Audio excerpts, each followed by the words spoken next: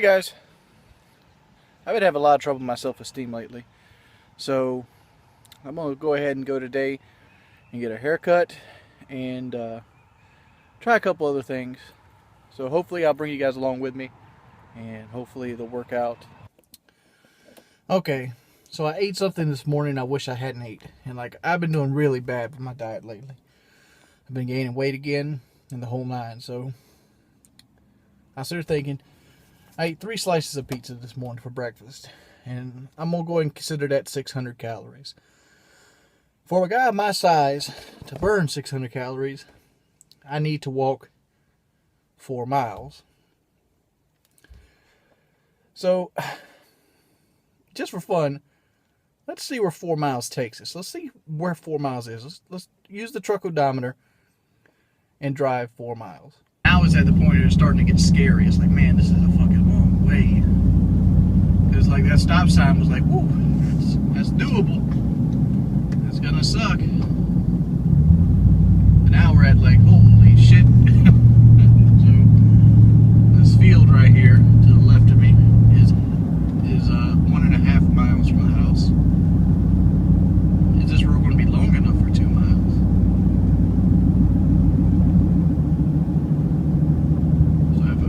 Field, that would be 3 miles.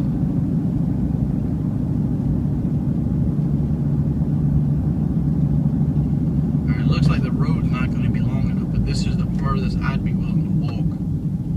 Right here, and it's 1/8 of a mile. But there is a flip side to it. You want to know what the flip side is?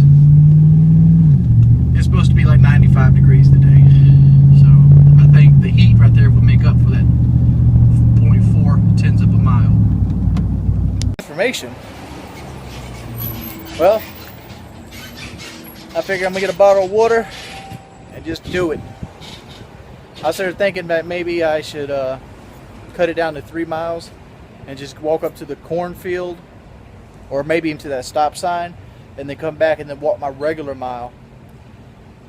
Because I don't need to do the entire thing, but we'll see. But the fact is, let's just start doing it and roll from there, see how I feel.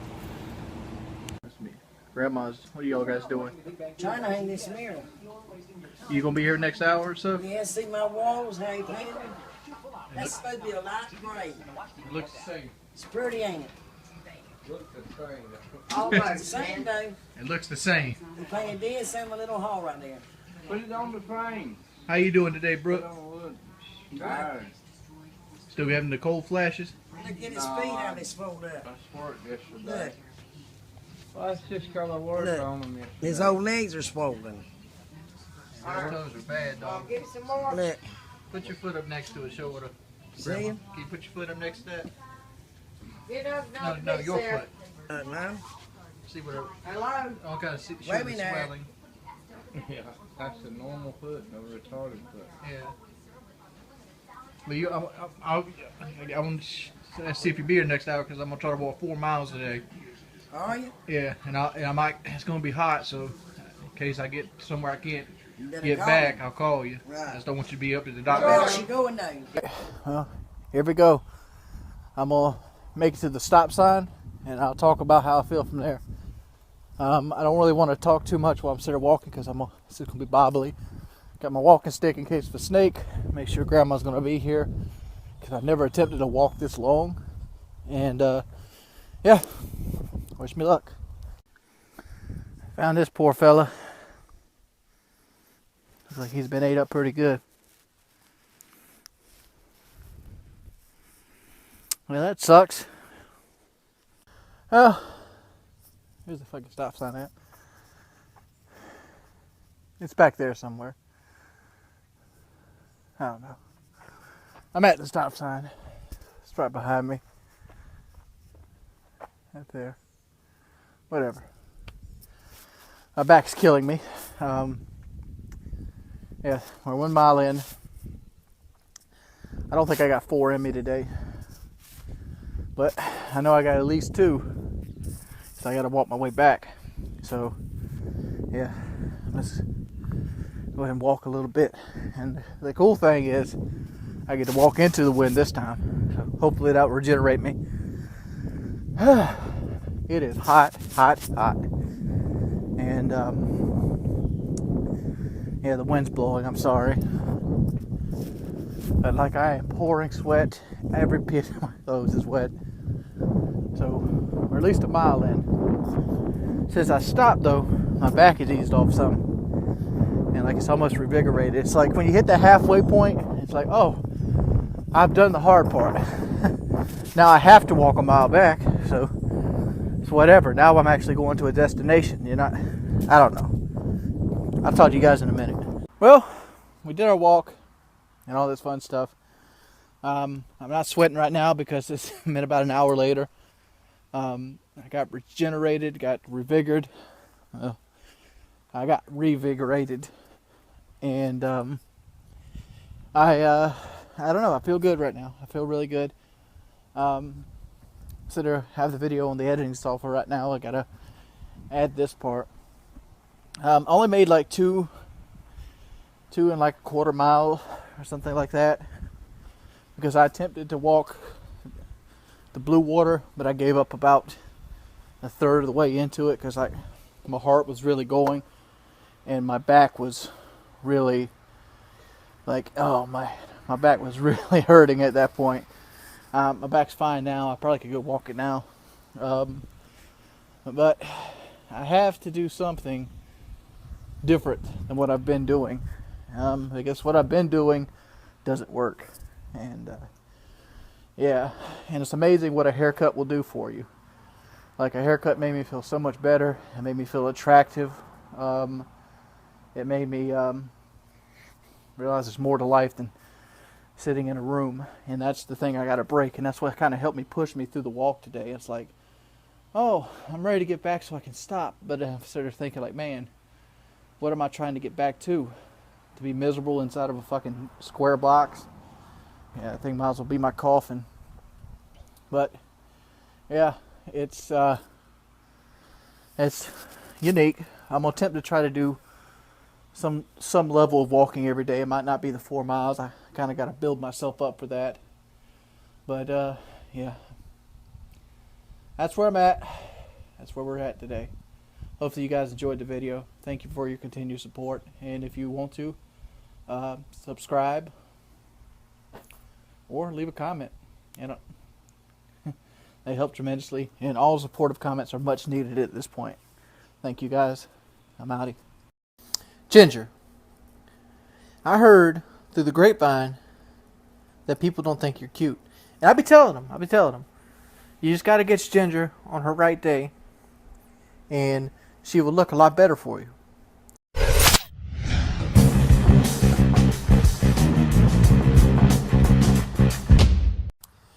You know, I was sitting in my office and practicing my major life skill, which is procrastination. And I was here thinking like, man, how can I do this YouTube video best as possible? How can I make this Call of Duty video something that's not been seen before out of the 15 billion videos out there? And it suddenly dawned on me. The thing that dawned on me is motherfuckers didn't want to see that video. I'm sure somebody wants to watch that Call of Duty video. It's a very good gameplay I got. And it'll come out. But damn, I'm fucking fat, dude. My arms are hurting. But I've been doing a lot of thinking lately about procrastination. And so I decided to look shit up on Google. You know, the way everybody else works. Looking shit up in Google. And productivity is what I typed in. Like, how to be productive. And believe it or not, there's actually fucking steps to becoming productive. Because, like, my procrastination ability is godlike. My procrastination goes so bad, I procrastinate while doing shit I want to do. And that's fucking bad. You know, I was going to talk about Battlefield and Hardline and all those things on this walk today, but, man, shit, I'm in a fucking hurt locker already. And I've only walked a fraction of what I walked yesterday. Like, my shoulders hurt, my upper back hurts, my lower back hurts. The only thing that doesn't hurt is my legs. Like literally everything on me is fucking sore. And I walked yesterday, like, man, I didn't feel it until I woke up this morning. I'm fucking in a hurt locker. But here I am again, doing it. Gonna continue to do it. Because not doing it is not getting me anywhere. So, I need you motherfuckers to hold me accountable. Decided to take the right path today. Because that stupid deer. Fucking smelt that deer the entire day yesterday. It was worse because on the way back, the wind was blowing into me, so I could smell the deer for like fucking half a mile until I got to it. It's ridiculous. Make you want to throw up. Probably gonna take me like 2 weeks of these videos before I actually can do a commentary while walking. Dude, I'm fucking destroyed right now. I'm thinking about it. I was like, damn, I've been thinking about turning around the entire time I was here. And it's like, man, let's just make this half a day. But if you look, the stop sign is right there. I'm about to be a mile into this motherfucker. Yeah. So it's gonna be a successful day. It's at least another 2 miles today. Fuck, dude. I hit the wall about on the way back. Not halfway on the way back, dude. Like, my body's like, wow. Hit that fucking wall, dude. Gotta shorten it up. I don't know, maybe my body will get stronger tomorrow. I don't know. Like right now, it's fucking horrible. Like I feel like my heart is in my shoulders. And I know I can feel my heart beating like behind my back right here. Like it's just like throb, throb, throb, throb, throb, throb, throb. It's like, man. And I know what that's from. It's just the body not used to carrying those muscles. And I like to swing my arms when I walk.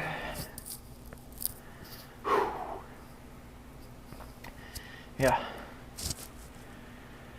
I'm gonna do the hardline video of some COD gameplay, guys. It's gonna take me a while to get to the point where I can actually commentate and do it. That's where my goal is. My goal is to get strong enough so I can just hold the camera up and talk, and it won't bother me at all. But if you guys know a way to better do this or make it easier to film myself steadily while I'm walking, feel free to send me a message and via my Twitter or YouTube or even in the comment section. Peace, guys. Princess Ginger sitting on her red pillow on my nice Italian leather couch. Man, dogs never had it so easy.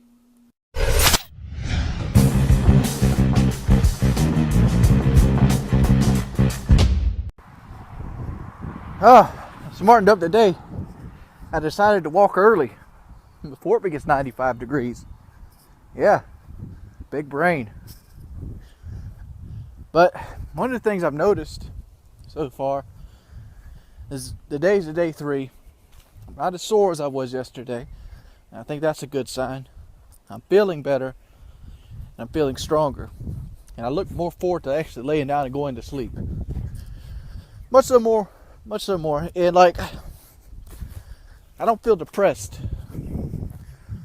I also taking a lot more shits. I don't know what that's about. That cactus right there has seen better days. I don't think I've ever shown you guys the duct tape car. You guys want to see the duct tape car? This is the evolution of redneck technology. I'll show you.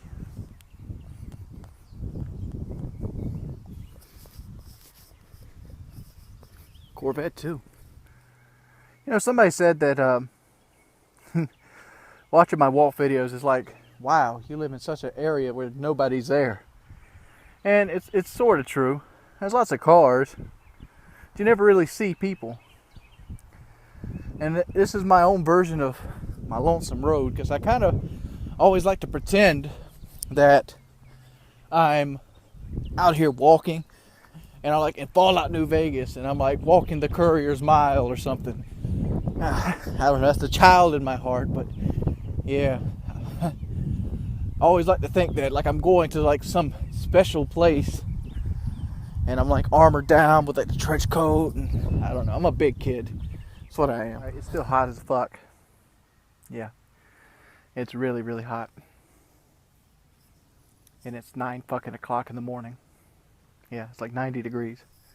It's ridiculous. Oh, man. I don't know what to talk about today. Kind of want to talk about baseball and how Freddie Gonzalez should be fucking fired. I've never seen a guy on autopilot more than the Braves head coach. Kimbrel gave up a 2-run home run last night to Rendon, and he gets left in. Luckily, he gets out of it after walking another guy and almost walking another guy. He was obviously rattled. Obviously, he should have been took out right after the 2-run home run, especially in a game situation like that, when the game's a huge game to win. But nope, Freddie left him in. Did the same thing for Vivario. You might have naysayers out there just like, oh, well, they won, didn't they? Yeah. They should have won after La Stella hit a double, and then they went through 3 guys and couldn't get him over to third. B.J. Upton, a.k.a. Captain Strikeout, should really consider bunting more often, because B.J. Upton can't hit. $75 million down the crapper. Shin splints. Fucking suck. I know it is, dude. Every time on the way back, I get to the point where I was like, damn, my body just doesn't want to keep going. Like I'm usually, oh fuck, I'm usually fucking stumbling by the time I get back to the yard. My heart's just, which sucks. It does. Gotta keep doing it. I'll eventually get stronger. You know about Ginger? Ginger. She smells it out there. Ginger. Alright, she's not listening to us. Thank you guys for watching. Hey, now let's see the touch up. Touch up. Squirts out. Got excited there, didn't it? He's going to the bathroom. How you doing today? I'm doing good, Jordy. You gonna go walking with me? No, I got to cook dinner. What happened to y'all riding them bikes? We did ride the Harley. I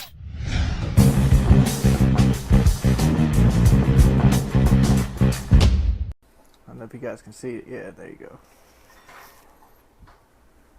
Man, my damn string right there. A little cover came off of it. The struggle is real. Day 4. I'm going for a year. I'm gonna do at least 1 mile every day for a year, hopefully longer.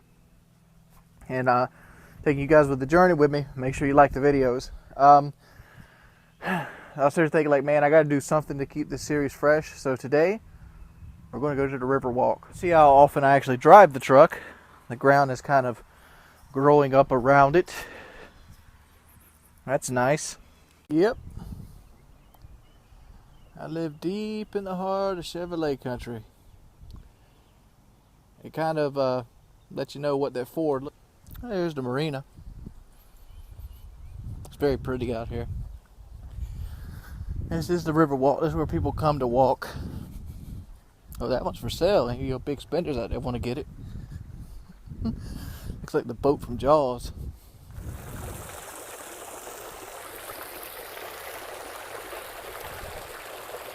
I truly do live in one of the most beautiful parts of the country.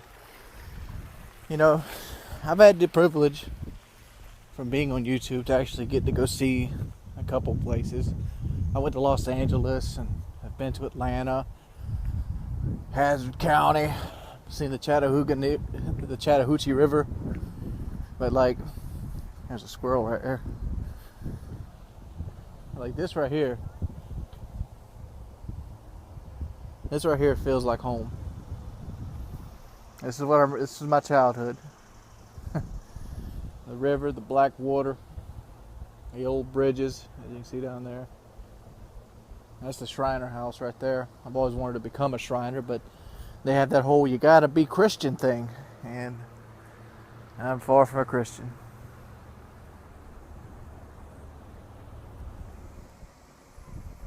Yeah, the river walk's fun to come to, because most of the walk is actually in the shade, and I don't know, it's just fun to be around the river.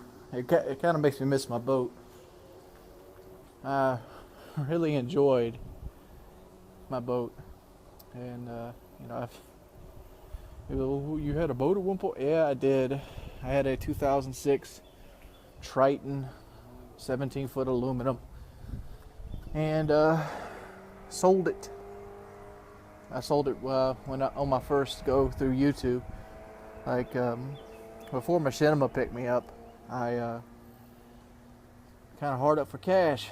So I'm like, damn, I can sell this boat, I can chase this dream a little bit longer. So I did. Instead of, and luckily YouTube took off about 2 months later.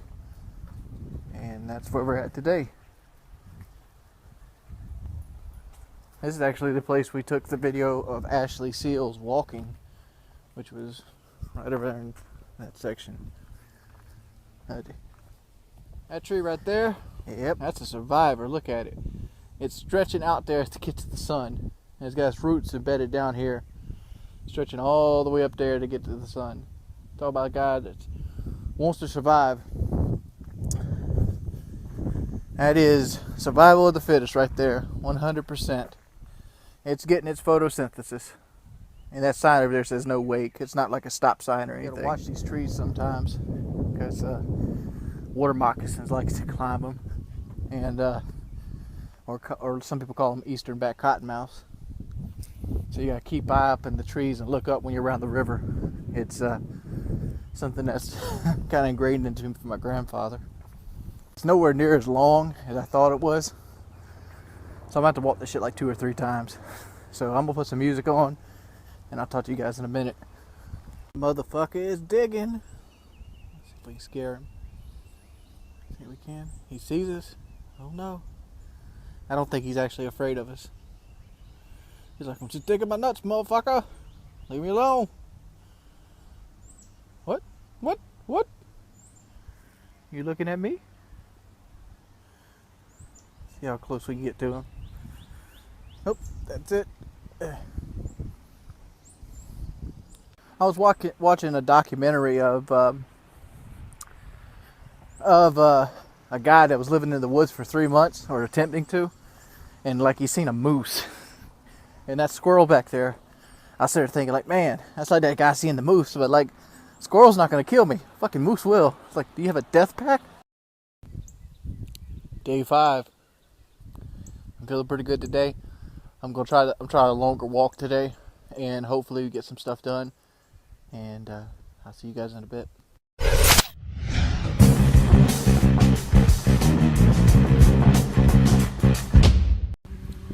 Abandoned barn. That barn's been there since I was a little kid. It's like the wilderness is taking it back right now. I was surprised somebody stripped the top of it off for scrap metal. Yeah, a lot of people have really like question like, how's this walking going to help you lose weight? Well, I'm a borderline 400-pound man. You know, doing anything is going to help me lose weight. But realistically, when you're my size, weight loss is mainly diet. But walking helps me in a few different ways. 1, it keeps me active. 2, it keeps the muscles controlling my body to be up to what they need to be up to. Like when I'm just sitting in the house and doing nothing and sitting there, I get depressed. You feel worthless. There's no interaction. you get got sensory deprivation is one of the big things that I'm trying to fight. Or at least out here you get to see all this. And yeah, why not? I mean, it's something fun. It's something I can do. I mean, and I can use YouTube as a way to motivate me to be a better me. I figure, why not market it? See where I'm at in 6 months. Who knows? You know what the sad point about all this is? There's a house back there. And it's still being lived in. This is a person that their kids doesn't love them. And they have nobody. It seems like once they used to actually enjoy life. Like right there's their car. And here's the mailbox. But you know, they seem to used to enjoy life. And now their life's built up around them. Makes me sad, dude. That one dog looked like he got a tumor or something on his head. I don't know which one's Donald. That doesn't remind you of like a Fallout New Vegas house. You got the well on the property. I'm guessing they're going to see more wells on the property up here. I don't think this is on the actual water grid. You got a party wagon back there. Ran into a problem. This is the end of Quiet Lane. I took a little bit different than I normally take. I did a little side road. And I could have swore it was a circle. But as you can tell, this isn't Fern Ridge. And yeah, so I'm going to take that way. And hopefully it comes back out to Fern Ridge. Another party wagon. This one's blue. Look at those trees all bent over. That's from the actual ice storm that we had about 4 or 5 months ago. It always reminds me of a story. That story is, I watched a documentary one time, and it was like one of those Bigfoot things. And like, Bigfoots tear the trees up and stick them up in the top into the ground as a way to show that this is their area. And we either have a Bigfoot problem or a dinosaur problem. So I got lost a little bit. I'm back on my way now. Heading back toward the house. I am fucking tired right now. My back hurts. Both my shin splints are going full blown. Legs killing me. I easily cleared more than 2 miles. Easily. I'm probably working on mile number 3 right now. And I feel like I'm tired, but I'm sitting here thinking, man, what if a coyote came in front of me right now? Which is a very real possibility. We do have coyotes around here, and deer, and black bear, and things of that nature. So, the possibility's there. But, I feel like I'm strong enough I could take it. Like, and if I have that kind of strength in reserve, I should be able to keep going. That's my theory. I don't know. Lots and lots and lots and lots of soreness. Man, I gotta vex my posture a bit or something. Like I feel like when I'm walking, my shoulders are holding more than they need to hold. Man, I gotta show you guys this again. Can you take a guess where our property ends and our neighbor's begins? And don't get me wrong, that's not his property. This little strip of land right here was built by my grandfather, but we had to give somebody a right of way. And yeah, she won't let you cut the grass. It's retarded. This really puzzles me. Like, he obviously cuts around the fucking jungle, but he won't cut that part. What if he's hiding a dead body in there? You know, I'm doing my little walk today. It's just strictly a mile. Mainly because my shoulders. But like, It's only day 6, and starting to feel like miles not enough. Like, I'm not even hurting at this point. So I'm in the limbo between 1 mile and 3 miles. So I think I'm gonna walk all the way to the end of this road and back. Then I'll walk up the quiet lane and back. And that should be like 1.5 miles, because I want to take an easy day to give my shoulders a chance to rebound. But yeah, 6 days in, I need to find a new mile. I need to find a new place to walk. I don't want to have to drive places to walk every day. And that just, what the hell is that? Is that a rat? That was a rat.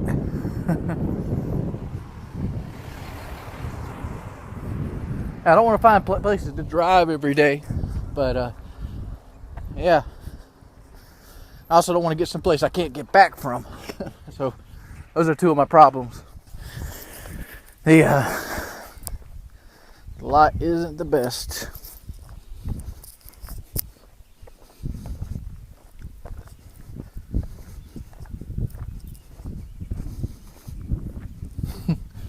It's just funny.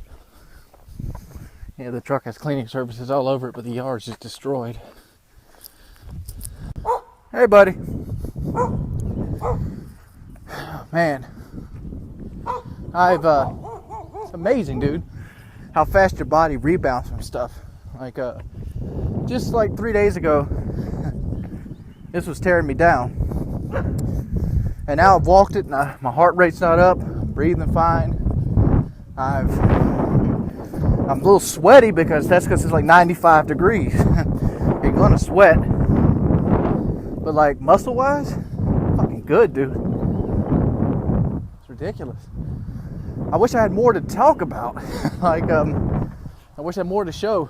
Like, that's the big thing with this series, is like having stuff to talk about or show. Because I've really showed you everything I've seen in my so far walking radius. That's I hope nobody ever decides to walk with me. Who knows? Maybe we'll find something. Because I'm pretty ripe by the time I get back here.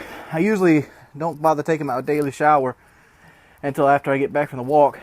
Because, like, I sweat like a fucking pig, dude. I'd be washing clothes every day if I did that. If I didn't do it that way. But,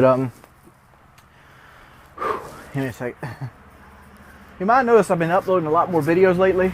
And, a lot of that has to do with a site called nerdfitness.com, and this isn't a paid promotion or anything, but I read an article in Nerd Fitness about becoming more productive, and one of the things it said to do in there is to create rewards for yourself that you no longer get. And I would like to thank Iced Grim on Steam for giving me my reward for this week. He bought me a copy of Resident Evil 6, and I've been really wanting to play it, and I don't allow myself to play it until I get all my videos done for the day.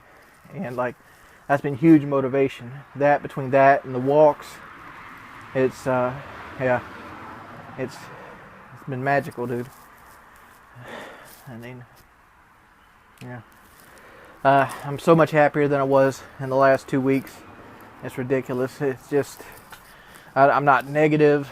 I mean, there's negative aspects. I have a negative personality by default, but I'm not 100% negative. It's not like, oh, life sucks, I hope I die, and things of that nature. It's more of, I'm excited for what life can hold and become, and like, I really am enjoying life for this last 6 days, and hopefully this just continues. And thank you guys for continuing supporting my videos. Sometimes these day walks aren't going to be very interesting or fun, but there's 365 of them, or 359 if you want to go from this point. Thank you guys for watching. Man, it's been one of those days where it's like, fuck, I need to crawl back into bed.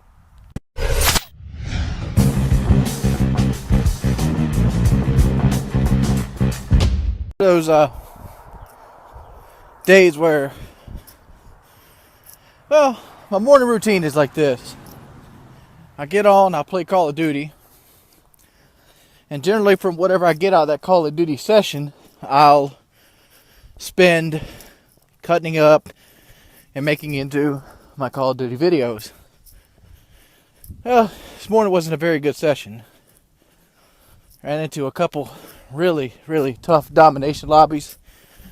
And then on the flip side of that, ran into a couple tough TDM lobbies. It's like, fuck. I think I lost 3 times. And went negative 2 or 3 times. And just didn't have a good morning. And like, it really frustrated me. And I slept in a little later. So I stayed up later last night trying to finish Leon's campaign on the PC. And yeah. So yeah. Getting a late start on the day, so I'm walking in the middle of the heat. But I feel good. And it's day 7. So let's do this. Somehow I found a shoe. That's kind of strange. At least the little kid that the shoe belonged to wasn't in the ditch with it. That'd been fucked up. Best I can get.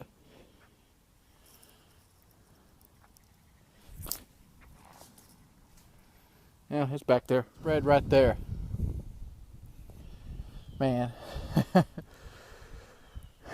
Remember that house I showed you guys the other day? The one where the guy had pretty much given up? If that's given up, this would have to be success. There's a chair back there. I don't know what that's for, man. In case he has to sit down and believe like how cool his fucking little... God, this is a getaway, dude. It'd be so cool to have something like this. Like they even plant flowers. It's private property, so I can't go onto it. But man, if you're out there and you see this video, I like your property, dude. And it's beautiful. Alright. Well, today's day 7. Let's get a panoramic view of what I'm looking at. I'm in the middle intersection of Quiet and Fern Ridge. This is about half a mile from my house. So I walk back, it's a full mile. But I think I'm going to walk Blue Water too. Because one, I don't really want to go down the full Fern Ridge again. At least not for a while. Mainly because of that deer. I know he's not going to be cleaned up. And the first day, like, I had to walk like half a mile just smelling him.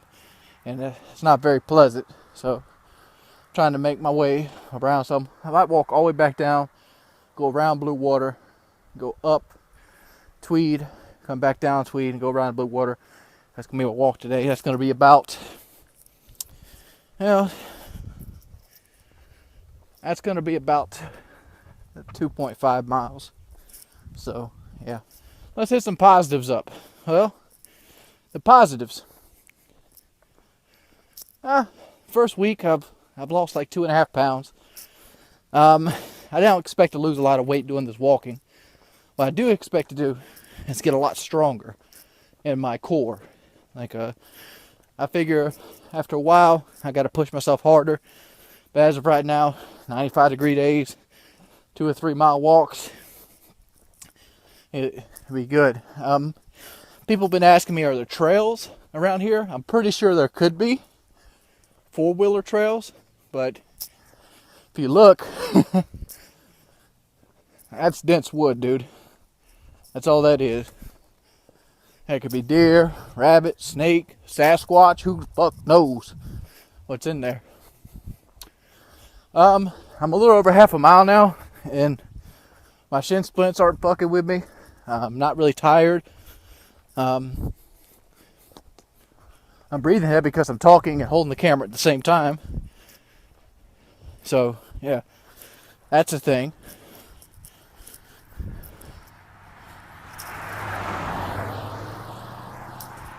And I feel like I could walk 3 miles very easily today. Oh, damn, put my thumb over. I feel like I could walk 3 miles very easily today. And hopefully get it done. So far, I consider the first week a success. And we are currently 7 days down out of 365. I wonder what I look like at the end of 365. I'm not going to promise my diet's going to stay on track. I'm going to try to get these videos out every day. And if I do nothing else, this video is getting done. So stay with me. Continue the support. And hopefully we'll find something today that's more interesting than me.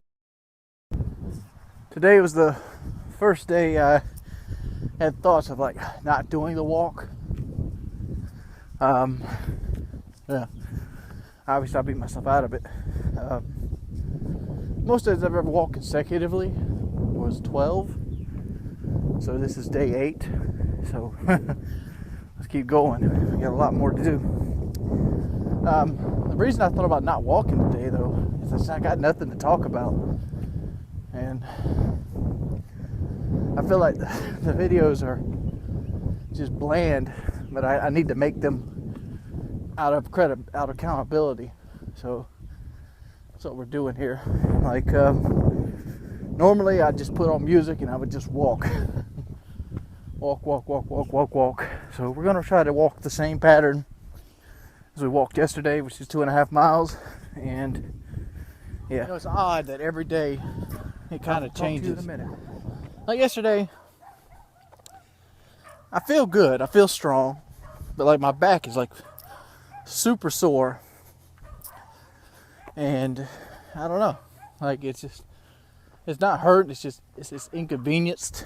Like it's not like it's painful or anything, it's just like it just doesn't feel normal.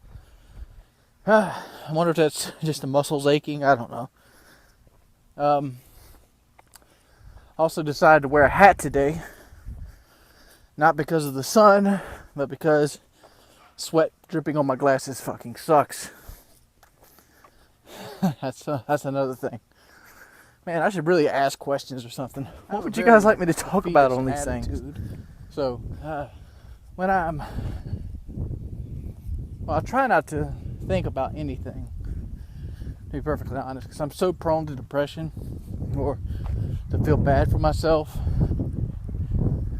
And, well, what is a defeatist? Well, defeatist is a person that is a can't do. Why don't you run a 40? Too fat, can't do it. Why don't you lose weight? It's very hard, can't do it. Why don't you change your life? I like the life I have now. You know, a can't do person. And like, to me, it's like a blanket you lay out, and that can't do attitude just sits there and it blankets, and that blanket's old, so it has holes in it. Those holes are optimism. And like, I picture my life as a blanket with many holes. Like, I couldn't have a can't do attitude on everything. I was told I couldn't work on the melt deck. It's like, fuck that. I can do that. I was told YouTube would never be successful. It's like, nah, dude, nah, son.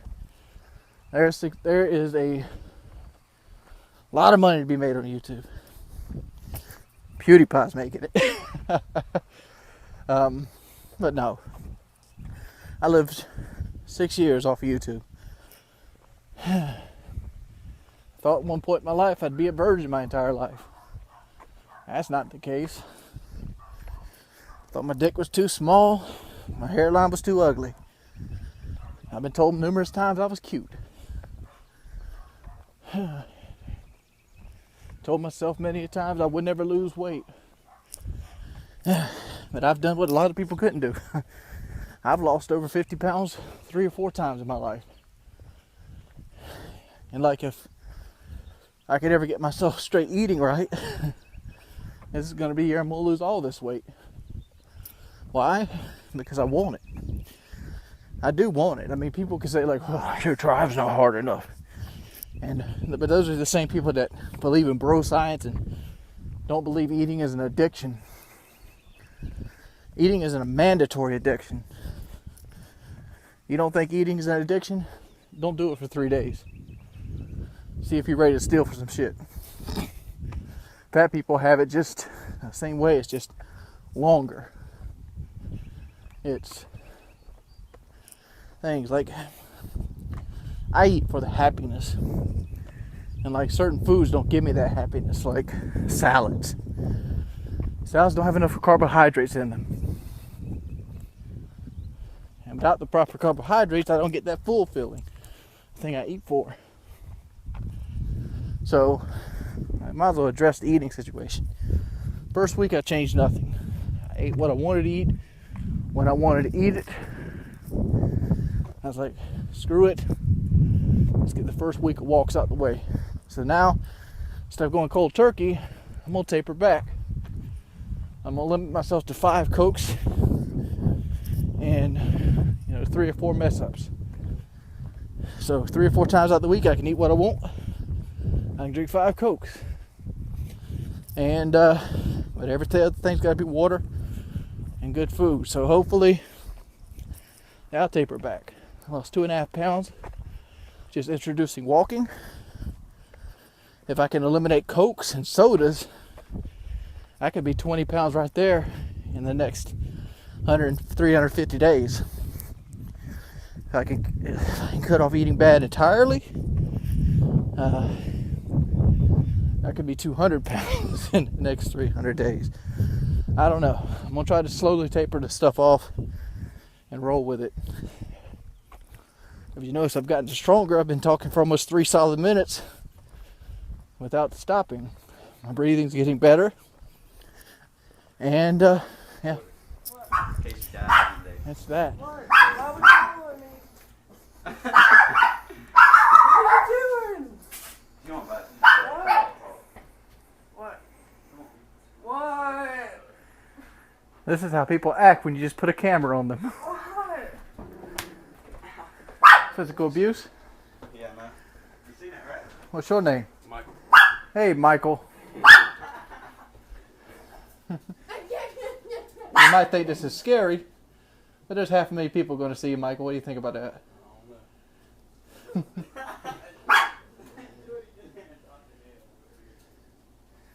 Ginger, she's gonna bite Michael. It's just one of those days that seems to kind of run into each other, and I gotta get out that funk. I gotta find something to get me out that funk, because the days are starting to run into each other again. I don't like that. I don't like that at all. People said I should start doing outros to this video, so this is the video outro. Thank you guys for watching. People that watch this by day 8, you're the core. Thank you guys for continually supporting me and hopefully helping me change my life. I appreciate it. Doing these videos out of order, so yeah, I'm pushing forward to my first mile right now, and I want to welcome you guys to day 9 of walking. Didn't have the best day eating yesterday, but today started off really good. It's like 12 o'clock right now, somewhere in that ballpark. And so far so good. I think today's going to be a good day. Just like when I get home, the only thing I'm going to want to drink is water. And like, yeah, I'm a boring fucking person. Going back to doing 3 videos a day makes me realize how boring I am. I've had my brain shut off for the last year or so. Just gliding through life. Just wake up, shit, eat, go back to bed. I need to get out and do shit. I seriously do. Besides just doing this. I've always wondered, how blind is somebody? I mean, like I got this stick, and I sit there, walk around with a stick, and like, how long can you actually do that and be confident in yourself? Especially in like places like New York City. You see it in the movies. Like, how blind are they? Do they have some sight? Is it really blurry? Like, if I take my glasses off, I can still navigate. But I'm not blind. I just have really bad eyesight. Like, I could easily navigate this entire walk or any walk without my glasses. Like, I could read stop from here. That's because it's nice and big, but it's all blurry and looks like it's a first generation PlayStation 1 game. I could read blue water from here. But like I said, it all like double vision and stuff like that. Man, it would suck to not have glasses. But what about blind people? Are they actually just straight up blind? Do they have some sight? Is it varying? Are there people that are completely blind where they see nothing but darkness? And there can't be a person that's completely blind. I just don't believe that there's eyes out there, unless they're dead, that are 100% take no light in. There's no light infraction in them at all. So you have to see something. It's just not. I don't know. What do you guys think? Kind of saddens me that Boogie never did the water challenge, and never really gave a reason why either. I didn't think he donated. So, yeah. When you guys out there watching this video, do the ice water challenge, dude. Let's get this thing going. First person that sends me the ice water challenge, I'll be the person I call out. And I'll post a link to your video in the next walk. Other than that, I'll sit there thinking about life goals. And like, people talk about where do I see myself to and from in the years to come. Like, I honestly don't know, dude. I tend to shut my brain off as a defense mechanism, because when life goes bad, I try not to think about it, to be perfectly honest. I'm the kind of person that regrets a lot. Like, I have buyer's remorse bad for anything I ever buy. I don't care what it is. I mean, I could buy a $10 game on the PlayStation Network. I will regret it instantly. And I get afraid to spend money at 100%. So, like, what would I want to do as a career? I don't know, something exciting. I'd like to be like a firefighter or a medic or something like that, where you see something different every day. I mean, but like, not in good enough shape to be a firefighter. I don't see myself getting in good enough shape in the long haul. I just don't know. I mean, I have a couple real life friends, but I don't really see them that often. And like, I feel like I alienated from the world. So, like, all I really know is inside the house. So, yeah. That's the thing. Where do I see myself in 5 years? I don't think that far ahead. Right now I'm thinking like 3 months ahead. I'm like, I have to make this amount of views to get this amount of money to survive this amount of months. And try not to make or plan anything that involves money. Try not to go anywhere, because that costs gas, and gas costs money. And I don't know. That's where I'm at in life. It's what I feel. It's got a yarn. I'm inside. I'm more than normal. So go ahead. Run the rest to make me God.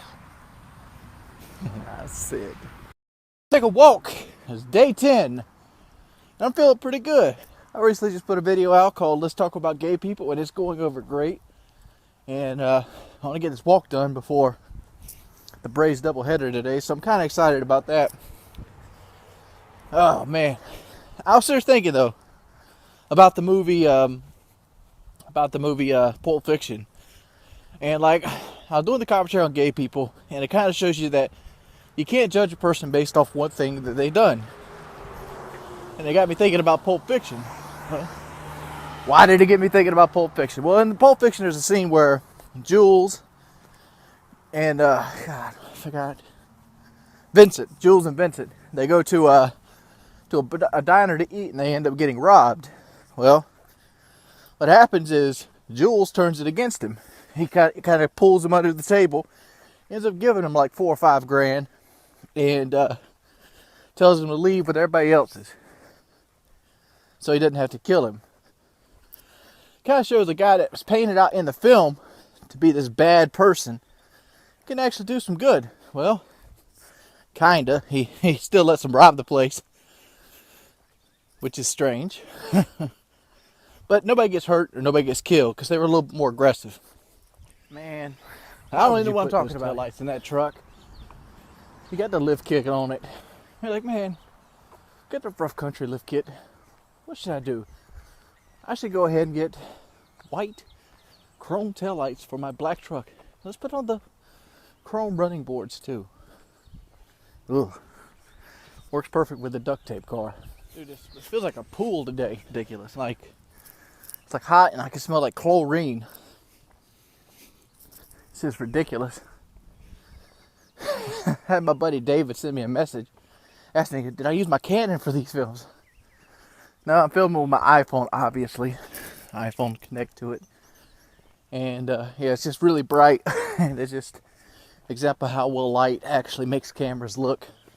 The thing I was sort of thinking about, like, what happens when it rains? How am I going to deal with those days? Well, this is the first day we're in double digits. And we're 10 in.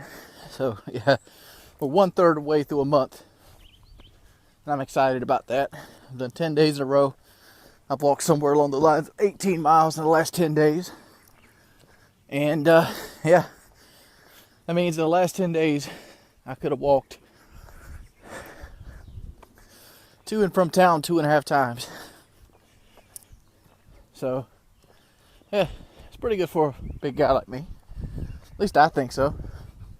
I wonder what it is. Today is a really hard day for the walk. Like, I don't know, my back hurts, my right leg's really tight, and my shoulders feel like they're aching. You think on day 10 some of these problems would have went away by now.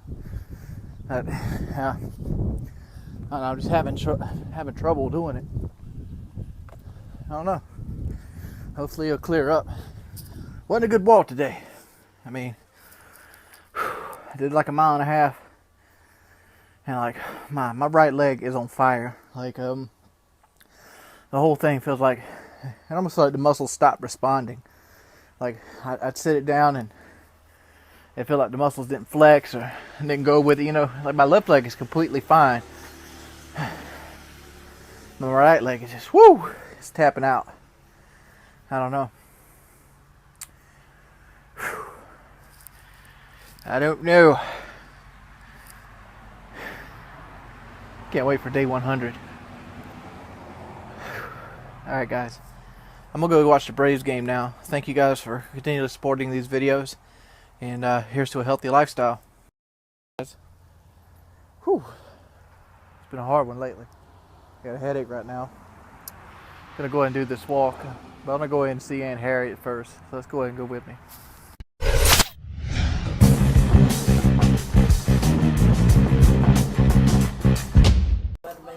Got ribs and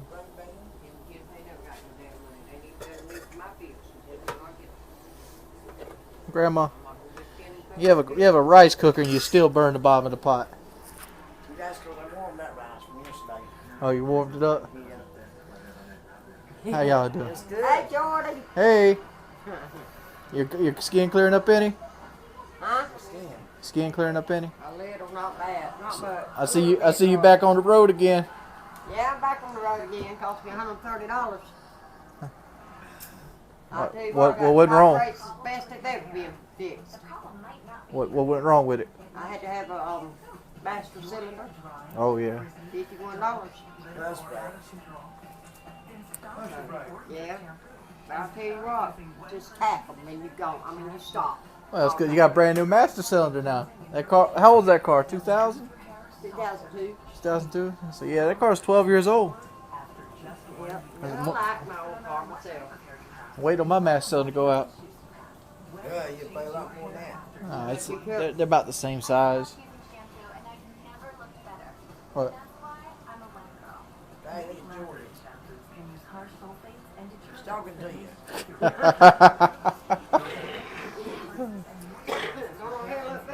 I just knew Sarah didn't cut her shit in hair and they had me fooled there. Her looks good. I know it looks good. Makes her look younger. Harriet. She's having little skin blemishes. And my Aunt Faye and my grandma. Whew. I feel strong today. I do. You know, my head hurts. Like my body feels strong. I feel like we're regenerated, like revigorated. I don't know. I want to thank everybody came out to the stream I did this morning. It was fun. Had to hook the old Xbox One up because people kept wanting to join session, but that's part of streaming, having people that join session. So it is what it is. Not much you can do. At least on the Xbox One, nobody has the motherfucker, so nobody can join session. So yeah. Very talkative walk. Mainly because I got a headache. I got a splitting headache.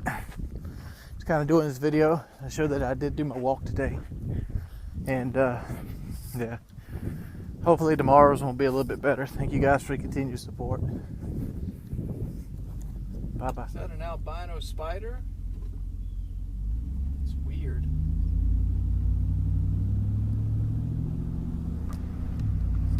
I'm driving around right now trying to measure out a new walk route. And so I need to, on a more standard route, and I want it to kind of go around in a circle and end in my yard. So, yeah, so just measuring it out. Made it. Oh man, almost made it to 10th Prestige. Thank you guys for coming out for the stream today. It's time to do the walk. I'm in a lot better spirits I am today. I had a really good 5-hour stream this morning. And yeah, feeling pretty good about it. So let's go and get on this going walk. We're gonna do the Quiet Avenue walk today, which that's gonna be about 3 miles. So stick with me. I'm feeling good, feeling strong.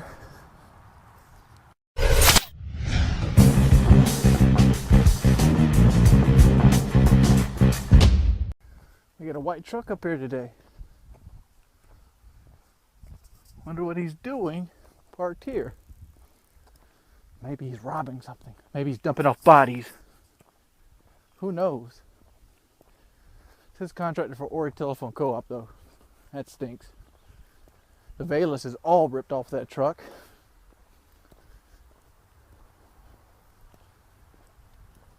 Looks like he doesn't know how to drive. Well, where the hell is he? Looks like he's a contractor. Like, why would he just park the truck here? Looking at Who this knows? Gate. And like, isn't this gate like pointless? Like literally you could walk around like right there. Just walk right around the gate. It looks like motherfuckers have walked around the gate. As you can kind of see, going right over there to that pond. I guess somebody sat here, drank Michelob, and damn, ditch is all dirty. But there's a nice pond back there. That belongs to Dennis Leviner. But that gate confuses me. Just to show people that these walks aren't like just right here in my neighborhood. There's actually plenty of distance between this and my house. And like I walk like 1.5 miles away sometimes and walk back, and it'd be 3 miles. I'd like to try to do a circle. And again, this isn't about losing weight. People keep saying, oh, these walks, they're not about weight loss. They're not about weight loss. You're never going to lose weight. These walks are about getting my core strength back up. Basically sitting around in the house, when you're this heavy, is your muscles atrophy. And you can't carry your own body weight. And as long as you, like, I walk 3 miles a day, I at least know I can carry my own body weight. And that's what I'm trying to uphold with these. If weight loss happens, weight loss happens. Weight loss is mainly diet anyway. This is Quiet Avenue. The reason I've showed this spot a couple times in my videos is this is exactly half a mile from my front doorstep. So what sometimes I like to do is here is I'll walk here and I'll take Quiet Avenue and go around, because Quiet Avenue is another half mile and it comes out down there. So that will be, at that point, it'll be a full mile. And then I'll walk back this way, around in a circle. And when I hit that stop sign down there, will be another 1/7 of a mile.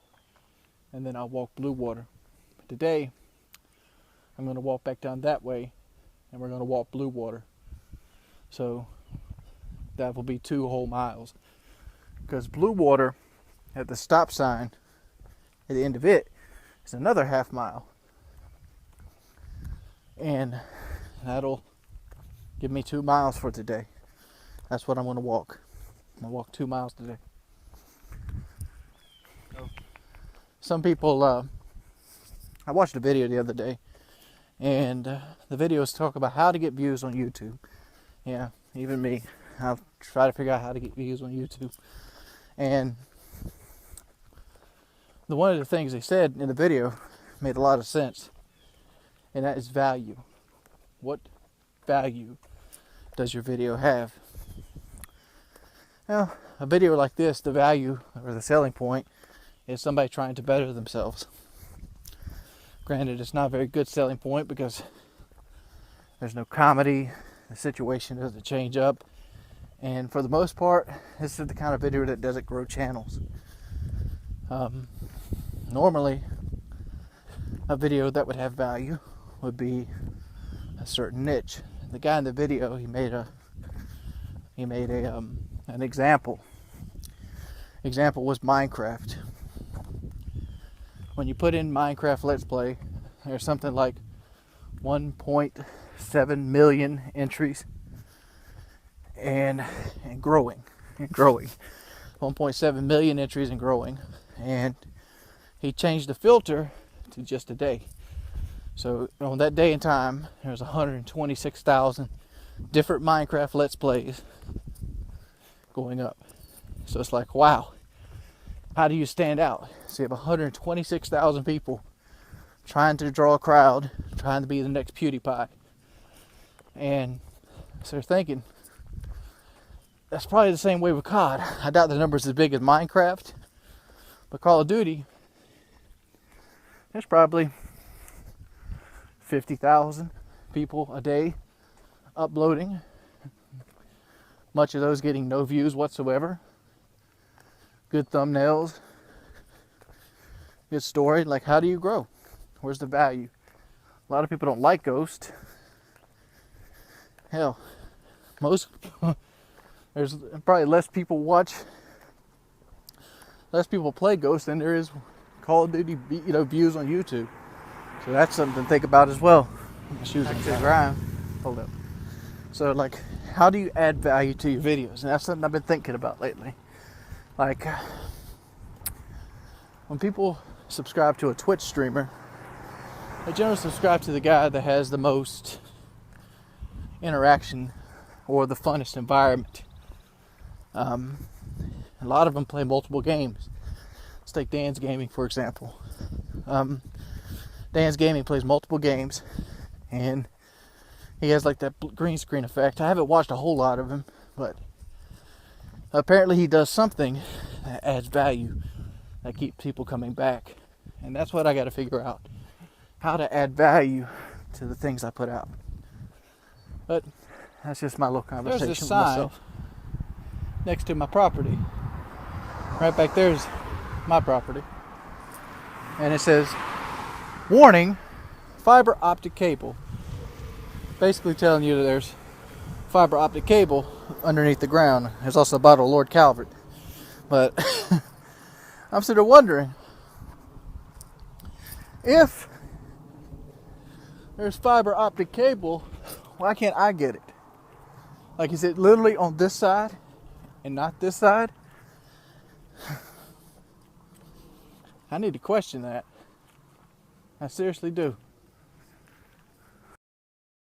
Hey guys, it is the 1st of July, and yeah, I figured I'd take you throughout the day and kind of go with me on this eating thing.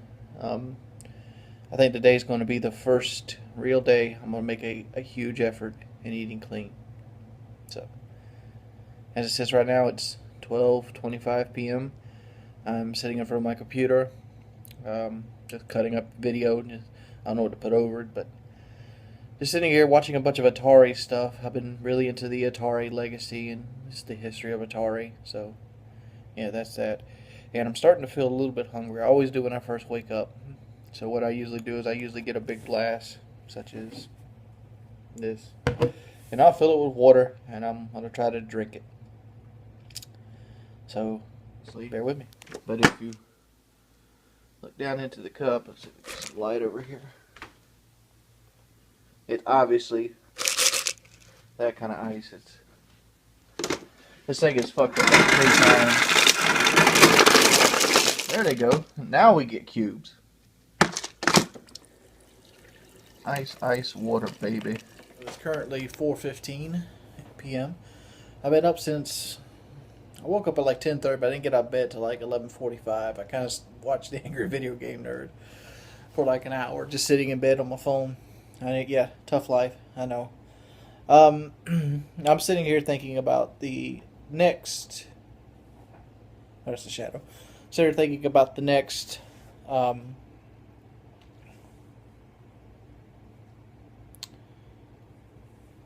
the next video I'm going to do. I try to put out 2 videos a day. And I think I'm going to talk about the DLC, how they're selling the weapon guns.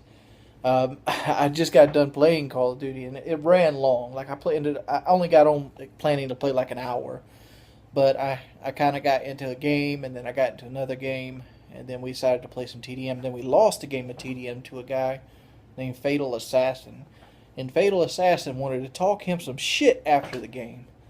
It's like, oh no, this motherfucker wants to talk shit. So what happens when motherfuckers talk shit? Remington Extended Mag comes out. And, you know, you got to shut him down. So I basically beat him until he decided to quit and give up.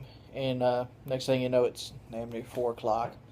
So, yep, that's what you get. I'm going to try to get this video out of the way. So hopefully by the time 5 o'clock rolls around, I'll be doing the walk. So, yeah. So we got 40 minutes to slap a video together. Well, I'm on the walk now. This video is going to be a little later than early. I'm trying to integrate more part of my life in. I'm going to spend most of this video talking about stuff I read in the comment section and doing a little true false here. Now, first off, I don't do these videos for money. They make hardly any money at all. Money is the way you make money on videos is through a couple reasons. Audience retention is the main one, and your like to dislike ratio helps tremendously on that. So the worse your like to dislike ratio is, the less likely it's going to go into sub boxes. I have a theory, which means it's not proven, but YouTube has the same kind of algorithm as Facebook. If you post a post and not a lot of people find interesting, doesn't have a lot of interaction, not a lot of comments or things of that nature, you won't hit everybody's Facebook page. I'd put an example of this on Twitter some months ago of a post about, I made a post about live streaming, which got like 6,000 impressions. And then I did a post about something to do with weight loss, and I got a lot of comments, like 200 some comments, and it got like something like 32,000 impressions.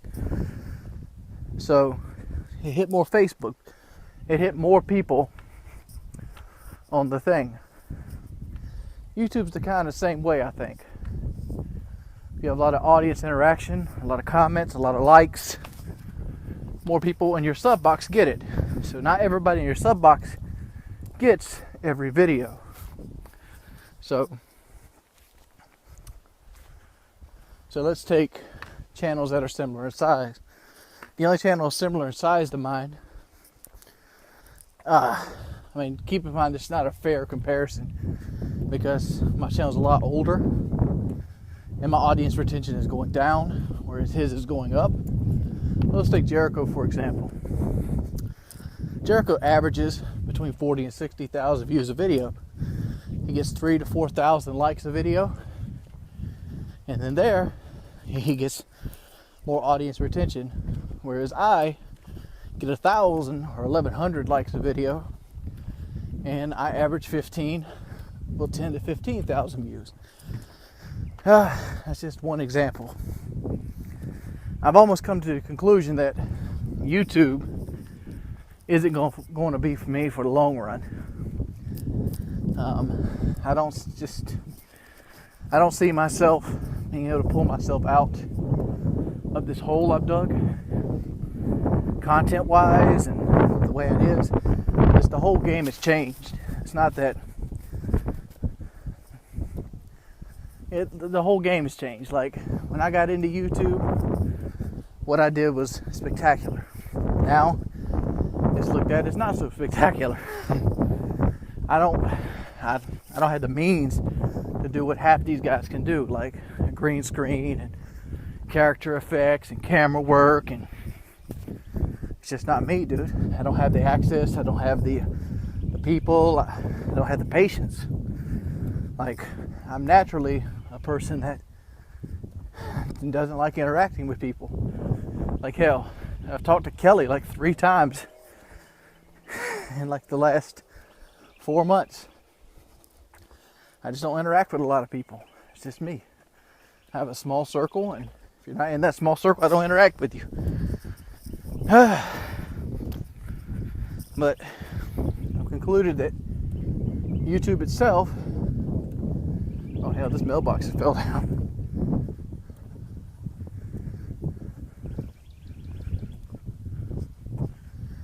I concluded that YouTube itself is just not for me. So that's one of the reasons I'm always depressed.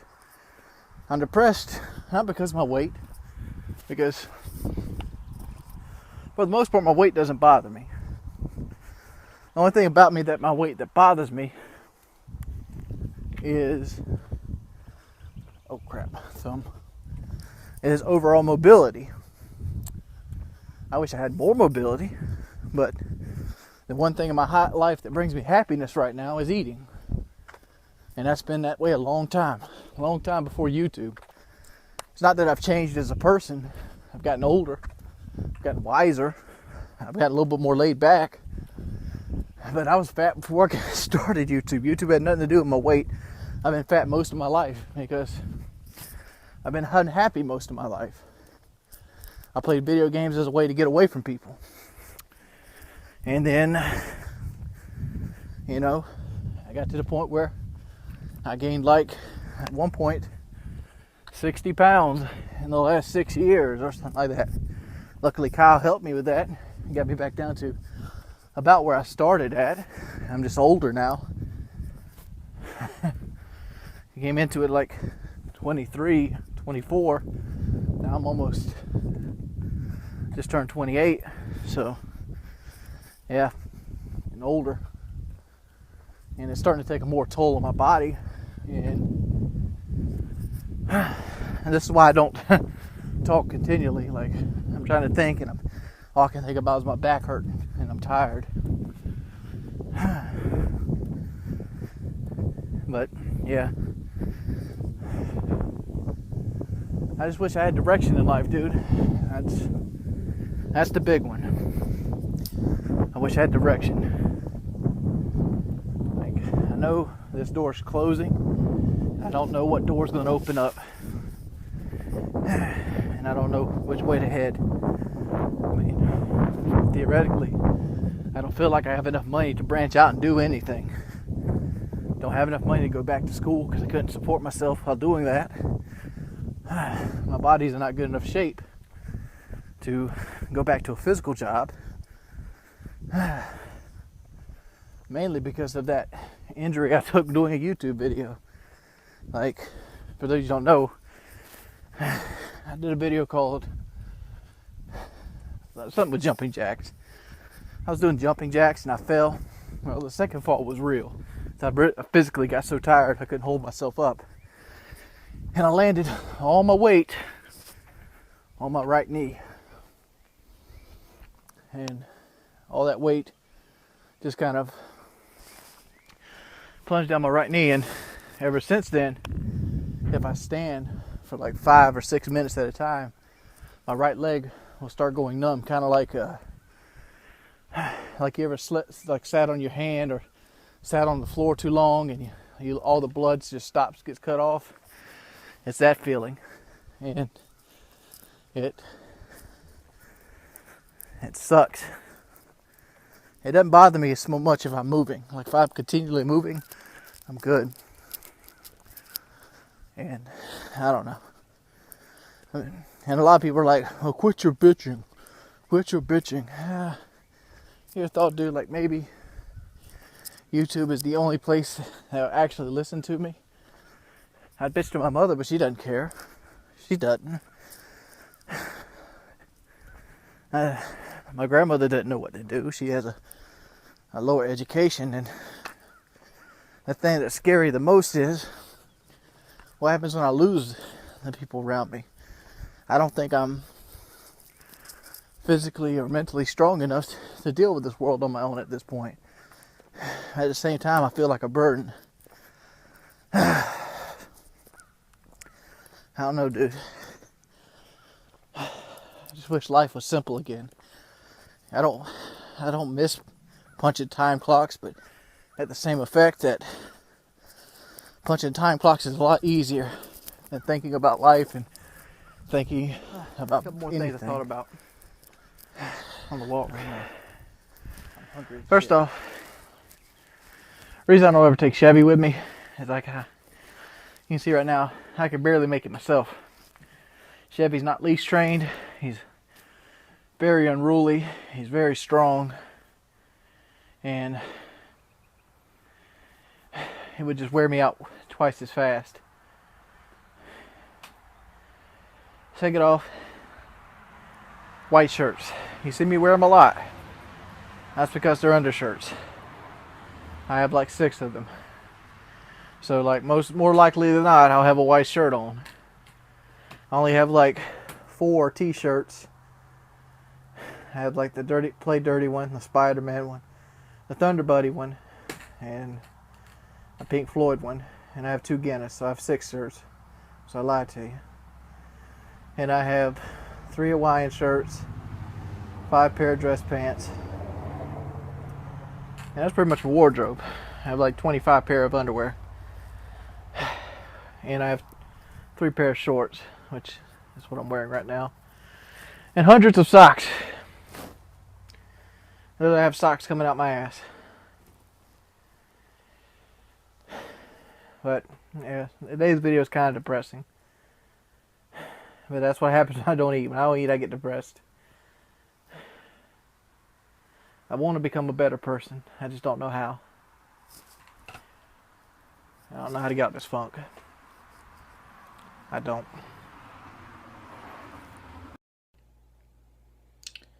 It's currently 1:14 a.m. It's July 2nd. And let's not get that light out of the way. It's 1:14 a.m. July 2nd. And not sleeping a little bit, in the slightest. Just reading comments on my last video. I know I yawned, but I'm really not sleeping. I got the old PlayStation on up there. Usually this time I'll sit here and lay in bed and watch YouTube videos and do something. I don't know. I mean, I wish I could go to sleep right now, but there's part of me still thinking like I need to go to sleep because I don't want to fuck my sleep schedule back up, and another part of me is like, oh, don't give a shit, you know, that kind of deal. But yeah, it's an adventure, and people commented on the last video and said don't think their video should be as long as they're going to be. Well, they're only as long as it is. I needed to get that off my chest, and it is what it is. So let's talk about some of the YouTube comments. They talked about doing YouTube as seems a lot of people are behind the idea of changing my YouTube channel into like a personal weight loss thing. But like not everybody comes for the weight loss. They don't. I mean, like my gaming videos for the most part get just as much or more views than my walking vlogs, and part of that is it's dull. I know a lot of them are dull. I think tomorrow's day 14, and like they're not very entertaining. Well, at least not to like the standard person that just comes to my videos. You know, nobody wants to see me walk around and pretty much show the same stuff over and over again. But I'm using them as a placeholder. I mean, like, what harm can come from walking at least a mile 365 days a week? Nothing. I mean, like, even though today was a very hard mile and a half I walked. I don't know why. I don't have any inclination as to why that I'm not getting stronger on my walks. I find that if I'm talking to somebody like on the phone or listening to music, the walk is easier. But if I'm sitting there thinking about something to talk about or putting it on camera, the walk is much harder. That's why I'm implementing these sections into the video so I can do less talking during the walk and just show the fact that I'm walking, period. And that's probably solve a lot of the wind problems as well. Eating today, I didn't do as good as I hoped. My mother came home and fixed tacos, and I don't live with my mother.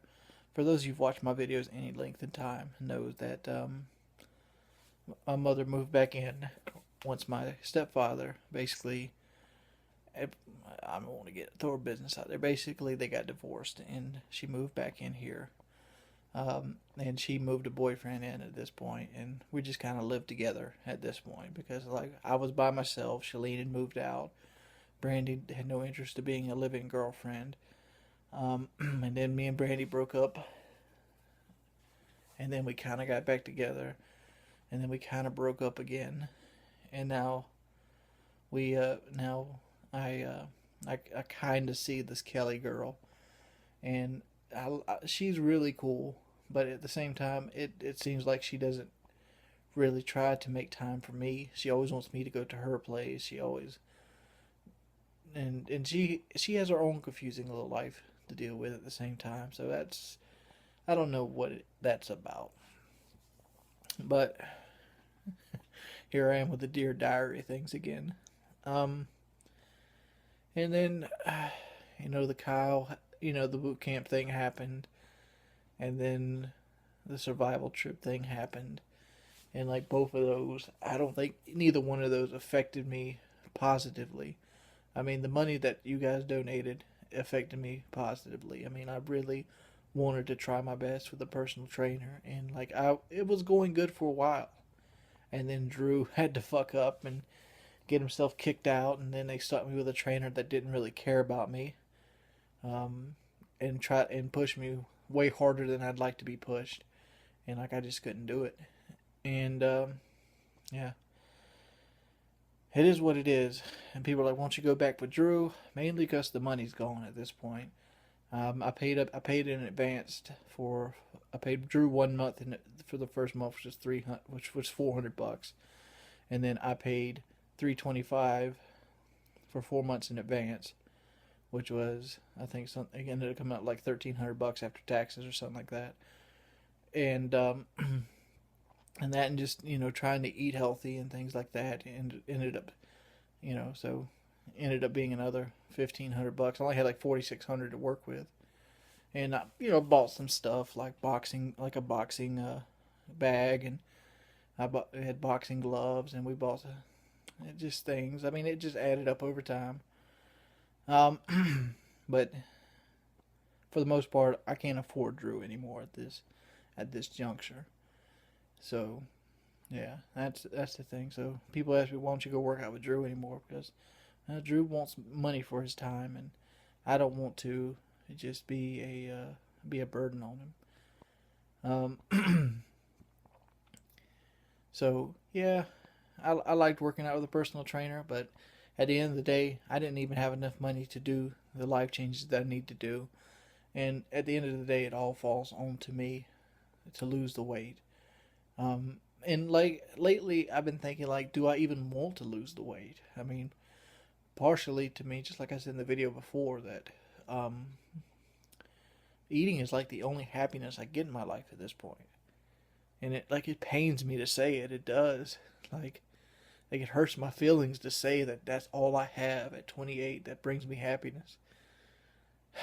But that's the truth. I'm almost trying to cry because it really hurts me.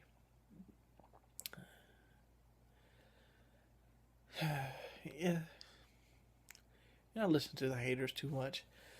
A lot of people are like, "Well, you have a good life," and I do have a good life. I don't say I don't. I don't want to sit here and make you think I have the worst life ever. I know a lot of people in a worse situation than me that are a lot happier than me, but you can't take a person that is from like some third world country and never has experienced happiness and have it took from them or experienced in everyday life. It things are relative. I don't know how to really word this. Because somebody else has it harder than you doesn't make your problems irrelevant, if that makes sense. Because there's people out there that might be in a car crash right now, it might be laying in the woods somewhere, and nobody knows where they're at, and they might have forgot to call people. There's probably somebody lost out at sea right now that is in a world of shit. And yes, they have it worse than me, but because of that doesn't make my problems not matter. I mean, and it's just the way I have. I'm only a product of my environment, and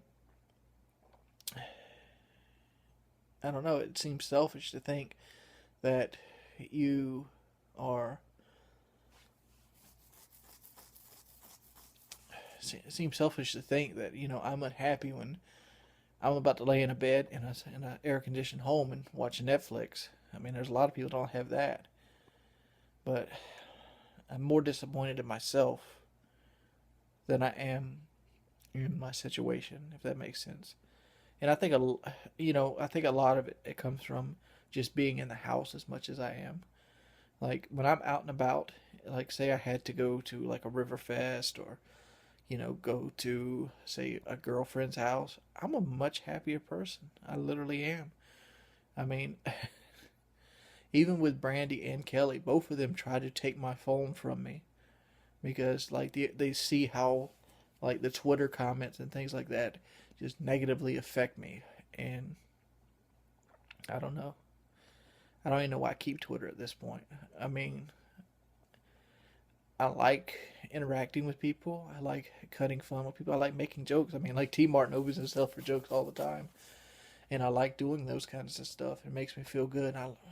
And like I went on a podcast just tonight. I think it's Cupcake If I Care or something like that, and it's just a little podcast. I think I don't even know how many viewers they have. I honestly don't. But it makes me feel good to sometimes interact with people. And like people I generally interact with come from Call of Duty. And like playing with me on Call of Duty or playing in a Call of Duty lobby with me is not a good experience. It is unless you're a serious player and you want to play hard, that's when it's a good experience.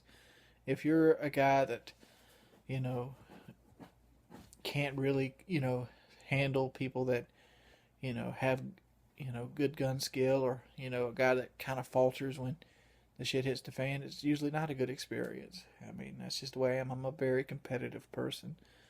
And, like, I really enjoy playing games at a competitive level, not the highest level. I mean, like Call of Duty, I'm perfectly fine playing it on just perfectly fine playing it just as, top, just being the best pub star I can possibly be. I mean, that's where I find the happiness in the game. And like lately, I've really enjoyed Call of Duty. That's why the Call of Duty videos came back up, because I've been going for the push for the 10th prestige, and I've been really enjoying that. And it has its ups and downs. It's an emotional roller coaster, but I did that emotional roller coaster well before YouTube, and I used to get mad, dude. I don't think you understand how mad I used to get. The Syndicate thing was mild compared to how mad I used to get at video games. As I've gotten older, it's gotten less and less and less and less and less.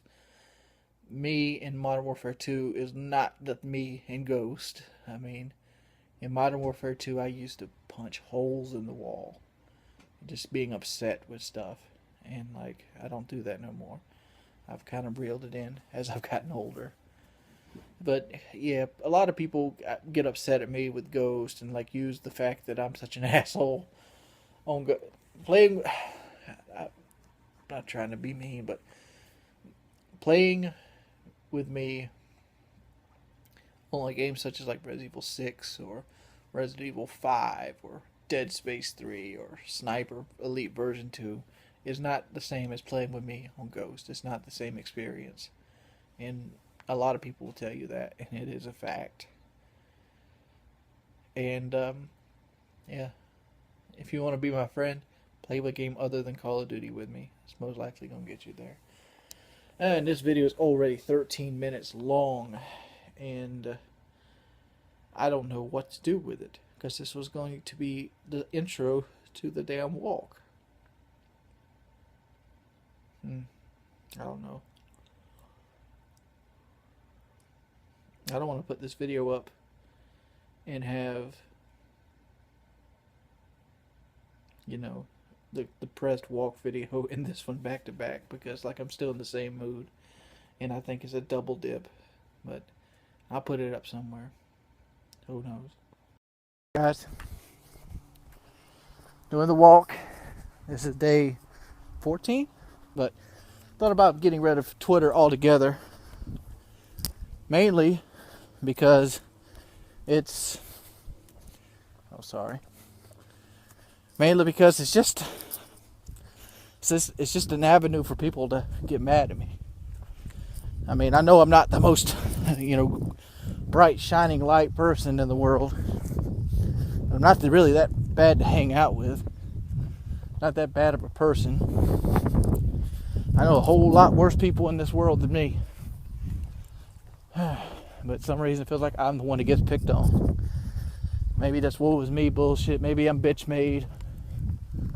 Who the fuck knows? It's just that. I mean, I don't know. Well, I got my walk out the way. Man, I just don't have nothing to say today. This video is more of a placeholder to prove that I did it. So, yeah. I wish I was happy as him. I seriously do. If you want to see what's on my mind, check out my earlier video, the late night vlog. I just didn't really have anything to talk about today. So, yeah. Thank you guys for your continued support. It's a placeholder. I don't know if there's going to be one tomorrow. We're supposed to be hit with a hurricane tomorrow. So, maybe I can get out there before and do it. Who knows? It's your boy Wings of Redemption. I'm out at 5,000. Thank you for coming to the live stream. Well, gentlemen, we survived the hurricane. And, yeah. We made it through. We're going to continue on with our walks. That's why the walk video didn't happen yesterday. By the time I woke up, the hurricane was already upon us, and it only got worse. So, yeah. I plan on live streaming most of the day. So, if you want to check me out on Twitch. And, yeah. We're going to go knock us a walk out. And hopefully it's going to be entertaining. I really needed that day off. My back was sore every day. And, like, today, it's like, wow. 100% better since I didn't walk yesterday. Get my back a day off. And like, yeah, I'm feeling good today. I'm almost half a mile in and haven't even broke a sweat yet. I mean, like beforehand, my back was sore every day. It was killing me to walk like a mile and a half. It was sore as soon as I started walking. My right leg had like a muscle in it that would kind of almost got a horsefly biting me. He's on my arm holding the camera, but I had a muscle in my right calf. I kind of felt like it went dead on me, like he just didn't stop responding whatsoever. All that seems to be going away right now. I'm happy about that. The fucker is locked in. Look at that bullshit. Get away. I think that was a horsefly, but he was bit in and sucking. Shit's bleeding now. Like he got me. I don't know what the hell kind of bug that was though. It felt like a horsefly. It felt like a horsefly biting you. Yeah, if anybody ever felt like a horsefly bite. Hopefully it wasn't poisonous. At this point I walked a mile and a half. I just recently came from back down this direction. What I do is I walk Quiet Avenue, which is this road, and it goes around for another half mile. At this point from my house is about 4.8 miles. Around that circle is another 0.6. So that's a mile, and then you got probably another 0.3 coming back down here. So we're gonna go walk Blue Water now. So we're at a mile, say a mile and a third. By the time we walk all the way back down, we'll be at a mile 7, and then by the time we walk Blue Water, we'll probably finish out like 2.8 miles. And that'll be our walk for the day. I'm sitting there wondering, that bug that bit me, so I got all these visions of like larvae getting infested in my arm and stuff like that. That would suck. I recently had to unfollow somebody from Twitter. It's called what the F Facts, because they kept showing this picture of this guy with like his elbow busted open and he had maggots all inside of it. I don't want to see that. It's nasty. Real nasty. I also hate motherfuckers that don't pick their phone up. As a kid, ridiculous. This used to be part of my childhood, watching these ant beds. This one apparently got stepped on by somebody or something. You see like there's a footprint in it. But yeah, it's crazy how these things just work and work and work and build this huge fortress. Hopefully you can see this, because it's hard to tell with the camera all down. You know, my stream wanted me to talk about the Braves. For those of you unaware, I am a Braves fan. I've been a Braves fan since '95, which is funny. That's the first year that won the World Series. But 1995, I was actually around the age of 9. So I was just getting into baseball. Mother signed me up for Mite League, and we had T-ball before then. And never actually got into the sport. And I think I was in the 5th or 6th grade in '95, and the Braves ended up being the Cleveland Indians. And like, I've been following them ever since. Luckily, unbeknownst to me, what I didn't know is the Braves were teaching me love and loss at the same time, because the next year the Yankees came back to beat us, and the year after that we got swept by the Yankees. And like, man, since the early 90s, the Braves have won 14 pennants and been in the playoffs 15 times. One was a wild card. And we can't seem to ever win the World Series again. I take it almost the same effect as like a Boston Red Sox fan.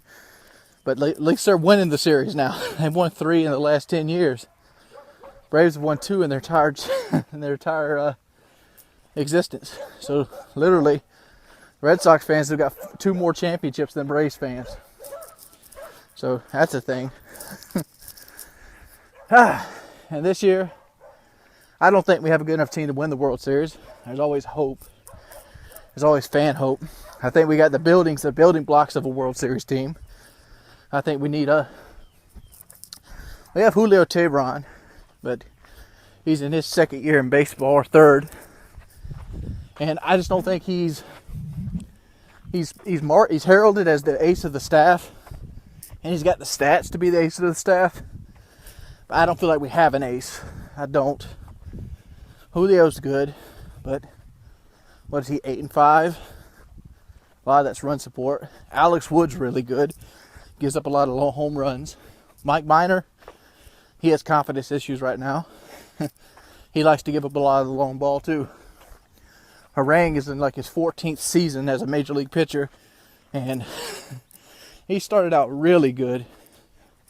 He imploded at one game in Philadelphia, and he's been a tightrope act ever since.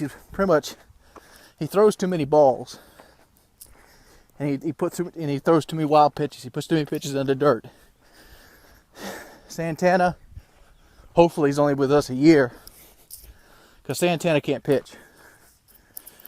I mean, we're paying $14 million this year for a guy that's, what is he, 1 for 1? And like Santana earned all his losses. He didn't get losses from lack of run support. He earned all of them. Giving up 5-6 runs. I don't know. We had Gavin Floyd, and Gavin Floyd wasn't the best pitcher until the last time I watched him pitch. That game versus the Nationals, man, he had a curveball that Cy Young would have loved.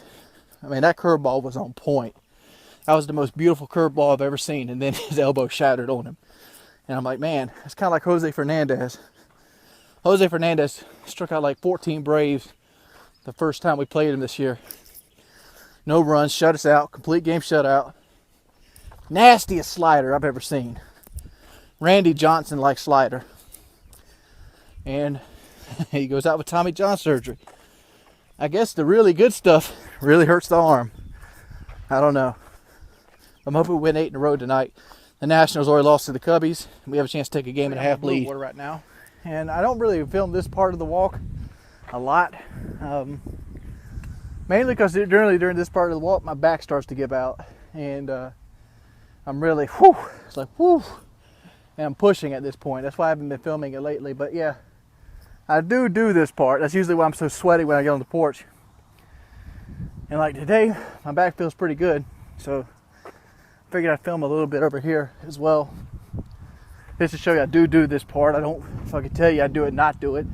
I'm only fucking cheating myself if I do it that way. I'm here to actually make results and only using the YouTube videos as a motivator.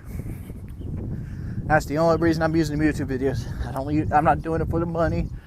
I'm not doing it for the views. I mean, I know a lot of you don't really do YouTube for a financial gain, but a 7,000 to 10,000 view video, it don't pay shit. They don't make no money.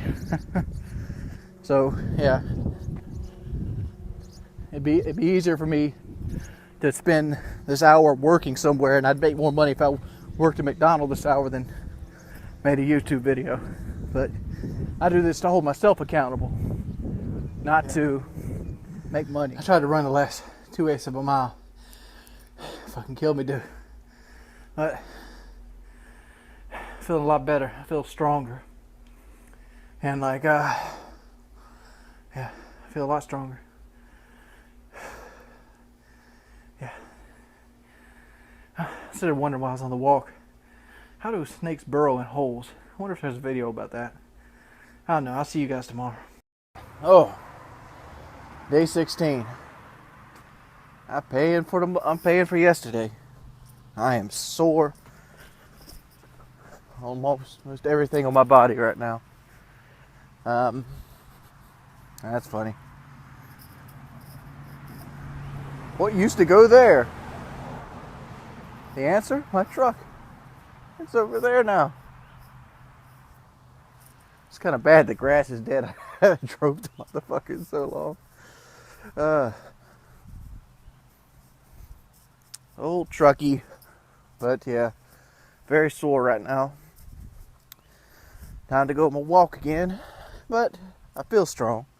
I feel like there's a lot more muscle in my core than there was 15 or 16 days ago. Man, we're at half a month now. Yeah. Almost got the first full month out of the way. Man, a long commitment.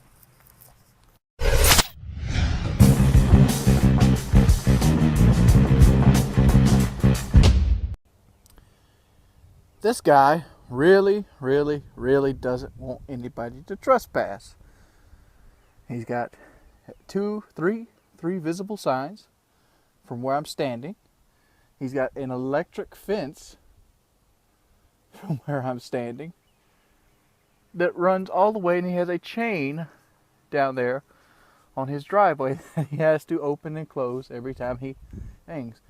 I wonder what happened to this person. Does he think that the no trespassing signs are going to keep like criminals out? Does he think that one little fucking piece of electric fence is going to do anything? I mean, that chain, it might scratch the paint on a car if it wanted to run over it. I never understood this. I don't. Like, I never understood the whole I need to lock the door thing. I mean, my mother's like this. Every time you're in the house and there could be a house full of people. It could be 6, 7 people in the house. Make sure you lock the door. And like, I've always been taught that, well, I know what a locked door means. A locked door means that you don't want somebody in it. That's it. It's not there to keep people out. It's not there to deter thieves. It doesn't do anything. All a locked door is all it does is keep an honest man out. Like the door of my house, for example, I could put my shoulder into it without trying at all and knock and break the entire door frame off. That door lock, that deadbolt, that does nothing. And I've already proved I could do it at Grandma's house because Grandma cut herself one time in the tub and was bleeding really badly, and the doors was locked. So we had to break into her house to get to her. So, if the doors don't do shit, why are people convinced that this right here is some level of safety? Look, there's a 4th sign right there. I didn't even see that because of the bush. But yeah, semblance of safety. Violators will be prosecuted. I wonder if that motherfucker knows that we live like 10 to 14 miles outside of town, and it takes the cops 2 hours to get here. You think the trespassers are going to be like, well, I'll wait. Come on, dude. Seen a movie one time. As a kid, we had HBO, and there was a movie on it. I think it was called Gattaca. I forgot specifically what it was about. The only thing I really remember about the movie is it had Uma Thurman in it, and it had 2 brothers, and they had this little game they would play. And their little game would be is they would go to the ocean, and they would swim out into the ocean until one of them quit and wanted to turn back. It's a game they played all the time. So they had a little montage of them as being kids. And what happened was, at the end of the movie, the brother that always won told him his secret. His secret was he never saved anything for a return trip. He always used everything he had for the initial jaunt.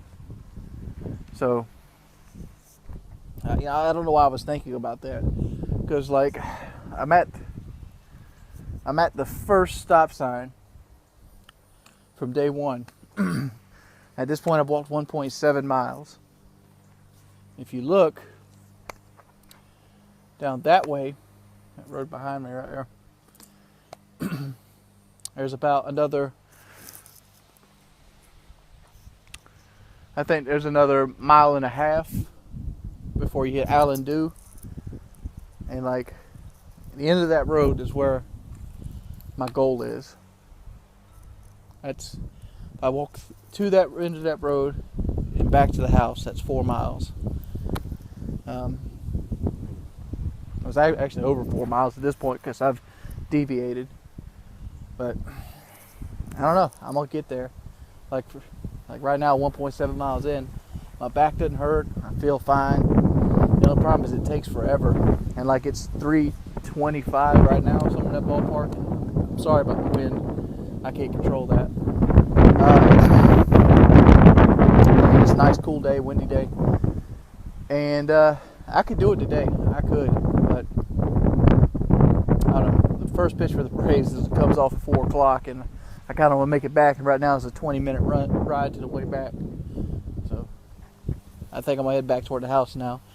It's gonna lead this to being about a little over a 3-mile walk. What is that? 3.5-mile walk. So yeah, half a mile short of our original goal on day 6. You know, I've started to look forward to these walks. They kind of give me time to think, and like I remember laying in bed last night ready to go to sleep so I could get up and actually take my walk for today. Braves are down by 1 run right now. It's the 5th inning, so I was like, fuck, I don't want to sit here and nail bite instead of waste time, so I'm gonna go do my walk now and hopefully see some cool stuff. I don't know how far we'll walk today. I'm starting to feel real sore again, but I'm gonna try to get at least 2 miles in. I might not be doing my walk on Wednesday, mainly because Stan asked me to go to Whiteville with him, and I don't know how long that's going to take. I'm supposed to go to Whiteville to give some guy a headset. So yeah, that's the thing. Gives me out the house, and man, I've been really needing time out the house. You know, you get kind of stuffed up and cabin feverish, but that's another story. So let's go.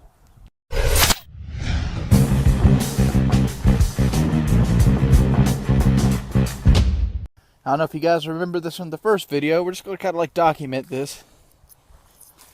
The grass right now is about ankle height. And by the time the end of the summer comes, it's just going to be scary to walk through. Luckily, it's only about, I don't know, 25 feet. Somebody got that shit all packed up. Got all their stuff thrown in the back. I don't know if that's all garbage or like different stuff. It almost seems like this is going to be a placeholder video. I'm going to get real close to let people see I'm sweating, because what happened is I got on the phone with Stan and was talking with him about Call of Duty and the PS4 and things like that. Next thing you know, I'm 2.1 miles in, and I'm already back at the house. Very good walk, dude. No pain whatsoever. No pain in my feet. At no point in the walk did my back hurt. My muscles are fine, dude. Like I said before, like I really wanted to walk today, and like it's getting me excited. It's like it happened overnight. Like after that day I took off from the hurricane, all the back pain, the soreness, the tightness, all that went away.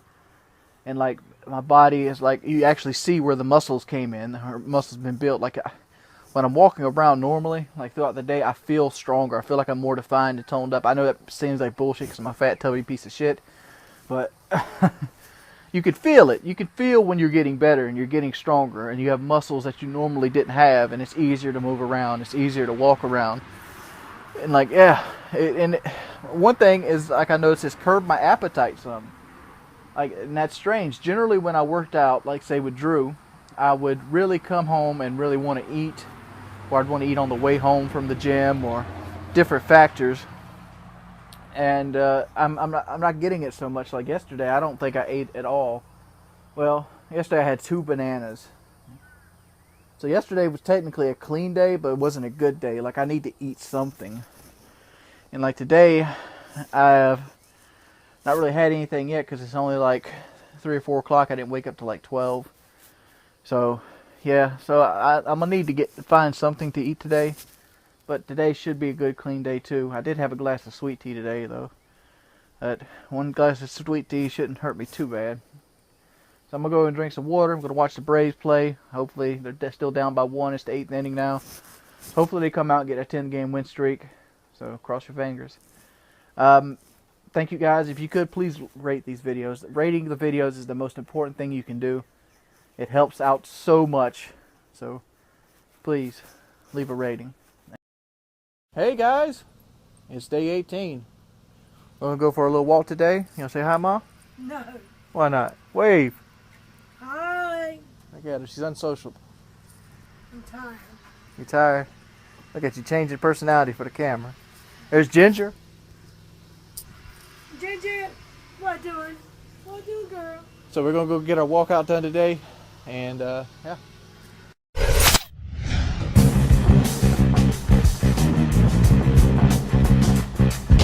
You know, I think these people right here forgot about their damn truck, because it's been sitting there for like a week now, not doing a damn thing. I guess they don't give a shit about it. But yeah,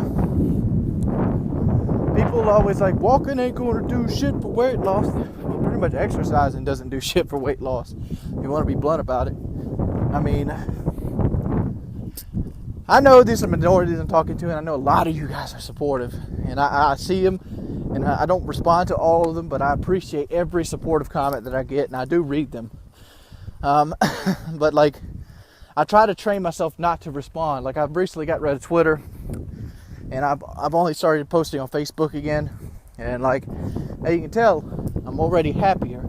Between that and my newfound stamina and during the walks, it's really makes you look up in life. I mean, it does.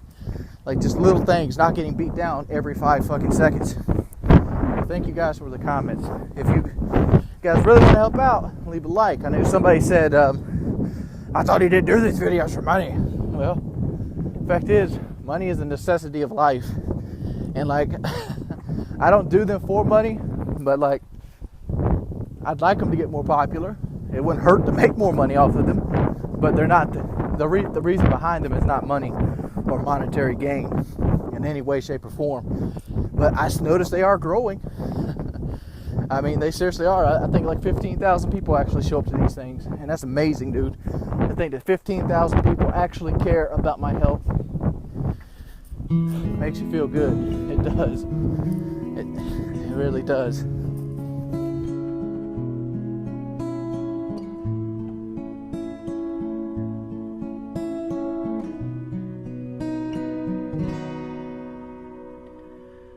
Wise men said, only fools rush in, but I can't help falling in love with you. Should I? One thing I'm waiting on is actually the first fucking snake, dude. I'm seriously waiting on that. Because it's going to happen. Like, if you remember a few videos back, I showed you a pond. Well, there's a couple ponds. Well, it's actually 3 ponds within less than like a quarter mile from each other. I figured that's where I'm going to meet my first snake, and it's going to be a water moccasin. Or I think they're called the eastern cottonmouth. But we call them water moccasins around here. And yeah, what's going to end up happening, they're not going to come out right now. It's too hot right now. They're not going to be on the road because they're cold-blooded. What'll happen, though, is once the temperature starts to drop, they'll come out to the road to heat up. And that's when you're going to start seeing, we probably start seeing those guys like in August. So hopefully, hopefully we'll be prepared. I need to start bringing some type of pocket knife or something to deal with them. Because right now, all I have is a walking stick, which is more than enough to deal with them. Oh, yeah, hey guys, loop them up, throw them off to the side. We're 2 days away from 20 days. I walked like a mile and a half today. I got a lot of stuff I need to do, and just get out and get doing it. So I try to do a quick walk. It generally takes me about 20 minutes per mile. So if I walk 2 miles, it generally takes me about 40 minutes. So yeah, that's what it takes. I mean, I walk kind of slow. And I see somebody make a comment the other day that, oh, walking is nothing. Walking is easy. Maybe to a person that's in really good shape. But here's the thing. People think because you're 400 pounds that you instantly can carry 400 pounds. That's not true. That's not true at all. You could carry it. I mean, like to the refrigerator. I carry it to the I don't know, to like the shower or something. But walking long, your body's not designed to walk long periods with 200 extra pounds on you. That's essentially, it's true that I do have a bigger frame. I do have more muscles than a normal person would have because I have to carry that around. But I'm not going to overcompensate for 200 pounds worth. So I'm going to issue a challenge to you. If you want to see what it's like to be me and walk 3 miles with damn near 400 pounds, what you need to do is to get you about 70 pounds and put it in a backpack and then put it on the front of you and then walk 3 miles. And tell me if walking is nothing. Anyways, man, your boy Wings of Redemption, I'm Mighty 5000.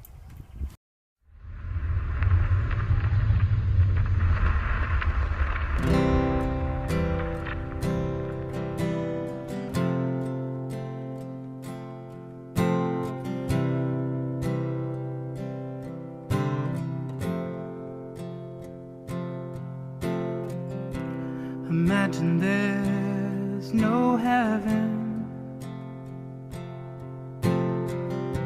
It's easy if you try. No hell below us. Above us only sky. Imagine all the people. It feels good to be loved, dude. It really does. Like, it's touched me, dude. It's been a long time since I felt like I was truly had people behind me. I know there's been people behind me the entire time, but to see just the kind of love and embracing that they went to, and I want to thank whoever decided to post that on Reddit for me. It's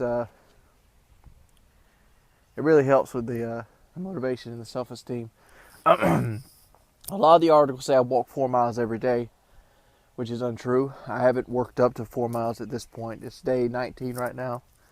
But I think today's the first day I'm going to try to make the entire thing. For those of you new viewers that don't know this, I originally marked out everything with my truck, which is right there. I marked out the route with my truck, and I measured everything with mileage. That's how I know what the mileage is at. And to get 4 miles, I have to pretty much make it to the stop sign at the beginning of Island Dew. Living for today. Imagine no more countries. It isn't hard to do. There's a couple things that I think about. And like, I was there thinking about addiction. And my father was, my father is a hardcore alcoholic. Every time I've ever seen my father, there was a beer in his hands. Every single time.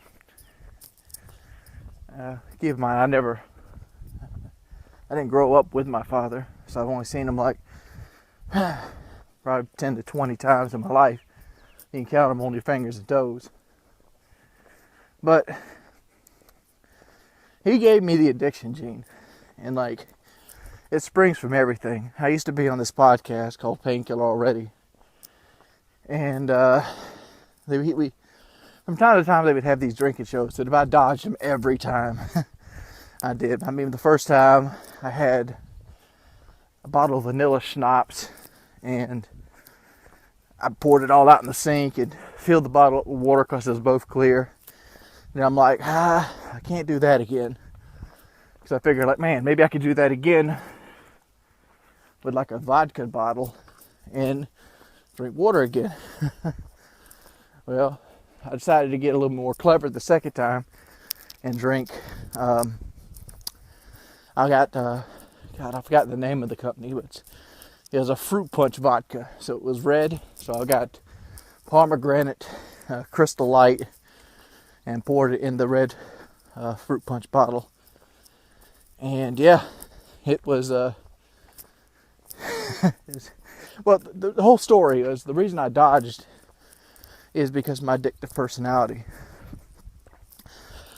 The main reason I'm as heavy as I am now is because every time something in life doesn't go right, every time I fail or can't do something, every time I'm feeling down, I go to my two vices. And both of my vices, one is video games, the second one is eating. And when you take those two vices together, you get what you have here, 400-pound man.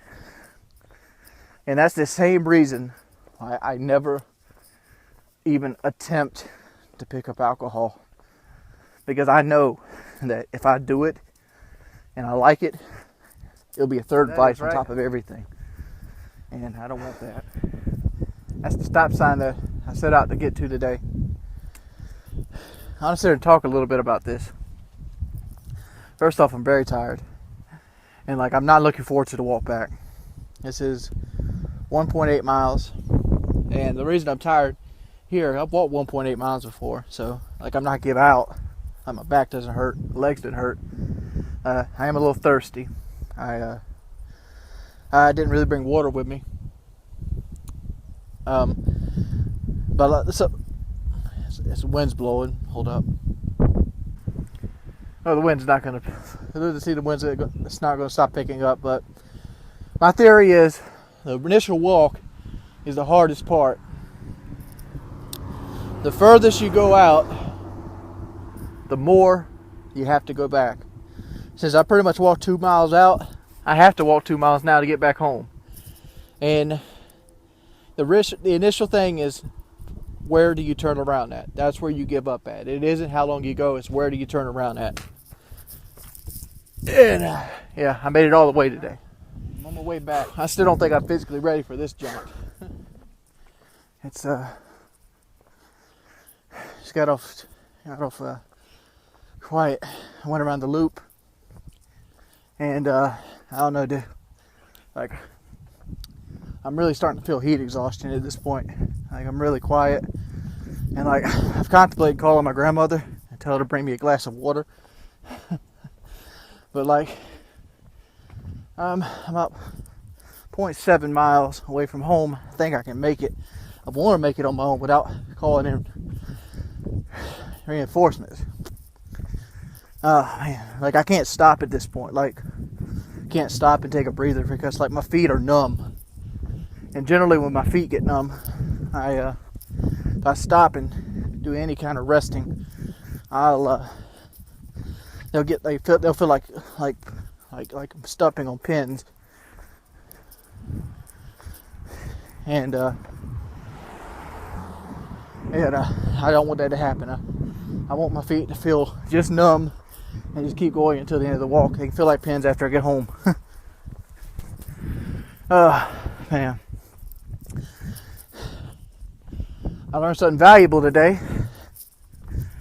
I learned that never do this walk without water, especially when it's 94 degrees. Yeah.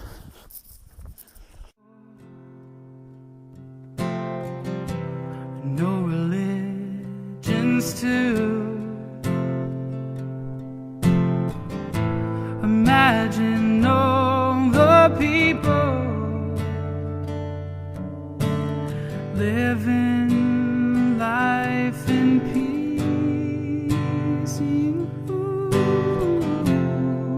You may say I'm a dreamer,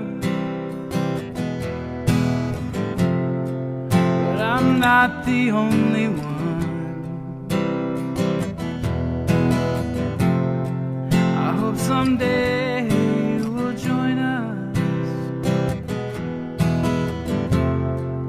and the world will be as one.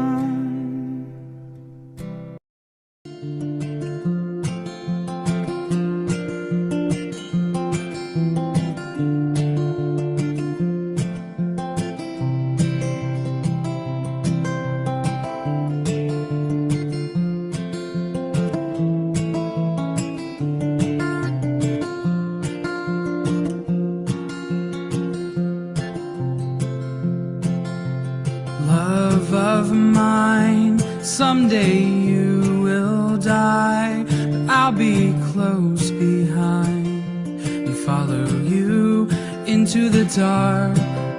No blinding light or tunnels to gates of white, just our hands clasped so tight, waiting for a hint of a spark. If heaven and hell decide that they both are satisfied, illuminate the nose on their vacancy signs. If there's no one beside you when your soul embarks, then I'll follow you into the dark. In Catholic school. Normally I was going to do this walk today, mainly because I didn't think I'd be home at all today, which I spent most of the day. It's been hectic. Like, one of the things about me is I have a really messed up sleep pattern, and I fix it from time to time, but for the most part I'm a night owl. I used to work at a steel mill and called Met Glass. You can actually look it up here in Conway, and I work mainly night shifts. So for the first 6 years of my working career, I worked night shifts. So I'd go into work at 7 p.m., I'd get off work at 7 a.m. And then, after doing that for 5 years, I started doing YouTube full-time, and mainly videos, and I was hired on my machinima. And when I started doing videos, I was very accustomed to being up at night, so I was up nights then. So like the last, I don't know, last 10 to 11 years of my life, I'm used to being up at night. So my body's clock is set to being up at night. So that's something I gotta kind of deal with. And like, I had to wake up early this morning because I didn't go to bed like 5 o'clock in the morning yesterday, and I had to be up at like 9:30 this morning. And like, I felt like I got hit by a truck. I've been on the road all day. I've been on the road for like 6 hours today. Went up to Whiteville to drop a headset off for a guy I used to play Xbox with named FPS Perry. So me and my buddy Stan rode up there. It was Stan's headset. So Stan was the one giving him the headset. I decided to just drive up there, which is about, Whiteville's about an hour and a half from me. And then we did some other stuff, and then we stopped at Stan's house, came back from Lord's. I got footage. But let's go get this walk out. Let's do a little quick walk today. A couple miles. I'm not going to push to 4 today because it's really late. And yeah, one of the things that sucks about walking on roads is you get the phantom car feeling.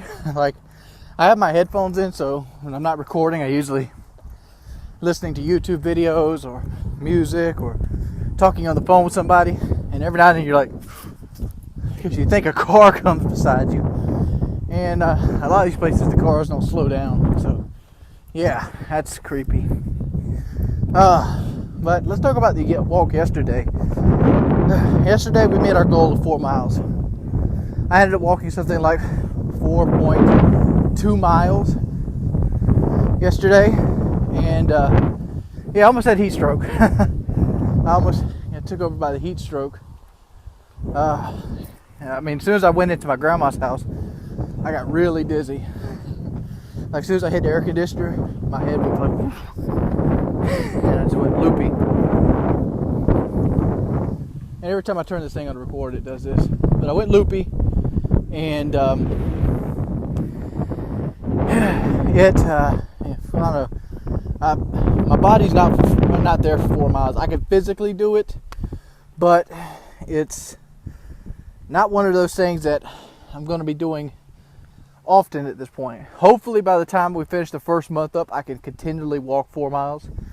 But I'm still in the building stage at this point.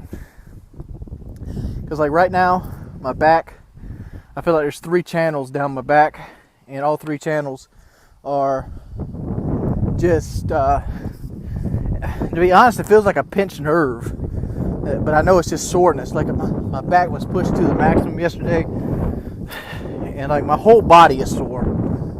So yeah, we're still working up to 4 miles. I think I'm going to attempt it again here in a couple days after the soreness goes down. But I don't know. the road we're walking today on the road called Blue Water Road. And like, this road is mainly from my childhood, mainly because we used to love to ride our bikes on this road. Like, we used to have Huffy bikes, me and my brother, and a guy used to live at the end of this road. His name was Zachariah, and he would we'd all ride our bikes on this road. But we were scared of this road as kids because up here used to be a house. I don't even think it's here anymore. It used to be a white double wide, and it had a dog. It was a Chow Chow, one of those big furry dogs. But he was very mean. He didn't like people, and he hated the bikes, hated them. So every time we come by, the Chow Chow would chase us, and we'd all be screaming like PewDiePie screams. And so we'd get down here to the end of the road where a woman named Pam lives at now, and we'd always call our mother to come get us. And at the time, my mother was dating a guy named Ricky, and he had an old square body Silverado. And he'd come throw our bikes in the back, and we'd ride back and go back to the house that way because we didn't want to risk the Chow Chow again. I don't know, I just thought about that.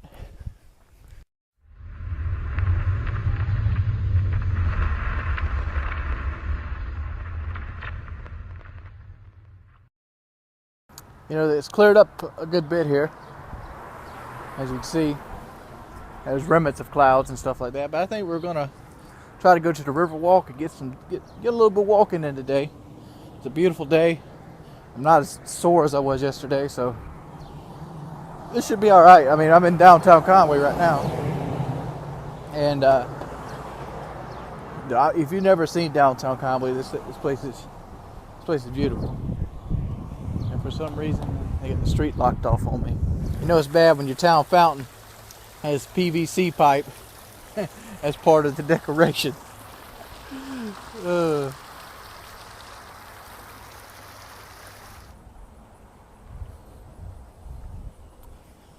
was hoping they'd use the term historic river walk. I know this is our historic river town. Conway is known as the three river town. We have three big rivers that go through it: the PD, the Waccamaw, and the Santee, I think. Maybe this map will tell us. Let's go look. I know this is the Waccamaw that we're looking right here. Yeah. And so this is the Waccamaw River that goes up through the left side of town. Yeah. City of Conway Riverwalk. So technically, the way the Riverwalk starts is we're right here.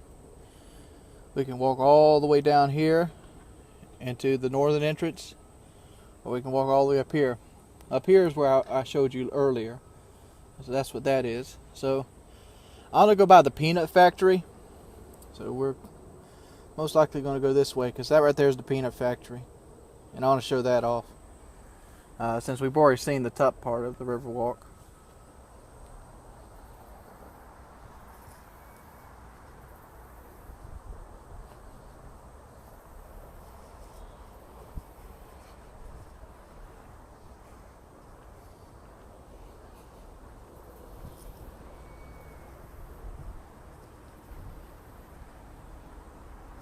Always look for snakes out here. Those snakes. I don't think that we're going to see an alligator unless he's in the water, but that's a possibility. But yeah, this is the Waccamaw. As you can see, there's the old bridge. That bridge has been here since, I'd say, the 56. It's old. Actually, you can go down right here, down the plank. It's a steep plank though. I guess that's a fishing spot down there. You're not allowed to wake here, so yeah. Let's get a good look at it. Parts about the Riverwalk though is it's nice and cool. That's not a bad part. One of the worst parts is that they don't keep it up. This thing's been here for about 12 years now, and I guess they contracted out to the lowest possible bidder that they can get, And the last guy came and pressure washed it. And after he pressure washed it, he didn't put no sealant or stainer on it. Oh, no water sealant. No time puts water in it. Just look at it.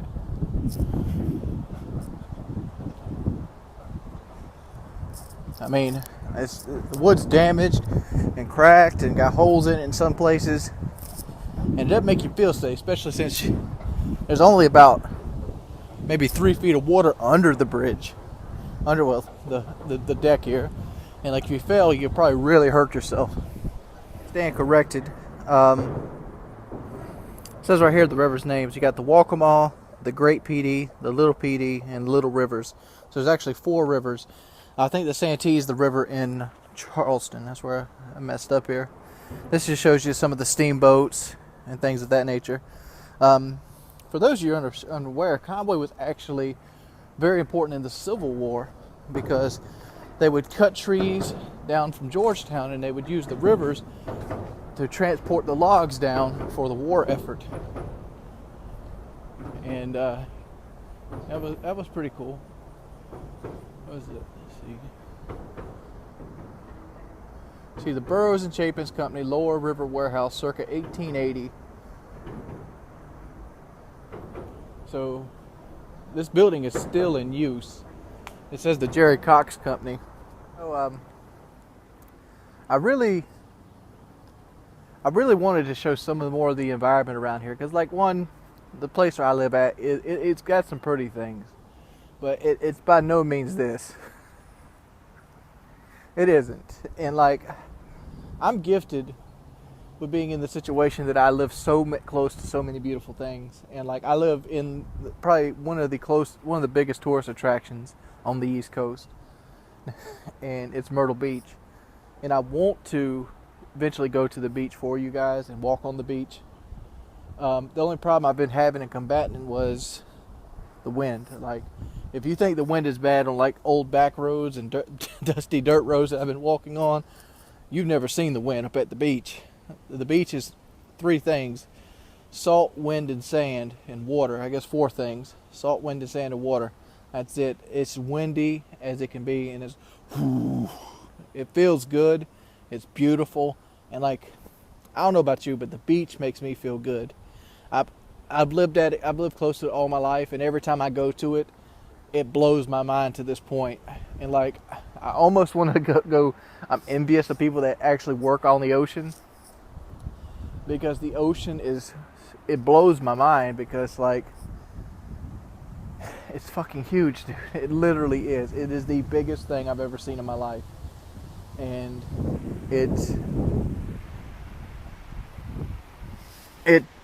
I'm trying to block the wind from the actual microphone since I learned where the microphone's at. But I don't know, I have to show it to you one day. If those of you that live in the Midwest or live in the United Kingdom, well, the United Kingdom has closer access to the beach than I do. But live somewhere that's landlocked, the beach is great. This is Rainbow Plant Food. They still make Rainbow Plant Food in that building. You go over there, I don't know what they do in that building anymore. But that's still the actual Rainbow Food Plant here in Conway. Here's the front of the peanut factory. Guys, it's day 22. We're falling in on a month. I haven't decided if the months are going to be 30 days or 31 days. Because, you know, they kind of change.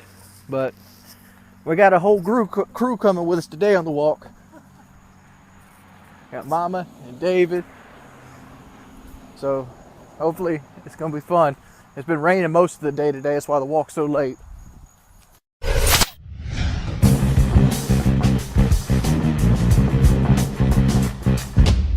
They're trying to kill me out here. Got my shin splints all acting up. They basically want to jog. They might as well be jogging.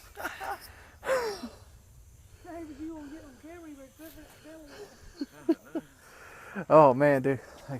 I'm hurting. I'm only half a mile in. The guy's motherfucker want to sprint and power walk. Tried to power walk. Yeah. Today's walk, I didn't get too much time to talk because I was sitting there talking with those guys while I was sitting there trying to walk, and like they walk so fast, and like I just couldn't keep up. Like I have a pace that I go at, and And that pace they're walking at is way higher than mine. And like, oh my God, by the time we got done with the first mile, I felt like my shins were going to explode. And like, I walked 4 miles just 2 days ago, and like at no point did my body hurt. I got to the point where I started to dehydrate, but my body felt fine. Like, you know, my muscles didn't hurt, my legs didn't hurt. And like, I feel like if I sit here another 5 minutes, I could easily go and pull a 3rd or 4th mile out, since we only walk 2 miles a day. I don't know. This is going to be a little short video, more of like a placeholder video. Hopefully we'll have something more fun for you guys tomorrow. But day 22? Is it 22? Yeah, day 22 is in the books. Oh, day 23. Day 22 wasn't that great. I mean, oh man, the fast walk pace, the fast-paced walking really kind of did me in. So I'm gonna try to go for another long walk today. I learned my lesson. I'm gonna try to walk by myself so I can keep my own pace.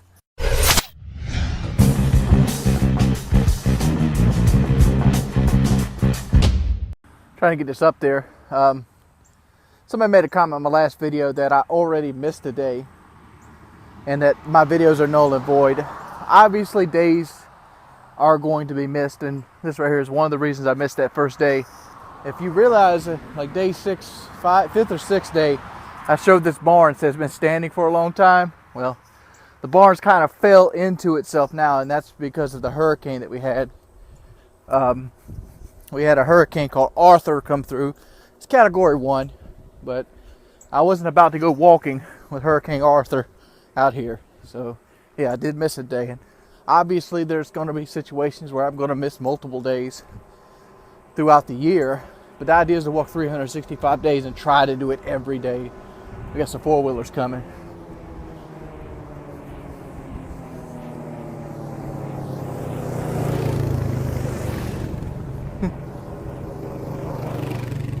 So yeah,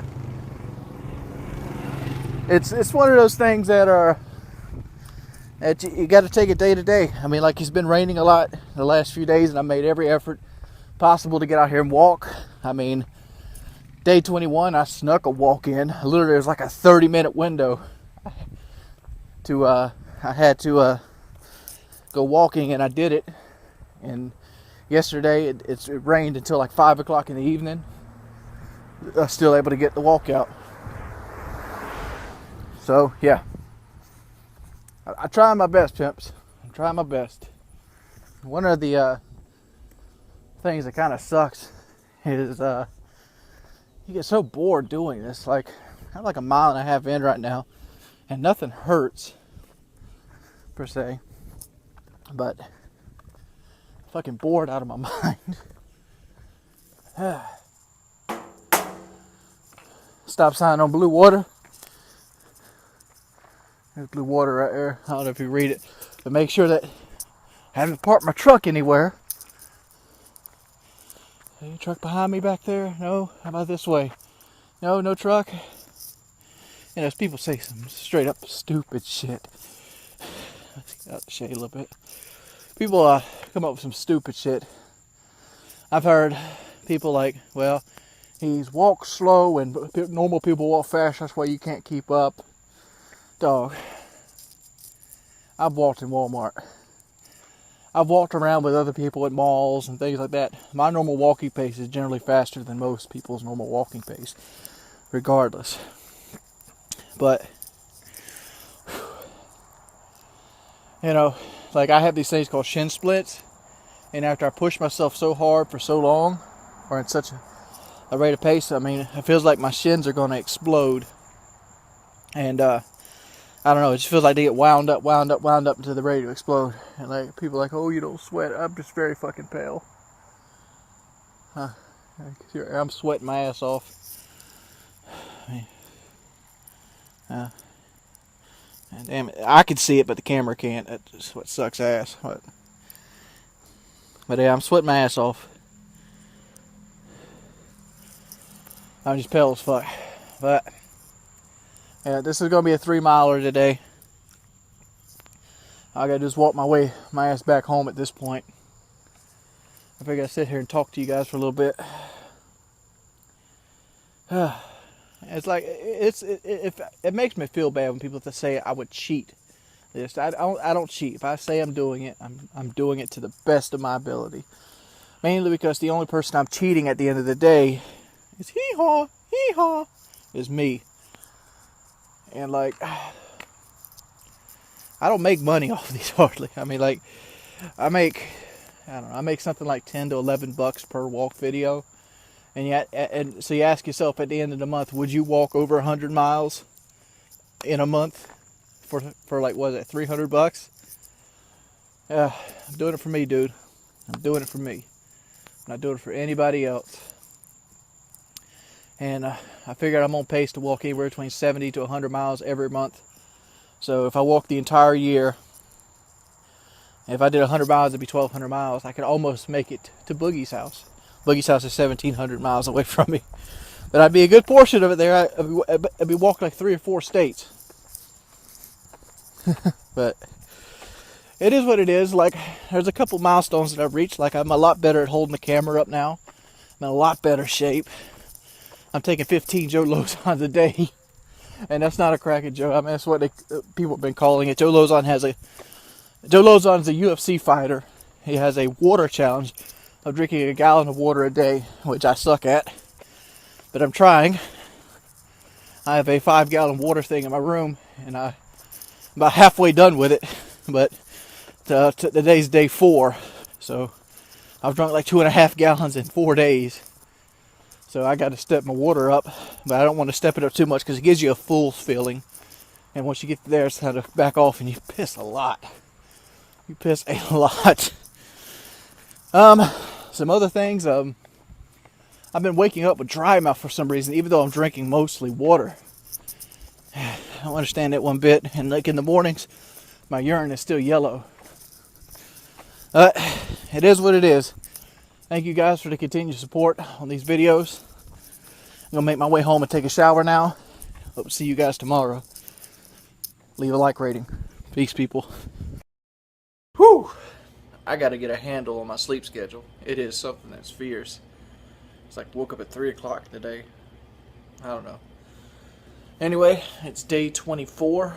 We're going to go ahead and knock us a little walk out. And hopefully we'll talk about some things. See you guys in a bit.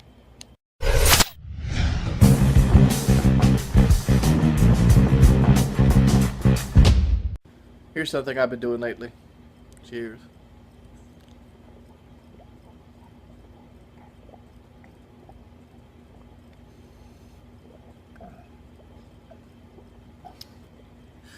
I can't chug it all.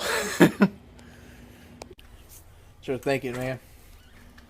I didn't want to finish the water up. I'm like, man, just imagine if somebody was lost in the woods and they had that little sip of water. They'd be fiending for it. I finished it. Let's get this walk out the way. And, yeah, I'll talk to you guys in quiet.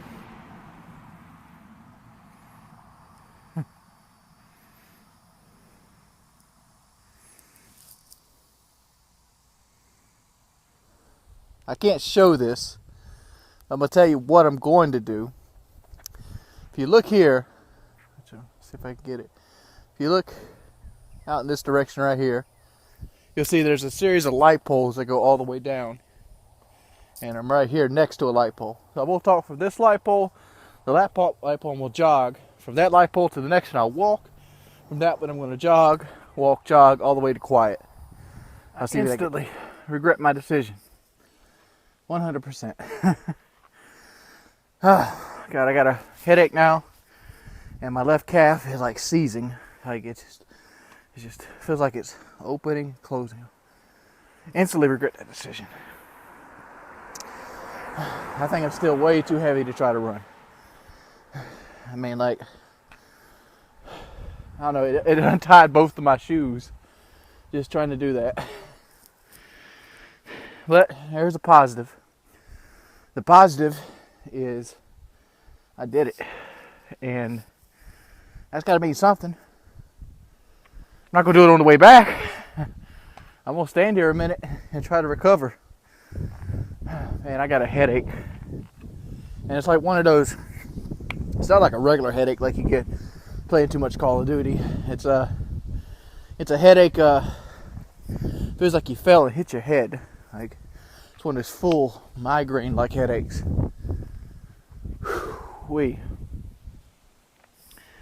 Yeah, I wasn't going to talk about shit today. I get a lot of time to think when I'm on these walks. And I was there thinking, man, you know, I live in America. And in America, we have this thing called the political party. I know you're not supposed to talk about politics on videos if you want to be popular in any way.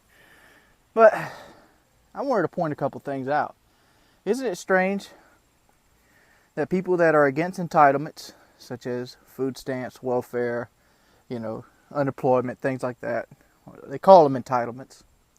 You know, I don't consider, you know, somebody having the right to eat or not. You know, people want the entitlements for food, but those same people are against, like, anti-abortion. Like, they don't want you to abort babies, but they don't want to entitle anybody, like such as the working poor or like people in impoverished areas. And they're the same people that want to stop immigration. So they're for having every baby that's ever made, but they won't let other people bring their kids into the country to try to better their life because they have a really crappy life other places. I don't know. I'm not being eloquent as I should be, but it's kind of messed up when the country is founded on, you know, land of the free, home of the brave, capital of opportunity. I mean, like, back in the day when I was a kid growing up in school, I always heard, America is the land of opportunity. That's all these immigrants want, an opportunity. I know in the baseball has a huge Latin population right now because that's the cheapest place to get players. Cheapest players right now to fill your teams is probably from Latin America, you know.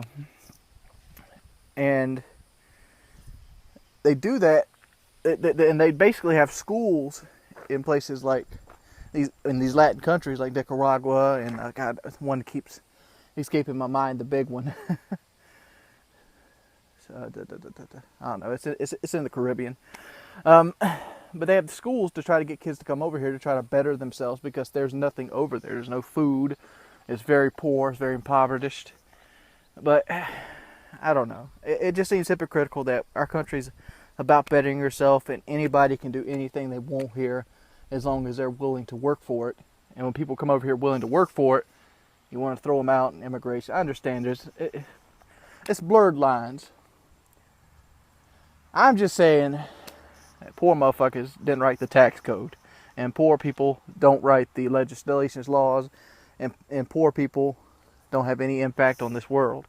All poor people do is get entitlements. And I hate that word, entitlements. I don't know. That was my little rant for the day. It didn't mean shit. It's so hot right now, dude. Like, the one thing I'd like to do right now is just jump in a pool. I'd love to just fall back and be like, and have the pool just envelope me. That would rock so much. Just got back in from the walk. I don't know if you can hear this. You probably can.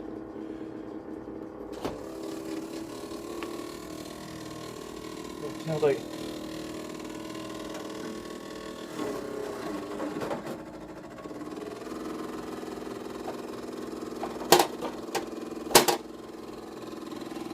I don't know what to do with this. I got my paintball kitty shirt on today.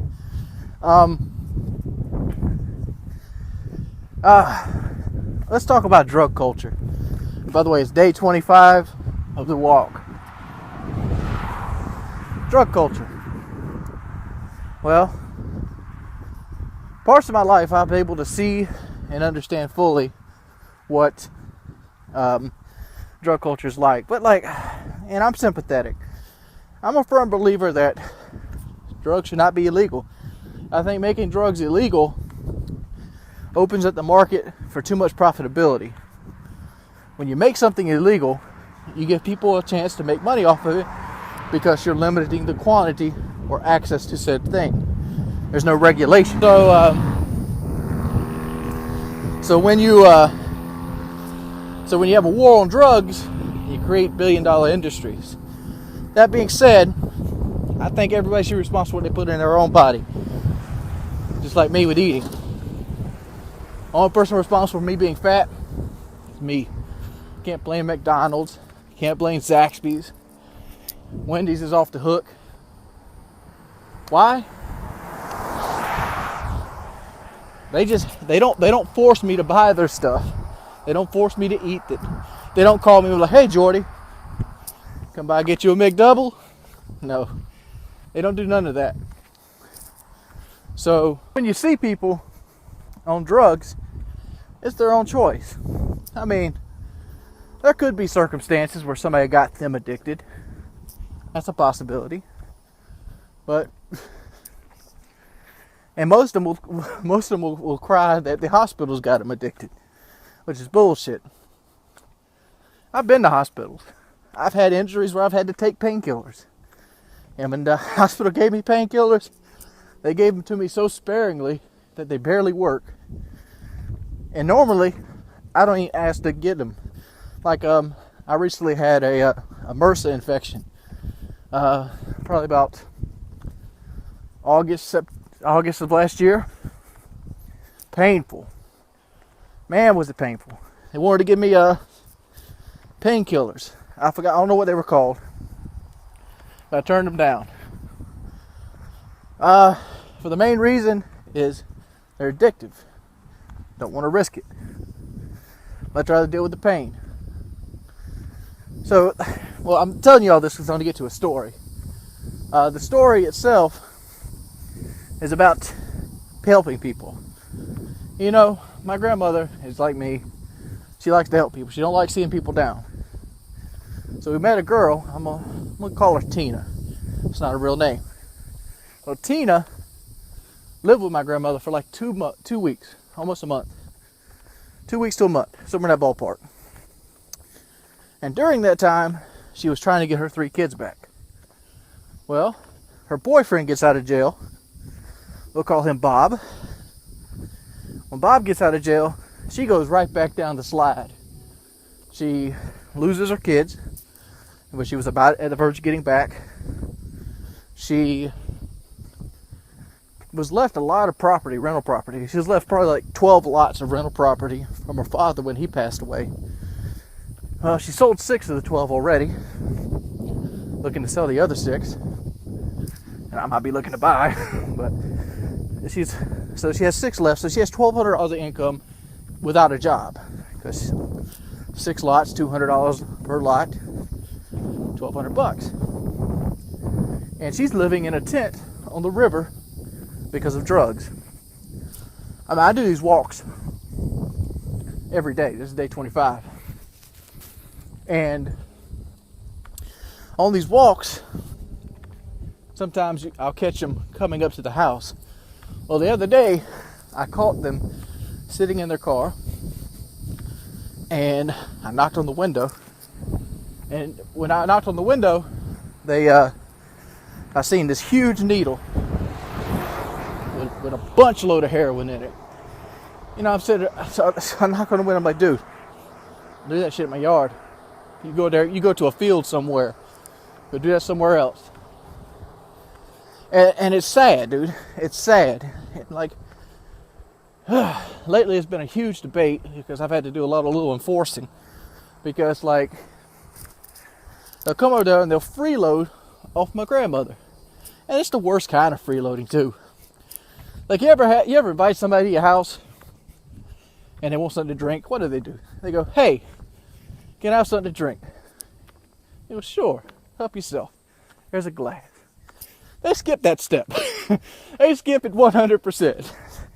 They go, they'll walk in. I'm going to get a glass of tea.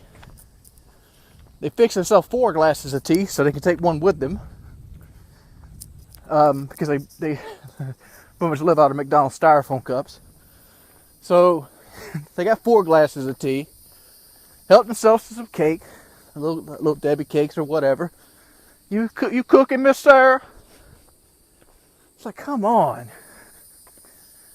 Dude, get help. Seriously, get help. And like, he sees how I live, which I don't like how I live. But compared to him, I live like a king. And he's like, I wish I was like you, Jordy. I'm like, why is that, Eric? He's like, man, you got it go so good. I'm like, dude, what I have is very easy to obtain. Just quit that shit you're on and go get a job. I mean, you don't even have to get a job. Your girlfriend makes $1,200. You can live off $1,200 in South Carolina. You're not living lavish. You're not going out there and, making it rain. But $1,200 is easy to live off of. I mean, most senior citizens only get to live off $1,200. And they do it. Why can't you? I don't know. I just wanted to vent about these people. I'm just tired of seeing them in my yard filling up McDonald's cups and used bottles of Mountain Dew with water out of the damn faucet when I'm on these walks. I don't know. So it's about to rain. And yeah, it is hot. It's probably like the mid 80s right now. Oh hell, they got more dogs. It's probably about the mid 80s right now, but it is like 90% humidity. So it is blazing. I'm sweating my butt off. Alright, made it to the stop sign. Last leg of our trip. Looks like we're going to beat the rain again today. Another victory. Team walk. Team elevator. Team elevator. Oh man, I've got to the point where the walks don't really bother me, and like we're getting toward the end of the first month, and like my entire goal for the first month was to get to the point and just to build my muscles up. I don't think a lot of people realize how big of an endeavor I'm actually taking on here, and my goal for the second month is to eliminate sodas completely from my diet. I'm still trying to do that now. I've got it down. I recently bought a water cooler, and that water cooler, the idea of the water cooler is this. If I go to the refrigerator and I open the refrigerator, even though my intention is to go get water, when I open that refrigerator, there's other options. There's sometimes Coke in there. There's sometimes sweet tea. And like, I have this powerful ability to have no willpower. It's uncanny. It's almost childlike. So what I do is I take the choice away. I no longer have to go to the refrigerator for water. So there's only one choice, which is water. And it's right there. There's no excuse not to drink the water. So I'm trying to do micro changes in that. And like one of these things these walks have given me, the walks have given me a means to a bigger audience than normally that watches my videos. And like a couple people came to me. I don't know the name of the company right now. DC Racer, DX Racer, wants to give me a computer chair designed for a bigger person. I want to thank them for that.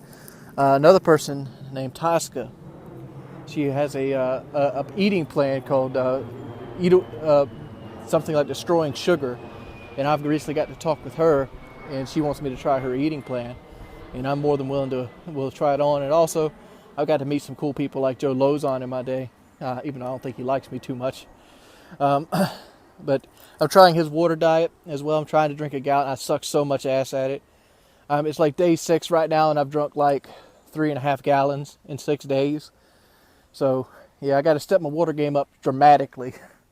I mean, but it's so hard, dude. It feels like every time it feels like I drink like 8 glasses of water a day, but I still haven't killed that 5-gallon cup yet.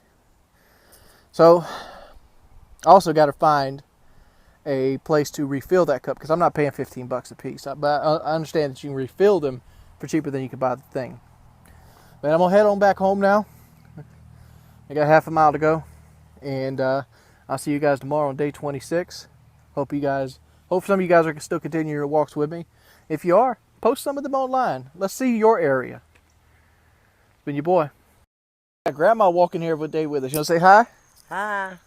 Grandma's doctor says she should start walking and doing stuff for her heart. So I finally convinced her to at least try the first leg of my walk with me. She gonna see if we make it to Quiet and back. I'm gonna try it. She's got flip-flops on.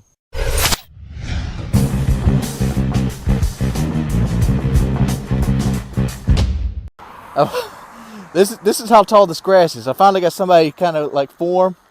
It's almost to her stomach. It's ridiculous.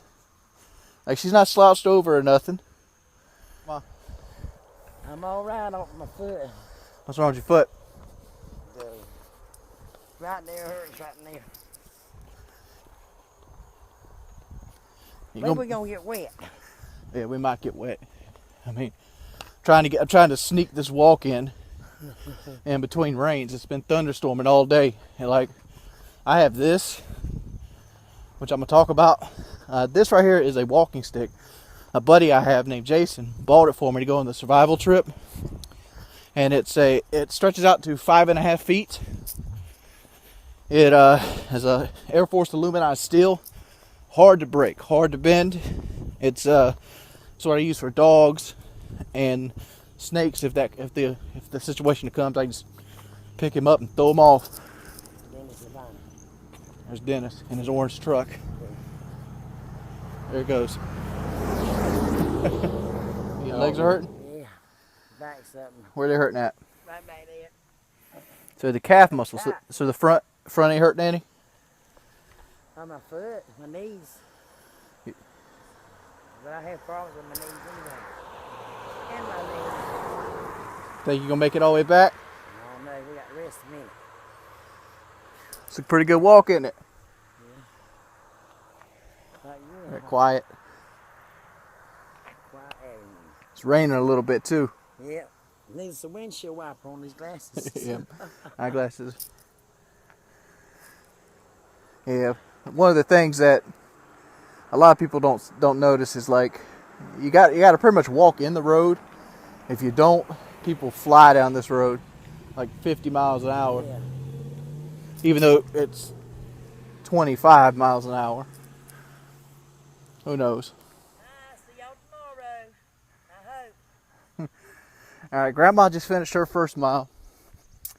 We're going to continue on with our second mile today. And we got a kitty cat. But yeah, we'll continue on to do our Blue Water Road. And hopefully it'll hold out long enough so it doesn't rain on me. Cross your fingers. Let's see it. Come on, fight! Thought we could get some Michael Vick action up in here. They were upset at each other. Damn you! Do you hear the camera? They're ready to fight every time I turn this camera off. Guys.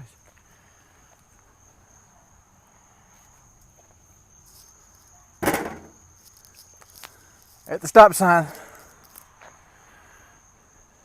And I don't know. I kind of cried a little bit on the walk today.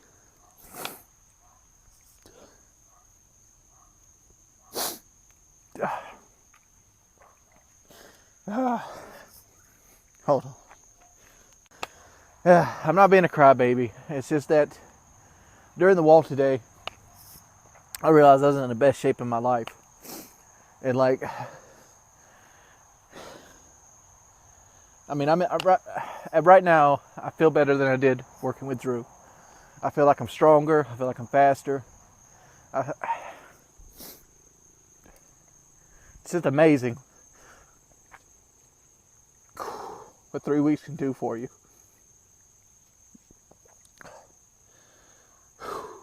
3 weeks can do for you.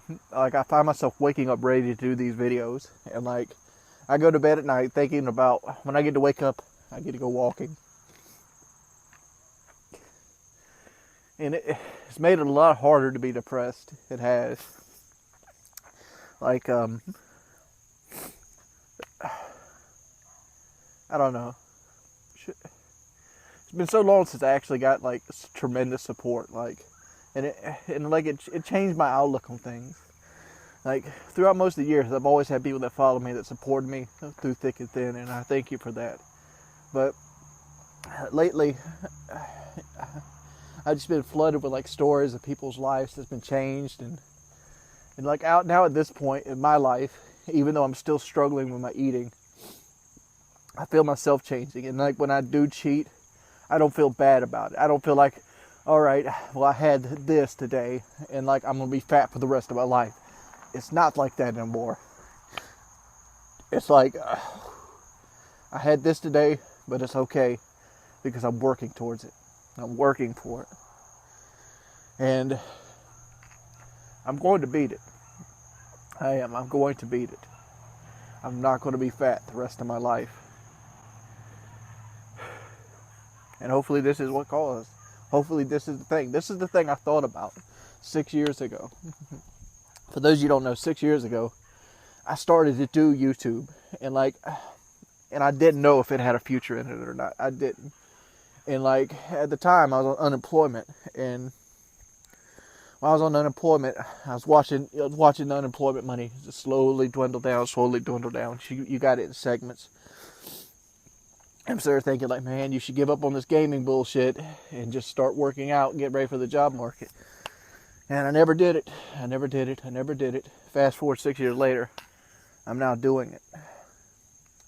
And it started out as a way to beat depression, because I found out that when I walk, I'm more upbeat, I'm more active, I'm more likely to not procrastinate.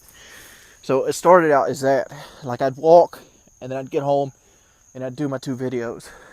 Well, I've been doing the 2 videos lately, mainly a couple reasons. One, Call of Duty Ghost isn't, I don't really know what to talk about over it. And 2, I don't know. I mean, like anything that's been a stress in my life, and I was like, fuck it. I don't want to sit down here and make a video that I don't want to make. So I don't do it. I don't know. That's that. But I feel better than I ever have in my life, and I want to thank you guys for it. I'm going on my way home to take a shower now.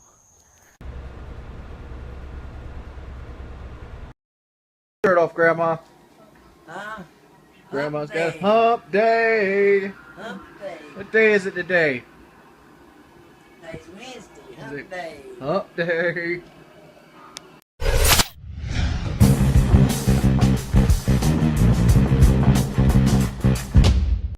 Hey, Jordan. Hey, I'm going to the Riverwalk today. Yeah. We gotta go to the beach one day. What we saying? On the boardwalk. Oh, yeah. Yeah, we'll go there. We gotta go to the boardwalk.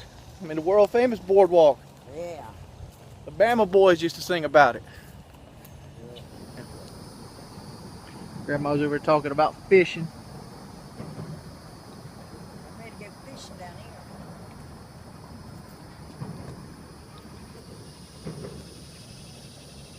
Look, there's something after that straw down there, watch.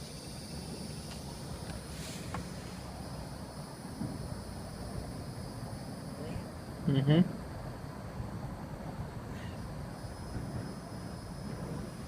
I wanted to show this on my last time I did a video, and I kind of left it out. This is the Burroughs and Chapin's Peanut Factory, and pretty much people just get weddings in here, but like, you just kind of look on the wall and just read it. Let's see what we can read. See, live life for today. You are not promised tomorrow.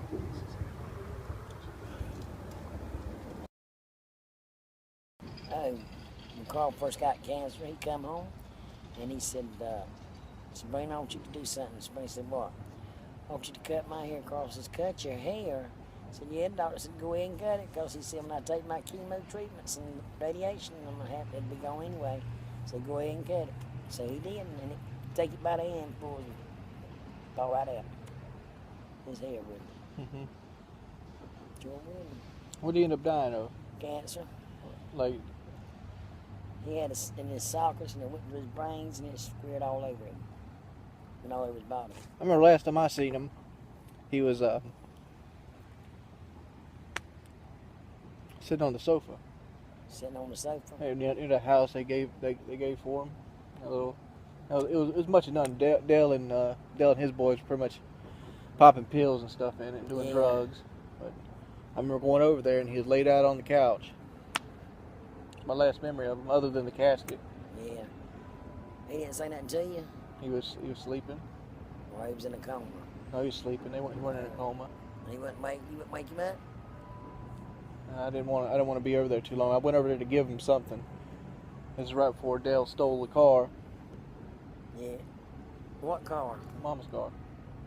Oh, yeah. Remember he stole the black car? Yeah. Grand Prix. Yeah. Yeah. I remember that. And they found it and burned over yonder in the woods. They burned it. Yep. I went to give him a key or something, and I didn't want to bother him. I remember that, and I remember him in the casket. Yeah. He had a casket with all those little fishes around it. Yeah. And then he had a shirt on with fishes on it. Yeah. Yeah. I got a picture of him laying in the casket. You never seen it? I didn't see that one. I remember going to my other grandfather's funeral. I got a picture of your granddaddy's. Grady. I remember going to Grady's funeral when I was little. Yeah, you were little or dead. But at the time, I didn't know what we were there for. I honestly didn't. I know you didn't. You had a little suit on, a little suit coat. Yeah. I didn't know what we were there for. I didn't realize he died. I don't even know what he died for, Grady. I think he had cancer on his back through that mole. Yeah, I mean, that's what it was. Yeah. Did you see that fish jump out there? Uh-uh. Yeah, he jumped. Well, guys, I guess it was a 3-mile day today. I got home from the river walk and like, man, haven't walked enough yet. So I decided to walk again because it kind of rained. It kind of rained on us on the river walk. So after it cleared up, came out here and decided to do another 2 miles. So yeah, it's a 3-mile day today. And yeah, I don't know. Kind of excited. I got my optical driver back in. I want to do a live commentary series with my friends on the PSN, and because I've been watching a lot of X-Cow games lately, and he does such a good job. They're so entertaining, and I don't know. I feel like I want to do that too, so I'm going to do that. So hopefully you guys check them out. I'll probably upload one tomorrow morning. But feel good. Like, I seriously do. I don't like to show stuff off, especially since they're small gains. But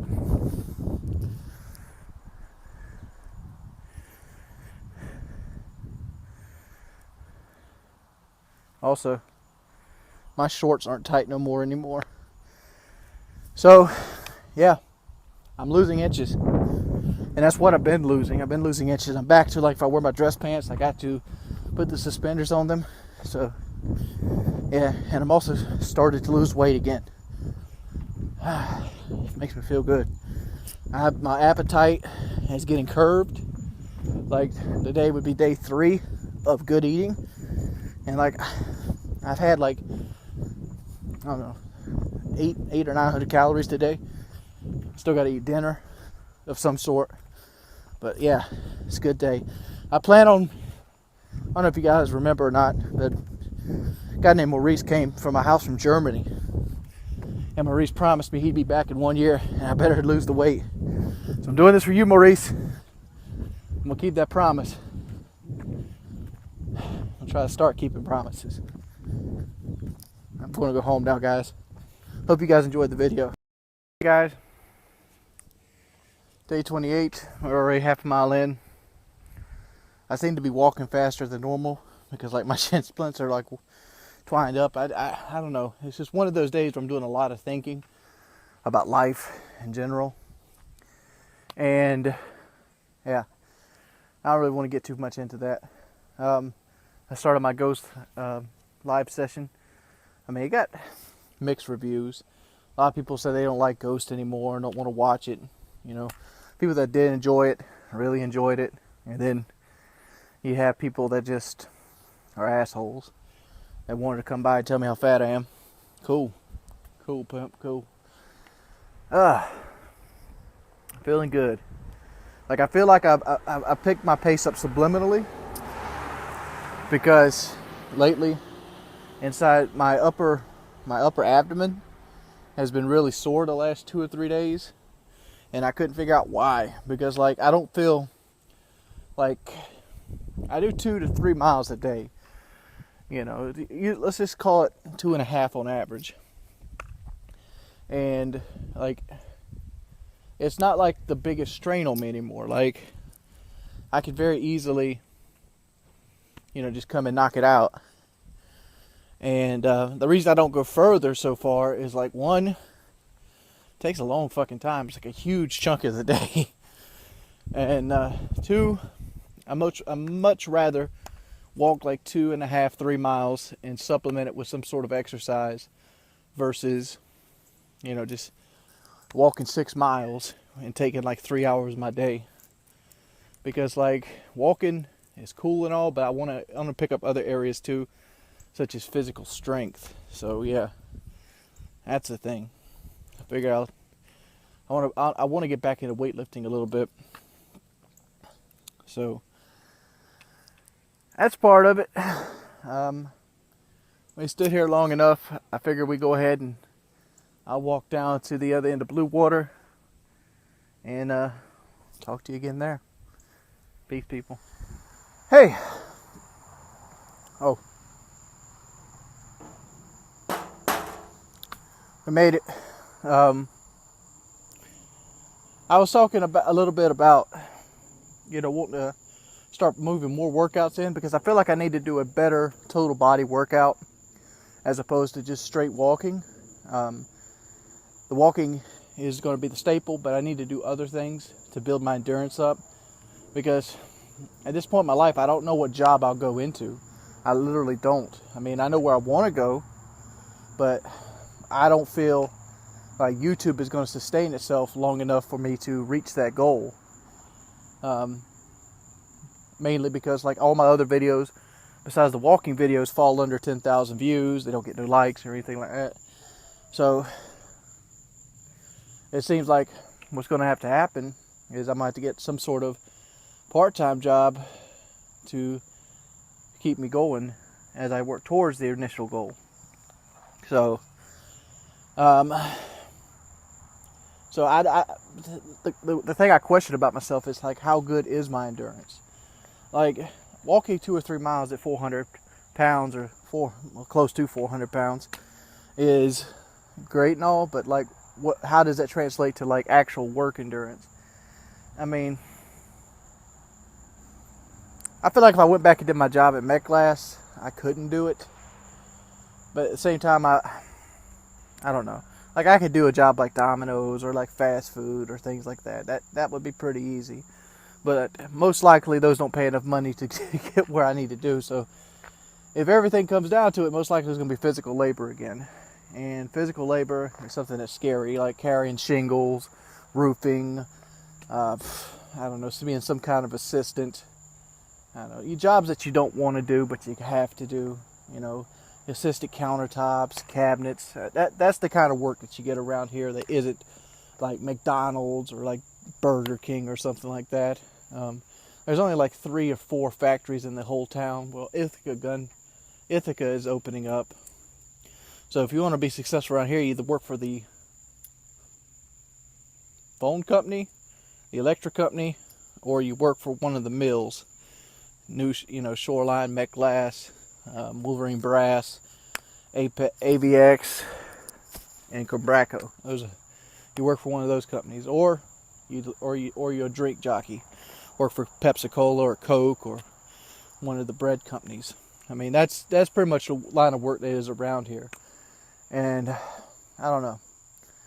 I'd rather see myself on like a garbage truck or working for the city of Conway planting flowers or something. But I don't know. I don't even know how to get into those jobs, to be perfectly honest. Like, work-wise. I don't know. It's been so long since I looked for a job. Like, last time I looked for a job, I was like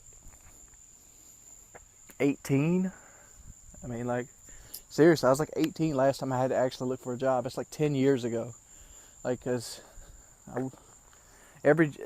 since I got my first job, every job kind of faded into the next one.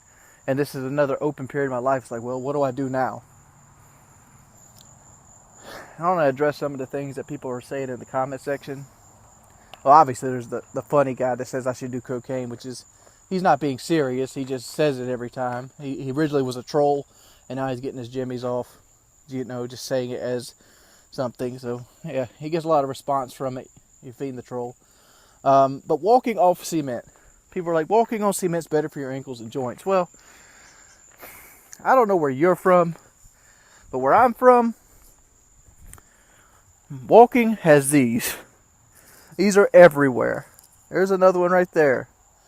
Not only do they have ant beds, they have rats, snakes, and other kind of creepy crawlies in every orifice. This is probably the most community of my walks. But even then, you got like 2 feet before you got a ditch on either side. It's not like there's nature trails sitting around here that's like, oh, come walk on me. And even then I thought about it. Like, I know where the wood trails are. But 1, they'll be trespassing. 2, what happens if you get lost? Which is a great possibility. You walk so far and you get turned around, you get lost. Another thing, I don't like going nature trail walking by myself. So, I don't know. Cement's what it's got to be. I mean, I like walking on cement. It sure as hell beats walking on hilly terrain. And it damn bit well beats walking on mountainous terrain. Mount Currie's a bitch. I don't know. I wish my life had more direction. That's basically what I'm saying. But day 28 is out of the way. If you didn't watch day 27, you should go watch it. It has a lot to do with my grandfather, and it has a pretty inspirational thing I found inside of it. And always watch my live com series. Go hit a like up on it, even if you don't like that kind of thing. Help me out. It's been your boy Wings of Redemption. I'm on my way home, pimps. How you guys doing? It's a late start of the day today. As you can see, I got kind of cornered into a conversation about rifles and guns and deer hunting and all that wonderful stuff. So, yeah, it lasted a little bit longer than I thought it was. It lasted about an hour. I'll throw some of that into the video. Show some of you guys out there what we're talking about and playing with. Because people want to see me shoot guns. It's a possibility, but guns are expensive. Especially bullets. I like, my pistol, it costs like something like $2 per shot or something like right now. Bullets are expensive. So yeah, I'm going to go ahead and get it to the first checkpoint, and then we'll talk with you about something. This See you guys in a bit. hole. This blocks the gas hole. So it just puts a wall there so the gas never makes it to the. Shoot it one time. Yeah. But now, right now, it was set there and emptied the whole 20 out. Yeah. Put the magazine in it. So go and get a good look at it. Don't let me forget I got that. It's up there on top of the roof. Don't let me forget I got bullets in that mama. Hey, don't. Yeah. M14 battle rifle. Who makes that? With Springfield? Springfield. Just hanging out. They have a sniper system for this called the M21 sniper system. You ever see that? This one right here has been blueprinted. How much you pay for that? Well, that right there, you probably talking about 15. You probably talking about almost $2 grand right there. Shoot a magazine. Real bullets. It's not fake. That's the sniper bullets right there. Yeah, but the UK guys, every time you show a gun, they always think it's a Nerf gun. Yeah, ain't no Nerf gun. It ain't a Nerf gun. Hey, it's sweet shooting too, boy. That's one gun I've always wanted, but I've never had. You can make it semi-automatic. Like now, if you wanted to reach way out there and get all your power from your bullet, Yeah. turn that screw and it'll make it bolt action. Look at the locking lugs on that thing. What kind of twist you got on it? A lot better today. I did the jogging thing again. We're basically jog, walk, jog, walk, jog, walk. No headache today. Good. I think I'm properly hydrated. I think my muscles got a little bit better. And 15 pounds lighter. A couple things I want to talk about today. One, new goal. In episode 19, we reached our original goal of being able to do 4 miles. And I think it's time to set another goal. This goal is actually a long-term goal. Well, in Myrtle Beach, we're privy to a couple things. One thing, we have a lot of shows, have a lot of tourist attraction stuff. Another thing is we have a 5K, called the Neon Color Run. And the next one is November 1st of this year. And my friend Jen said her and her husband would be willing to come down to Myrtle Beach and run it with me if I do it. And my goal, as of right now, which is 4 months away, is to actually be able to run 3 miles. That gives me 4 months. So I figured if I can get my eating right and stay on track, I can get down to 325, maybe even 300 in 4 months, and be able to run 3 miles. So that's my goal. 4 miles. I would like to be able to run the 5K. If I can't do it, that's fine too, because I'm going to complete it regardless.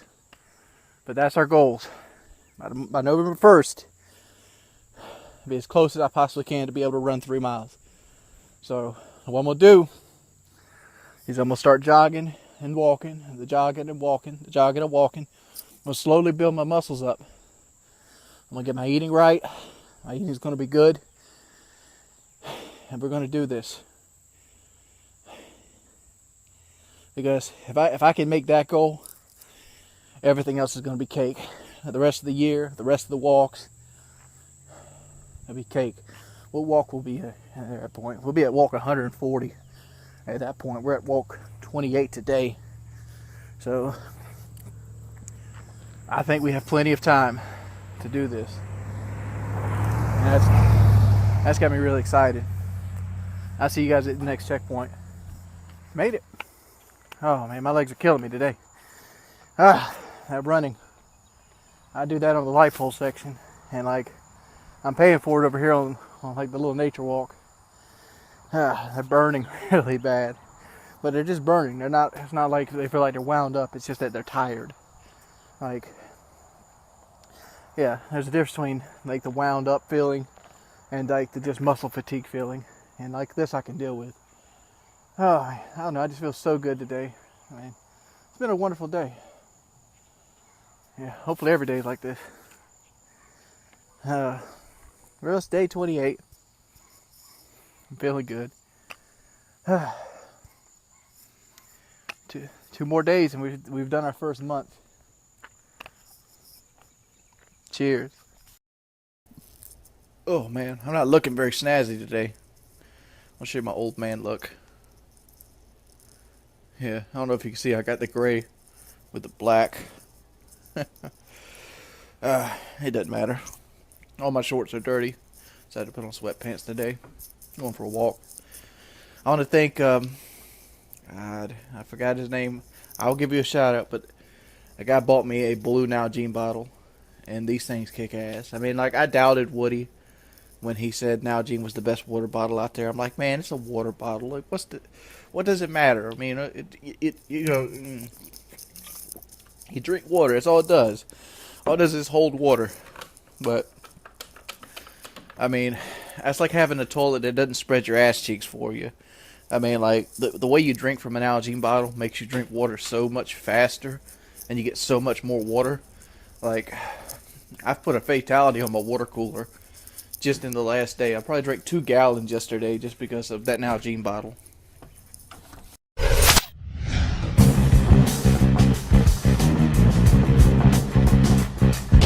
Making a huge fucking mistake, but I had to sit down today.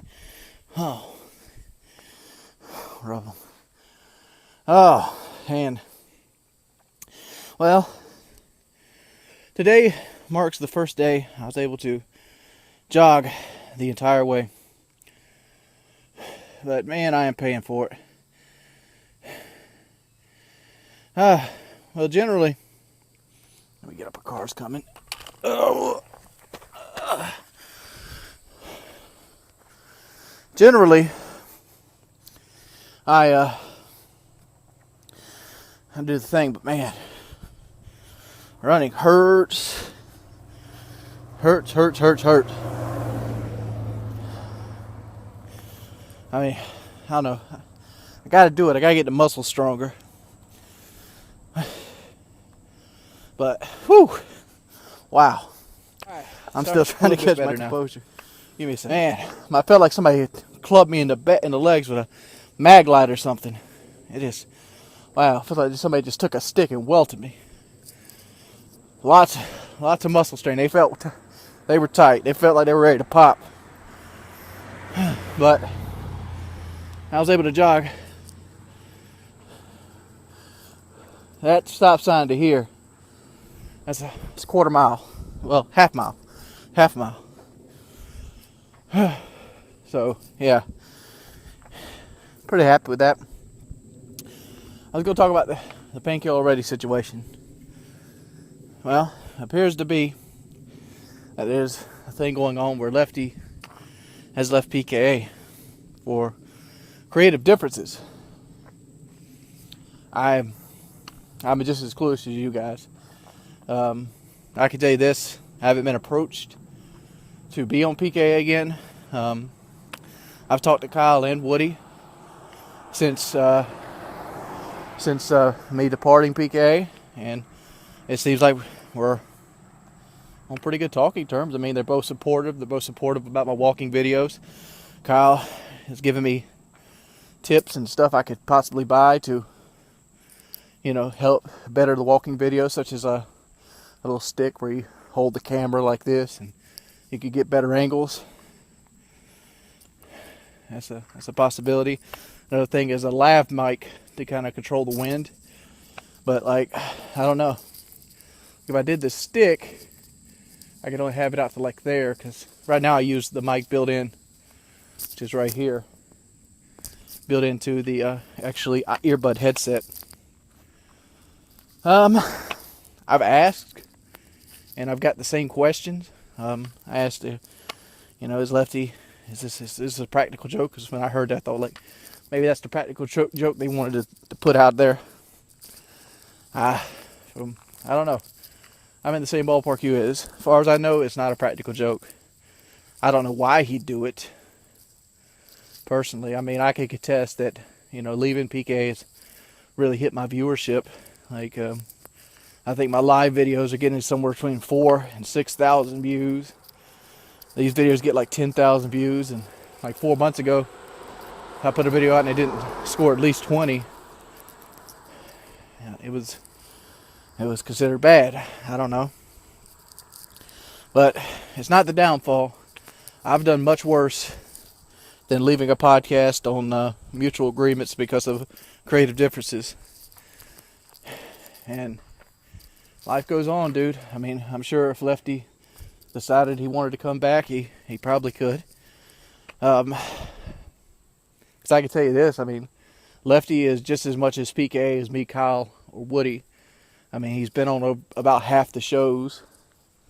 And, eventually you become family. And everybody has a berry. But let's go ahead and make it to the next checkpoint. I tried not to walk and talk at the same time because of wind. Forgot completely what I was going to say. See you guys in a bit. Missing the stop sign. There we go. My legs feel much better now. I mean, but I find that when I walk and talk to somebody on the phone, I don't think about the workout as much, and my legs kind of ease off. I don't know if I change the pace, I slow down. I don't know what happens, but that's the thing. But I was going to say something. People have been asking me about my weight, and one of the reasons I haven't been weighing myself, people keep asking, so I'll make this promise to you. On day 60, which is today's day 30, today's the end of the first month. On day 60, I'll weigh myself. That gives me another month to lose weight. And on day 60, we'll see where I'm at. That cool? That cool with you? Because me, when I weigh myself, or I allow myself to weigh myself, it stresses me. One thing you gotta learn about me is I get really, really, really anxious. And when I get anxious, I stress, and when I stress, I panic, and when I panic, I bitch and complain and whine. So, yeah. So I'll try not to stress. I'll see you guys later. Stick today. Watch today be the first day I actually need that thing. I don't know. I just forgot it at the house. I'm like, fuck it, we're out here. Let's get going. Let's get going. Supreme support for yesterday on the video. Got like 17,000 views. So happy. Thank you guys for the continued likes and support. It helps tremendously. Tell your friends about it. Tell anybody you need some inspiration. Tell them about the videos, dude. It helps me out. Could help them out. You're the good friend in between. It's a win-win. Oh, but man, I don't know. Loving these walks. And a lot of people are talking about you don't really need to do like the jogging yet. I did yesterday just to see. Well, it started out like, all right. Let me slow it down here. I spent most of yesterday reading up on running because somebody said in the comment section, I forgot who, sorry I didn't read your name, something I didn't know. He said different muscles work different things, and there's a certain type of muscle that it's called, like, basically determines how well you sprint. And like sprinting for me is like brisk walking for a normal person, but I'm still using that muscle to help push me and propel me forward. And once it maxes out, it doesn't recover. So I'm like, that makes sense. Every time I've ever run, it it pretty much destroyed me to the point like I'm not going to continue on. But he said there's entirely different muscles for like light jogging, and so I was like, oh, well, let's see how far I can light jog. So I put my head down, I put a song on, and I went until I couldn't go no more. And people were like, oh, you'd be sweating. Well, I was sweating. I'm just very pale. But I'll meet you at the first checkpoint. It is the first day of the second month. This is day 31, or day 1, month 2, however you want to say it. And I've come a long way. I literally have. I mean, not every video can be reminiscing, obviously. But I've come a long way. What I do now is about 2.2 miles, something like that. Something in that ballpark. And I was thinking, I remember thinking back on like day 6 when I was like, man, I'm never going to be able to do like the 2 mile walk every day consistently. And like here I am. I'm doing the 2 mile walk every day consistently. Like right now I'm starting thinking like, man, I'll never get to the 4 mile point every day consistently. But like part of me knows that I made it here. I can make it there. And it makes me happy because like, by the time this month ends, I could be running 2 miles. Could be. Maybe not. Who knows? Or I might not be. I don't know. I don't know how my body's going to react. But like I generally try to push myself to the most. I try to push myself to what I can do that day. Like I want to have a good feeling. I want to have that good workout. I mean, when I started out doing the walks, I was just doing the walks. Like I was forcing myself to go into them. It hurt. And now I want to see how much further I can be. Like, notice there's a lot less placeholder days. Those placeholder days was when I was feeling depressed and I would just go and just do the walk to be held accountable for it. And there's less and less of those. And it makes me happy inside. Things that I've noticed, since I did that jog yesterday, my left leg toward the bottom of my shin is tight as it can be. Like, I'm almost walking with a limp today, mainly because of that. And like, I just gotta give it time off, so I probably won't do no jogging for the next 2 or 3 days. And just give it some time off, let it recoup. Because you think that your muscles are the same with both legs, or at least I would think so, they were symmetrical. That's just not the case. I mean, my right leg is stronger than my left leg, even though my right leg's the one that gives me problems. Which I don't even know if that's going to give me problems anymore. I haven't stood up long enough or one place long enough for it to actually do it. So I probably should check that out. But anyway, I'll see you guys in the next checkpoint.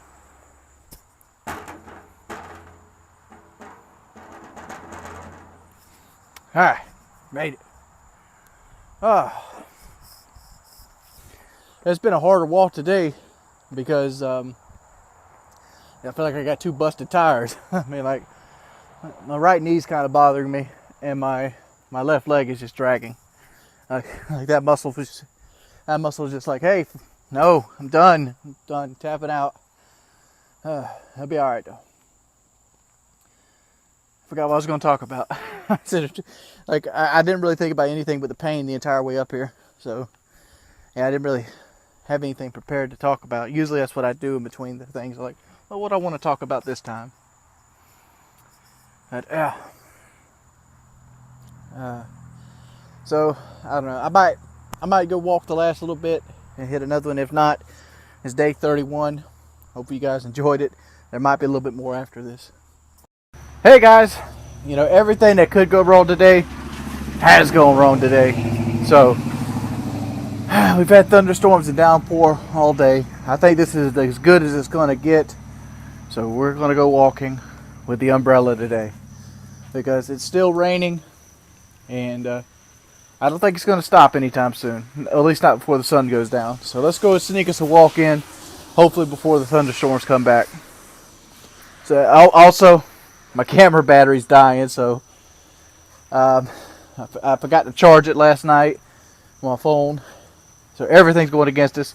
So let's go. I don't know if you guys can hear this or not, but there's an ass of frogs right here. And like, they're really mating or something. I don't know what causes them to do that growl or that yell, but man, they're going crazy. Well, we're right here at our stop, so let's go ahead and talk. As you can see, I'm kind of walking in the rain.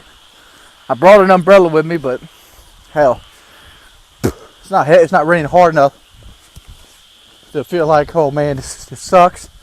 I'm just going to use the umbrella. It's actually kind of refreshing. And the reason I decided to do it today is because I was sitting in my office and I was like, man, my Ghost Live video failed again today, and I'm like, oh, I don't really know what to do with other kind of videos. I really want to do my walking video. Well, at first I decided I wasn't going to do my walking video because it's thunderstorm and raining all day. See out there, I mean, it's still cloudy and shit. And everything's saturated. Nobody's on the road. But I thought, man, I got that bad feeling in my stomach. That feeling of I'm doing something wrong. You know, they get that butterfly feeling, like when you're fucking up, like you're going to talk some shit to the boss, knowing that he might fire you, that kind of feeling. And I'm like, fuck it. I was about to do a survival trip, and the survival trip was going to have me sit in the woods for 5 days without food and possibly get rained on with pieces of wood to cover me. Walking 2 miles in it shouldn't be out of the ordinary. It hadn't killed less trout yet. So, fuck it. We're walking.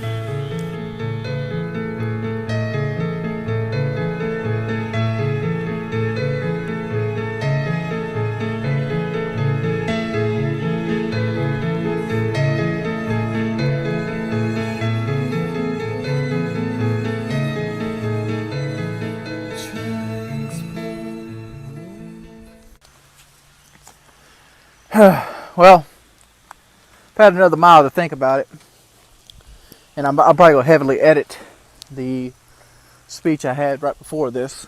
I guess, like, it was incoherent off the top of my head.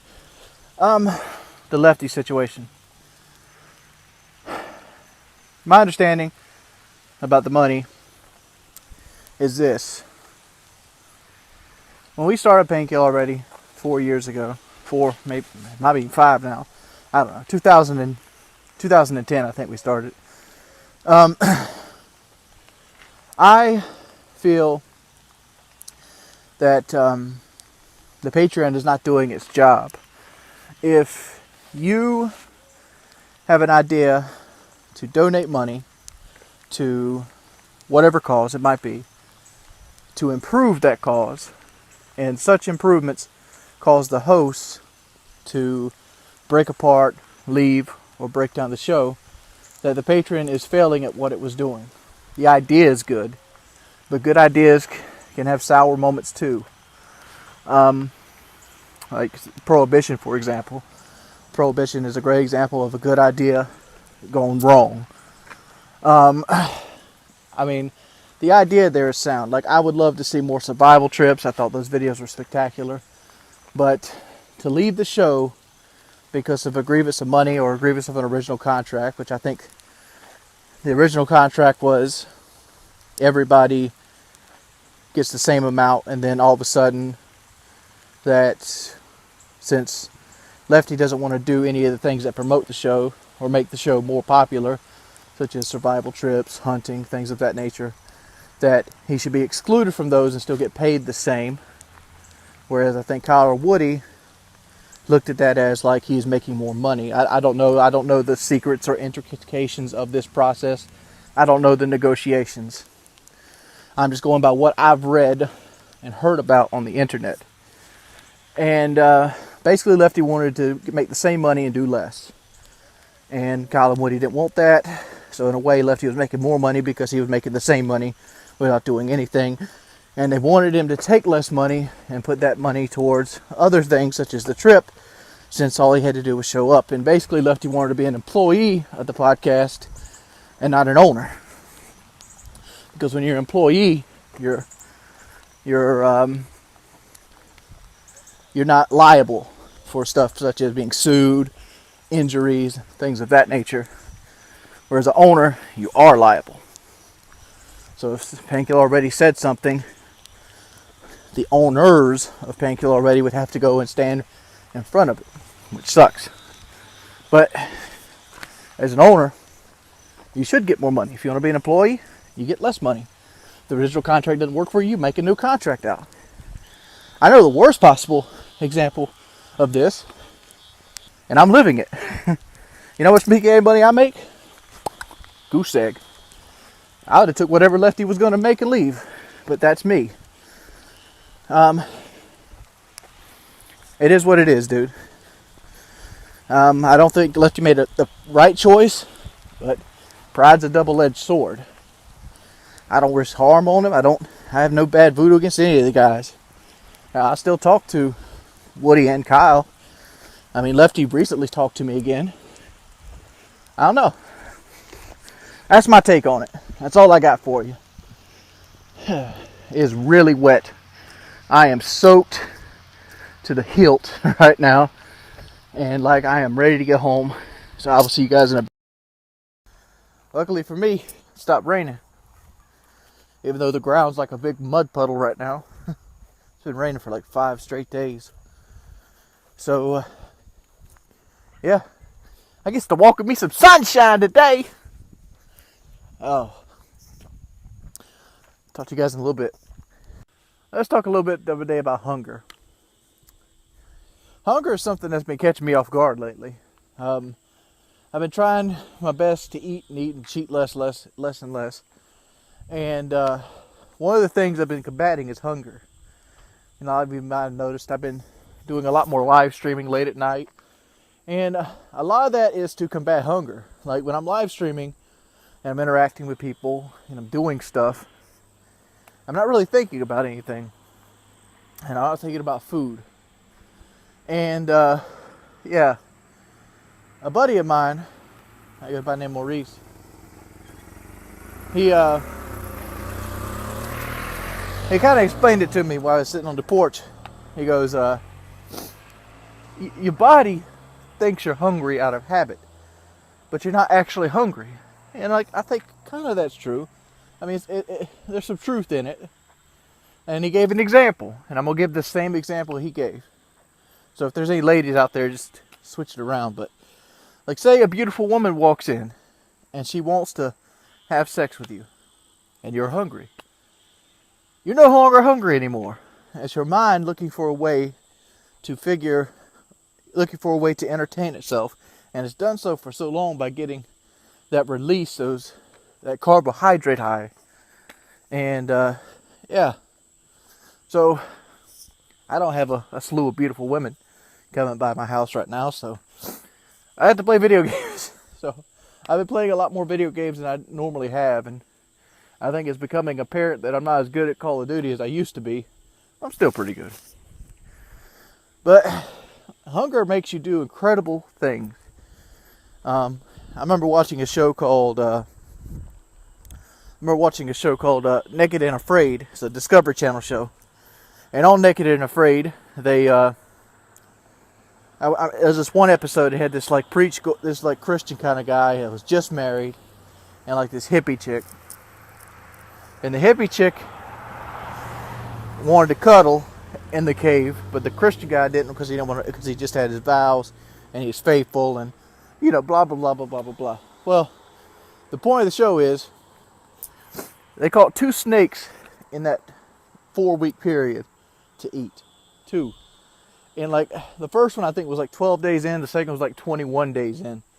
And both of those snakes, normally you have a person that's hungry, oh I won't eat that, or my steak's not done well enough. Dog, they would have dreamt for a steak. And hunger got to them. They literally chased this snake down. This is some type, I forgot what type of snake it was. I think it was a poisonous snake though. But both cases, it might have been a python. I'm not sure, but they chased that snake down. It was a rattlesnake. But they chased that snake down like it was a buffet at Ryan's or something. I mean, they literally went after that snake. And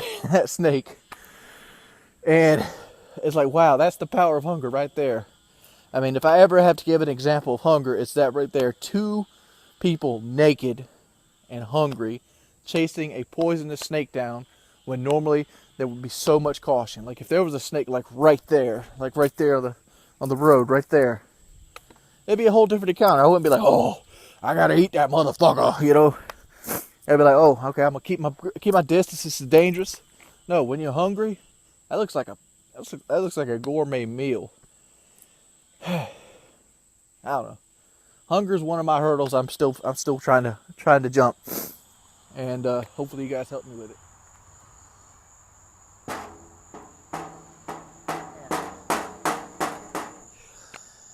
New development. I kind of seen this coming though. My right knee is starting to fuck with me, and so what I figured I'd do about that is I have a thing that I bought when I was with Drew that I wore on my right knee for extra support. I'm mainly telling you guys about this because see what you guys think it is. Like my right kneecap, like the front, like the part that bends, like the outer edge of it, starts to go numb. And like I think what started this off was that jogging I did 3 days ago. I think that's my body's way of telling me you're too fat to jog, and it stinks. It stinks, something fierce. Oh, it has been wet and rainy and nasty. And like this kind of reminds me of the time I had a temp job. And on the temp job we had to handle surveys on the road. Well, I think we did 14 hours that day or something like that. It was a full day of standing on the road handing out flyers and stuff. It's a survey, Interstate 73 or something. And that survey said that, well, I cared about the survey. The fact is it rained. And after it rained, the sun came out. Which luckily today the sun didn't come out. But it is hot. It feels probably 98 degrees right now. And if the sun was out, I would be baking. I mean, like, look at it. I don't know if you could see this. But, like, I am pooling with sweat. Like, you can see it right there underneath. Just pooling with sweat. I don't know. Day 33 is in the books, gentlemen. I'm going to go get a shower. And I'll see you guys later tonight. Every day I've woke up this week, there's been a rain and a thunderstorm. Look out there in the clouds. I didn't know when I think it's, no, that might be just a tree. Yeah. I wish the camera would pick up the rain better. But man, it's been the Amazon here lately. Hey, I just wanted to show you this. Notice my shadow down there? That's the guy I want. And instead of, I don't know, that guy. I don't know, I figured I'd show that. Hey! Oh, man. Let's get a nice shot of the background here. You can see it's nice and stormy. Today's walk is a little odd one. I haven't determined if my knee brace, which I do have on. I don't know. I can't really see back down there. Hopefully it showed the knee brace. I can't determine if it works yet or not, because my knee didn't really start bothering me until I got a pretty good ways down the road. Let's go and get that sun out of the configuration. Only thing I could think about today was things I want to do when I lose weight. And the number one is, be able to drive smaller cars. One of the downsides of being as big as I am is very few cars actually fit you. Newer cars seem to fit me better. Newer cars seem to be designed for a bigger person. Like, I could actually drive Kyle's Camaro. I could drive my mother's Malibu, but neither of them are very fun to drive. I'd like to be able to sit in the seat bolsters of cars instead of on the bolsters. A normal sized person, you sit in a car and the seat kind of hugs you. Well, that don't work with me. I sit on top of that, and that kind of sucks. I've always wondered what riding in a car would feel like if you actually rode into it properly. I've never got to experience that in my entire life. Another car one, wish to lose my seatbelt extender. Some other things that I would like. And like, these might seem mediocre and you might take these for advantage, but I would like Fallout 3 t-shirts. It seems stupid, but like a lot of my favorite things, like for example, Dead Space, Fallout 3, Resident Evil, they don't make shirts my size. And I don't buy very many clothes, mainly because all big guy clothes kind of suck. How many times you went to the big and tall store having to flip through fucking, In Excess t-shirts, or what's that other boy group that's popular, or Superman logos, or Man of Steel. Like, man, I don't want a Batman shirt. That's why most of my shirts are Guinness. At least Guinness is something that looks cool. I don't drink beer. I don't do any kind of drugs. So, yeah, I'd like to be able to buy shirts that fit me from like regular outlets. I would like it so more than 5 pairs of my pants doesn't take up most of the closet. And like, I have a pair of pants in mind I'm going to put on the wall. And the pair of pants in mind I have is the ones I used to wear under my Mechless uniform. So when the weight comes off me, I'm going to hang those on the wall. And somebody thought about maybe buying the stop sign. I don't think you can buy stop signs. That's just saying, but they're not exactly hard to take off.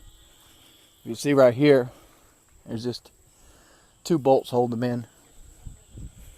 Get you a long ratchet and you go to town.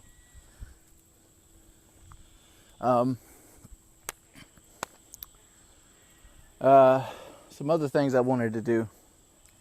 The t-shirts was the big one. I was there thinking about, man, I'd want a Megaton Deathclaw shirt. I'd want a Nuclear Grenade shirt. I want everybody to know that I love Fallout, which I do. I love Fallout. If you had to ask my favorite gaming series, it would be Fallout, even though I probably played Resident Evil more. And as a kid, it'd probably been Final Fantasy. But we're all over the board here. Riding an airplane had to be up there. Really want to ride an airplane without fear of getting beat up. Like, for those of you who don't know, when you're a big guy and you ride an airplane, nobody wants to sit next to you because you're invading their space, which is understandable. They paid money for the plane too. And they might have paid more than you because of the way planes sell tickets. And it's like, oh, I paid for my seat. Yeah, they just get ill. And yet they look at you like it's your fault. Yeah, that really hurt my feelings last time I got on a plane. And I don't want to do it again. And that's one reason I don't go anywhere. I refuse to ride a plane at this point. I rode it once. It was a nightmare. Not doing it again. and at least not till I lose weight. I don't know. I'll think about some more. And I think the big one, checkpoint. The real big one. There's a story behind it. I used to go to school with a guy named Bobby Counts. Bobby Counts was 18 years old. He was in a wheelchair. He was paralyzed from his waist down. And because of that, Bobby developed two problems. One, he was very strong. Because he wheeled himself around in a wheelchair. He didn't have one of the electric ones. And the second problem, which was kind of with the first, was he was borderline 400 pounds at age 18. But he was also very strong because he wheeled himself around all the time. Well, in ninth grade, 18, might have been 11th grade. 11th grade, Bobby died of a heart attack at the age of 18. And I think that's the big motivator. I'm pushing 30. I'm still as big as I was when I was 20. And my whole 20s was consumed by immobility, lack of doing things. And every day I wake up and I see that my social life sucks. Nobody really wonders where I'm at.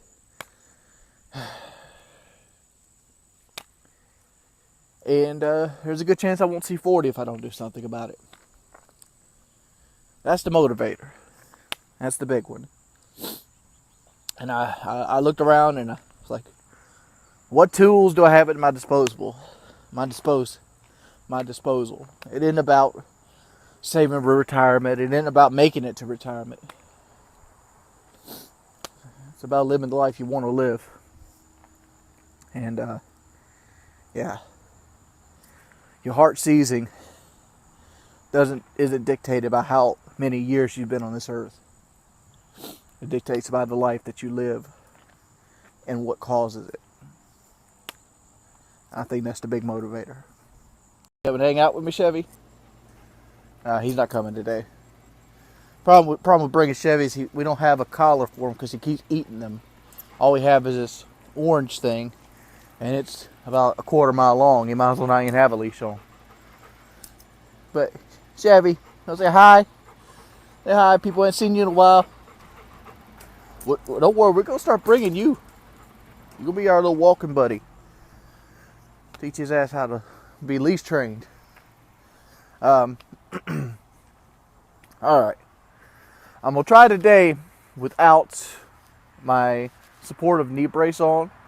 A couple reasons. One, I hate the thing. Two,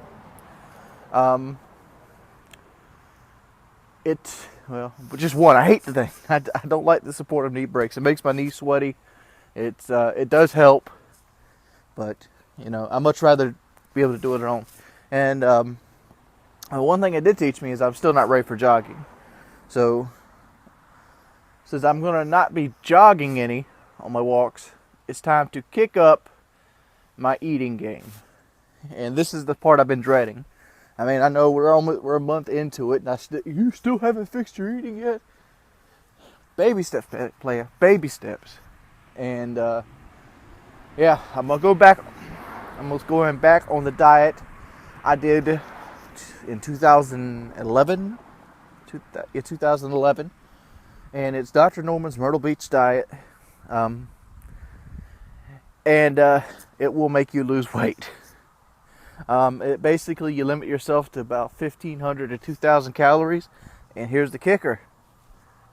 20 carbs. And this is detoxing. No sugar, no bread, nothing, no mayonnaise, no potatoes.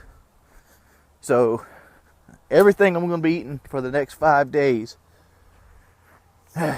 is most likely going to be meat and vegetables of some sort. No beans, nothing like that. So if it works out like I plan on it working out, there's going to be a dramatic change in me if I can pull these next 5 days off. But the problem is I already woke up hungry and I'm already struggling. So let's see. I'll probably do another video to accompany this one where I just vlog about my experiences throughout these 5 days. Alright. See you guys in a bit. The one thing that sucks about this diet is when I originally did it in 2011, I was on a pill called Fetramine. And last time I was on that diet, I went from 420 to 368 in a span of 4 months. But as soon as I took myself off of it, mainly because the pills are expensive, they're like $200 a month or something like that, and I didn't want that to be part of my life for the rest of my life. I gained all the weight back because as soon as I stopped eating them or stopped taking them, my body, I realized how much in starvation mode my body actually was, and I binged eat. I mean, I'm talking about record-breaking binged eat. Like, go to McDonald's, order 2 different combos, eat them at the same time, go back again to Zaxby's, get a big old plate. I mean, I was doing it. I was doing it big, like an old Arabian king. I was doing it. Hey, I never knew this. There's actually a creek right back there.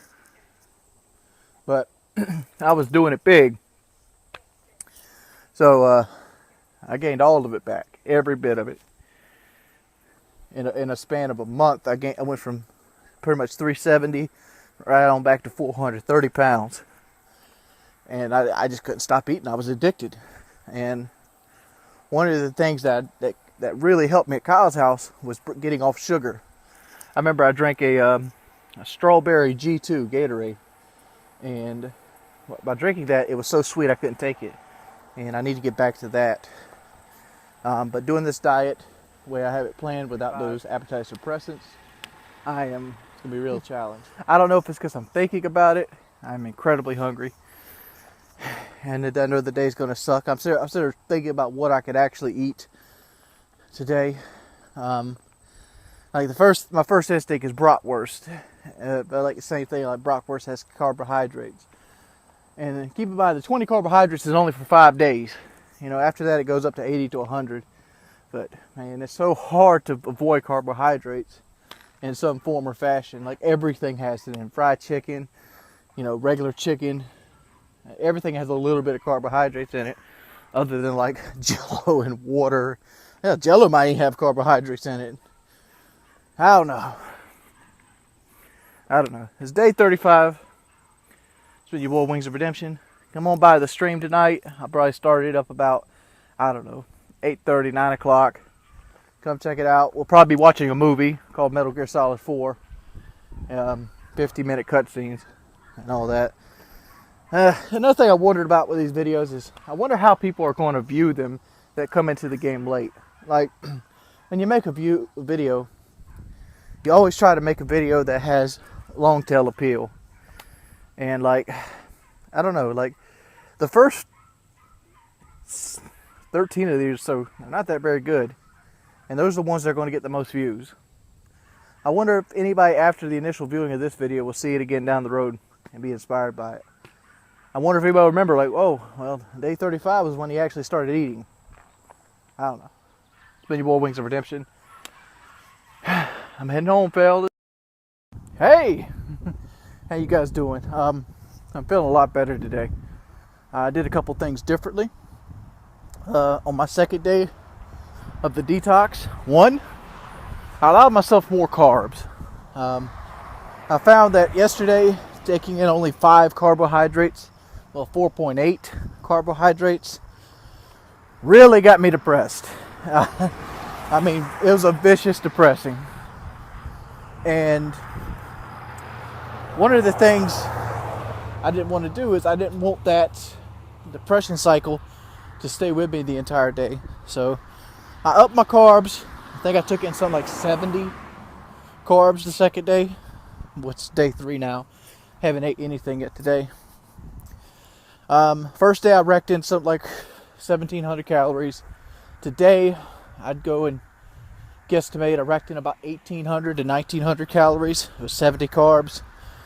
You might say, well, this is how a normal person eats. Well, I'm probably on a caloric intake of 3,400, somewhere in that ballpark, sitting stationary. So yeah, that with the 2-mile walks, I figure the 2-mile walk for me could burn upwards of 200 calories, somewhere in that ballpark. So yeah, that can't be that bad. So yeah, so that gives me a pretty healthy 1,500 to 1,600 a day calorie deficiency. So with that being said, every 3 days that I eat like that, I should lose a little over a pound. But today's going to be a kind of unique day. And I'll talk about some other things going on in my life, but I'll tell you that in a bit. We'll talk about something a little different today. Online dating. As my health continually increases, my confidence continually increases. And generally, this is where I usually mess up. I start looking for dating sites again. And like, regardless of how your life is, everybody doesn't want to be lonely.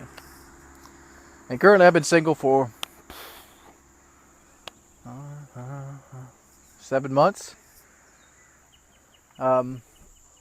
So yeah, it is what it is. Everybody wants to feel desired. But I want to talk a little bit about online dating and my experiences with it. A little bit is negative, but stick with me. Plenty of Fish. It's a website that I frequent. I've been using Plenty of Fish for about 10 years now, since the age of 18. I didn't get my first message replied to until I was 21. And since then, in 10 years, I've gotten 11, maybe 13 girls to respond to me. So on the average response time, about a girl and a half a year. Or probably less than that. I'm just going to say it's a girl and a half a year. So some years I might get 2, some years I might get 1, some years I might get none. And I was talking about the dating world as a whole. From my experience of 10 years, Plenty of Fish doesn't really work. I've had 2 relationships come out of it. So, but both of those relationships messaged me first, and it kind of went from there. Every person I've ever messaged beforehand never worked out. And so you start doing things differently. Like you start looking into other people that actually went to the site and did research. Well, I've looked up a couple of these sites, and it seems like if you're a moderately attractive female, on the scale of 1 to 10, let's say you're a 6, you're above average. 5 is average, 6 is above average. Say you're a 6. You get upwards of 50 messages a day. And a lot of it's by guys that can barely type. I mean, I'm by no means English genius, but I can put words together that can construct something that looks like a sentence. I mean, I don't type in leet speak.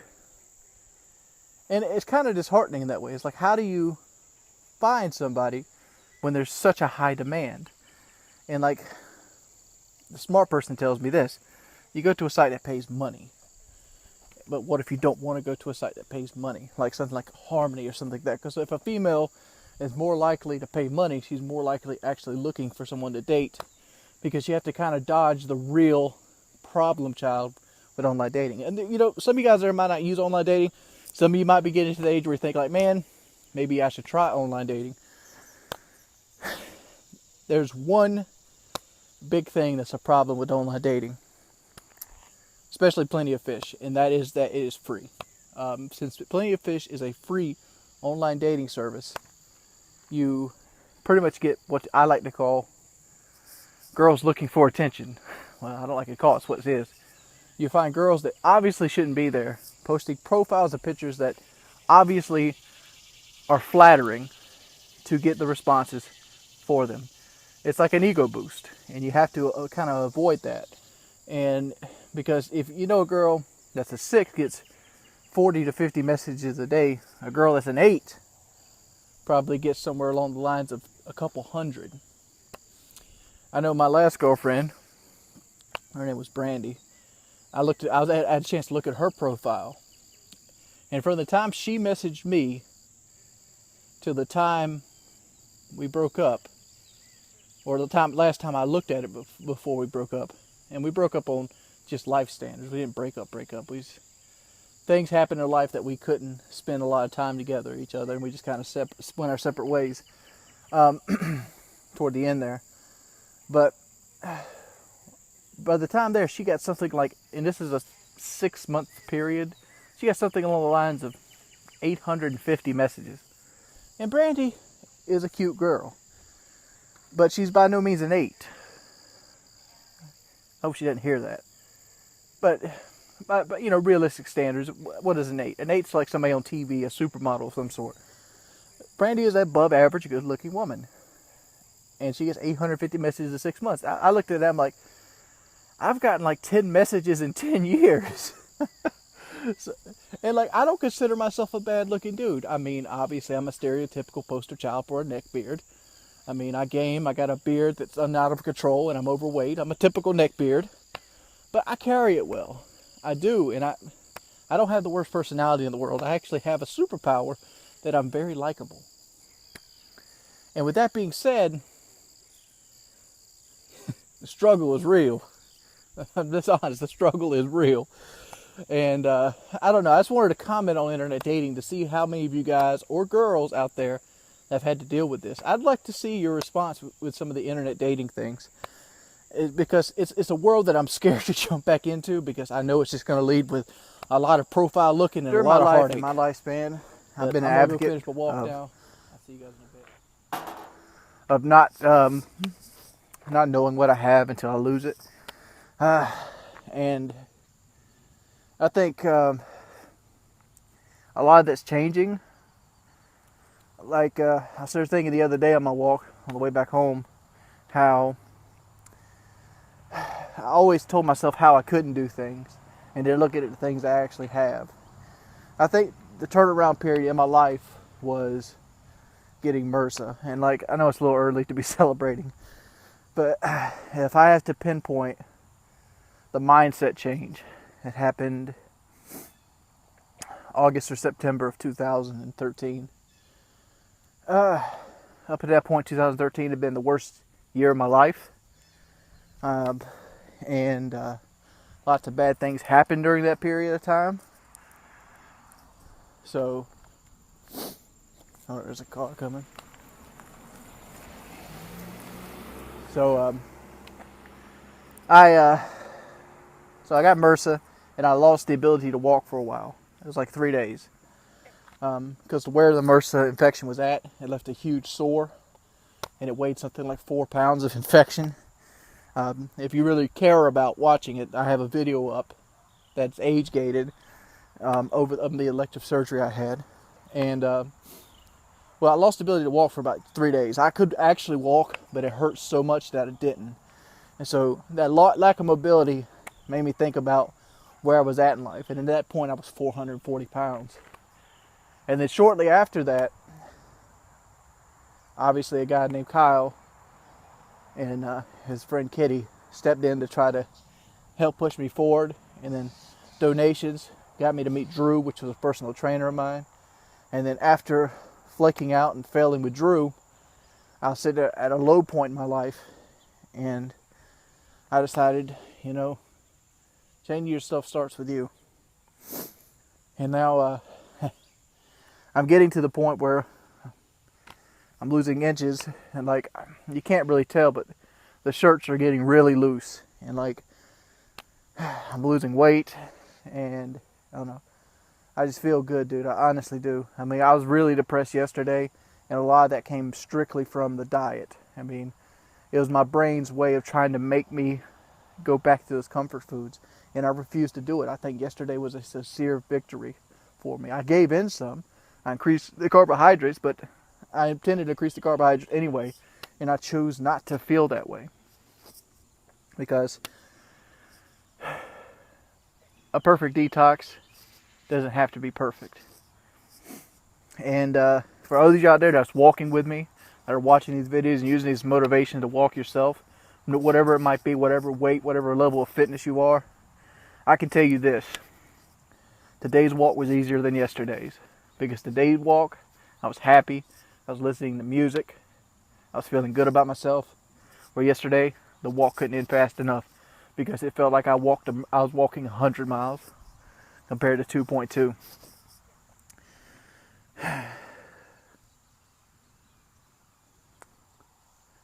Choose happiness, dude.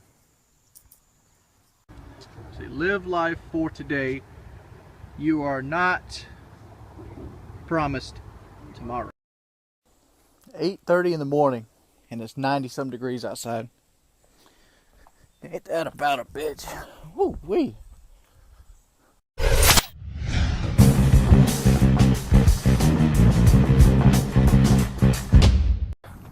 You know, it's day 38, 39, somewhere in that ballpark. It's not 40 yet. It's one of the numbers before 40.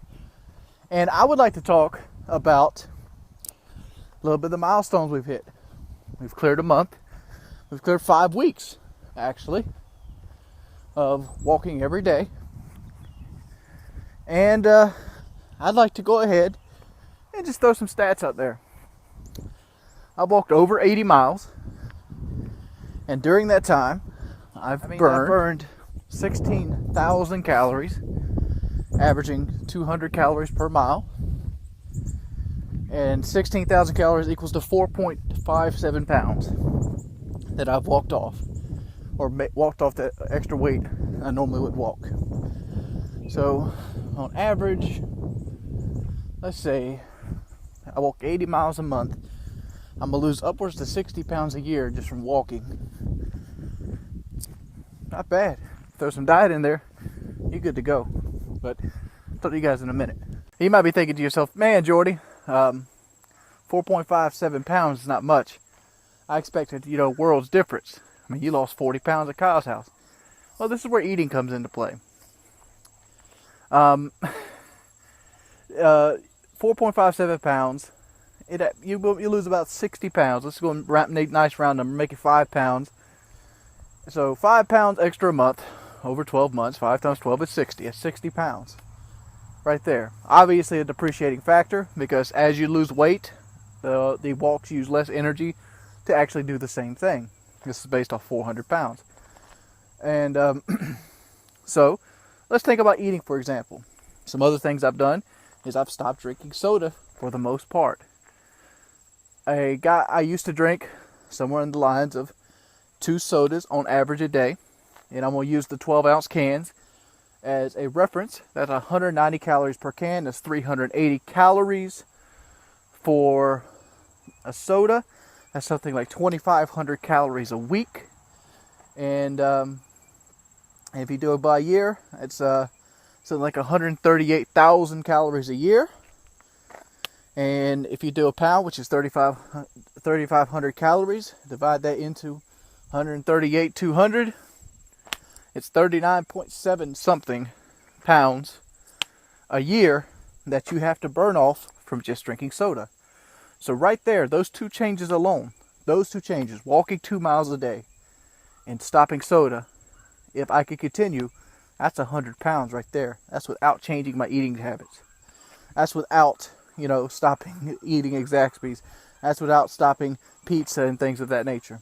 Because I look at drinks as empty calories because they don't fill you up. They don't have lasting substantial things. All they do is give you sugar, caffeine, and sodium. That's all they do. Sugar, caffeine, and sodium. You can get that anywhere else. But now, let's say you replace that Zaxby's chicken dinner. If you're a man like me, I like to go to Zaxby's. I like to get a buff plate. I like it large. I like the fries. I get 2 pieces of Texas toast. 5, 6 chicken tenders in it. Hot sauce all over it. That's what I dig. That's how I get down. It's 1,400 calories. And if you throw a sugary drink with that, right on top of that, you're looking at a whole another animal. You're looking at $300 calories worth of soda. I almost said dollars. And now you got a 1,700 calorie meal. And you might eat that plus something else. That's how you become 400 pounds. If you take that meal, and now you say it's fast food. Let's say you switch that one meal with like a, I don't know, a salad from Wendy's. Wendy's barbecue ranch salad, 580 calories. There's 1,500 calories right there, dude. The math's there. You can't help but win. Weight loss is all in dieting. Things you change in your diet, they add up. It might not seem like much today. It might not seem like much tomorrow. Every time you say no to that bowl of ice cream, but every time you turn down that Coke, and every time you decide to eat good over eating bad, even if it's twice out of 5 times, you've done something. You've took calories away that you normally wouldn't take in. And it's all about making the right choices. And that's the path I'm trying to walk on. Make those right choices. And it's working. It is. It's working phenomenally. I'm on the path that if I can stick with this, I can lose 150 pounds this year. These next 11 months, 150 pounds. And that brings me to the topic for today. Passion. And I will talk about passion when I get back to you. I'm doing the walk backwards today, so let's go ahead and hit the stop sign. Hey guys, let's talk about passion. Well, passion. Well, why do we want to talk about that? Before we get into that, I want to say something along the lines of what I just spoke about before. About being strong and just pushing forward. Remember, you can do much more by committing yourself to something, be it walking, be it doing certain things. Only you have the power to change yourself. I found myself in a rut, depending on other people to help change me for a while. And it wasn't until I was by myself that I realized that I must stand on my own 2 feet. And the only person responsibility for me is me. It's not that, depending on somebody else is a bad thing. Depending on other people is a good thing. Sometimes it's easier to move a couch with 2 people. And it's better to move a couch with 2 people than it is to try to move it on your own. But some battles you have to fight for yourself. And I wanted to speak on the lines of passion. I'm going to try to keep this short because I spoke almost 5 or 6 minutes on the other topic. Passion is something that's very hard to come by. You'll see it in relationships. You'll see it in businesses. You'll see it in things like I'm doing right here, walking, determination. How many times has a crackhead said that's the last hit of crack he's going to take? How many times have I said that this is the last trip at McDonald's I'm going to take the rest of my life? How many times have you put something off till tomorrow? And that's why I put that thing at the end of my last video. You're not promised tomorrow.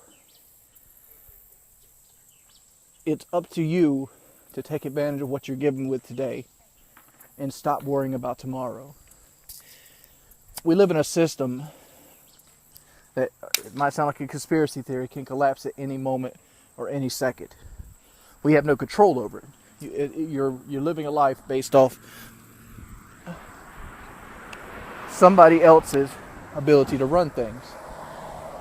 And when that's being said, all you really have to depend off is the people that you love around you, and you take one day at a time. Today's a good day. I'm going to go to bed with a roof over my head. I have plenty of food in my house, and I'm feeling good, and I'm able to walk 2 miles. Why is that important? Well, that's important because I used to take advantage or take things for granted that mattered a lot, but I didn't think they mattered a lot. The first one was the ability to walk, and I talked about it in length a couple videos ago about a MRSA infection I had, and I lost the ability to walk. It was just for like a couple days, but it struck home how big that is. What is it like not to be able to walk? What is it like not to have your hands? And I've been blessed and given the opportunities to meet wonderful people. I got to meet a couple of my childhood heroes, and I got to meet a lot of people through YouTube. One of them being Chuck.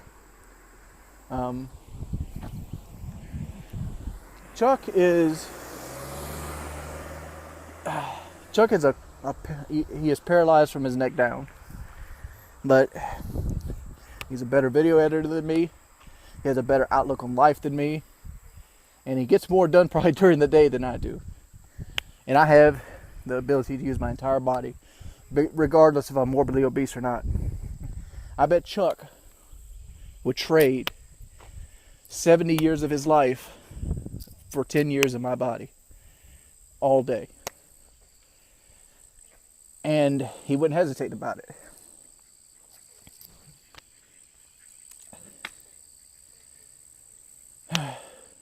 What I'm trying to say is, don't take things for granted, dude. And don't make yourself replaceable. Because when you take things for granted and you kind of check out and do things that you normally feel like is impossible, be it whatever. Say you're in a failing marriage and you look at her and you don't like her no more, and you think she doesn't do her hair right. Think about this. What if you didn't have anybody there that loved you, washed your clothes, made you something to eat, or vice versa? It could be the other way around. Whatever it is, don't take things in life for granted, because nothing is guaranteed forever. Nothing. This bush probably won't be here next week. Eventually a tractor's going to come by and cut it down. That sign will eventually rust into the ground. This pavement will eventually erode. Nothing is indefinite. Everything is finite.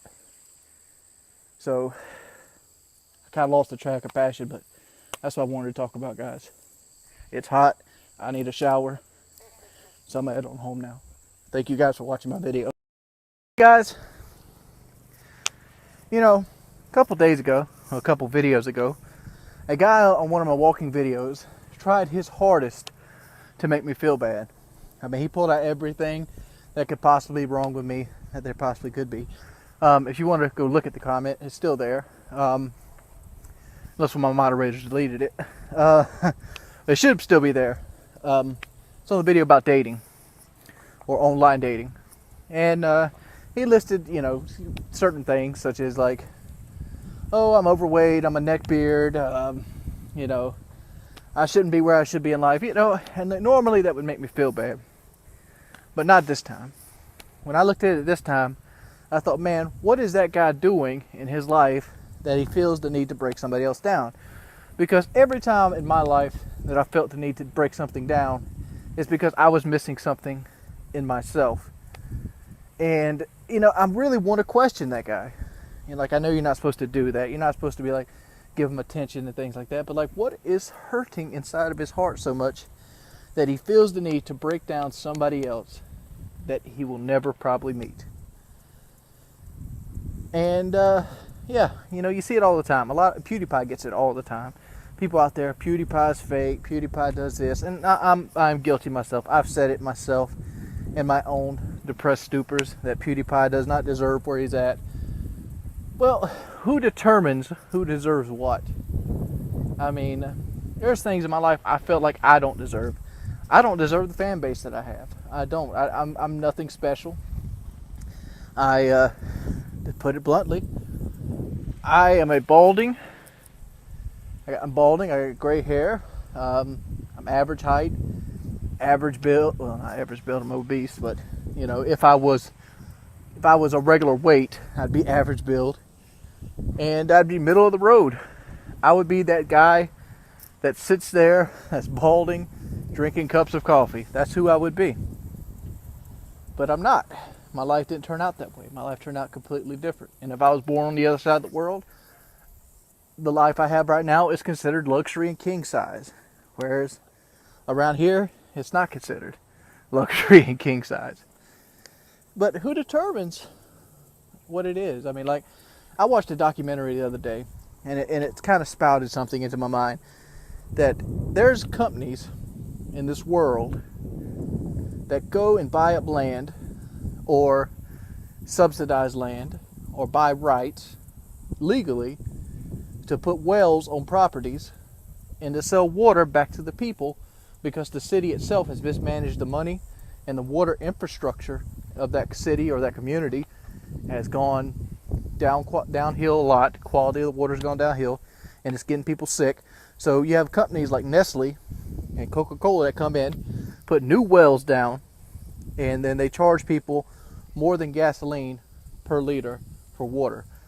Like some of the countries in like Pakistan and India pay more for water than they do for gasoline.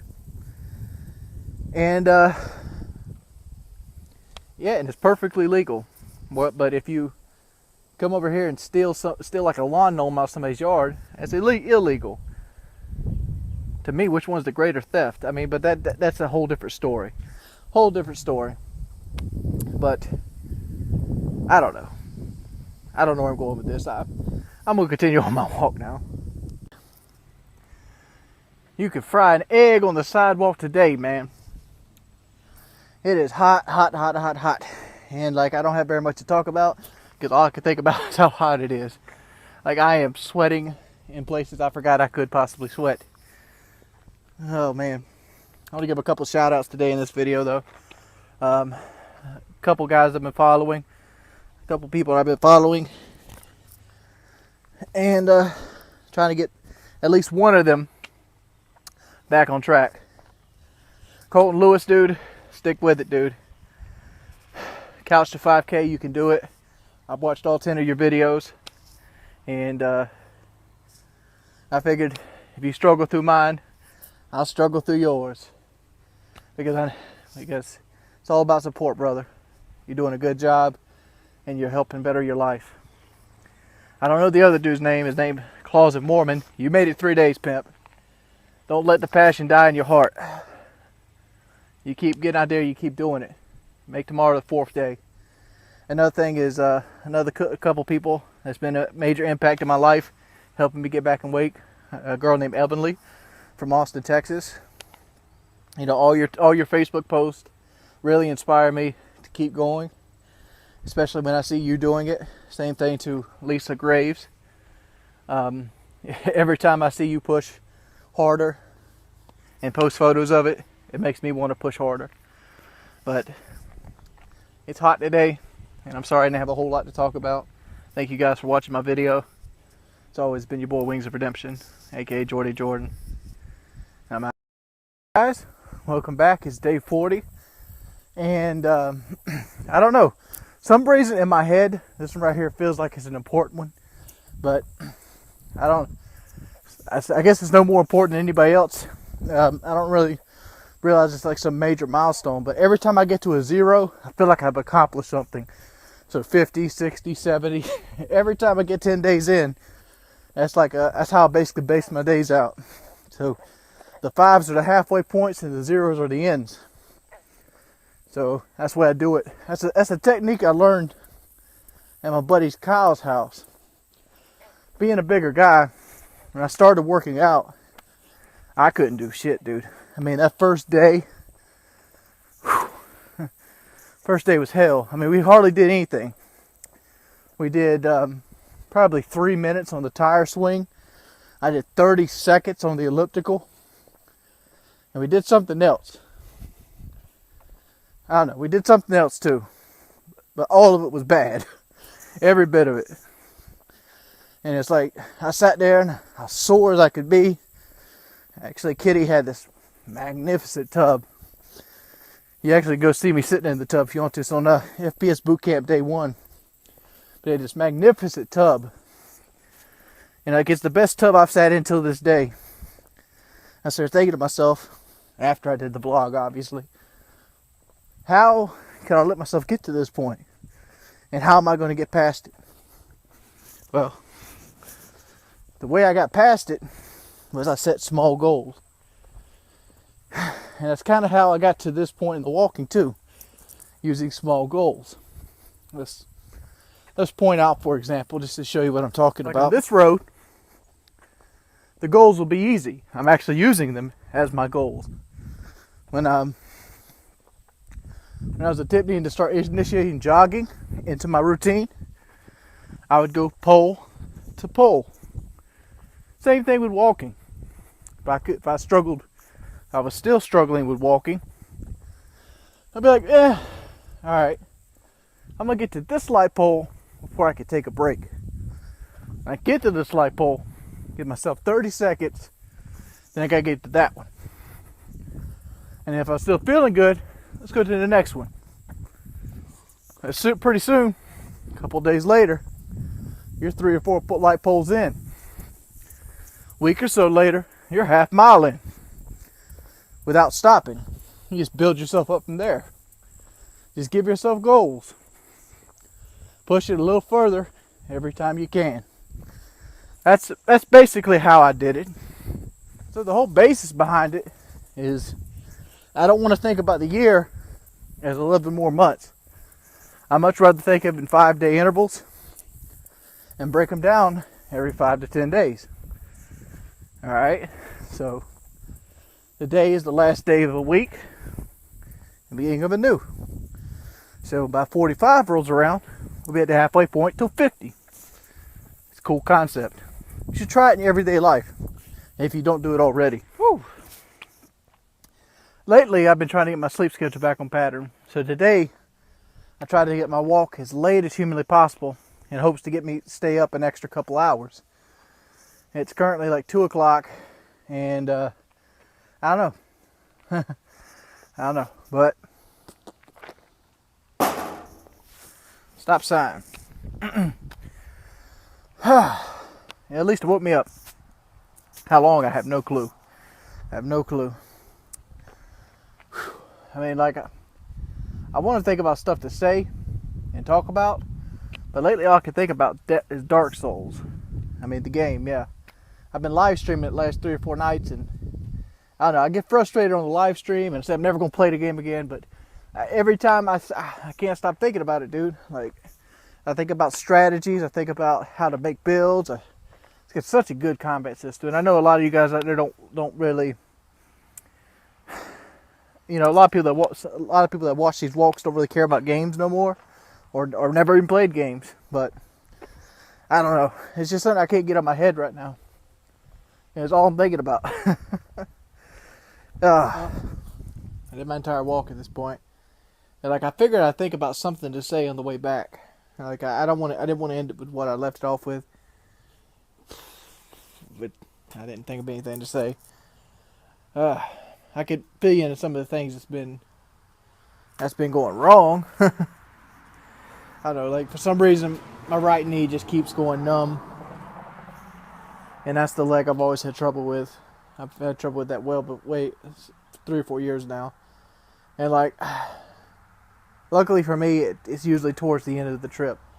But hopefully, I'm hoping what happens with that is that goes away once I lose more weight. Maybe it's just a weight thing. I've put so much weight and pressure on it. If some of the weight goes away, the problem goes away too. That's what I'm hoping with that. And the other thing is, like, dude, I was sitting in the bathtub just yesterday, and I finally got a good look at my feet. You don't look at your feet that often. I take showers, I look at my feet, man. You know, I usually have socks on during the day during the house, because my office, where I spend most of my time, it actually has a tile floor on it. So yeah, so I usually stay in socks. I was looking at them, and like they were beet red. I'm talking about, they were red. I don't know what that's about either. Maybe some of you guys know what it's about. But other than that, dude, I feel good. I feel good. I feel healthy. I feel stronger than I ever have been in a while. Man, matter of fact, I did something the other day that I didn't think I could do.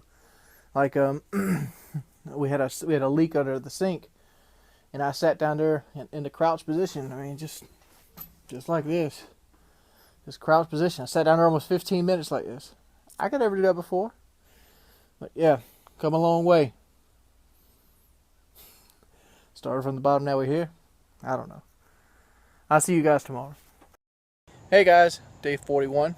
A couple things have came out, and I probably need to fill you in. The first thing that you probably hear be talked about today, since I have my Aunt Faye and Grandma Sarah with me, is that my sister moved out, and she has a place in Tabor City. So there's most likely going to be conversation about that. She moved out with her boyfriend. There's somebody trying to crank their boat back there. You know what boat stands for, right? Bust out another 1,000. Probably $1,000 worth of boat just for the boat just sitting there in the marina. But today, Faye basically went to the doctor, my Aunt Faye, and the doctor prescribed some exercise for her told her to start walking. So Grandma had the bright idea to walk with us. So we're at the Riverwalk here again. This is Marina number 2, and we're gonna, chill out, talk, have some conversations, do a little bit of walking, and bring you guys along with me. Faye, introduce yourself. My name's Faye Linker, What'd you do for a living? cashier. So how far do we plan on walking today, Faye? You think you're gonna make it around at least once? Yep, we'll try. Who you? I'm Miss Gangster Grandma, baby.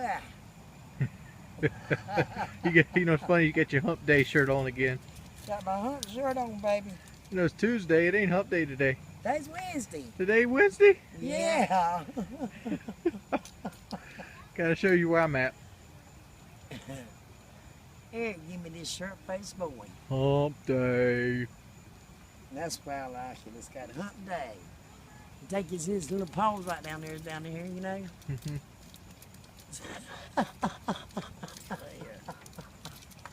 Well, y'all ready to make the next one?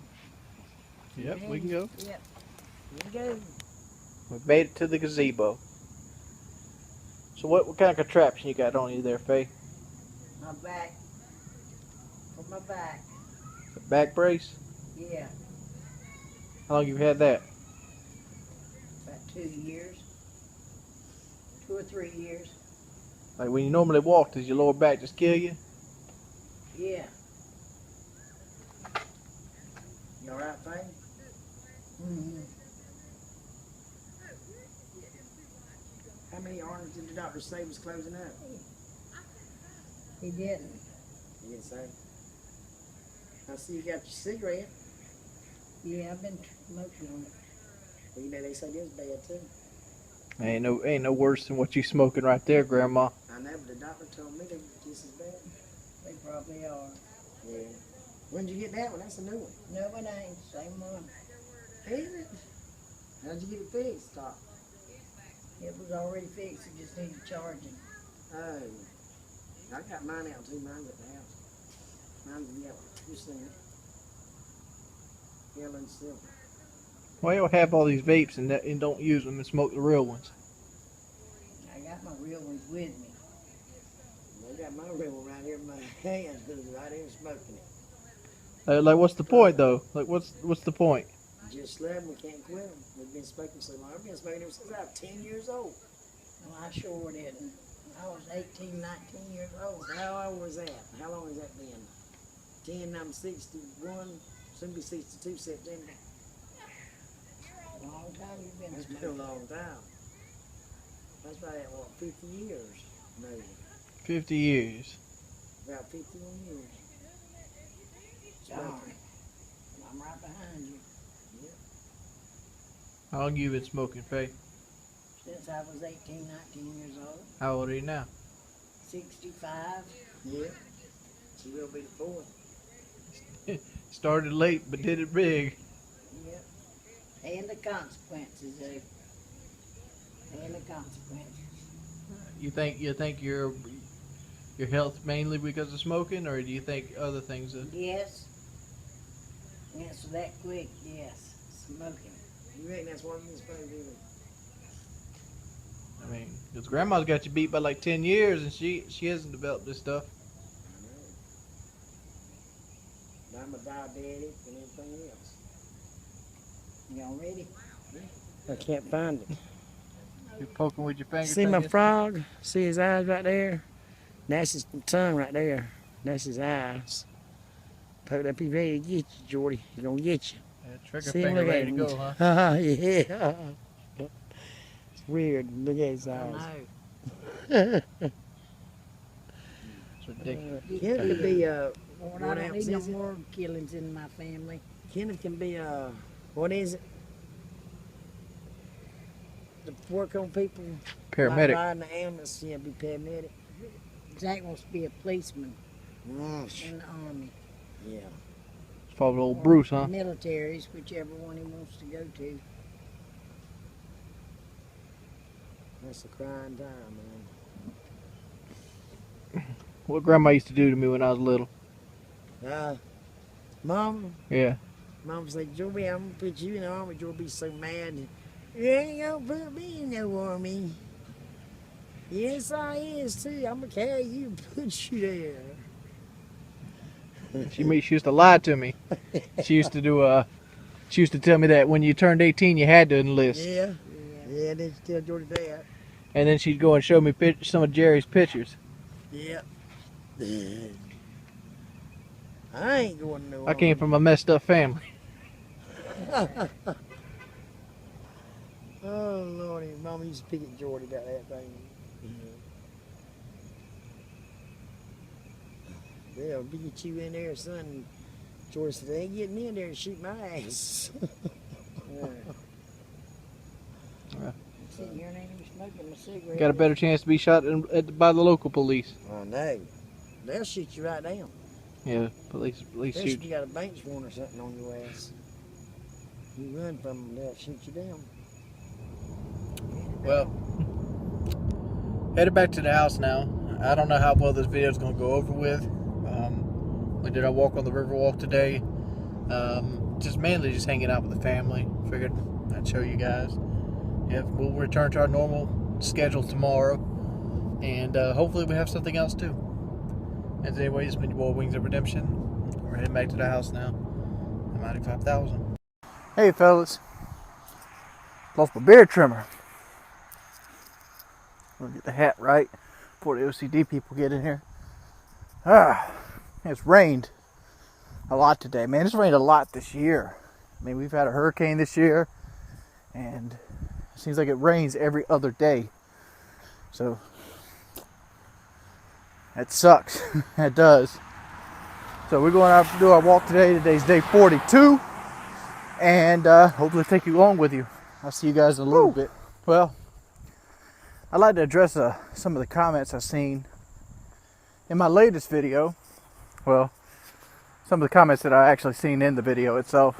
I don't know if they're haters or people that are generally concerned or think I'm flaking in some form or fashion. Because I still got that marathon and every day's closer. I also have a weigh-in in 18 days. So both of those, I'd like to have good showings on. So I can't flake too much. And a lot of this comes from the concern of the video I made yesterday of my grandma and Aunt Faye. A lot of comments talking about I was a good walk video. Sarcastically, obviously. Well, the idea behind it is like if you don't see me actually walk. Dude, obviously the walk I did yesterday was very low impact. And it wasn't the normal length, but it was over a mile. And that's what I signed up for. Do at least 1 mile every day for 365 days. Granted, I moved up to 2 miles now. In month number 2, keep in mind, 365 days here, not 10 days.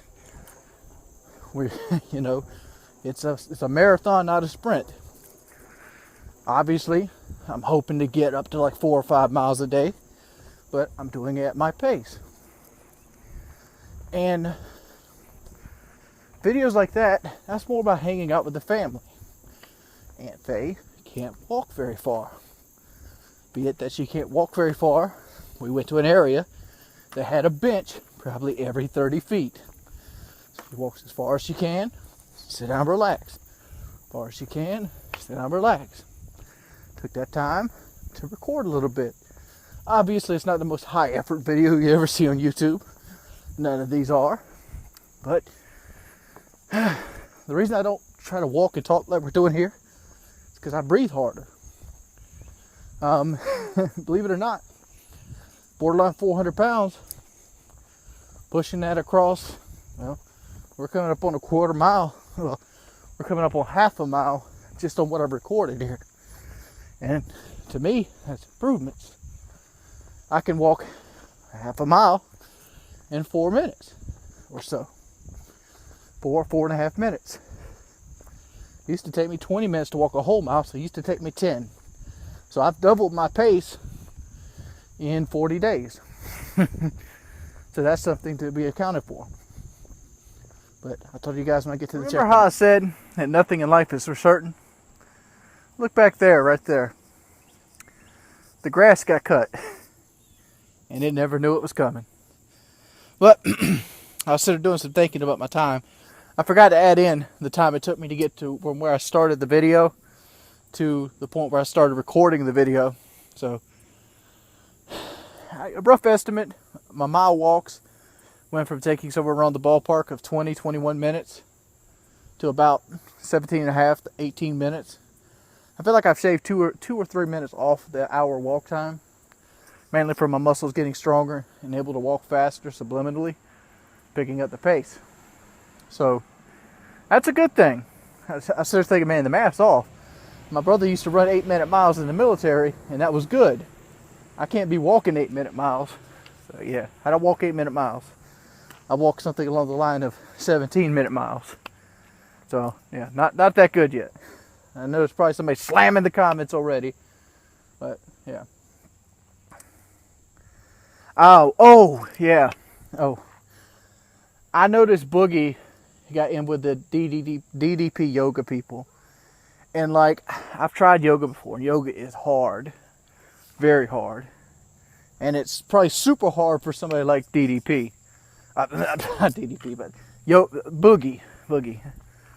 So I was wondering if Boogie would let me in on that, because I would like to get the DDP yoga program and be able to film it and film myself doing it.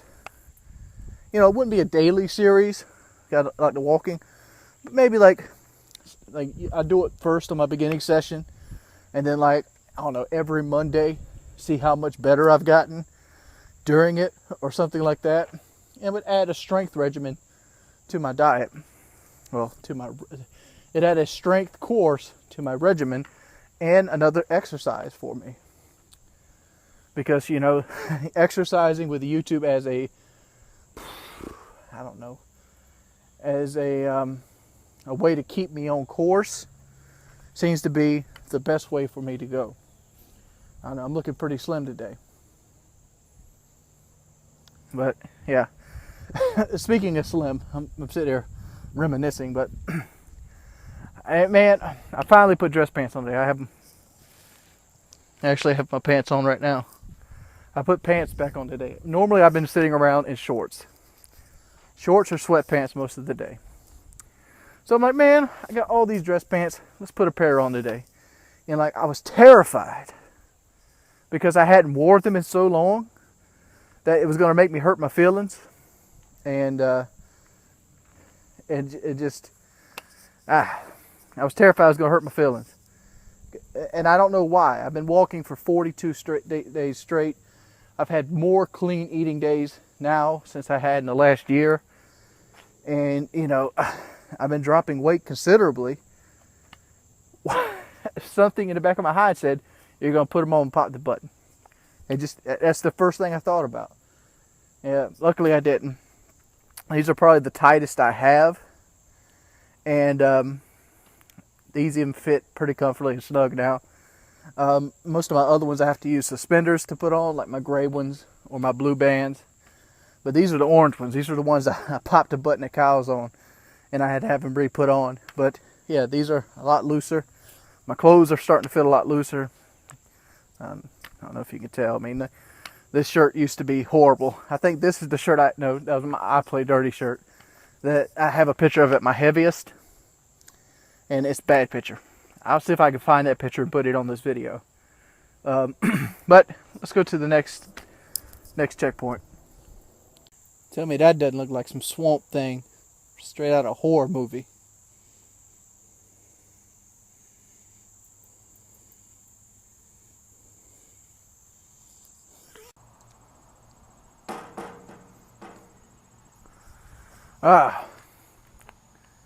Well, kind of fun today. Got a little stop happen. A guy usually rides by on a little golf cart.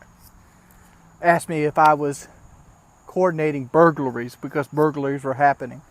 So I had to sit there and explain to him, no, I'm walking for YouTube and for my own personal health. And yeah, that was an interesting conversation. And luckily, hopefully it didn't rain on me on the way back. But yeah, I'd like to try yoga again because I'd like to get some upper body strength going.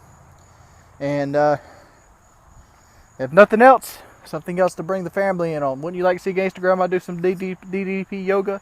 I know I would. But it's been day 42, guys. I'm feeling good. My right leg still bothers me just a little bit. Eating habits could be better, but still working on it. So I'll see you guys tomorrow. Sometimes there's some truth in those old Facebook posts about shit that rednecks do. I pulled my camera out trying to catch it for you guys, but I didn't. It was driving too fast. The guy comes by in an old beat up Isuzu Rodeo. And on top of the Isuzu Rodeo, they had a mattress. And they had two guys hanging out the windows, like sitting on the window. The windows are down. They were sitting on the frame of the window, holding the mattress on top of the car while they drove. They had like one little shitty piece of string like you get at Lowe's tied onto the roof of the car. People do some dumb stuff. See if he makes the noise again. There's like a there it goes. If we can find him.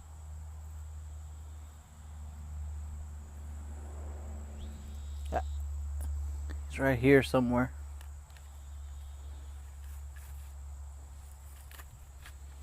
I don't know what,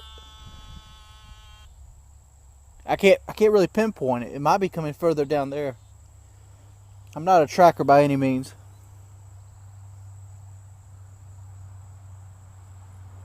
I don't know. I always wonder what makes that sound. I was kind of hoping I could find it because I was walking by and it made that noise. I'm like, that's awful damn close. I'm gonna look. It's rained all day today. I pretty much stayed in the house most of the day today, streaming some Dark Souls 2. I'm really into that game. And like, man, I got to watching a guy named Epic Name Bro. And he did a Dark Souls 2 LP. Man, is that thing interesting.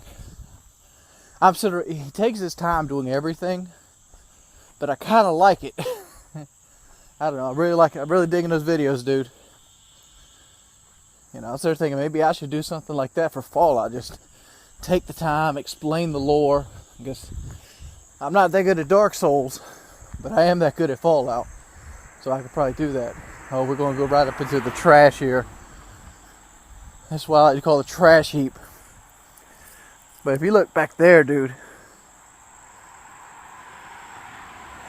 like all this area is like pretty much creek and swamp. But I don't know. I'd hate personally to be lost in that section of woods. And that's also why I carry this around. Look at this. This is a travesty. That's a travesty. I've concluded that there's sound of frogs. It has to be. It has to be frogs. I was always thinking it was like some kind of like bug making a noise with its hind legs. But it also made me realize how bad of a hunter I would be. Because the thing was less than a foot from me and I couldn't find it. I can only imagine what it'd be like to have got something that's actually trying to camouflage itself. Well, I guess technically they're trying to camouflage themselves. I was talking more of like a scout sniper, you know, sitting in the bush with all the makeup on and, you know, the whole nine. But that would suck. I wonder if snipers ever use like deer piss and shit to like keep people away. Something that just smells really awful. That'd be the fastest way to keep me out of an area. If it smelled like shit. Oh, I don't know. There's a big difference between walking now and walking in the heat of the day. It's like 6:25, something like that right now. And it's nice. I mean, it's like 67 degrees or something like that. It's not exactly, it's really humid because it just got done with the rain. It's not really sweating weather. Like, I'm not sweating at all. I don't know. I wonder how heat affects you. Like, I think somebody's going to town and getting them a little bit. But I wonder how heat affects your body. Another thing is, my shoes are taking a beating. I'm gonna go and throw a clip in here at the bottom of my shoes. Well, I just took a shower and everything. Despite a rocky morning, it's been a pretty good day eating wise. It's gonna be one of those days where I lose a lot of weight, and I don't know. Like I got really hungry around 3 o'clock, and I had I think I just had like a banquet dinner, one of the little ones you get like $1 at the store. They're like 300 calories, and like I don't know what I'm eating for lunch, dinner at this point. Probably not gonna be much, but I don't know. Saying this kind of stuff gets people going crazy. Like, oh, you gotta eat more calories. You gotta eat more calories. It is what it is, dude. Every day is different. This is day 43. We chased frogs having sex, and we looked at my shoes. Thank you guys for the continued support. It helps out tremendously. If you could, please leave a like rating on these videos. And if you know anybody else that could benefit from seeing these videos, I can do it. I'm day 43, 42. I'm pushing forward for the second month. See you guys in a bit. I'm not walking right now, but it is raining again today. We're going to have a flood here soon. I mean, it has rained probably 10 out of 12 days. Like, I don't know. Hurricane season. You know, every time I want to use this thing, I have to basically relearn how to use it. And I don't know if you can see this. Hey, there you go. Like, it's stuck on the camera thing right now, and like I'm sort of trying to adjust. And there's only 2 buttons.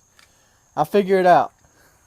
All right, guys. I ran into a problem with this. I was going to use my GoPro Hero 2 for this video today. I had the idea of basically, you know, I was gonna do the checkpoint talks and walks and things, and then like fast forward it of me actually walking down using the GoPro footage. Oh, let's go back here first. But as you can see, my GoPro is stuck. I've been sitting there messing with it for about 20 minutes now. This is your power mode button. This is a shutter and record button. All right. So if we hold the power button, it'll turn off. All right. That's how long it usually takes. But if you hold it now, let's wait for a little time to go by. It won't come back on. But if we remove the battery,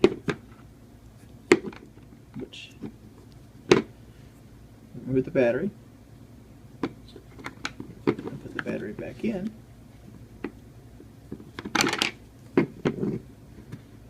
we can turn it back on. But it only stays into this one mode with the camera. You'll see like the battery thing flash up here for a second too, like that. Oh, got the battery, it's full. But nothing I do or press will change the mode or anything on it. I'd have no clue what this is about. Alright, well, as you might have noticed, there's not going to be a GoPro footage today because I don't have one on my head. Oh, I was going to try to start it today because I thought it'd be cool, you know, but because most of my cool ideas, they never pan out. Well, I want to talk a little bit about something, mainly about the weigh-in. I don't know. I'll talk to you when I get to the first checkpoint. I want to take the time to get my thoughts together and do it eloquently. Well, let's talk about the weight. I don't know if you can hear that hum, but that was going to be, actually the Windsor hum was going to be the last chaos video that we're going to do before we decided to call it quits on the series. But I don't know, that hum kind of reminds me. But weight loss. My detox. I haven't talked about that in a while. My detox was very successful. I lost a good bit of weight doing it. But I'm nowhere near the weight I'd like to be. When I get on the scale, it depresses me. Why does it depress me? Well, a couple reasons. One, we're 3 months out from it being a year since I went to FPS boot camp, and I'm still fat. That's a big one. But we're 3 months out. If theoretically in 3 months I could lose 150 pounds, it's been done before. I know a girl that's done it before. But weight scares me, especially showing you guys weight, because there's so many people that you lose so many viewers when they see the weight. And it's obvious I'm losing weight. I mean, very obvious. I mean, like, just go take a picture of my face today and go look at somebody else. I mean, regardless, my beard's getting thicker. But yeah, I'm in some of the best shape of my life, and like, I understand that I should be doing more with these walk videos. But yeah, you got to also understand I'm limited by funds, and I'm not e-begging by no means. I'm not even asking for donations, but I have to base these walks off of how much they cost money, and right now they cost nothing. They cost zero. I mean, I'm going to charge my phone regardless. I'm going to have my computer on regardless. So right now the walks are free. But when I go to like the river walk, or like out in trails, or drive anywhere, the price of the videos go up 1,000%. And that's called overhead. And as it stands right now, YouTube's my only form of income, and these videos are the only thing I'm seen to be putting on my YouTube channel, mainly because I'm afraid of, if I do other gaming content, that the people that subscribe to watch the walking videos will go away when they're really nice, and then I'll just be left with all the people that watch the gaming content that are mean. I don't know. I'm not cut out to do YouTube. I literally am not. I don't know how I made it 6 years. I just don't have that kind of personality. But the walking itself is like, here's the thing. Let me switch hands here. Here's the thing. Day 60, I got to weigh in. And where I would like to be day 60 is like 370 pounds. For me to do that, I'd have to lose. I'm probably about 395 right now, because I went back up to 420 when I slid after leaving Drew, and a lot of it's from depression. A lot of it's very easy to put it back on, and from 420 to right now was about 395. I've lost 25 pounds last month, and well, probably 18 or 19 pounds last month. And I'm on pace to lose even more this month, especially with the detox. Because I've lost 9 pounds or so in the last 2 days. But weight is something that's hard to dictate. I mean, there's all kinds of fad diets, and I see people, I know the heart and their intentions are good when they give me like their eating programs and things, but I'm not looking at those, dude. Dieting is not wizardry. Humans have been around since almost the dinosaurs. And since then, our bodies have pretty much been the same. It stores food. When you don't have food, it slows down. When you have lots of food, it kind of speeds up, and you got to feed it right. But in the end result, it's energy in versus energy out. And you just got to keep eating just enough to keep your body from slowing down, thinking that food is no longer abundant. That's the situation. You got to fight your body's natural urge to survive. And this is a first world problem here. And I'm horrible at that. I'm horrible at eating on a schedule. I'm horrible at eating smaller portions. And like, I don't know, take for example, just 4th of July. 4th of July, sat down, I was going to fix me a hamburger. And I ended up making 2 of them. Why did I make 2 of them? Normally that's what I eat. I usually eat 2 hamburgers, some fries, and a sugary drink. That's how I roll on 4th of July. Generally, I'd roll that way probably 3 times. And I was there like, man, do I really need the second hamburger? Will the first one fill me up? And it didn't even, let's take it past that. Let's say the first one does fill me up. Will my emotional psyche stop me from eating the second one because I want the taste? Because taste is a big part of it too. If food tastes like shit, I probably wouldn't eat. I don't know. It's just something, it's a balance. And like, I've been trying to burn weight so fast this last week that it's really messed with my psyche.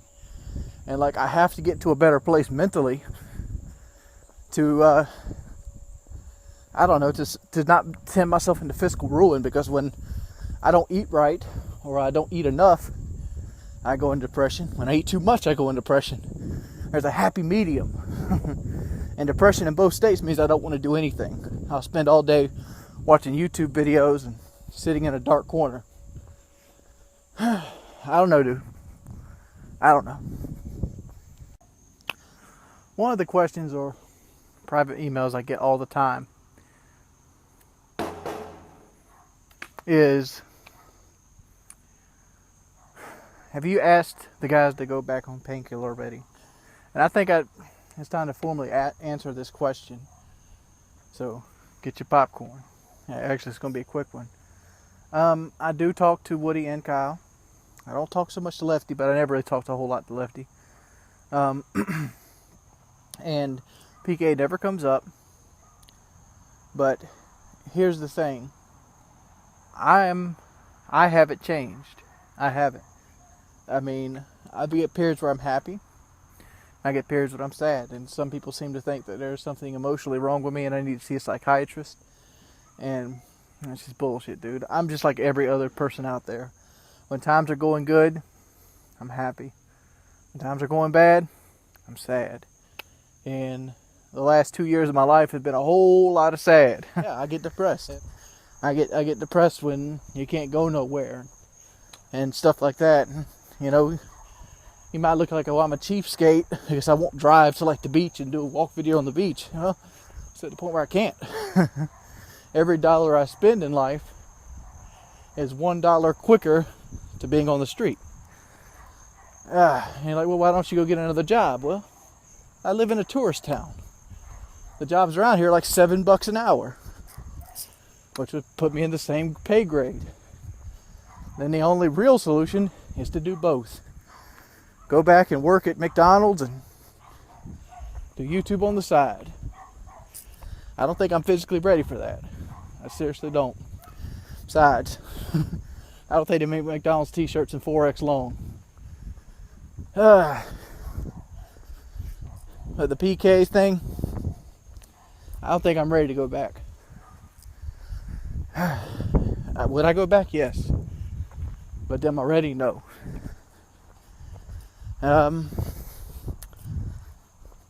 It is what it is, dude. It's day 44. And I'll see you guys tomorrow. At the hospital today, my brother, he is throwing up vomit and has black stool. So he's in there right now. They're sending blood count off. I'm not sure if I'm gonna walk today. As you can tell, it's raining. We got to go right now to my buddy David's house, and he's got a renter there that's kind of bogged her car down, so we're going to have to pull that out. So I'll see you there. Hey guys, we're here. We're gonna get Kangaroo right now. David wanted to get some coffee. Well, we just got done pulling that girl out. I got some footage. I don't know if it's the best footage of it all. My brother called the hospital. My brother's being transferred to the Grand Strand Regional Hospital because they need a gastroenterologist. It's a big word. They need somebody that does with the gastral tract because they put an IV into him and his heart rate went up to 140 and he almost fainted, and then he went up and got to the bathroom and almost fainted again and started throwing up more blood. So I don't know, dude. I don't know. 26 years old, pimp. 26 years old. I didn't know if I'd get to do my walk video today. It's been a hectic day, dude. Bad news though. I'm gonna show a little bit of it, but you won't actually get to see me pull out the truck. I don't know what's wrong. I honestly don't. Matter of fact, I'll show you what my footage looks like. What's going on? Was they keeping him and she's coming home or what? Went straight. I don't have Miranda's number or Kenneth's number. I got Kenneth's. He's got his phone on him. Sucks, doesn't it? I promise you, it wasn't in my pocket. I had the camera. I had it out. I was using my side view mirror as I pulled the truck out to kind of let you see it. And I go back to look at the footage, and that's what I get. I don't know, the camera messed up or something. But been a really strange day with my brother, and I'll fill you guys in when I get to the first checkpoint. Right. See my little name badge. Still got my name badge on. My buddy Kelly, he has a family motto. His motto is, "So far behind, I thought I was first." And I love that motto. I do. If the Jordan family motto would be, if we didn't have bad luck, we'd have no luck at all. And, you know, I'm not a believer in luck at all.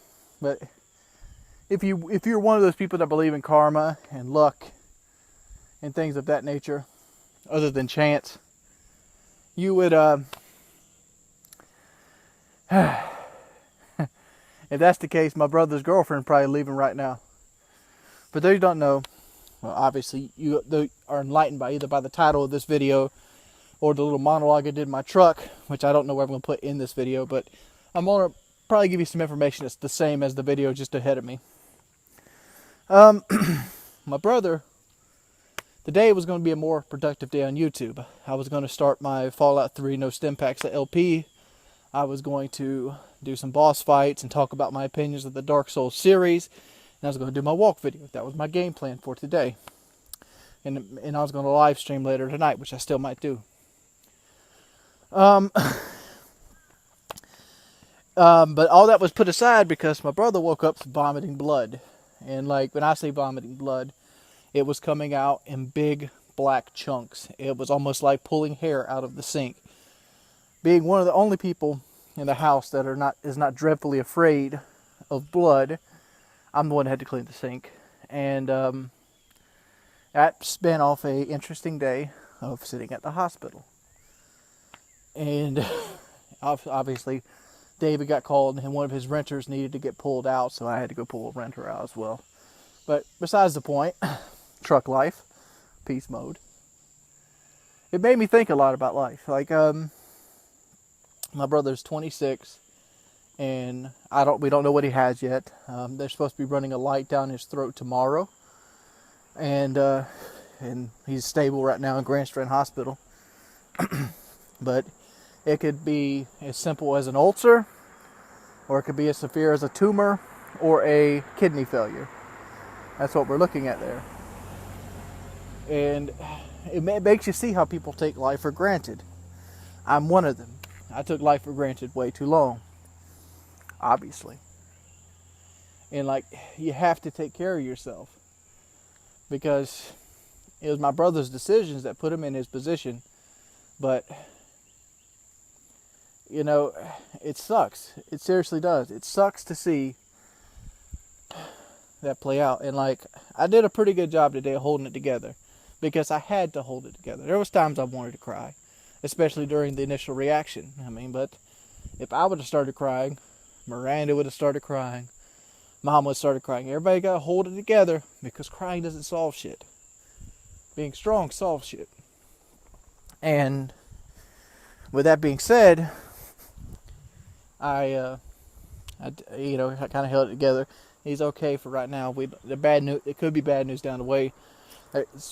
Who knows what's happening? I don't. I personally don't try to think about the. I scared the shit out of her.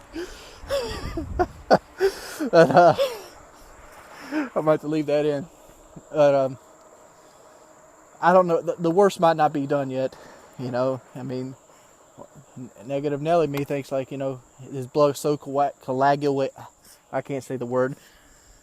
Coagulated. I don't know. You know what I'm trying to say. Where the blood is so like clotting and mixed up with dead, dried blood that a heart attack could happen tonight. Who knows? He's pretty much hooked up to a life support unit. And I don't know, dude. I was the guy that was supposed to be in the hospital first. I was the unhealthy one. But, choices and decisions flip the script on us. And it makes you realize how petty other things are, such as money and position and entitlement and vanity. I said it, vanity. Vanity is a huge part of a lot of people's reasons for working out. Not mine. I'm an ugly motherfucker. That's what I am. But vanity is a huge part of things. I remember my sister used to get so upset when, her hair wasn't right, or she didn't have the right brand name clothes, or, her car wasn't clean. This was in high school. And I looked at her, I'm like, Taylor, all this shit you're worrying about, you're stressing over people you will not know in real life. I have one friend I know out of high school. Well, you could say I have more than one. Like I still have Mark, Kelly. That's about the only two I talk to still, Mark and Kelly. I still talk to Katie every now and then on Facebook, but she lives in 4 or 5 states over. I only have one friend that I talk to on a regular basis out of high school. And that's pretty much it. The people in high school are not your friends for the most part. They're like work colleagues. Let's take work colleagues into example. Work colleagues aren't your friends either usually. I try my best to be that friend that you want to be. I do. I try my best. If you need to clean out a storage unit, I'll volunteer to help you. If you need to go somewhere, I'll volunteer to help you. If you need money in a bad situation, I will give you work. That desk that's sitting in my thing is a good example. That's $1,600 that I wasted. And I did it because I didn't want to do it right then. I wasn't ready to start that project. But I did it because the guy needed money. He had the skills. Instead of letting him borrow money, I was going to pay him for a skill. That way it made him feel better about himself. No, you're not borrowing money, you're actually earning money. And it turned around and bit me in the ass because I gave him a forward advance. But, I understand that. I understand people have trouble. I understand that stuff. But I forgot how we even got on this tangent. But life thing, dude. I'm not one of these people that consider life sacred. My life is no more important than that thing that's making a noise over there's life. I think people call them cicadas. My life is more important than that bush. The only thing I have is self-reason. I have self-awareness. That's all I have over that bush. But it humbles you to see how fast shit can change and how quickly. I could wake up tomorrow and have a heart attack. That's a possibility. And the possibility is working higher every cheeseburger I ever eat. And you might say this is a negative Nelly, but this is what I've been using to motivate myself. And I really hope my brother's okay. I really do.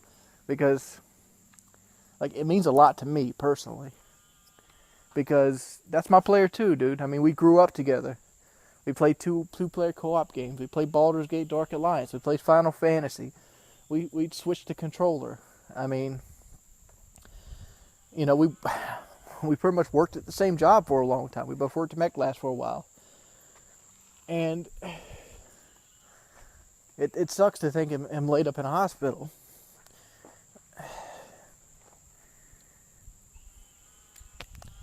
It also makes you realize that nothing on this world is going to stand. Mount Rushmore one day erode away. The Colorado River cut the Grand Canyon. And, this asphalt's going to erode. I've talked about all this shit before. In 100 years, nothing will ever really matter.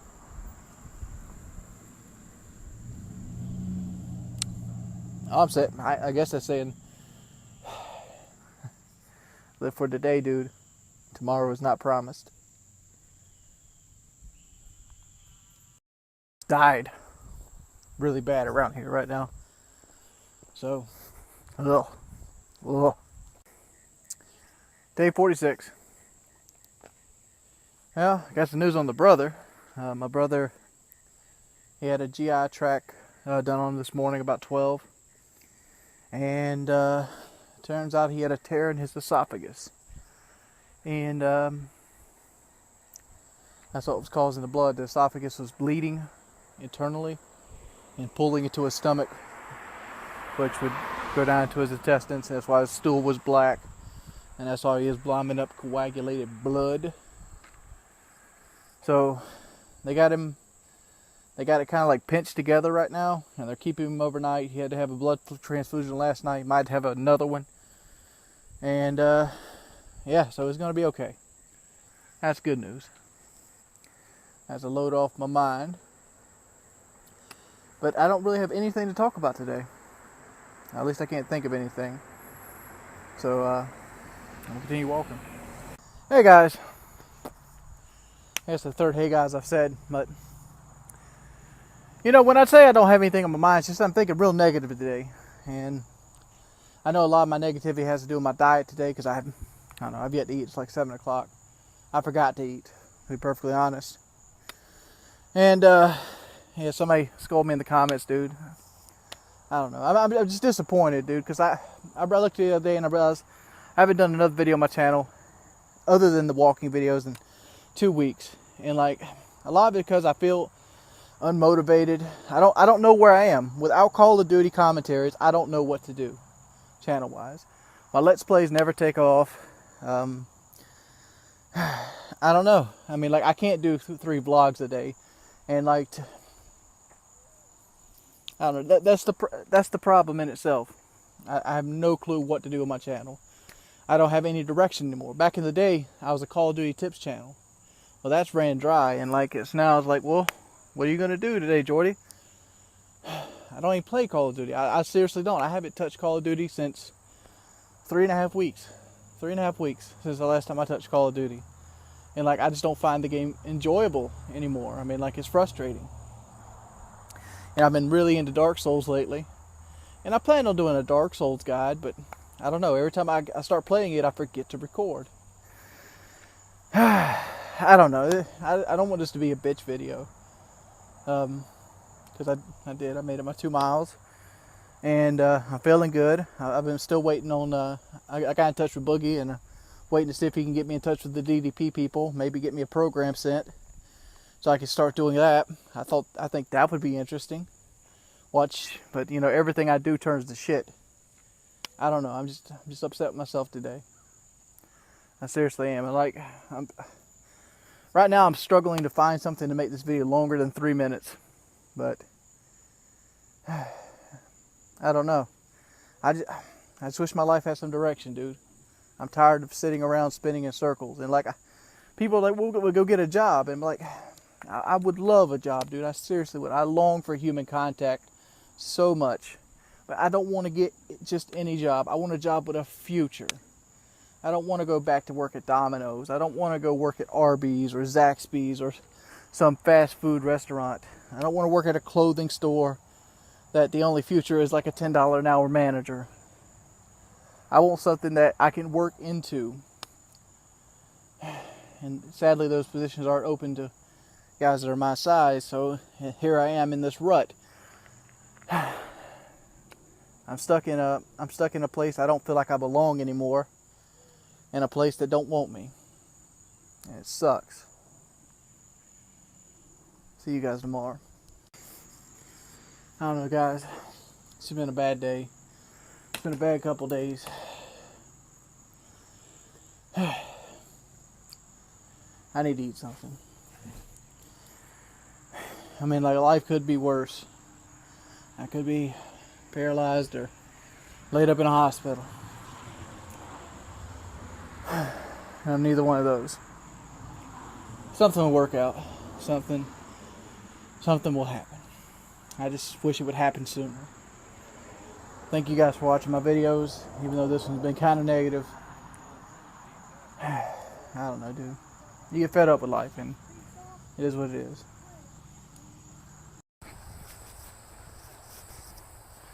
I don't know, guys. I'm feeling great today. My brother gets out the hospital tomorrow. He has a hurdle he has to cross, which is he pretty much has to stop drinking. I don't know if that's going to help or hinder him, but his throat can't handle no more vomiting. He has the throat of an anorexic woman. But other than that, it's been a pretty good day. I mean, my Fallout video is doing better than I expected. I got another video ready to go up tomorrow. Got my second Fallout video done. Feeling in good spirits. And one thing I didn't really mention yesterday was that yesterday was probably the strongest I've ever felt walking. And people always like, well, you need to walk further, walk further. One thing I'm doing is I'm trying to walk them faster and faster. I'm going for speed at this point. I'm trying to build up speed during the walk. So at some point in the near future, I might start cutting like the checkpoint time down and just doing one check-in at the stop sign and the other one back at the house. But I don't know. That way I don't have to stop 3 times. I can only stop twice. And the second one is at the end of the walk. So that's the goals there. Strap, dude. Walked hard for like a mile and a half. But my legs are burned out right now. We're almost at the stop sign though. So yeah. Figured I'd talk about something. I have something on my mind. So I'll see you guys when we get there.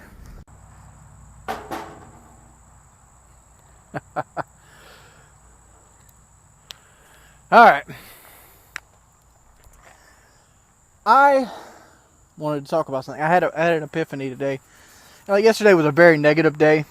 And today I want to kind of subside that with something positive. One of the things that I've noticed just today, what's the day, 47, 48, somewhere in the ballpark. I noticed that when I cross the road, crossing the road is the halfway point for me, that the way I cross the road, I could give up right there. And I have given up right there in the beginning weeks of this walk, where I only did a mile. And I lost something. What I lost was the urge to stop. There was no, all right, let's go home. It's like, okay, we just got to make it to the stop sign. I lost that. I lost the urge to say, all right, let's give up. And I didn't realize it today. I said like, oh man, thank goodness, halfway, because I was walking hard and my legs were killing me. And at no point in my mind did I think time to throw in the towel. And I think that's a victory. I do. I honestly do. I honestly feel like that as a victory in itself. Oh, and by the way, I usually wipe my face before I start talking to you guys. It's not because I don't sweat. Trust me. I mean, like, this shirt is saturated. Hell, my arms are saturated. I'm sweating. I feel like I jumped in a pool. But yeah, I thought that was pretty cool. I thought I'd share that with you guys.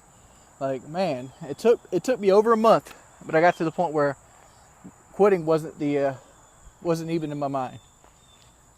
And like this stuff's become routine now. But I'm always pushing towards that next goal. I want to make that 5K. I want to meet my friends, and to do that, I got to lose the weight. I want Mari to come back in March, and we'll take another picture, and that picture be 100% better. I wanted to show you guys a couple pictures, and I'll talk over them. I'll put them on the screen right now.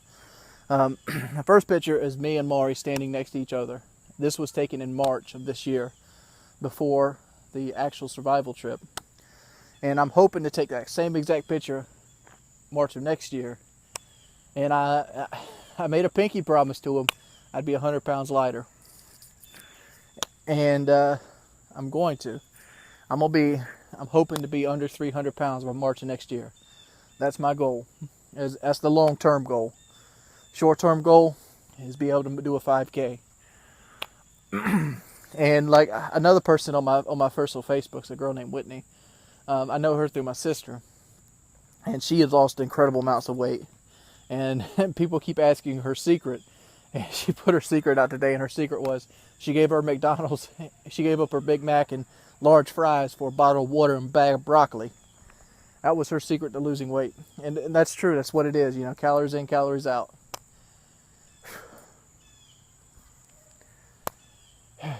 Time to think about the things you've been blessed with. I can still walk. I'm still in good health. Hell, I'm in better health than my brother. That's hard to say. My brother, you know, man was in the Army. He is a combat medic. He used to probably could run 8s. And right now I'm in better health than he is. And I've inspired people around me. My grandmother, my Aunt Faye, they walk every day at the Riverwalk now. I try not to go with them because the Riverwalk is not exactly challenging for me. But it's a nice change of scenery every now and then. And my mother and David are riding bikes, and my mother's health conscious. I mean, everything in life is kind of falling in place to promote losing weight as opposed to what it was in March. And like, yeah, it feels good, dude. It honestly does. I'm going to run that 5K. It's going to happen. And luckily, you know, a guy I'm knowing by the name of Brian Foster, he helped me out real big last month. He gave me a promotional deal that put some much needed money in my pocket. And yeah, thank you guys for continually watching these videos. I know they're not the most entertaining videos on the internet. You could be watching some epic rap battle shit right now with your time. But you choose to watch me, and I want to thank you guys for that. But it's time to head home. I'm gonna be live streaming Dark Souls tonight. I'll probably already live stream by the time this video. I'll probably be live streaming when this video goes live. Hopefully, because I can't start the live stream until this goes live because my internet sucks. Can you say? What about the second picture? Second picture is me in my dress pants and how much extra room there is. Every day seems like a journey. The walk I'm taking right now, like I'm not gonna point punches. It still feels long. 2 miles is a lot to walk for a guy my size. But there's an upside to it. One, it doesn't wind me no more. Like, I'm never gasping for air. Or hell, I don't even hurt. Two, you feel better after the end of it. Like, you feel like you've accomplished something. Even though this particular walk I've been doing for about 3 weeks now, you still feel accomplished at the end of it. I don't know. Health-wise, my left ankle's a little tender because I pretty much power walked the entire day yesterday. And kind of on a weight plateau right now, which bothers me because there's like 12 days till the weigh-in, and that sucks. That does. It sucks to be on a weight plateau 12 days till the weigh-in. But hopefully we can get through it. I'm going to up my calorie intake. That's what did it for me at Kyle's house. At Kyle's house, I kind of stalled around 410, 411. And I started eating more calories, and the weight came back off.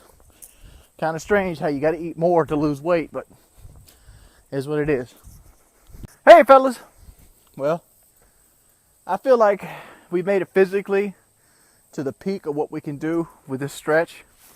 So I think it's time to add on to it. And this is going to seem slow, but stay with me.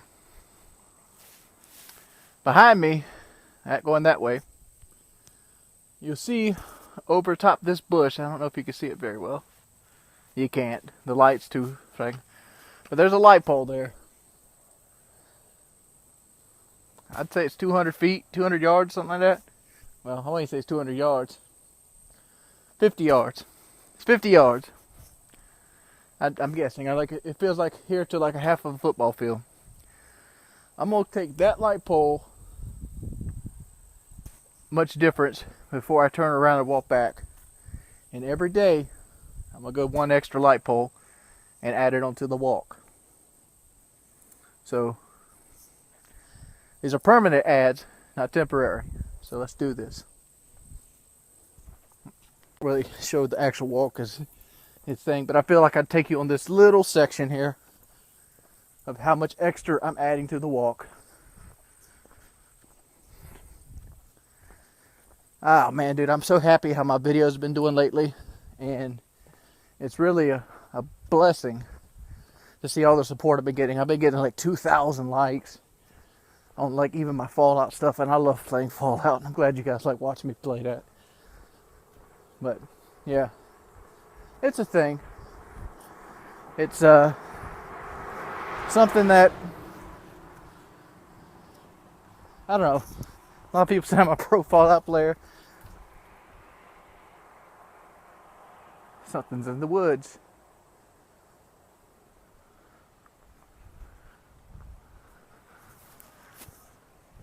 I don't know. Something that like me walking here talking. But here it is. This is all we're adding. Right here. There we go. One ad. The next ad's down there. Ah, man. I don't know. I must be walking faster than I normally walk because like both my shins right there. Oh shit, I can't see that. I'm too far down. But both my shins are really killing me right now. And yeah. Dude, I was seriously thinking like, man, the rain didn't beat me because it's rained for 2 weeks. The cold didn't beat me because when I first started working out with Drew, it was cold as shit, and I plan on beating the cold again. And luckily for me, I live in an area that has little to no winter. I mean, it gets chilly, like it gets like 40, but that's nothing a pair of sweatpants and a hoodie can't take care of. And just keep going. And if you work hard enough and you're working strong enough, the heat itself from your body will be more enough to keep you warm. The only thing that's holding me back is me, and I'm fighting a losing battle right now, because like every day it gets easier. It does. Every day it gets easier to eat right. Every day all I crave is water, and every day I find something new to build myself up again. I don't know. I'm just happy right now. That's it. I'm happy. I don't know what I'm happy about, but I'm losing weight. I feel good. I feel like I'm in the best shape of my life. Like, I just walked 2.3 miles. Well, I will. Well, I'm not 2.3 yet, but I will, because I got to get back home. I got to walk the shit back home. And I'm not winded at all. Like, I could very easily go and do another full workout. And I've not been at this point in a long time. People, when I first started, they said walking won't help you. Walking won't help you. Well, I've lost 21 pounds in 48 days. And I'm physically in the best shape of my life. It's changed my depression. Even though I haven't found direction yet, I know it's going to come. And there's days where I slip, and every day you see me slip, it's the day I didn't eat right. It's when I try, and that's because I'm being impatient. I just did a video today on how Dark Souls and how I enjoyed the combat system, because it rewards you for being patient, and it rewards you for taking attacks of opportunity instead of trying to be a glutton and just go for one-hit kills or a fury of sword blows. It's a game that rewards tactics and punishes play that otherwise wouldn't be tactful. And I got to take the same approach to my life. And I wanted to end this video today showing you guys something I noticed today that I haven't noticed in any of my other walks. Mainly because I'm now walking to look at the scenery and not walking thinking about how much I'm in pain. But I want to stop and talk to this old man one day and maybe see if he can get that thing fixed. But I want to show it to you guys. If you look about 3/4 of the way up to the right of the tree, you'll see there's a big broken branch that's kind of hanging on the other branches. That's death for somebody. Who's to say, you know, I know this person in particular has a little boy that lives with him. He's an old man. But who's to say that little boy can't be playing under that tree and that thing falls? That would kill a grown adult, much less a little child.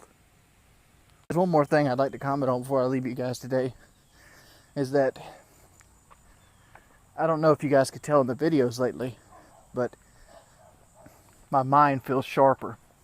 I feel like there's no longer a cloud on my brain. Like beforehand, I would speak and everything would go over in like a haze. It would feel like I knew what I wanted to say, I just couldn't find the words. But I feel sharper. I feel like I'm thinking clearer. And I don't know. I don't know if it's to do with the weight loss, the diet, but it's something to think about. Hey fellas. Day 49. Yeah, I'm apologize about the video yesterday, even though it wasn't really my fault. I set the video to be uploaded by 7 p.m. and it was stuck on processing, and I didn't notice it till 9 p.m. that the video hadn't went out yet. So I took it down, uploaded it again, let it sit for till about 12:30, still hadn't processed. So I took it down again and uploaded it again, and by 2 in the morning is when the video actually came out. So yeah, that's the thing. The video came out 2 in the morning. I did do it though. It just, YouTube was giving me the hiccups yesterday. And like, man, my left ankle really hurts right now. I don't know why. Like yesterday it was tender, and now it's just a pain. But I'm gonna try to make it walk regardless. See you guys in a minute. Again, I gotta stop myself from doing that. Well, I made it to the second light pole. To prove I did it, I took a picture. But I was on the phone with my nephew.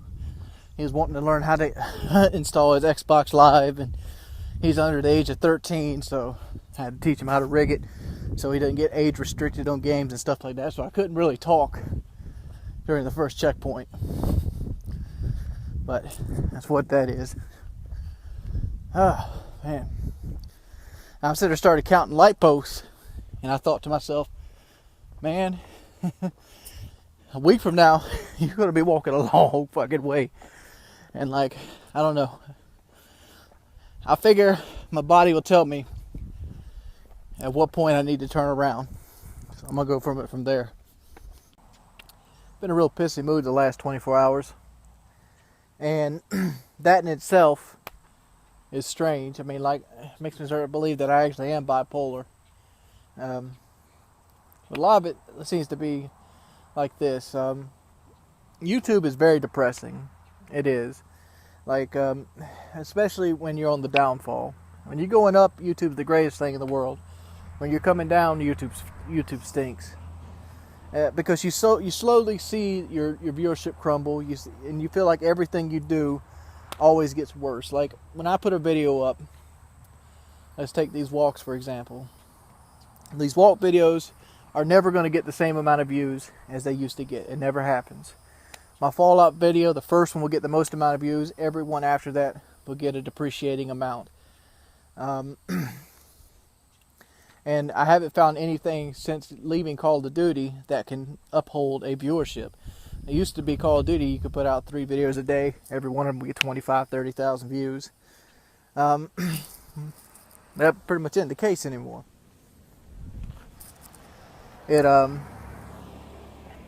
And it just feels like everything you do is downwards. Nothing ever goes with an upward trend. I know a lot of people really like these walk videos, and it's inspired a lot of people to get up and change their lives and things of that nature.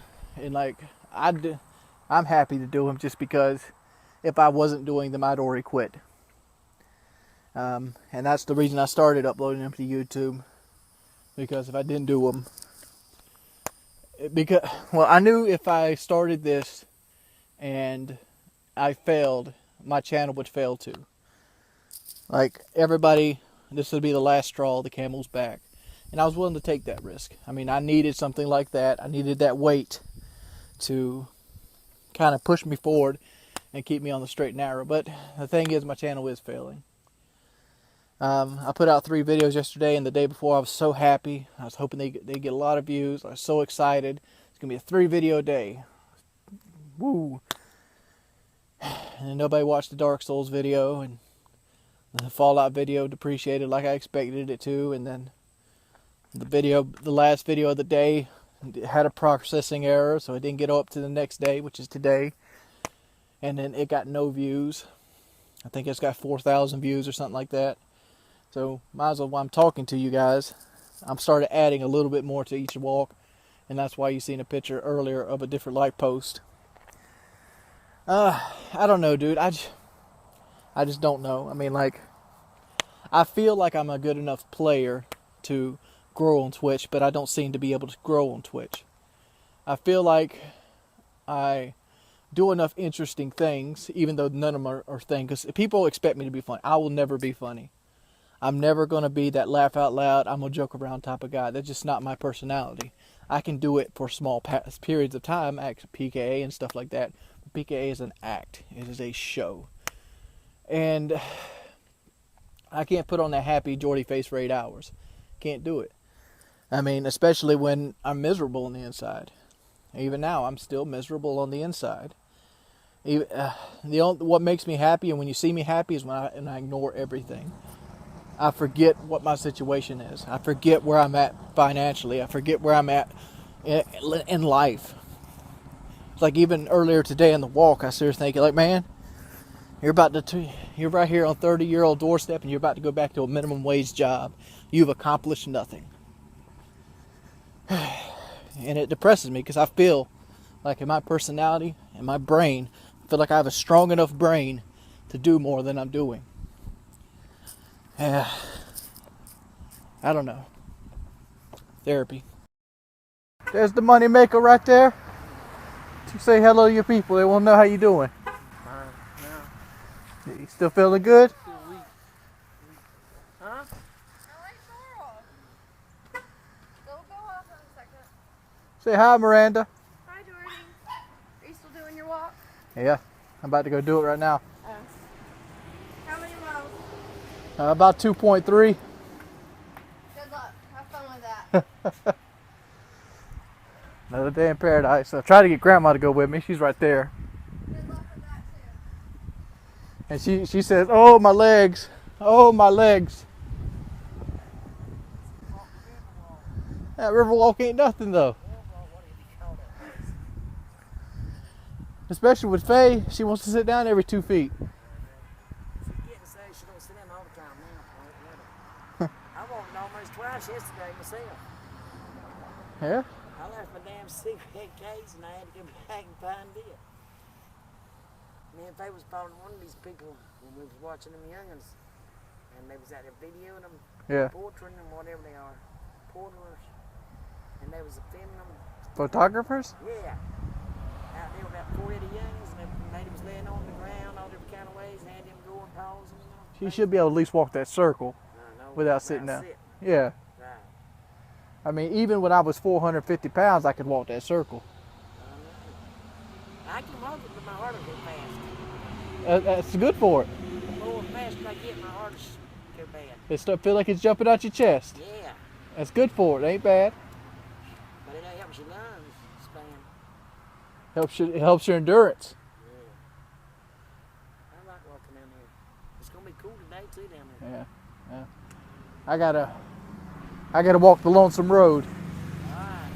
Be careful. And that long road.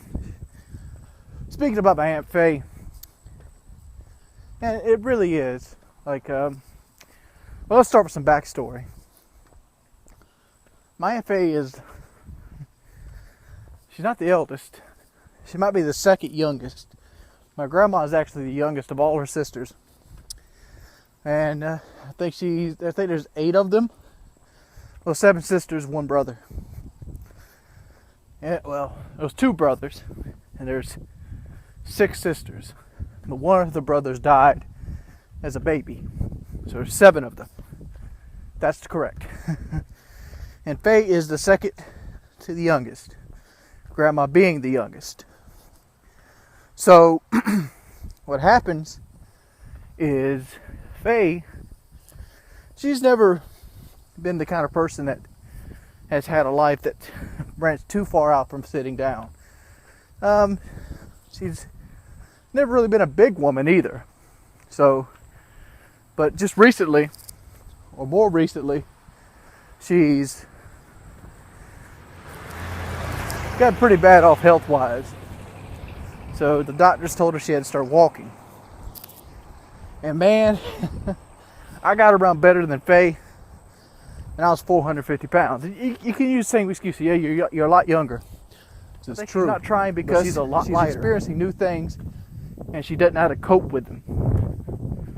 Like, for example, I feel a pain in my right shoulder now for holding the camera. Well, my shoulder's not going to give out.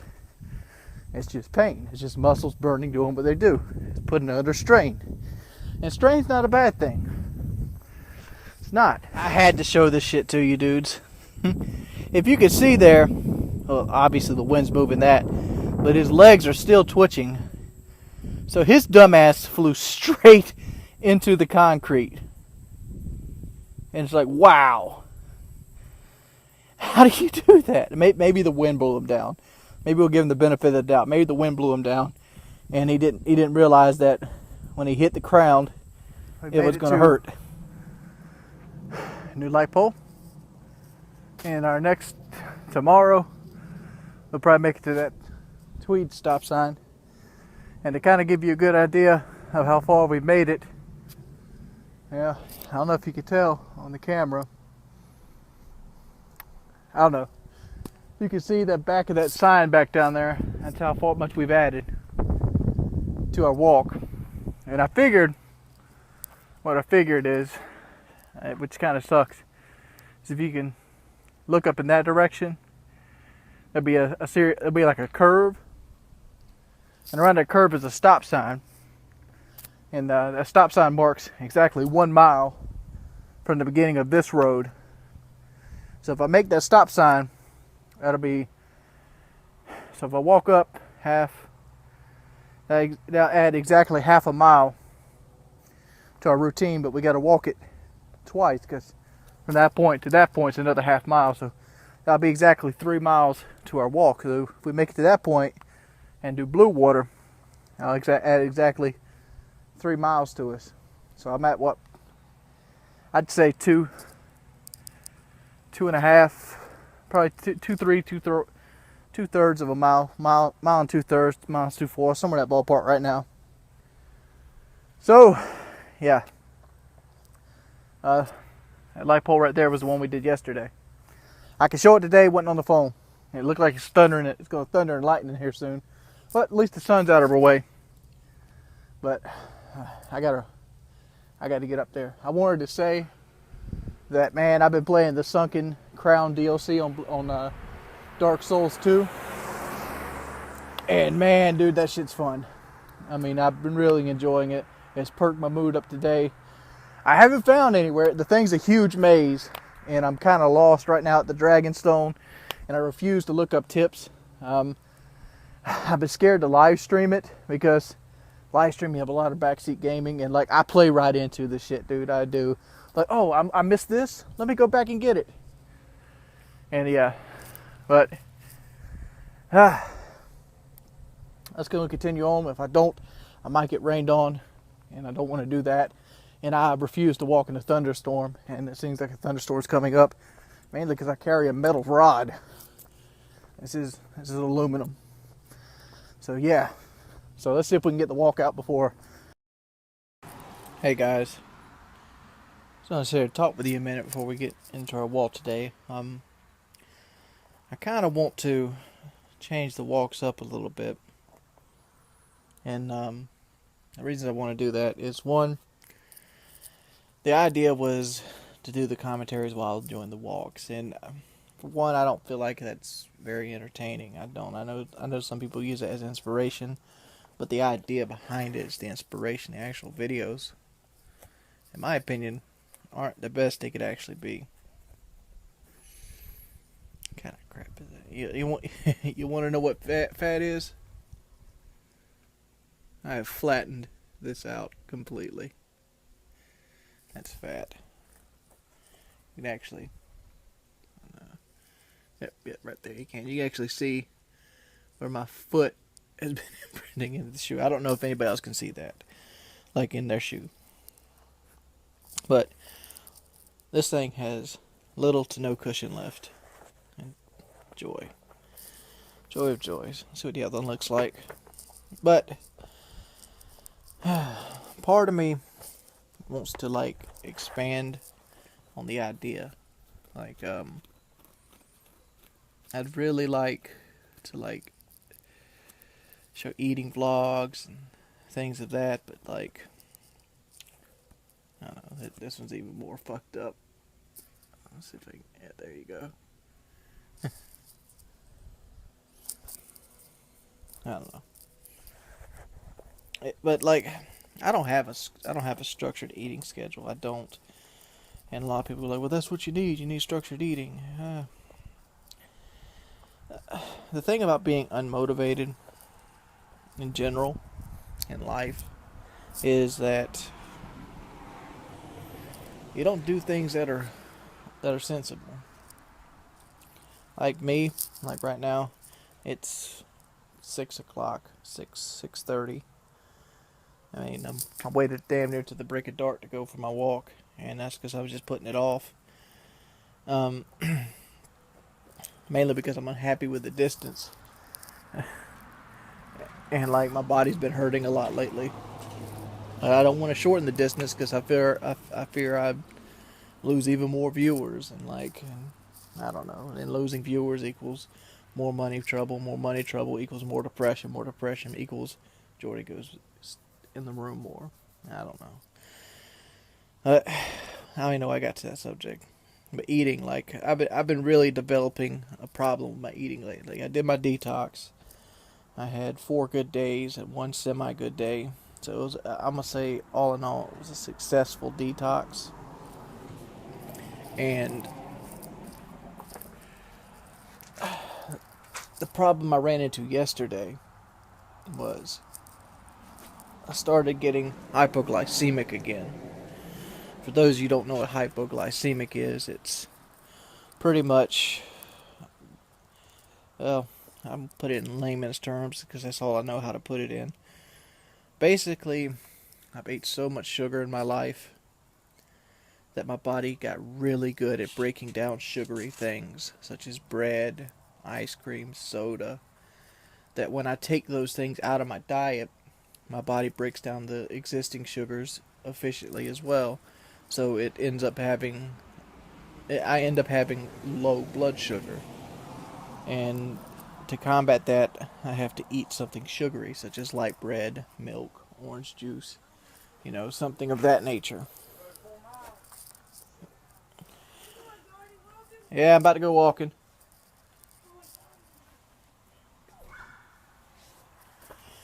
But when it hits you like a bus. It feels like your whole body just stops responding. And yeah, I've been hitting that. And like, here's the thing. Like, today I was sitting there and I looked. I'm like, man, I gotta go for my walk. And I felt a fear of dread, not dread for the walk, but dread that I feel like I fucked up today. Eating wise, I feel like I went and cheated my ass off, but I didn't. I haven't ate anything yet today. I slept into like 1 o'clock in the afternoon, mainly because I stayed up so late trying to get that Fallout video out. And I don't know. I don't know, dude. Part of me just wants to crawl in a corner and die. But, you know, part of me knows there's a lot of things in life that are worth living for. And, I don't know. Let's see if we can beat the cloud. Started raining on me there. And I got called 40. I was like, damn. Well, it started raining on me right as soon as I got my shoes on. So I went to my grandma's house to wait for it broke, and it finally broke. Then I sat there and watched Outlaw Josie Wales and lost track of time. So now it's, I don't know, 7:30ish. And like my friends had these people come in. It's this young girl, and I asked her to guess my age. She said 37. 37, man. I need to get to the barber more. When did I turn 37? I don't know. I just hope it doesn't rain on me. But man, it feels so good to talk to people. Like I get so little human contact, dude. I don't know. It feels like I feel it in my skin when I get to talk to people. It just makes me happy. Hey guys, it's your boy Wings of Redemption. This part, the microphone kind of crapped out on me. I guess I pulled the actual headset out of the phone. I just wanted to kind of reiterate everything I said in the video. I talked about how today was a better day. Even though I kind of got off the slack side, I still got out there and actually did the walk. And I felt good about myself for doing that. And a lot of my problems pretty much reiterate around eating. Lately, I've not been eating enough, and I've been starting to have these hypoglycemic attacks, like I said in the first part of the video, and that's partially my problem.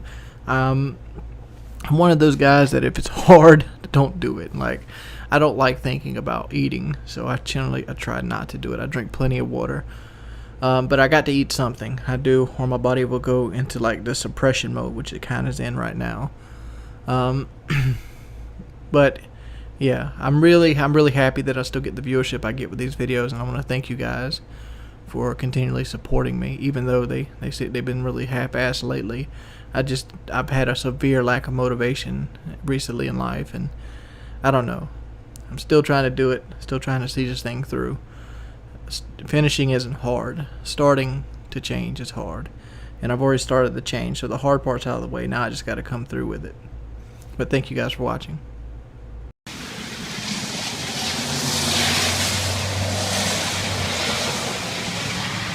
Rain, rain, go away. Where the hell have you... Well, it has been raining for 5 hours straight. It's been raining since I got up today. Look at the porch right here. It's just fucking drenched, dude. I gotta figure out how I'm gonna walk today. Like, I could try umbrella again, but umbrellas aren't that fun. Like, I just don't like them. I need a poncho. That's the big thing. I need a poncho. But I gotta walk today somehow, and I gotta figure out how I'm going to walk today. Because you can see it's raining, and by the sky there's no blue clouds in sight. Hey guys, I don't know how loud the camera is right now, so I'm gonna speak louder than needed. It's been raining what is the day? 5 hours? All day. All day. So I put on my brother's home, so he has an army poncho, so we're gonna do this. Gotta be very careful today. Matter of fact,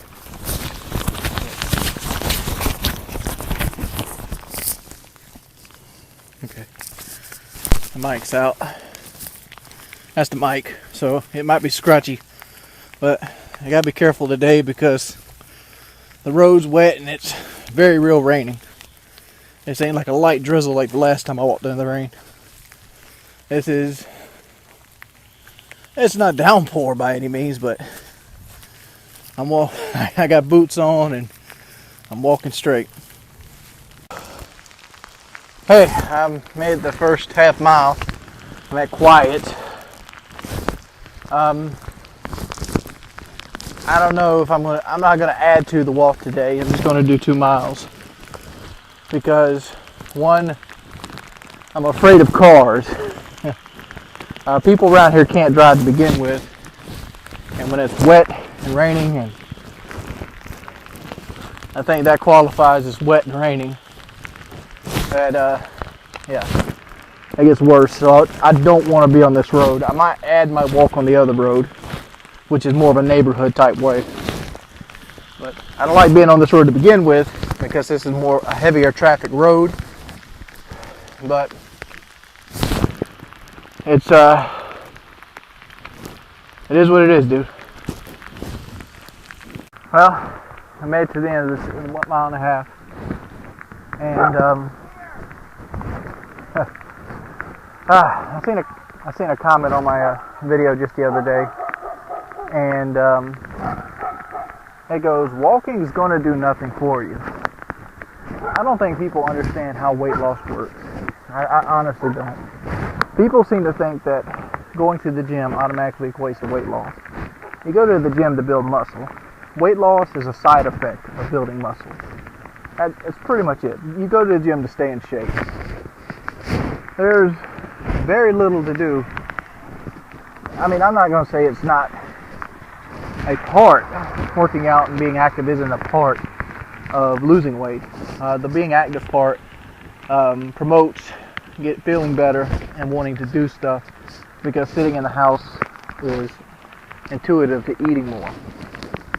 But Jared from Subway, I don't know if you guys remember that. You might be too young. Jared used to be a mascot for Subway, and he was 450 pounds. He lost all his weight. All he did was walk to Subway, get a 6-inch sub, and walk back home. Jared lost weight by walking. I've met at least 6 people since I started this journey that have lost weight by walking. Every bit of it.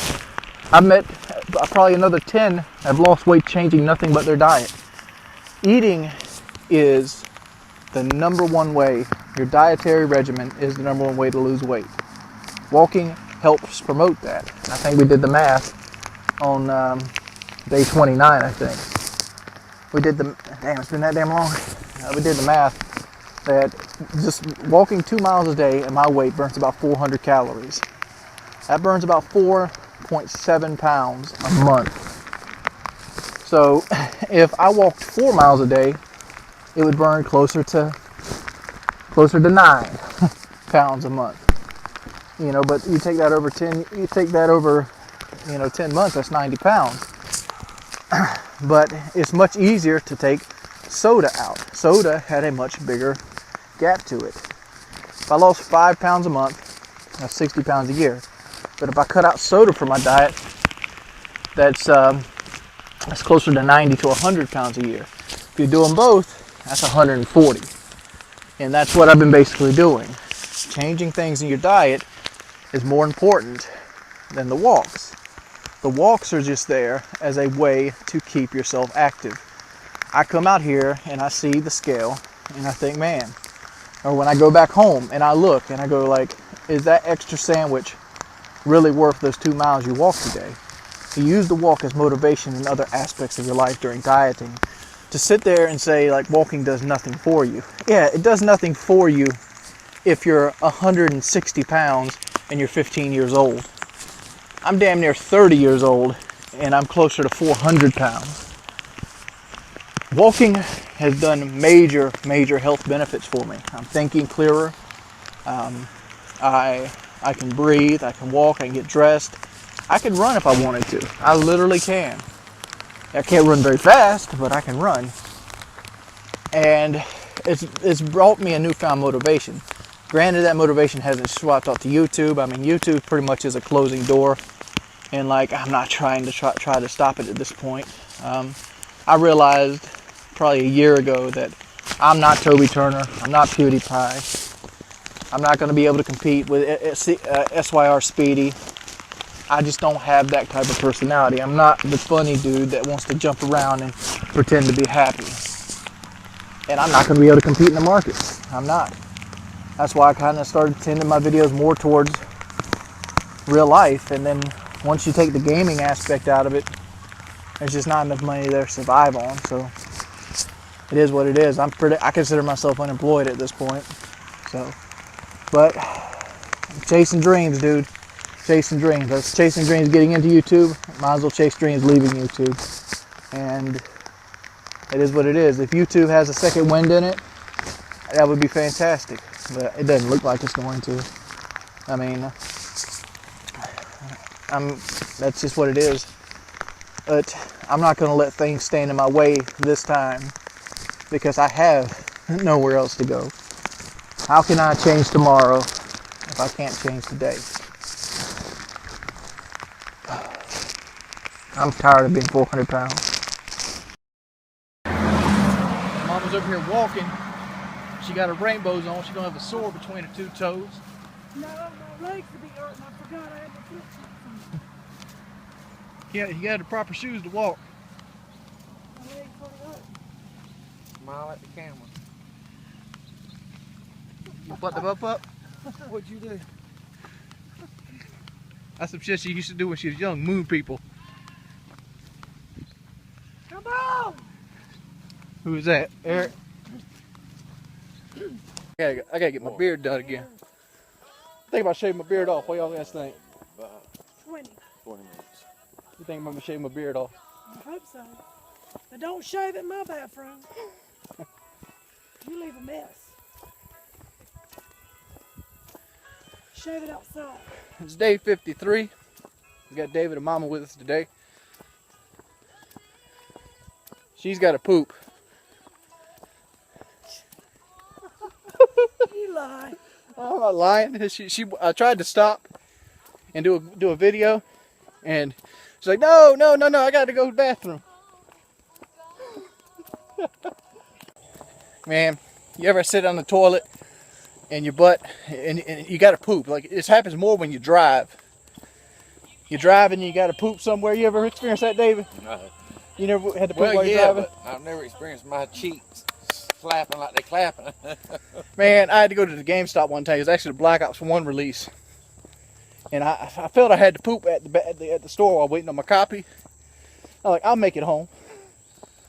Man, I stopped 3 times on the way thinking about taking a poop on the side of the road. I get to the house, I pull my pants down. Fast I get my pants down, my bowels are gone. And it goes, pop, pop, pop, pop, pop, pop. You can hear, it sounds like a machine gun. My ass cheeks clapping. You don't remember that day we were in your truck, Jordy? And you pooped yourself in front of Baker's? Yeah.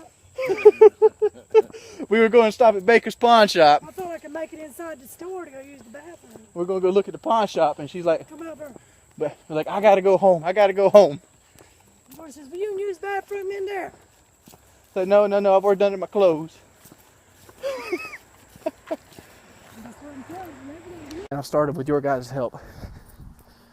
I'm doing the easy part now. The easy part is just continuing to do it. Make it a routine. And reap the benefits of my hard work. See you guys tomorrow.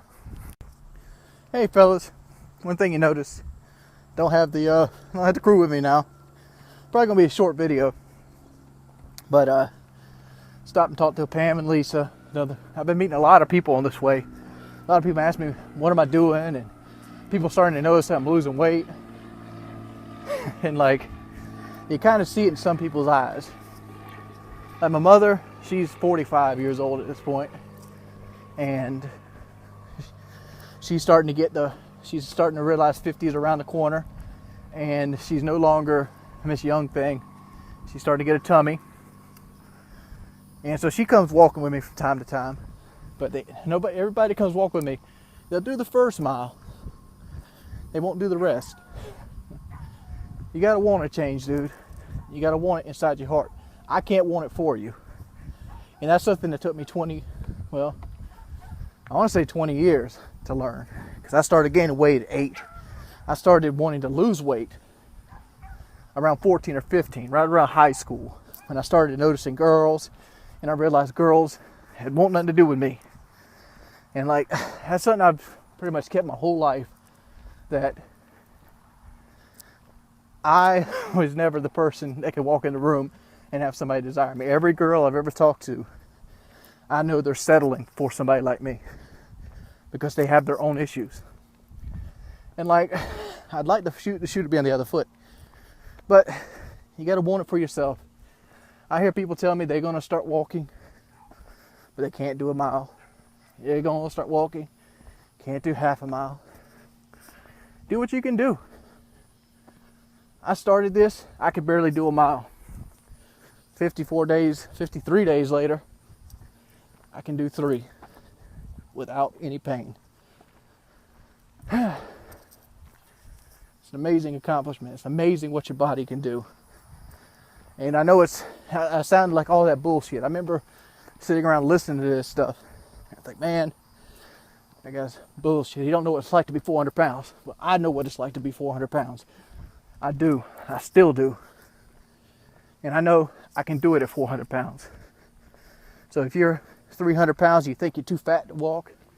You're 300 pounds, you think you're too, skinny to eat properly. You think you're not pretty enough, not ugly enough. Not ugly enough. Dude, you can be whatever you want to be. If I strived hard enough, I could become a doctor. I'm young enough. I could have a 20-year doctor career if that's what I wanted to be. It's all about putting the motivation in. If it was easy, and if it comes easy, it's not worth having. And if it was easy, nobody'd be fat. Dude, I can't wait for 300 pounds. I can't. It's almost become fun watching the scale go down, even if it's slow. It's almost fun because I know that when I sit at my goal weight, which is 250 pounds, that I'm going to accomplish something that most people set out to do and couldn't do it. I look at people that have accomplished this already, not with envy, but with pride, because I'm going to join their ranks one day. Because I've completed the hard part of my journey. The hard part of my journey was starting. And I've started with your guys' help. I'm doing the easy part now. The easy part is just continuing to do it. Make it a routine. And reap the benefits of my hard work. See you guys tomorrow. It's going to be another rainy day. I don't know if we'll get the full walk in today because one, it's going to be coming a lightning storm, and if I start hearing lightning, I'm going to go ahead and throw the switch on this walk today. But we're going to try to get as much as we possibly can in walk-wise. Yeah. I don't really know what to talk about today that I haven't really talked about in my video I put out before this about Robin Williams. Robin Williams died. That sucks. And it's really hit home to me. And it's not the first time something has hit home to me. It's actually the third. The other two that kind of hit me was first one that hit me was the Smashing Pumpkins breaking up. That happened in high school. They eventually got back together. But the second one was Johnny Cash dying. And Johnny Cash was a huge... Make sure my thing is out. Yeah. Johnny Cash was a huge influence on me. And I know it's windy. I'll talk to you in a minute. The wind's something we might just have to be able to deal with today. Mainly because it's about to thunderstorm. It's about to give us hell. I'm really trying to sneak this walk in. We've had this horrible rainstorms all summer. It's been a dreary summer so far. But at least it's nice and cool. But Johnny Cash was the second person that it really hit me home because he died right as I was getting into Johnny Cash. This was early 20s. And it's man, that sucks, dude. And it wasn't so much that he died. Everybody dies. It's the realization of death in itself. To realize that something that you've become accustomed to is no longer going to be here. And Robin Williams, dude, Robin Williams was part of my childhood. And I think it's part of a lot of people's childhood. Because, like I said before, I went on my Facebook and everybody was there. It's that's Mork and Mindy, dude. Nanu. I mean, he crosses 2 generations. And to kill yourself, I don't know, dude. Depression is an enigma. It's a monster that I don't know how to grasp, or most likely it crosses boundaries of society and creed and in different areas and ethnicities. It takes no prisoners. And it's strange. It's like jumping off a bridge. I remember a guy jumped off the Golden State Bridge. And after he jumped off the bridge and he survived it, he said about halfway down he knew he made a mistake. But there's actually a lingo for that. It's called a call to the void. And it's like, man, that's strange that we have this sensation in ourselves to self-destruct and terminate. I wonder if any other animals do that. I mean, I don't know. I've seen a video of a dog went and laid in a road after, it was an old dog, but the dog went and laid in a road and just waited to get ran over. And I've seen videos of dogs having like their brother or sister or their friend that had been hit by cars like stand over them. I think it's a universally written in code. It's just a way of companionship. But I don't know, dude. It's just something I'm thinking about. Rain poncho today, just in case I didn't beat the rain. And man, I gotta say, this thing is a trash bag. It is so hot. It's ridiculous. But heat's never really bothered me. It's starting to rain now. It's just drizzling. It actually feels good. I'm at that point where it's like, come on world, throw something harder at me. I'm beating rain. Give me a snowstorm. I don't know. For me, when it rains, it actually makes me want to walk more. Because I feel like I'm beating something. And like, I was like, oh yeah, bring it on. I don't know about the length of this video, but once you lose the excuses, pimp, solutions are bound to come. You know, part of me always shows it close up, but I don't know, it blows my mind, dude. It's like, man, is there gonna be a snake in that? It's ridiculous. You might hear Ginger barking. Let's walk through this.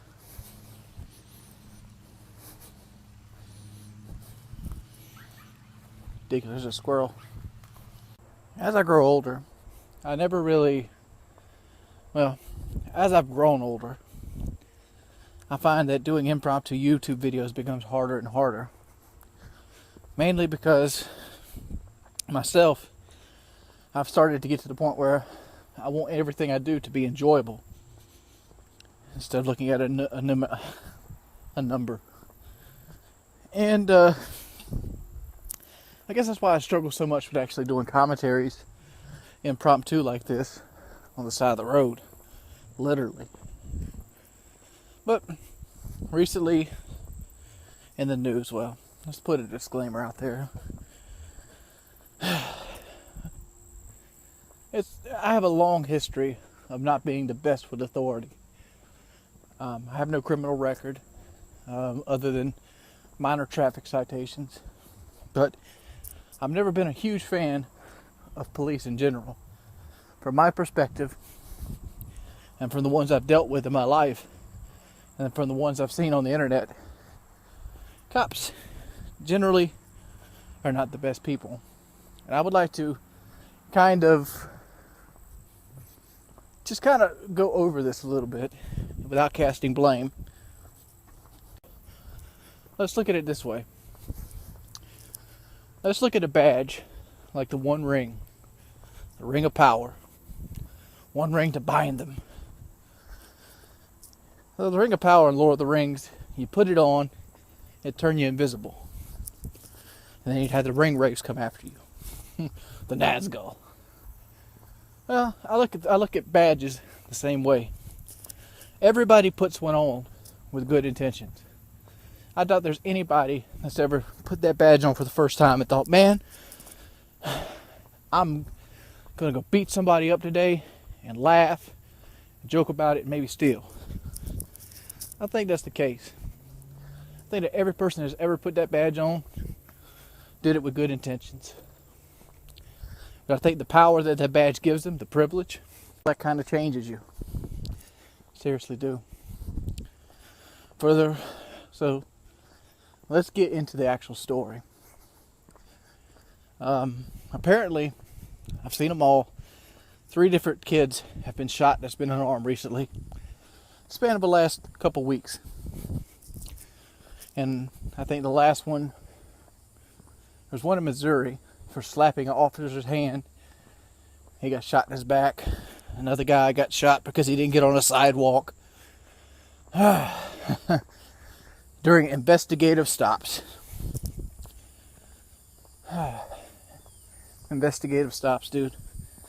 I have a privilege of living in an area of the country. There's no such thing as an investigative stop.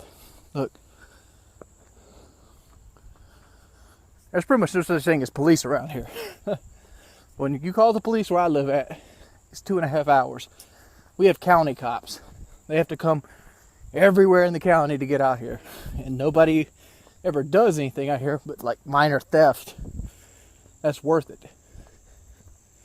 So you might get a domestic violence dispute or something like that. It's not in the situation where everybody's 100% loyal or 100% good. But it's just not a huge priority to get out here. So I don't know what it's like to be stopped 4 or 5 times a week because you're blacking outside. I don't. All right, so we made our first checkpoint. So I don't know what it's like to be blacking outside. And I don't know what it's like to be a cop. I can only speculate and have a good idea of what it's like to be a cop. Seeing the waste of society day in and day out. But that's pretty much in a city. What's it like to be a cop around here? Cop is not a job that pays a whole lot. But it's a job that you can make a lot of money if you do it incorrectly. We actually have a cop that lives on one of the roads I walk on, and he has the biggest house on the road. And he's just a average, everyday guy, but he has a brand new F-150. Wife has a new Durango, big old house. You know, has a big shop, bigger than my house.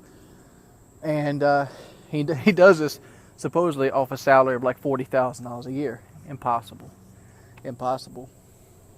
That's what you call a crooked cop. Cops make a lot of their money on overtime. He might make $40,000 a year, but he probably makes closer to $60,000. And then around here, we live in football area, football country. And they'll get paid $20 an hour to go stand at a football game, which they probably would have watched anyway. You ever watched a college football game, like an SEC game, you see that cop always stand behind the coach? He's getting paid a premium by the school. He's off duty. He just happens to have the uniform, and the uniform automatically makes people have a different level of authority to them. So that's how cops make their money. That's probably how he makes his money. That's probably how he has a brand new F-150 and everything. But I'm only speculating. I don't know the man. I don't know the man different from that post. Man could have had a father die and left him a lot of money. I don't know. I just know what his career is. But the idea, the schematic, is there. You know, that's pretty much the path laid for most police officers around here. And you don't need more than a high school education to be a police officer around here. And it all depends on what area you go into and how much there is a demand for jobs. For example, Conway is a little bit bigger of a town. Conway is probably harder to get on the police force than, say, Aner. Aner has 3 cops. I doubt you anybody of Aner's cops have ever went to a police academy. They're pretty much Johnny Ray and Billy Bob and all the cousins. It's a good old boy system. A lot of the things around here ran off a good old boy system. And I think that's where the structure should change. I don't believe people become cops with bad intentions, just like I said. But I feel like they should be held more accountable for their actions. You can't make them liable, such as property-wise, but you can put cameras on them. Cameras nowadays are cheap. That's why more and more cops are being seen doing things such as shooting black children dead in the streets. There's cameras in every phone. There's dash cameras. I can go get a dash camera and have it on my truck for less than $100. I can have that thing on a thumb drive, and I can have it recording what I drive for probably less than $100. Or hell, even with the cloud, you can have it sent to the cloud. You can have cameras on your uniform, and if you're in, all these things would help the cop. It would make them make better choices when dealing with people, because a lot of these cops let power go to their head. Like I was saying, it's the one ring of power, and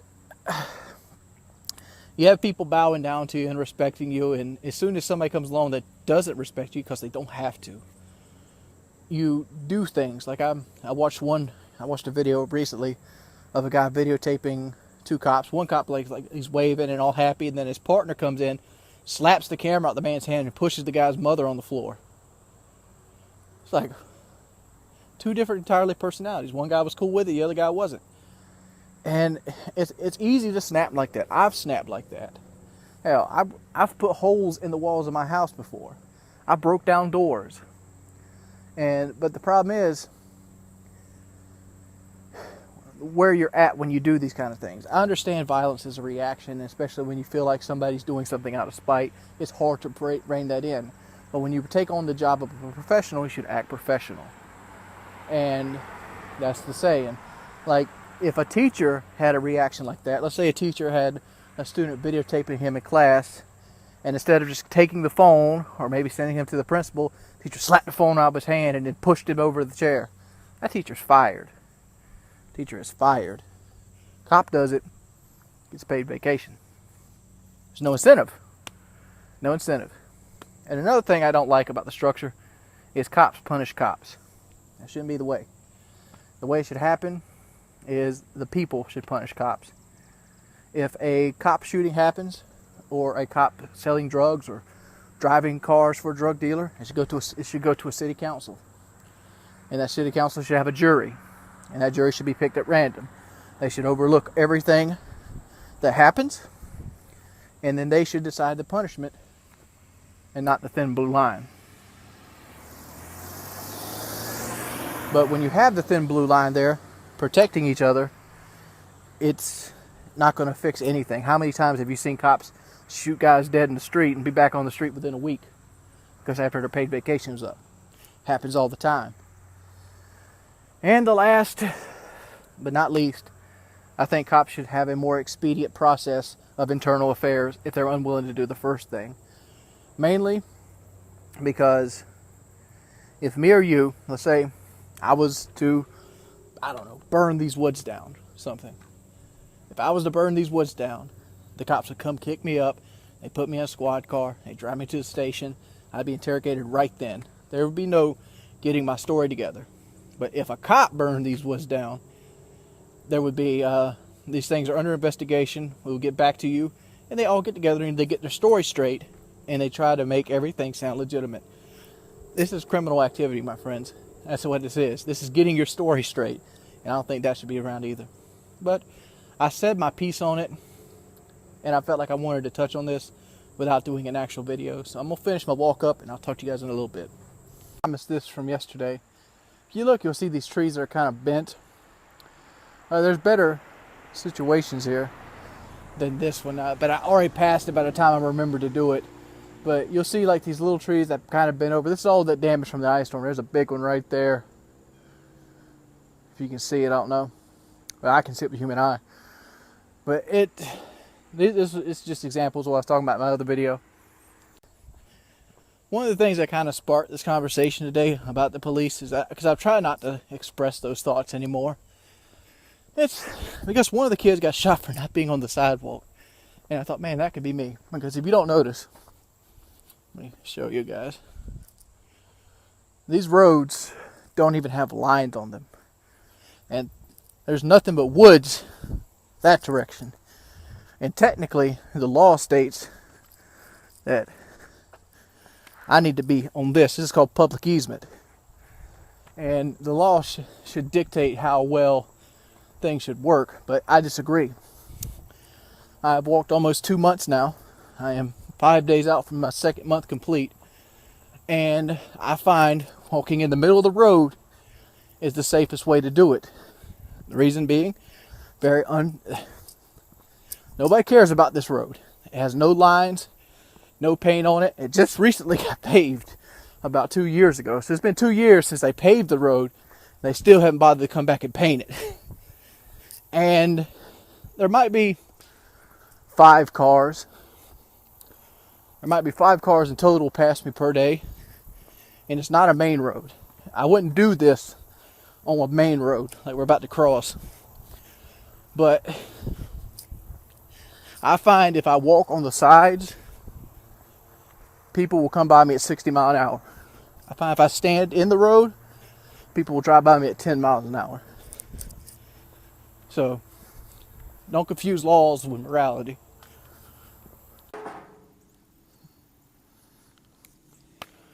Whew, it's a good walk today. Oh man. We had this Total Gym. I might have to get footage of it, but I've been getting on this Total Gym. And I started out with 5, I moved up to 10 little presses.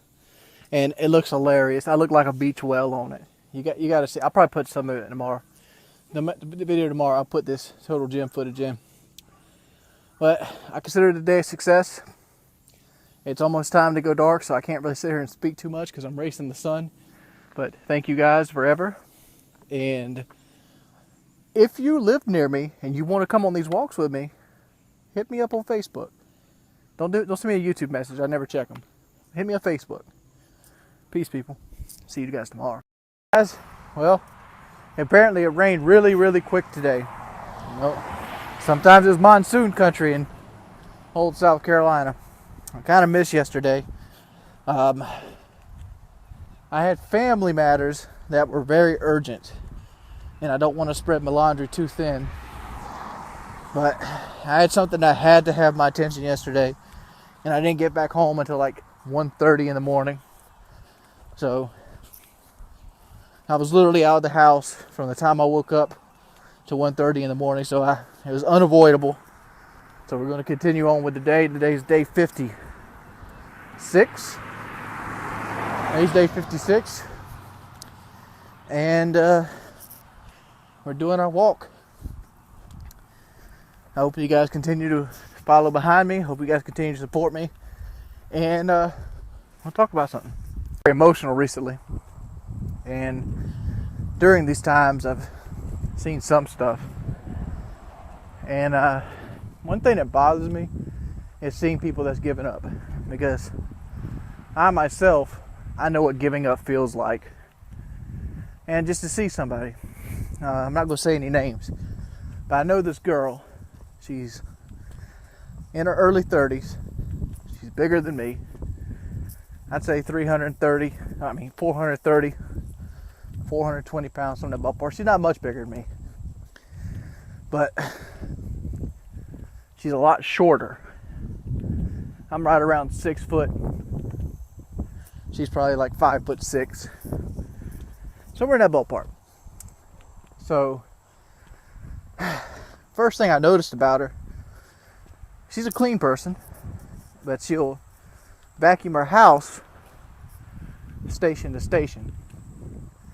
Like say you have a recliner in the living room, she'll sit down, vacuum what she can reach, get up, walk over to the sofa, vacuum what she can reach. She'll sit a kitchen chair out, and she'll like plan her day around that, station to station.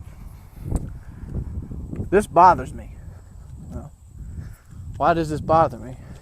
Because you're giving, that's conceding. You're conceding to your weight. I understand you can't do it. Now I understand that you're at least attempting to vacuum the floor. You're doing something physically. Why not push a little bit further? Why not go to the mailbox?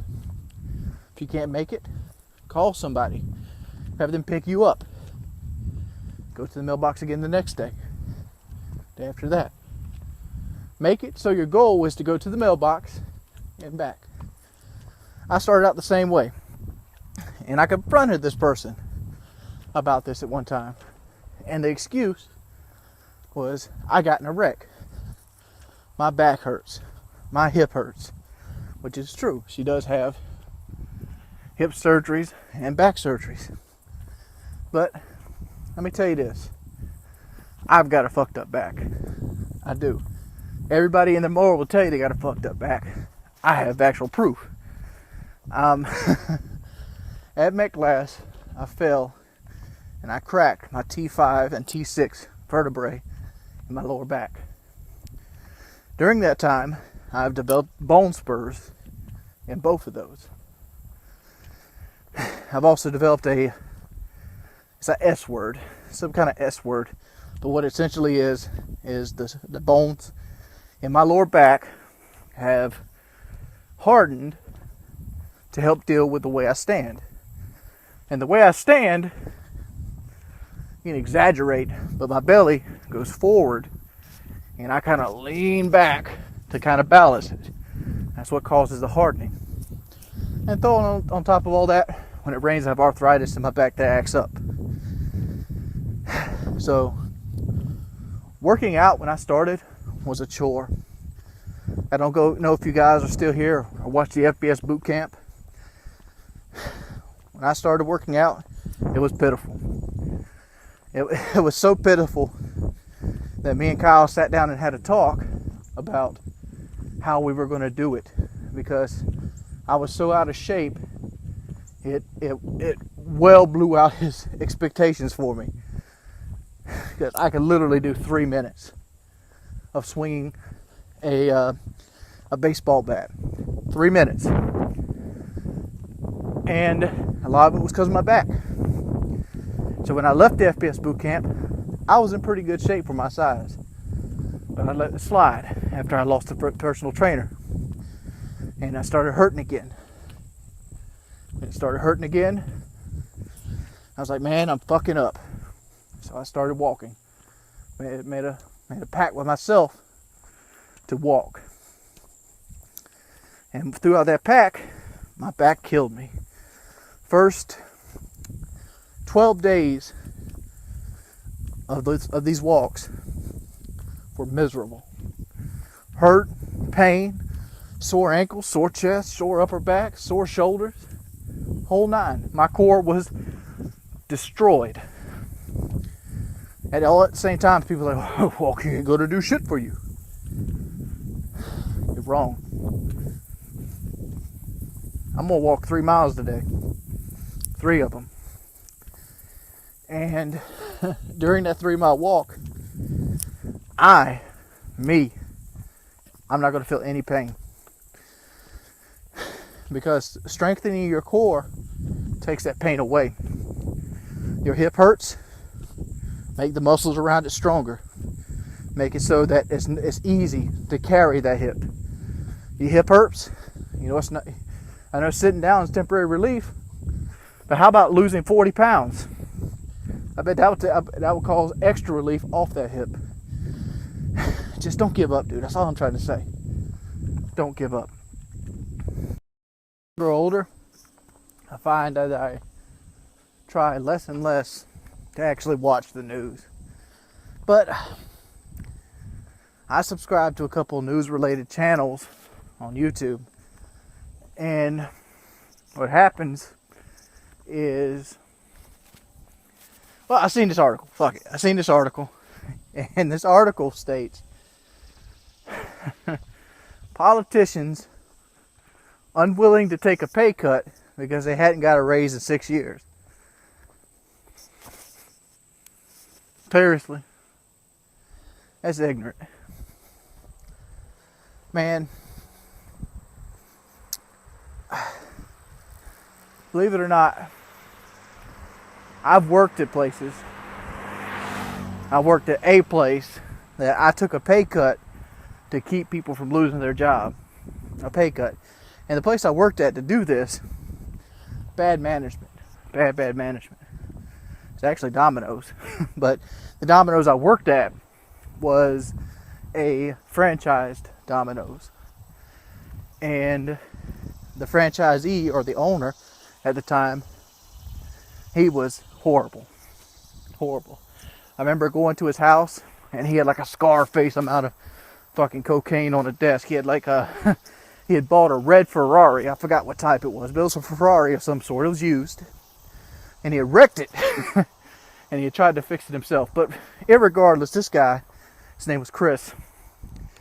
we would work sometimes, and he'd come in at night, and we'd have, I don't know, $2,300 or something in the safe, and he would take all the money, but enough to make the till up for the next day, and he'd go spend it. And I had a payroll check bounce, and so on and so forth. And well, regardless, the guy, Domino's, came in and intervened, like the company, the corporation. They go, you can either sell it or we're going to take it from you. So he ended up selling it to another company called Cowabunga Pizza, and they took over the chain here in Myrtle Beach. When they took it over, see, at the time, I was like halfway assistant manager, halfway like lead driver. So I was making like $6.10 an hour. Wasn't much. But the average driver made $5.45 at that time. So they go, look here, we can either give you a pay cut or we're going to have to drop. God, who was it? I think it was Marcus. Because Marcus was the newest driver. Like, they either keep paying me what they are, or Marcus is going to lose his job. I'm like, fuck, dude. Well, I looked at it, I'm like, man, theoretically, would I want somebody to lose their job because I wanted an extra $60 every 2 weeks? So I'm like, no, I'll take a pay cut. And that kept Marcus on the screw. So I have took a pay cut to help somebody keep their job. So let's flip this around. You have politicians unwilling to take a pay cut that make 10 times the amount of the American working man. At Domino's, I made something along the lines of $14,000 or so a year. If you factor in tips, I might have made 20. And I took a pay cut. A guy who makes $400,000 a year won't take a pay cut to $380. That's fucked up, dude. This is the people we're putting in office. He had a raise, dude. You don't need a raise. You need to be making $100,000 a year to sit your ass up there and just talk on the phone. I'm talking to this girl right now. She's a CNA at a hospital. You know what a CNA does? CNA is a certified nurse assistant. And basically what they do is they wipe asses and change sheets. She makes probably $17,000 a year. Has to wipe 80 asses a night. Grown people's asses. I'm talking about grown people poo. And this guy wants to say he can't take a pay cut because he ain't had a raise in 6 years. It's bullshit. I don't know. I need something to talk about. And I'd like to touch on something else that's kind of been bothering me. And I just want to give you another example of bad leadership. Bad leadership comes from, remember Hostess? Hostess went out of business the last couple years. And it was a big story, but I know a lot of you probably ignored it. Hostess executives, the people that ran the company, couldn't figure out how to sell Twinkies and those little chocolate cupcakes, snap cakes to people, and they were losing money. They were losing lots of money. Couldn't make them trendy, couldn't figure out how to do it. But the entire last couple of years that company existed, the COOs, the CEOs, the presidents, the vice presidents, fat fucking paychecks, dude. Just, oh man, here's my bonus. Got to make this $1.2 million bonus check this year because I did such a good job of putting the company out of business. While at the same time they were saying that everybody, all the employees of the company, the people working on the assembly lines, the people making sure the machines kept running, the maintenance positions, they all had to take pay cuts. This guy who's running the company into the ground puts $1.2 million in his pocket full of bonuses. That's the world we live in, dude. That's the world we live in. And a lot of people want to point to Obama. It's Obama's fault. Dude. Insert president. President is just a face. Now, this ain't conspiracy theory. This is cold hard truth. The president is just a public figure. He's a face. His job is to take the blame. Because the real power comes from a place called Congress. Congress. Congress is who's to blame here. And Congress don't want to take a pay cut. And the reason these people in Congress stay in Congress, even though they're bad leadership, is because of a thing called gerrymandering.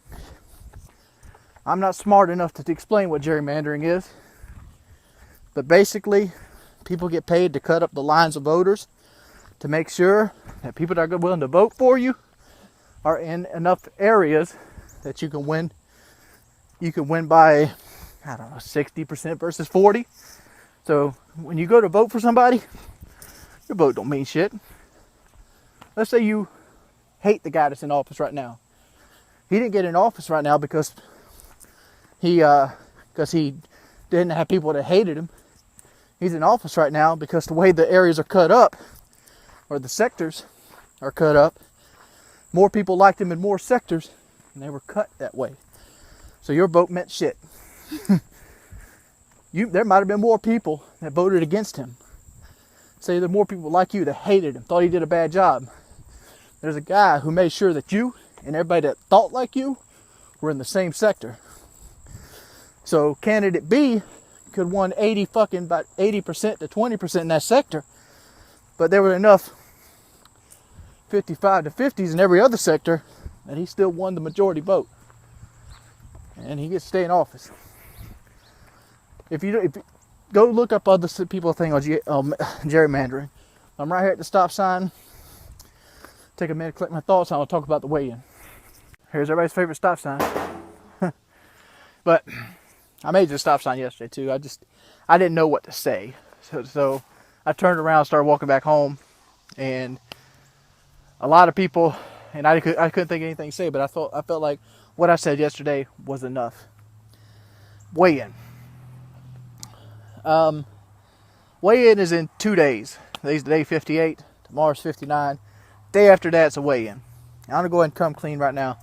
I'm still over 400 pounds. I know some people out there are probably thinking it's going to read like 370 or something, but no, I know exactly what I weigh right now. I weighed myself last week or so, and I can say this: every time I've cheated, I've told you about it, and every time I told weight, I have lost weight. But the original starting weight was more than I'd like to admit to, and I can tell you exactly where I am right now, and I can tell you it's about 35 pounds lighter than where I let myself go. But I doubt I'll be under 400. And I let myself stress out. I got myself depressed a few days before it because I was scared about backlash. But it is what it is, dude. It is what it is. When you see the numbers, picture that as a starting point for this time. Because this is 2 months in, and I'm going to lose the weight. I've never cheated. Every time I said I walked something, I walked it. I try to put checkpoints in here to prove that I'm at different sections of the walk every day. There's no cars, no trucks, nothing like that. Here, like even today, I walked to the curve. I'm going to walk like 2.6 miles today. I want to lose this weight, and it's going to happen. Like you can see the sweat on my face.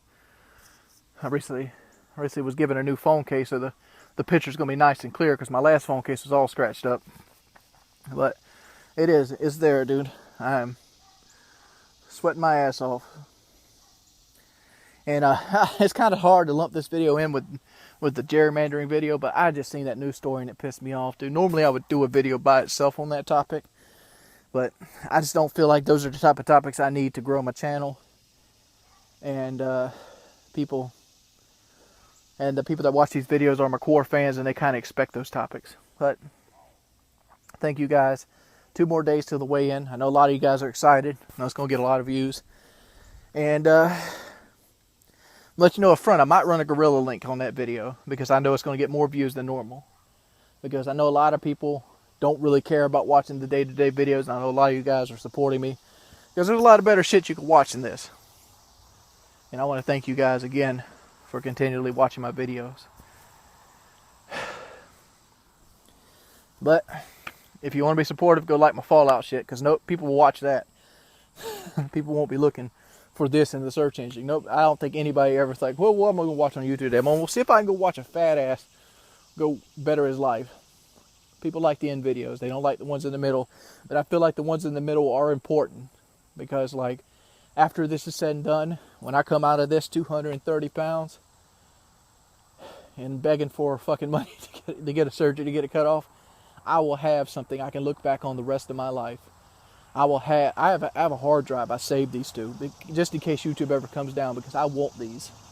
I want to be able to look back on my life, and maybe sometime 15 years from now, and I'm feeling bad about myself, I'll be like, motherfucker, you overcame something that 95% of the people that in your position can't do, and I'm going to do it.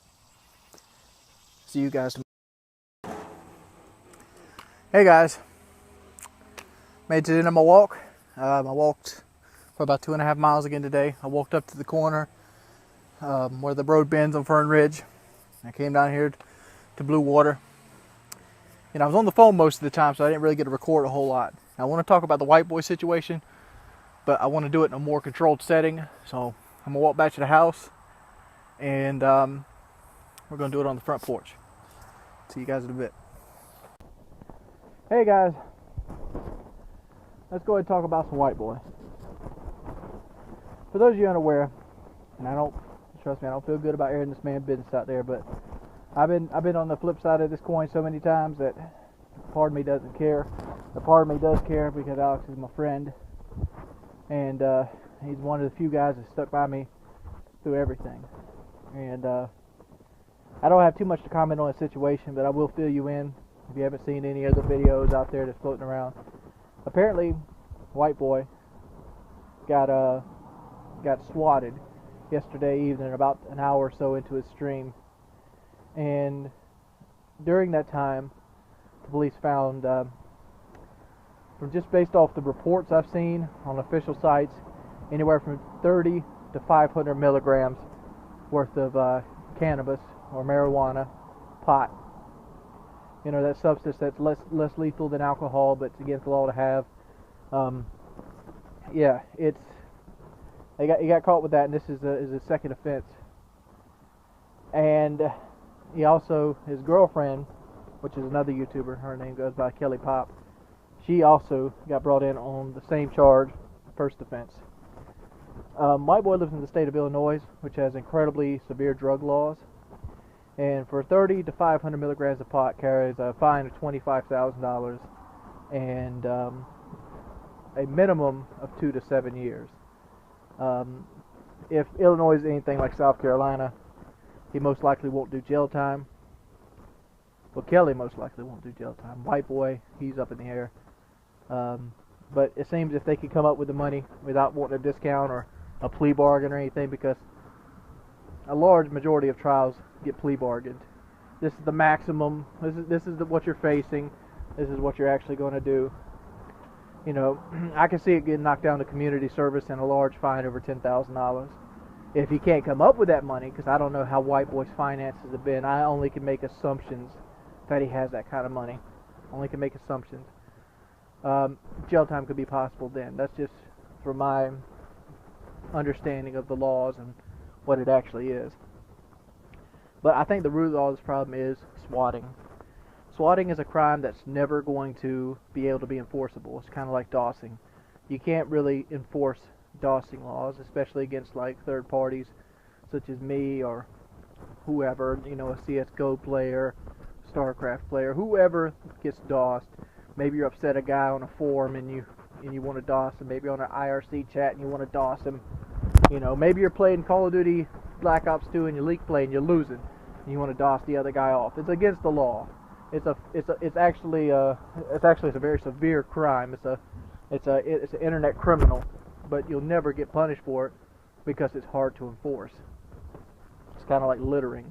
The only time littering can get enforced is if they get caught in the act. You can't go back and say, well, somebody threw this Bud Light can on the road, and yeah, somebody's got to pay. No, most likely going to look over it because it's littering.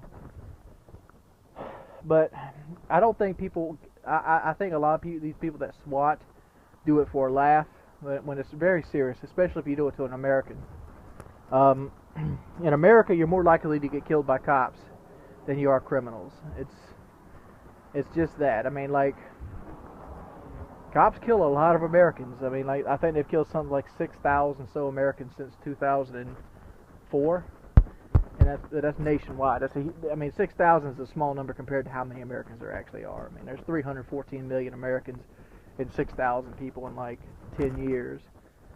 You know, it's a small number, but cop on civilian violence is very high in America, and our cops are very aggressive. It's not like the UK cops where they'll beat you up with a billy club and that's it. No, here they'll beat you up, say you got a resisting arrest, you know, charge you for bleeding on the officer, you know, put your daughter in. I've seen one cop that ran a guy's daughter over with his motorcycle, and then when his dad wanted to get aggressive with it, he shot the dad in self-defense and got off clean. I mean, like, you know, let's not get into the cop thing. I mean, I'm not an advocate for most of the cop laws there is, but I mean, but this marijuana charge is fucking retarded, dude. And this is an example of why you shouldn't swat people for laughs, because swatting is a very serious offense. I can think of at least 4 or 5 incidents I know from recent news of people that got swatted in the SWAT team mistaken the house. They didn't even hit the right house, and they killed somebody because they tried to defend themselves or fight back, or thought somebody was breaking into their house. And you know, that could be the case. And what if white boy had a gun underneath his desk? Or think, for example, me. I have this big, you know, Navy SEAL survival knife I keep unsheathed on my desk. What if a cop comes in and I spin around in my chair and he sees the knife, decides to shoot me 3 times in the chest? That's a possibility, dude. Do you really want to live with that? And I know I said in my blog post that, you know, some British person with liability. That's insert nationality, dude. What I was trying to say there, or convey, was that people generally do it that are in a position that they're nowhere near the origin of the crime. If you get a guy in Illinois and you're somewhere over there, I don't know, let's say a whole other country. Let's say you're over there in Switzerland. You use Skype, you call internationally, you say, oh, you know, this person, you know, did this, and they react with a SWAT team to go out there because they have to take those calls seriously by law. I mean, they can't be like water under the bridge. They have to touch base, and that's just the thing, dude. It's silly when things like this happen, and I think it's messed up. And you know, I don't think it's going to be the worst possible offense. I mean, like, a lot of people out there are, I want to say, lack morals. I would say white boy deserved to go to jail because he had 30 grams of pot or something. Let me tell you. You see these keys right here? These keys right here. A bag about this size, a square bag about this size, is what 30 grams of marijuana looks like. 500 grams of marijuana looks something like, I don't know, a bowl you would mix a cup, you know, cake batter in.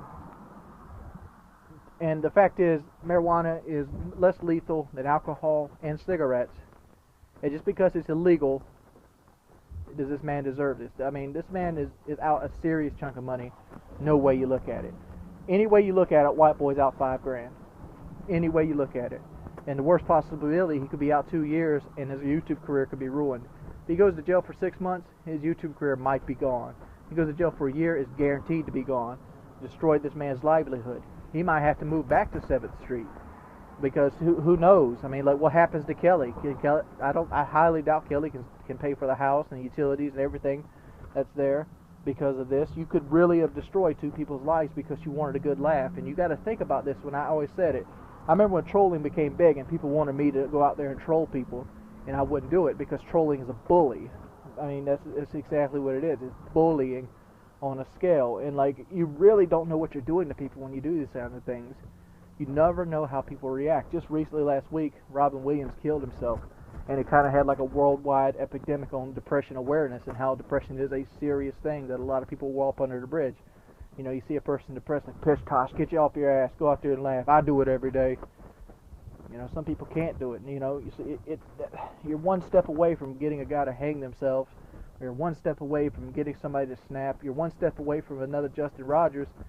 And what you did today, because you eventually will brag about it.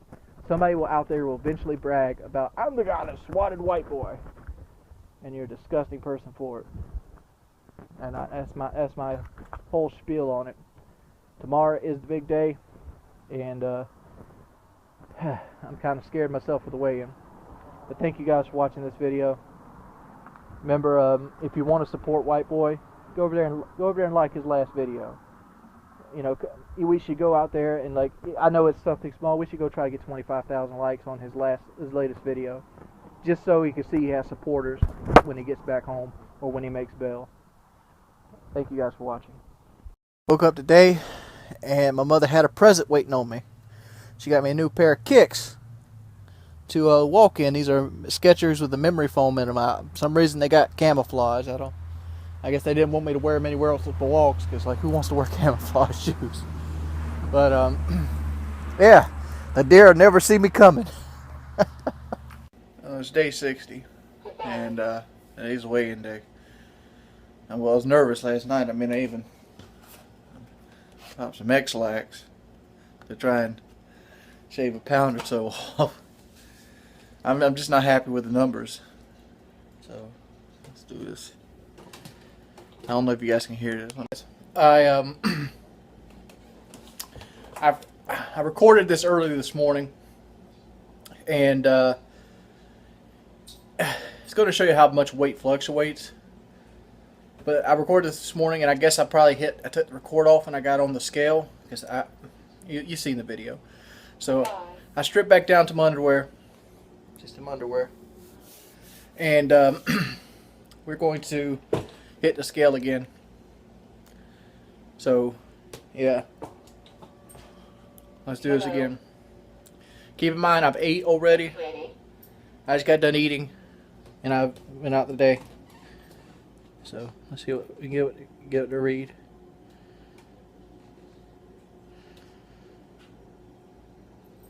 What to say? It's looking 411.8 pounds. You hear that? 411.8. So, lost 0.2 pounds this morning. So it was 412 this morning. So it's fluctuating a little bit. But I have more clothes on right now because I got socks. I don't know how much they add to it. But yeah. This is the part where I start giving excuses out, but there's no real excuses to give. I mean, it is what it is. 412's what I weigh. And all we can do is keep going forward from this point. I'll make mistakes, gonna make more mistakes. Eat bad. Yeah, this last 4 days hadn't been good eating. Mainly because of the weigh-in. That's kind of stupid how you think about it in that sense. But the weigh-in itself caused me to want to eat. But I'm going to put it out this way. I'm going to do it next Friday. We'll weigh in again. The day's Tuesday. So Friday, we'll do another weigh-in. And matter of fact, it's Wednesday tomorrow. Let's just do weigh-in Wednesdays. Let's do that. We'll weigh in every Wednesday from this on point. And let's set a goal. My goal is to be 410 pounds by next Wednesday. Hopefully under, but that's our goal, 410. So let's go and get this walk out the way. I don't know if you can see this, but we're running from rainstorms. So what I'm going to do is I'm going to walk down the side with the rainstorm clouds first, the dark sky, to try and get it out of the way. So hopefully it'll start raining over here before we get over there. So see you guys in a bit. As you can see, I don't know how well you can tell. It's rained on me. It's still raining on me. It's just drizzling right now, but it hit a heavy downpour. I don't know, I can barely see you guys because my glasses got water on them. Yeah, we made it to the first stop sign. It's starting to clear up now, but like I'm gonna have to walk back through it. It's like raining over there, like down the middle of the road, but but it's not really raining right here. But hopefully I can walk way through it. I can get up to the place up there on Fern Ridge, and hopefully by the time I get back, I'll just have to walk through it a little bit again, because it seems like it's moving that way. But I think I made the right choice, because like if I would have got hit on the road and it started raining, I would have went back to the house. But it started raining about halfway down this road, so I didn't go back to the house. So let's get these walks out of the way. I'm still waiting on. I hit Boogie up, and Boogie's supposed to be trying to hook me up with that Diamond Dallas Page people to do that kind of stuff. But like, I don't know. Some people want me to do P90X. Some people want me to jog. And like, I have excuses for them. I do. And like, the excuses was last time I attempted to jog, I really hurt myself. Like, I had to wear a knee brace for like a week and a half, and my left ankle is still tender. Like, I'm just too heavy right now to jog. I'm just too heavy. But I'm not too heavy to increase my workload. I gotta find something else I can do besides these walks to kind of get physically active. So, still looking for that.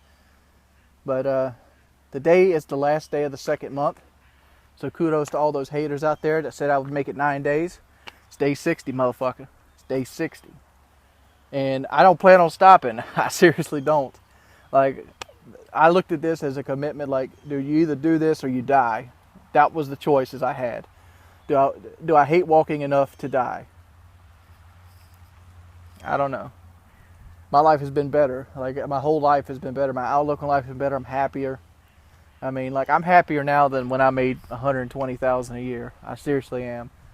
Even though I'm broke, don't get that twisted.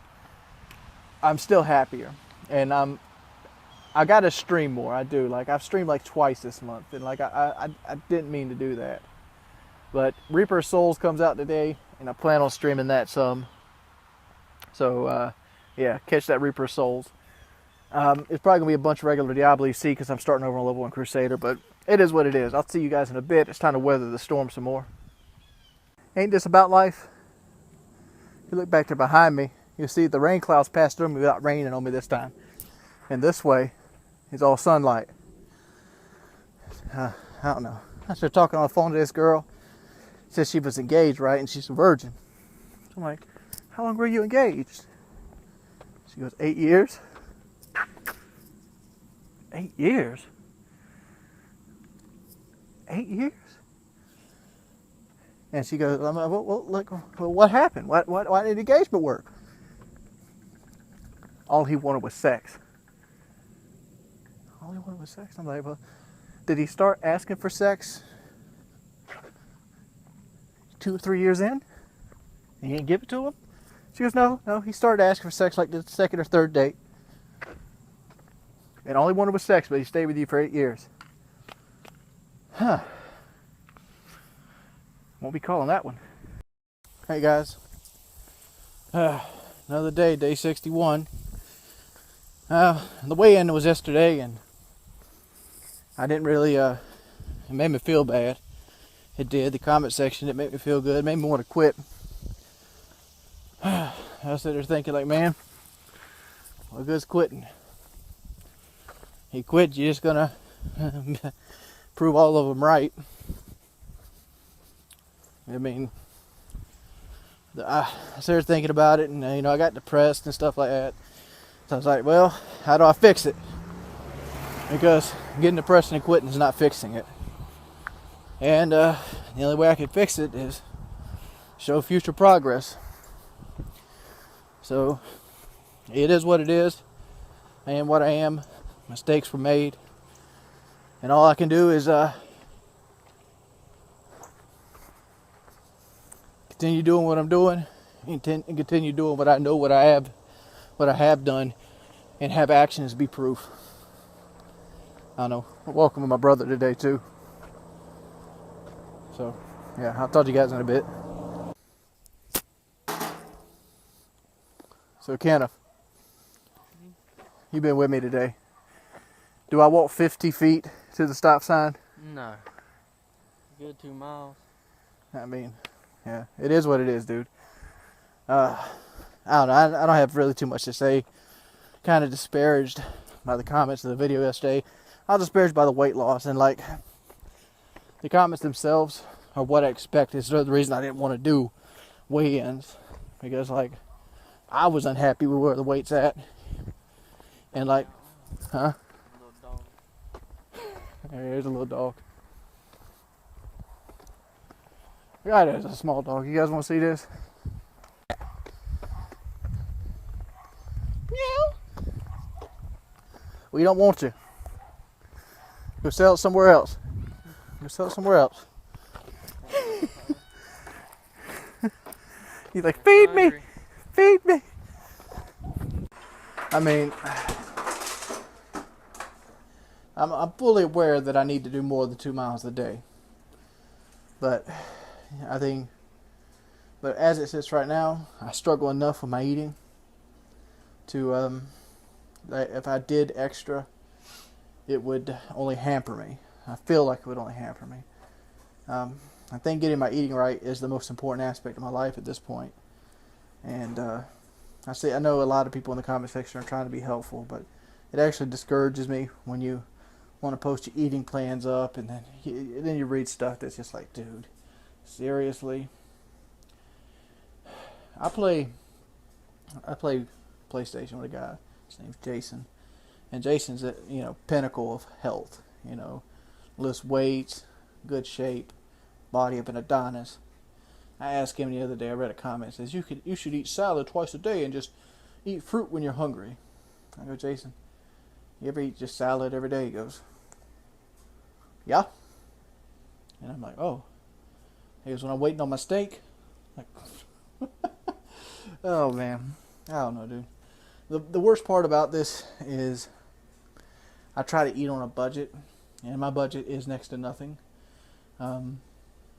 It literally is next to nothing, and so I try to eat what's around the house or what other people bring in the house, and like, nice like tonight. Like, look what got cooked tonight. There's pasta, pasta noodle, pasta meat. It's 8:08 in the afternoon. I don't know where this is looking at. I'm just hoping it looks towards me. I can't see the back of the camera, but that's. Hey guys, it's post commentary. Mainly because my microphone went out at this point in the commentary I was doing. I was going to kind of reiterate what I was talking about. I was talking about how putting food on a budget, and how I try to eat what's around the house because that's the cheapest route for me to do at this point in life. And a lot of that is because there's life changes that need to be made, and I haven't made them yet. And I'm always in a perpetual cycle of spinning my wheels, and that's another flaw of mine. But I just want to reiterate that going out and trying to give me advice, or having people that go on my videos and try to point out like flaws, and people have this desire to like point at something like, ha ha ha ha, I was right. That's not helpful at all, dude.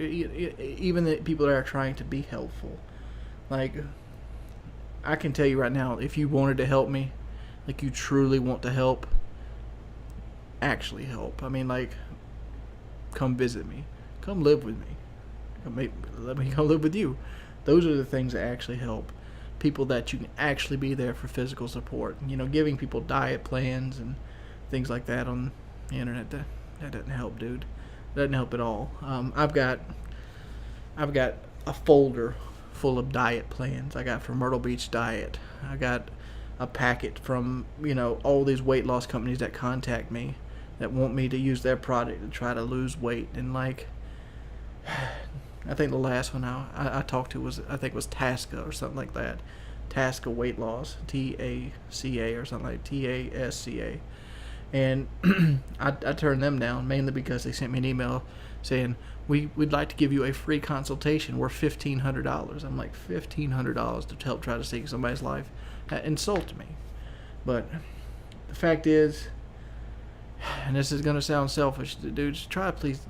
I'm motivated to try at this point, and this is the furthest I've ever come trying.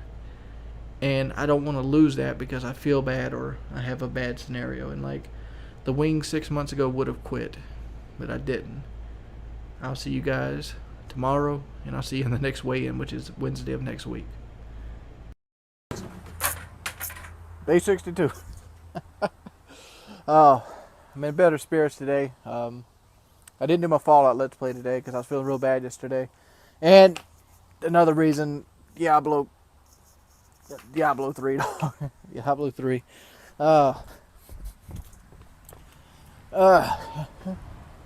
Diablo 3 Reaper of Souls. That is the bomb diggity. And she's right there behind you.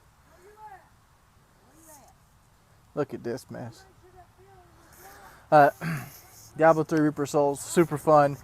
I'm going to talk about it a little bit here toward the end of the video if you want to stick around and see my review of it. But feeling better, looking better, and we got the whole Walton family coming with us today, so we might have a little shenanigans. Chevy, you want pepper? Want pepper? Here,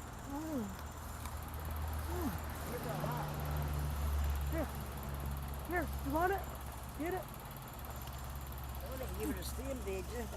Yeah, he's got it all. There's a metal not there. He dropped out when take it off. It's gonna take it Hey, away let me from him. get it. He's like, don't touch my pepper. Hey, let me. He'll eat it dirty, you know. Watch this. Let's see if I can get him to. Tomatoes? There's no tomatoes. There's, I got You got a tomato you can give him? No, got one in there to give him. I ain't got no shoes on. If I had a shoe on my foot. Oh, he left his peppers. Mama, yeah, they crazy. Yeah, there is. Where's David? Want some? Here. Here. Hey. Chevy, come here, buddy. Come here. Come here. Here.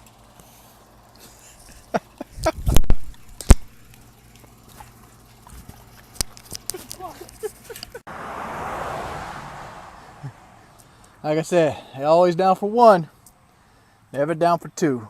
I am sweating my ass off. It is blazing today. I don't really know what to say. Kind of excited. I had a good day yesterday again. Well, a good day by my standards. And yeah, I don't know. I feel very confident that I'll be under 410 by next Wednesday. And I figured, you know, I set the goal small, and so I can overachieve it, if that makes sense. I don't want to set like a goal like, oh, I want to lose 7 pounds next week, and then feel bad that I don't get 7 pounds.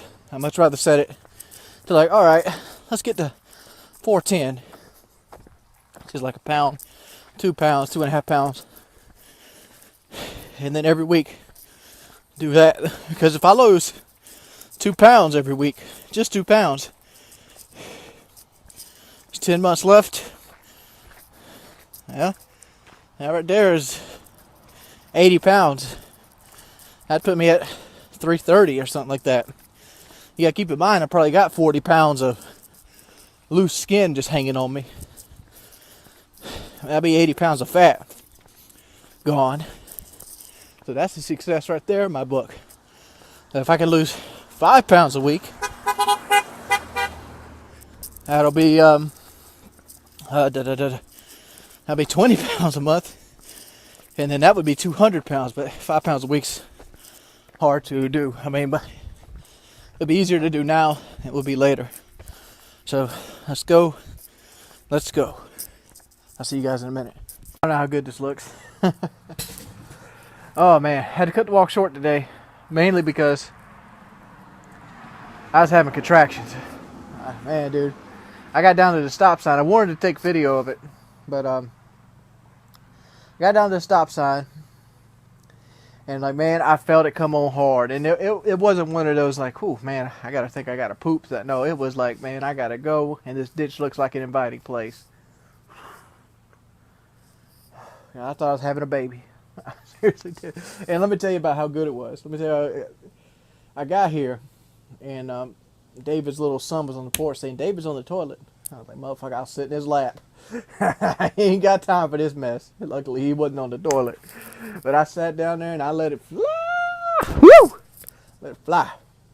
And motherfucker, my legs went numb. I sat there reading about Lon Chaney Jr. and the Wolf Man. My guy's like, ah! Oh, man. If there was a city under there, it looked like little Tokyo, man. But Godzilla! I don't know. But I promised you guys I would talk a little bit about Reaper of Souls. And I figured I'd do that. Reaper of Souls looks fantastic on the PlayStation 4. Looks great. Hey, let me, since you're out here, you ain't got to show. You're looking at me. You can talk, though. What? Did I call you because I was having contractions? Yeah, they just come up. I was getting out of the shower, and all of a sudden I got hit in the face with shit. It come up through my vent in my bathroom. I'm not lying. I had to come spray some air freshener. Oh, it made my legs go numb. Made my legs go numb. It was good. You need to go ahead and flush that toilet one more time. Oh, I did blow it up. But I like the game. I seriously do. I think it's a wonderful game. It's a wonderful experience. It's a little bit like Diablo 3, but 4 of the 5 acts are Diablo 3. I feel like the weapons scale really, really, really well. I mean, like, you can very easily become overpowered to the point that the game is trivial. I think I got level 70 Crusader right now, starting from scratch. And within like 14 hours, I've got to the point where my Crusader can literally crush like Torment by myself on like just doing adventure and rifting modes. And that's the only problem I see with the game. Like, if you're devoted to the game and you're like a gamer that spends more than a couple hours a day playing, you're going to crush the game so quickly and you're going to get bored with it quick. And I don't know, it just doesn't have the refreshing combat that Dark Souls has. Like, the reason I played Dark Souls for so many hours was because the combat system was so good. And like, playing the game with just like a different weapon or a different class was a whole different experience. So there is that. And I don't know, I recommend the game. I seriously do. If you haven't played Diablo 3, pick up Reaper of Souls.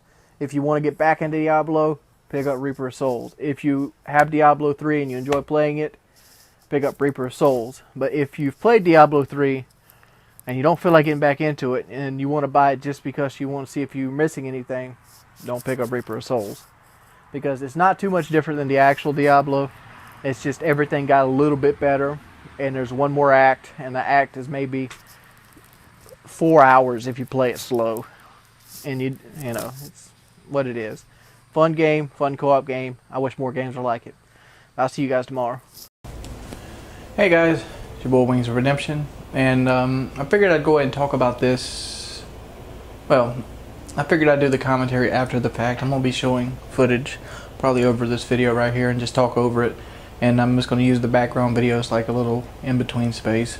I want to talk about this week and my plans for this week and how it's affecting me and where I'm at.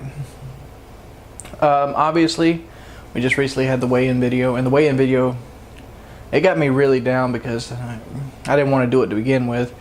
But I understand the need for it. For most of you unaware, I didn't start walking to lose weight, so I didn't really. It wasn't until the last month or so that I really start trying to lose weight and get my eating and diet ready. So really, the weigh-in video came in something like 2 weeks, maybe 3 weeks after I started actually trying, and even then there were some bad days in between there. It took 28 years to put it on. It's not coming off in 2 months. I can tell you that. And like, a lot of the thing is just, you don't want to feel like you wasted somebody's time. Like, and I'm a person that takes a lot of things to heart, and those things bother me. It bothers me that it's almost a year later and I'm still 400 pounds. It bothers me, and it bothers me that I can honestly felt like I tried, but I didn't try hard enough. Obviously, had weak moments, and I feel like my mindset right now is the best it's ever been to lose weight. And there's pros and cons to everything, and a lot of it, and a lot of it, the cons is going to be added stress. Weekly weigh-ins will add stress to my life, and that's a double-edged sword. And I'd like to explain that. It's a double-edged sword because stress sucks. It gives you gray hair, and it makes you feel like the world's against you, and it makes you feel like if you do it wrong, it's a bad thing. But if you do it right, it's a good thing. John McEnroe always said that stress was a wonderful thing. While doctors are sitting there trying to produce stress to be this horrible thing that shortens lifespan, which it might, it also is a motivator and a driver. John McEnroe said the reason he won Wimbledon's, and I don't know if he won a Wimbledon to be honest, the reason he won championships, I know he's at least won a championship in tennis, is because he was always worried about somebody out there that was better than him. And that stress that was put into him made him train harder, made him eat better, made him worry about the next event, made him study, and the stress right there is what motivated him. Without that stress, he probably wouldn't have been as great a tennis player as he was. And I feel like the same thing is going to happen with the weight loss, even though it's added stress onto me, but it makes me think about the choices that I have every day and realize that there's a consequence to them that's more immediate. When you have weigh-ins like the first weigh-in, which was a month or so after the fact, it's a lot easier to slip up because you feel like, well, I messed up today, I'll get back on it tomorrow. Well, then you mess up the next day as well. And then you're like, well, this week's a bust, let's wait till next week, let's hit it hard next week, we'll lose 8 pounds. And then next week comes and you get a couple good days and then you bust again. And I feel like that's where stress is going to keep me on my toes, because like I have to be under 410 by next week, or I had to face the consequences. And that's right around the ballpark that we're in. And that's what I'm thinking about right now. It's a lot between how to properly manage my diet, how to do it correctly, how to do things, and the other thing is like how to turn my YouTube channel around. I mean, first and foremost thing, I got to start trying. I literally do. Like, I look at YouTube right now as almost like a hassle, to be perfectly honest. It's like well, I got to get this done so I can go do what I want to do. And I don't know. And it doesn't need to be like that. I know that might offend some people, but that's just where I'm at mindset-wise. And that's what I am in mindset-wise. And I need to get out of that. I keep waiting for a one-trick pony to come back along like Call of Duty. I don't think that's ever going to happen for me again. And the reason that is you get people that always come at me like, won't you play League of Legends? Won't you play League of Legends? Me playing League of Legends isn't going to make my channel blow up. Me playing insert any game that you want to put out there isn't going to make my channel blow up. What made my channel blow up in Call of Duty was I was informative, I had better sounding equipment, I had HD quality, and my videos were overall more enjoyable than what everybody else was putting out at the time. And I lagged behind in that series of events. The next stage, I didn't go up to the new capture card. I didn't upgrade my quality. My voice didn't sound as good, and then people just got tired of seeing the same thing. No matter what show it is, Family Guy, American Dad, Simpsons, Friends, Seinfeld, everything has a lifespan on it. And even if some people like it, like I'm sure people still watch Seinfeld reruns, it's by no means the amount of people that watched it in its heyday. The heyday has passed. And I think that's the same thing with YouTube. I think you have heydays. I think eventually PewDiePie is going to have lots of viewers, but he's in his heyday right now. Maybe 3 years from now, there's somebody else that replaces him. And I don't know if you guys are aware of this, but there's like Spanish and Japanese and even Russian versions of people that are like American. There's a Russian version of PewDiePie. You can go out there and find him. I forgot what his name was, but he's not as big, but he's up there. He's 7-8 million, and he does basically the same thing. He just a copy paste swap for another language. Same thing with Spanish. Like I was looking for Dark Souls 2 Let's Plays, and I found this Spanish guy that played Dark Souls 2, and he pretty much had a channel just like Epic Name Bro. You know, it happens. I don't know. There's got to be something I can do that's interesting enough to warrant people. And like, I feel like my only real skill in life, because I don't have a trade. I don't have a trade whatsoever, and that's something else I'm regretting right now. It's like I wish I would learn how to be an electrician or a plumber or something. I mean, you know, a skill that is always going to be needed. I mean, I can make pizza. I can slap pizza. I can beat the shit out of video games. I'm pretty good at public speaking, and I mean, a lot of people disagree with that, but I don't get nervous, and I do a lot of these things off the cuff. I mean, if I sit down and write something, I mean, I can sit down and write, you know, something beautiful, much better than those guys that try to rap in the comment section of these videos. I might actually have to throw one out there tomorrow. But I don't know. Do you like these commentaries like this? Do you like them after the fact? Let me know. The video footage has been played throughout this video for the walk, and I hope to see you guys tomorrow. I'm out.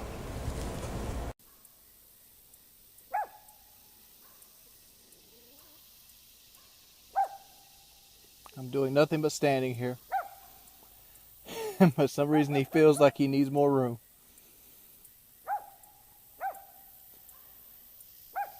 Look at him. Scared of everything in life. It's okay, buddy.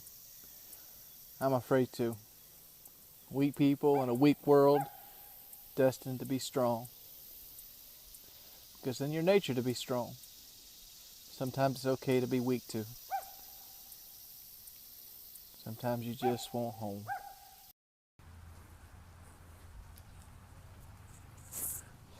Oh, hey guys. It just got done pouring down rain. I'm going to try to sneak this walk in between the rainstorms.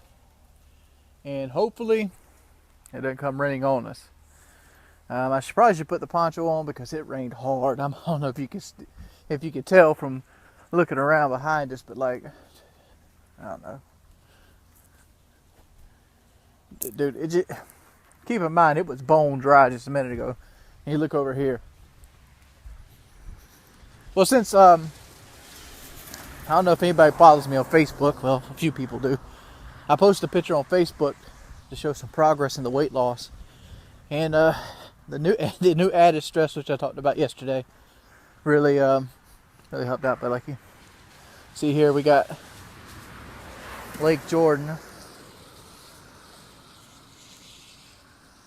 I don't know. It's about 1.5 inches deep, but I hate that damn thing.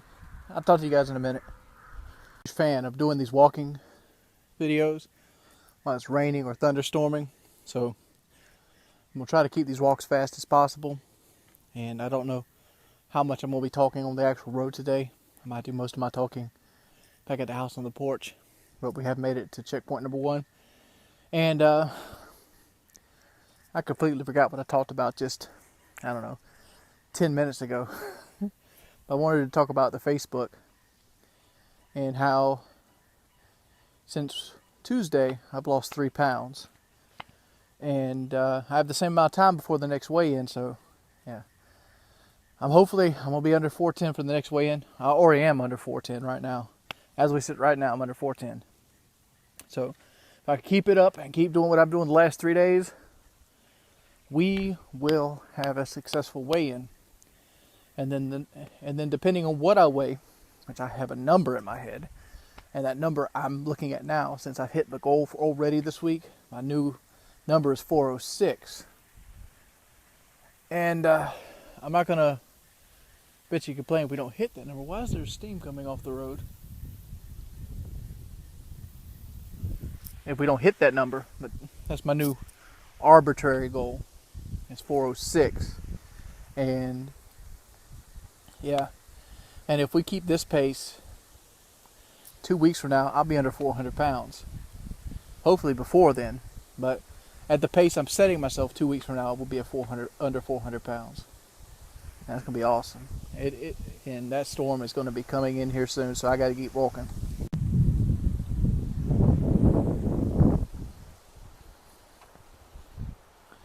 It has just gotten fucking dark, guys.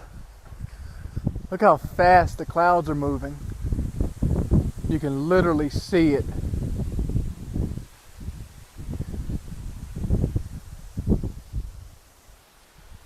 The fuck? That is scary. Really creepy out here. Let's see if we can get a good look at it. But the clouds are moving, the wind's pushing them. I think we're going to be okay. I think it's going to push them all that way. And I think we'll be okay. It seems like that little storm has moved over. But like, man, I was like doomsday was coming or something. It's creepy. And I started thinking to myself, what would Les Stroud do in this situation? How would he handle this alone in the woods? But there is a new threat. Apparently, right here, that gate behind me, if you go back, you'll see there's a pond back there. And that pond has a new inhabitant. It's an alligator about 7 feet long. Strange. It's drizzling right now, and it's got that thunder rumble. So I'm gonna make this short and sweet. Made it to the stop sign. I will talk to you when I get back to the house. It's gonna rain here soon. Now I'm gonna walk. I got half a mile to walk, and I'd like to walk it as dry as possible. All right, see you guys in a bit. Trying to get comfortable, being uncomfortable. See you guys tomorrow. The happiest I've been in my life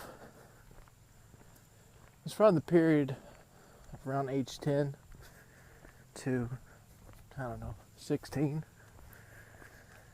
I remember fondly of staying up all night playing video games, and during that time it was cool because I'd have some of my cousins sleep over, or me and my brother. My brother was huge into Insane Clown Posse. Huge into them. I'm talking about everything. He bought all their albums, and we listened to them constantly. And this is around the time that I want to say Napster and Kazaa and all those things were going on. They were huge. They were real big. And I remember playing Diablo 1. We had Diablo 1 on 2 consoles. Well, on 2 different... Man, that sucks.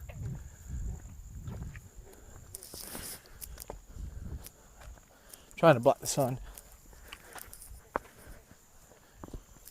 We had Diablo 1 on 2 different settings. We had it on the PlayStation, and we had it on the computer. Our computer wasn't very good. So I'm back there. Our computer wasn't very good. I remember we didn't know much of computers at the time, but I think it had 32 megabytes of RAM or something like that. It sucked. We ended up getting a memory stick and switching the memory out, and it went up to 128 megabytes of RAM. And we thought we had a Rolls Royce. And like kids, we always compared our computers with other people's computers. My cousin Jonathan, he had a Daewoo. And we would see who could install games faster. This is stuff we did as a kid. Like, my computer's faster than yours. It installs faster. Yeah. I guess a few years ago it was the console wars, which is better, 360 or PS3. I seen through that quickly because they're both going to be outdated and obsolete. None of that shit matters, dude. None of it matters. It matters more when you're a kid, but you're naive. But yeah, we'd play music on our boom box. We had literally a boom box, And that boom box would just 2 speakers and a CD player. It was AM, FM radio too. But we would play. Oh my God, it was the Great Malenko. It got to the point that I knew every word on the Great Malenko. And I didn't even like the band. I heard them so much that it made me sick. So I kind of branched out into like metal, and he kind of like stayed rap. And that was pretty much the point where me and my brother started to separate as people. Right after that period, he started going out and getting into people, and like the only thing we like kind of touched on together was cars, mainly because he'd keep wrecking them. And I'd go out there and we'd learn how to fix them. Me and him spend time together. If I had to pick one point in my life, it'd be that. Firm believer in that there's no such thing as a stupid person. I don't feel like anybody is inherently dumb. Well, there's obviously people that have mental disabilities and physical handicaps and things like that, but we're making broad brushstrokes here. Normal, healthy people that make bad choices or unfamiliar with things. One of the things I've always disagreed with was testing kids and proving their worth through testing. You can be a genius in a multitude of fields. You could be a genius with physical activity. When I went to high school, I knew a guy that could barely read or write. But man, he could catch a football any way you could throw it. He could, and that's just natural, inherent mathematics. I mean, you could sit down on a piece of paper and show the mathematics, how fast you have to be, how hard you have to push, how much blood you got to do, but he could just do it. He was good. And he ended up going all the way to college. I think he went to Notre Dame. He was a quarterback and he hurt his knee. His name was Durand Lawson. But he was good. It might have not been Notre Dame, but you can look him up, Durand Lawson. He went to college. We also had a guy called Alan Patrick. I think he made it to the Ravens. But both of them, they were good. It might have been Creeby Goss I was thinking about. That could barely read or write. But regardless, it's just other people in high school. At the same time, it's like my brother, for example, he does not have financial gifts.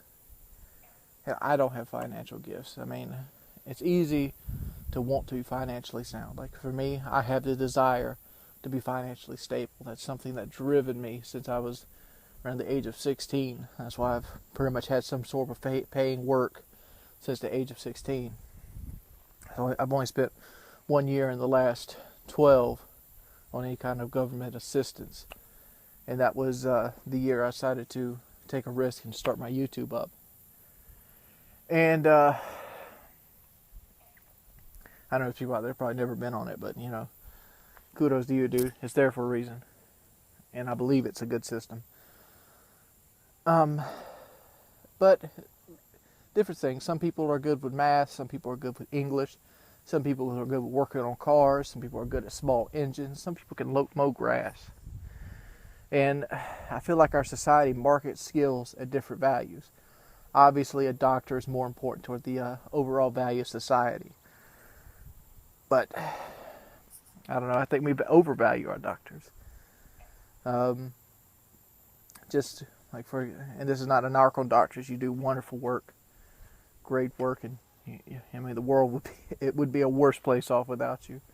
But I'm just talking about the overall systematic value of something that's assigned to something. Like somebody that makes sure your food's clean and done correctly, that you don't get sick and it's cooked properly, is worth next to nothing in our society.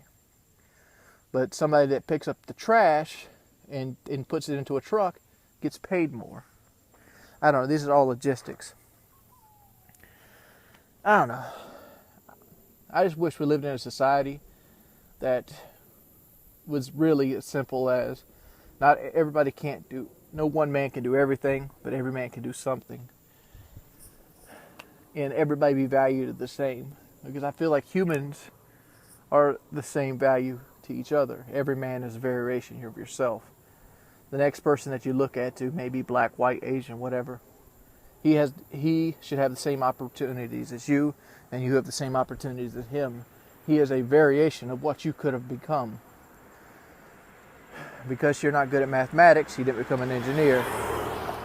But maybe you're good with small engine. Maybe you're the type of guy that has a great memory. Maybe you're the type of guy that has supreme focus. I don't even know where I'm taking all this.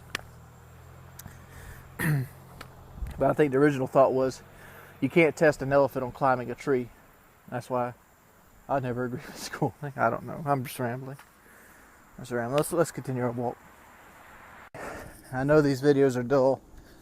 If I knew how to make them entertaining, I would have done it so by now. But I pretty much put this point that I do these videos for obligation rather than entertainment. I don't know. I'll see you guys tomorrow. I'm going to continue my walk. And see you later. Hey fellas, it's your boy Jordy. I don't know what day it is. The title of the video will have it on there. I don't even know what day of the week it is, to be honest. I did do my walk yesterday though, as you'll see right here. I'll put it somewhere in the video. But the commentary on the video was so unhappy and displeasing, and it would have done nothing but hurt me in the long run. So I decided not to upload it, and that's why this video has no audio.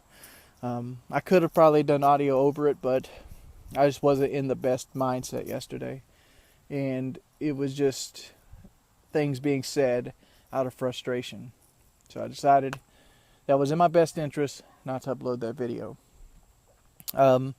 Still feeling pretty down. Still unhappy with things. I mean, there's all kinds of things going through my mind lately, and I mean, a lot of it has to do with I don't know, a lot of it has to do with Reddit. I don't know, for those of you who are not in the know, there was a Reddit post about me, and the post was in the best of intentions. Like, the poster had no harm in his heart, but the comment section was vicious. It was very vicious. And one of the things that made me realize is that I have so much of a hate following around me that there's really no way I'm going to be ever able to recover my YouTube channel at this point. And that pretty much sent me in a spiraling depression. Because it seems like every time something good happens, there's always going to be somebody standing around to point out things or just straight make stuff up. I mean, some people were saying I'm using donated money to buy trucks, and that's not the case. I mean, I've been trying to conserve my money so much this year that I've bought 2 tanks of gas, much less 2 trucks. The truck I have is paid for, you know, and that's everything. I mean, pretty much the only bills I have in life are the standard bills. I have a remortgaged home loan. I have an electric bill. I have an internet bill. I have a phone bill. And like, I could get rid of the phone, but at the same time, I really enjoy having the phone. And I'm not financially at the point where it's get rid of the phone or eat. When I get to that point, I'll get rid of the phone. I'm just not there yet. Hopefully I won't make it to that point. And obviously I need the internet to upload videos to YouTube to make money, so I can't get rid of the internet. But there's nothing else. I've gotten rid of satellite radio. I've gotten rid of everything I could possibly get rid of. I don't know why I got to the finances, but finances or something else. I'm not using anybody's money to do things out of the ordinary. And another thing I want to nip in the butt is a lot of people said I was donated, $8,000 or $9,000 for the FPS boot camp, and I wasted it. Wasted it most likely, yes. But not in the sense that I went out there and ate, lavish dinners off of it or anything of that nature. I literally and seriously, in my heart, used every dollar, and I could account for every dollar of that money towards training, eating, and things of that nature. And it was just a series of unfortunate events that caused another backslide. I mean, I can't help what Drew did, and I didn't like the new trainer, and I was stuck in a contract, and you know, shit happens, dude. Shit happens. And keep in mind, you have to pay taxes out of money, like Indiegogo money too, and also had to pay Kyle back for all the money we used on the FBS boot camp. So what was left over was like $4,600, and it's very easy to go through that money after the fact. You know, I bought a punching bag, got gloves, I got weights, and things of that nature. I haven't showed that stuff, but I did buy that kind of stuff.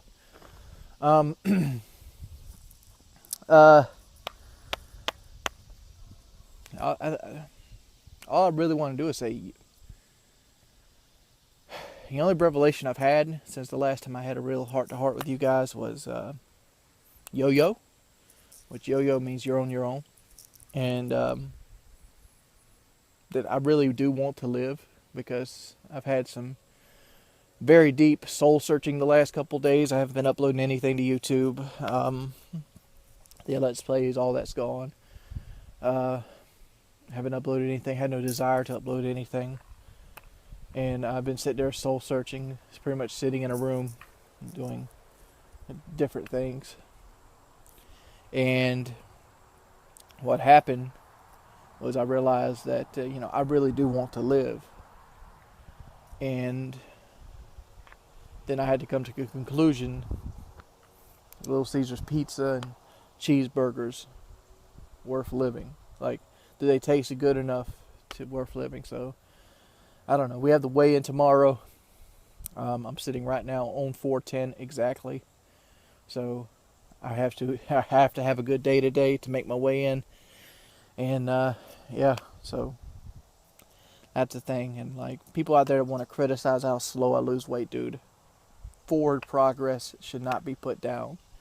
When you put down somebody forward progress, or you constantly rein them over on their past, you're stopping them from moving forward. I look at it this way. I was like 460 pounds 3 months ago. 465. I'm 410 today. This time next month, I'm gonna be under 400. And I got 10 months left, dude. If even I lose 10 pounds a month, period, that's 100 pounds. If I lose 8 pounds a month, that's 80 pounds, dog. That's almost back to normal weight in 1 year's time. All forward progress is good, and I know this for a fact. I don't know if YouTube is good for me, though. Like, I've also concluded that YouTube is not the best thing for me at this point in my life, mainly from a mental health standpoint. And I just don't know what to do from there. I mean, there's things I want to put on YouTube, but at the same time, there's things, I don't know. It's confusing. I will let you guys go, and I'll see you guys tomorrow. Hey guys, it's technically time to weigh in, and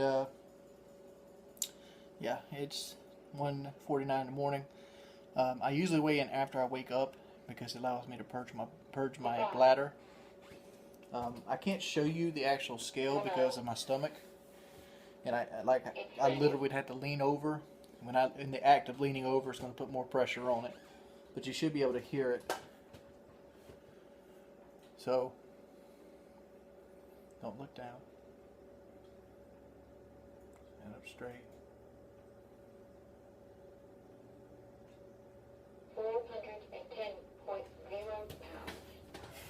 410 on the dot. Like I said, I could go purge my bowels, or take a poop, or something like that, and I'd be under 410. But we're exactly at 410. This week, we're aiming at 407. I'm kind of disappointed in myself for only getting 410, but I've dealt with a couple bad days of depression, and I didn't eat as good as I should have in those days. Because I was at 409.6 like 3 days into last week. And yeah, it is what it is. But forward progress, dude. Forward progress. We're at 410. Next Wednesday, I'm hoping to be at 407 or lower. I'm hoping it's lower. I'm hoping for a 5-pound week, but I'll settle for a 3. Because it'd be nice to have 2 5-pound weeks in a row. and be under 400 pounds by the fourth weigh-in. But what it is, I'll see you guys later. There goes to next week, week number 2. We have a goal to hit. We have to lose another 3 pounds, so we better get started on this. I feel like I need to tell you guys that Bastard Brook is in the hospital, and I'm gonna let Grandma fill you guys in on what's happening. I'm gonna have a video right in the next video, but Brooke was having stomach pains, and yeah, apparently he had something along the lines of 5 bags worth of infection inside of him. And to give you guys an idea of what 5 bags of infection is, Grandma's going to illustrate that very poorly, but when I had MRSA, they pulled out something like maybe 6 ounces of infection, and it was terrible. And so Brooks pulled out 5 pint bags of infection. So yeah, that sucks ass. But let's go and get to this, and I'm going to go on my walk, and I'll talk to you guys in a minute. What do you say about Brooke? Well, ears got me. They said that they took 5 bags of infection out of his body. Like bags, like bags you hang on a halo? Like the bags they feed people out of? Bags like they give you blood transfusion in? Yeah. Them kind of bags in the hospital. It's infection and fluid it was. What is it infected by? They don't know his whole body. And they said that he would not be getting out. They'd be staying right there until every bit of the fluid and the infection come out of there. So is there any risk of him dying on us in this next week? Not by the way the doctor told me, said. That's good news. So I could make it. Did they determine what's infected his body? They don't know. That's why they said his pee was even red. His liver has a big thing to do with it. Yeah, his liver has a lot to do with it. They said. You think it's going to make him rebound a little bit? Because he was looking like a skeleton of himself here. I don't know, but he's only lost a little bit of weight from it. He has to if you took 5 bags. That what are the liter bags? Well, they said they got 22 more to go. 22 more. Pint. Pint Pint. Oh, the pint bags. yet to go. Okay. No, the quarts, wasn't it? It doesn't matter. 22 pints, 22 quarts. That's a lot of motherfucking infection. Well, what's ounces? How big is that? Well, think about a Coca-Cola bottle. What's 22 ounces? Coca-Cola bottle's 20 ounces. That's About the size of that beer can. that beer's 24 ounces right there. Right. You see on the side it says 24 OZ. It's 24 ounces. So about what that beer can It's is. just something about ounces. I don't know. But it's on the wall, 22. But this morning he told us 22 more bags of it. Hold that beer can up, Faye. It's not really beer. It's twisted tea. It's like it's an alcoholic drink. Thank you. So they didn't tell you about anything else? He's in bad shape, they said. Then you go give him that liver shot. Them they got a long needle. Right? That's the liver shot. And they got to put it up. Pie They check. said we'll probably come back tonight and get more out of you. He said, you ain't going nowhere until they get out of his house. That's where your liver's at right there. Yeah. You take him a spark. No, they won't let him. I did see some chewing back right there. I said, we can't have chewing back right there. He won't be so bad. Wanted to bring Yeah. Grizzly Blender came in. What time's the visiting hours go away? Nowadays, they don't have them darn visiting hours. Well, you can go anytime you want. Just about any time you want to go, you can go. There's a gate right there. Now, That goes you back be to private seen, property. Like I was. And that, you see it's a lock gate. And it goes road, road, road, road, road, road. And then there's an official stop sign.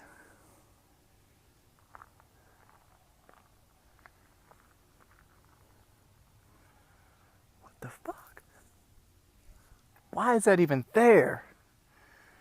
That's stupidity. I understand that maybe it's logistics that there needs to be a stop sign here. But that's like having a stop sign at the end of your motherfucking driveway. This is essentially a driveway. It doesn't even have public easement on it, dude. Like, well, why? It's not like this road is the road. It's not like you're merging on the highway 501. It's not like you're on like some big Los Angeles highway. Motherfucker, I could merge on this highway with a tricycle. I walk this road every day. Matter of fact, I walked over probably 80 miles on this road itself. And I think in the 80 miles I've walked on this road, I've been passed by maybe 10 cars. And there's a stop sign. That is a complete waste of money.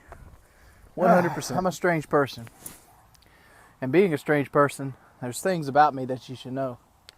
I go through these periods in my life where I feel like 8 or 9 people are holding me down.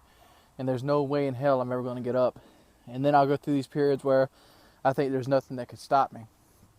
And a lot of this correlates to how well I'm doing in things.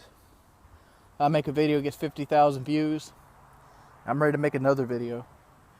If I get a video that, gets no views, I'm ready to shut it down. That's YouTube standard, but it translates to other parts of my life too. If I hit my goal, I'm ready to walk.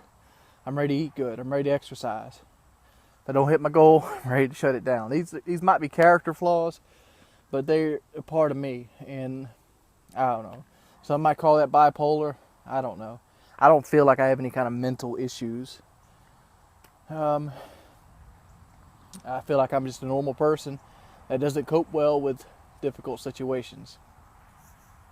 But I feel like I'm doing good for all the shit that's happened in my life right now. And put it that way. I'll see you guys tomorrow. Well, consensus is that I'm horrible at YouTube, which is pretty much correct. I make the kind of videos that don't succeed on YouTube. Bitching, bickering videos. People usually come to YouTube to get away from life, and I'm a constant reminder of how fucking life sucks. But with that being said, people that have followed my channel, because I've been here for like 6 years, will know that I'm an atheist. I'm an atheist in like South Carolina. And it has some negatives with it as well, because like being an atheist in South Carolina is not easy. Mainly because the main backlash I've gotten from it personally is probably 90% of every female that you meet in South Carolina is a Baptist. And they came from a Baptist upbringing. And in the South, if you don't go to church, you're a nobody. That's the kind of culture we go. We have a good old boy culture. You go to church, you get jobs, you go to church, you get help, you go to church, you're with the community, you go to church. And it almost forces you to be in that situation. Like, the last 3 girls I've talked to were insanely Christian. Insanely Christian. And, like, it just didn't work out because, like, I'm just not wired that way. I mean, I was in my point in my life I started out as a Southern Free Will Baptist. And then I kind of had my family put influences on me that I had to question. And as questioning those influences, I looked outside the box, and I'm like, well, why do I have to live in a culture where the standard, Christian believer thinks God's helping them find his car keys while he's letting 14,000 children, starve to death per day? That's on average. And it's like, wow, that's just what it is. But this isn't a Christian debate. I just want to talk more about like Josh Feuerstein. Josh Feuerstein recently did a video entitled he'd give $100,000 to somebody to disprove God, which, it's silly. You can't disprove something under that basis. That's like saying unicorns are real. Prove me wrong. Space monkeys from another planet, Sirius B, are coming to invade us. Prove me wrong. There's a magic dragon behind me. He's incorporeal. You can't see him, but he's there. You see him? No, you can't. Prove me wrong. You can't do that. It's more about ideology than anything else, dude. I don't believe in God, not because I don't like God or any kind of Christian religion. I feel like religion in itself can do good things in the world. I do. I feel like it's a club or community group that people get together and do help each other out and buy each other bikes and make sure everybody's living right, helping out the homeless. Churches do a lot of good things. Do a lot of bad things too. What's bad things the church do? Well, all the money's tax-free. So that's money that's not pouring into the actual society and economy, which is almost equal to the amount of taxes that we pay to the thing. So it makes everybody else's taxes go up. People that follow religion use their beliefs to base their decisions in life on things. And some people are more extreme than others. Like, for example, a couple let 2 of their children die, not 1, but 2, because they believed Jesus would heal the sick and they didn't need modern medicine. That's the extreme example. The most normal example is people base their political and politician beliefs solely on what the politician believes. I find that that's the downside to everything. When people want to base their beliefs off of their following a religious deity or creed, whatever you want to call it, it affects other people. That, you know, if they had a more deep-seated, rooted idea of what the guy was thinking. It's like, I voted for this person because he's the same religion as me and we're obviously good. But what's his foreign policy? What's his idea of taxes? What is the side and negative benefits of him? I mean, I guess in the long run it doesn't mean shit, because the president doesn't mean shit. The president has very little power. He's more of like a face. But irregardless,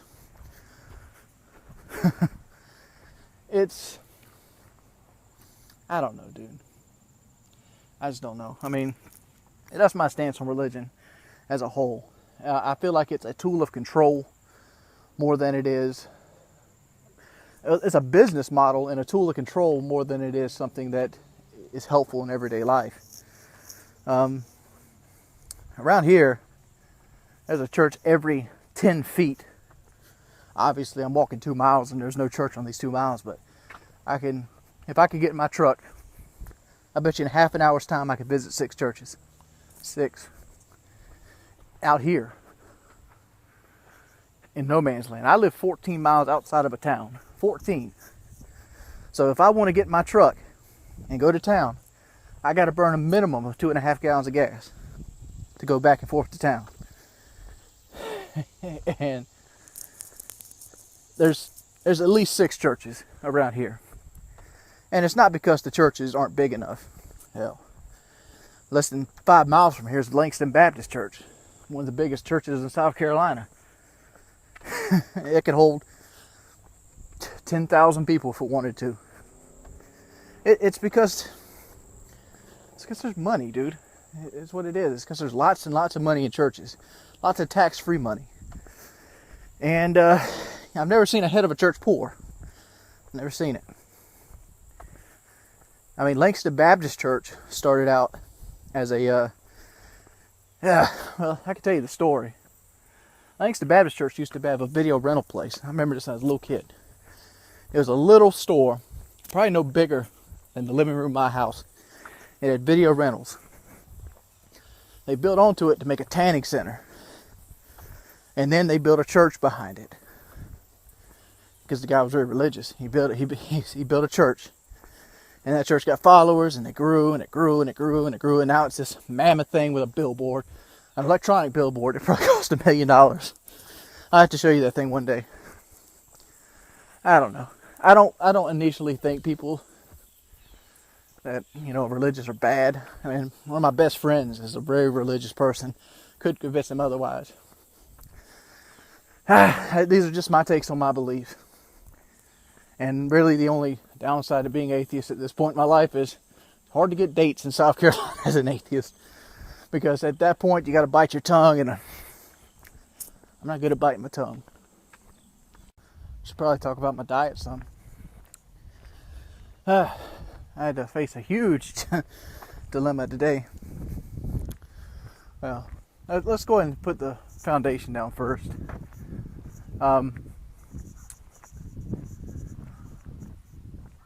After I weigh in and it's successful, I find myself very motivated to eat good.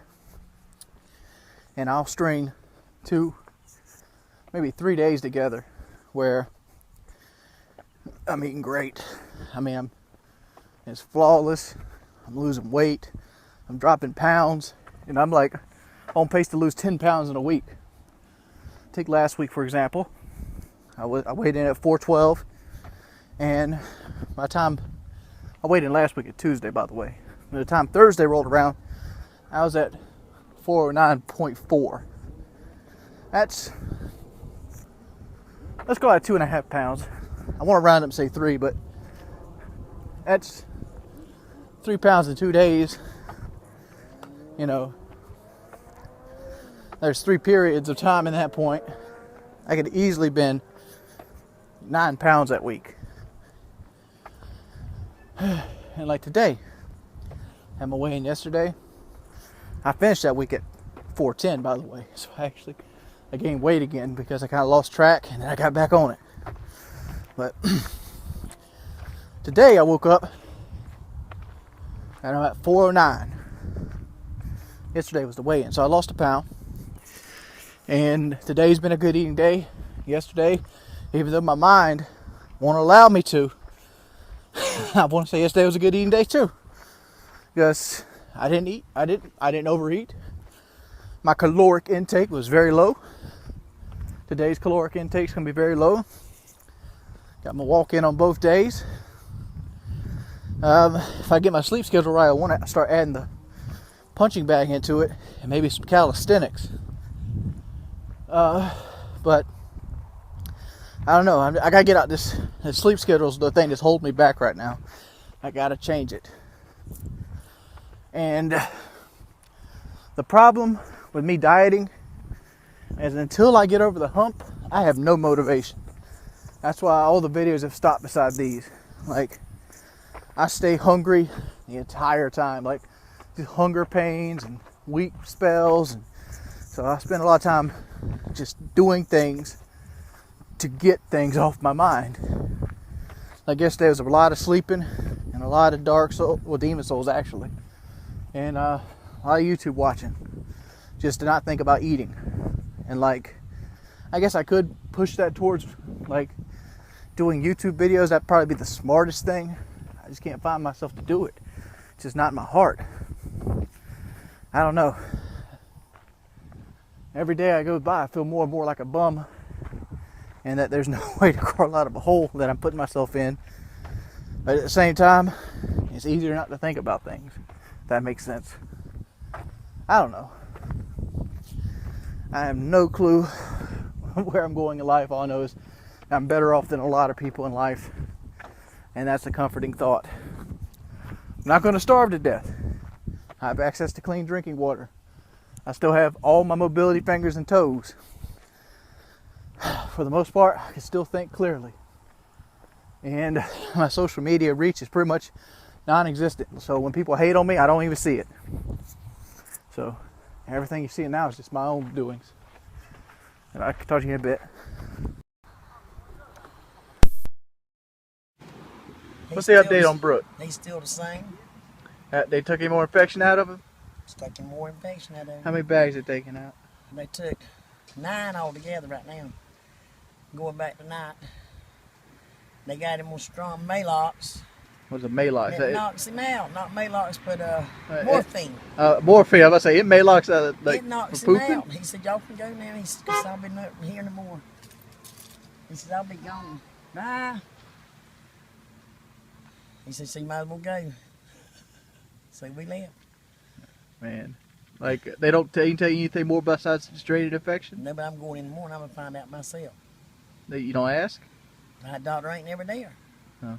When I go in there. They ain't got a chart, nothing you can read? I know you've been looking. Got a chart there, and I seen the bottle. It was a big old bottle.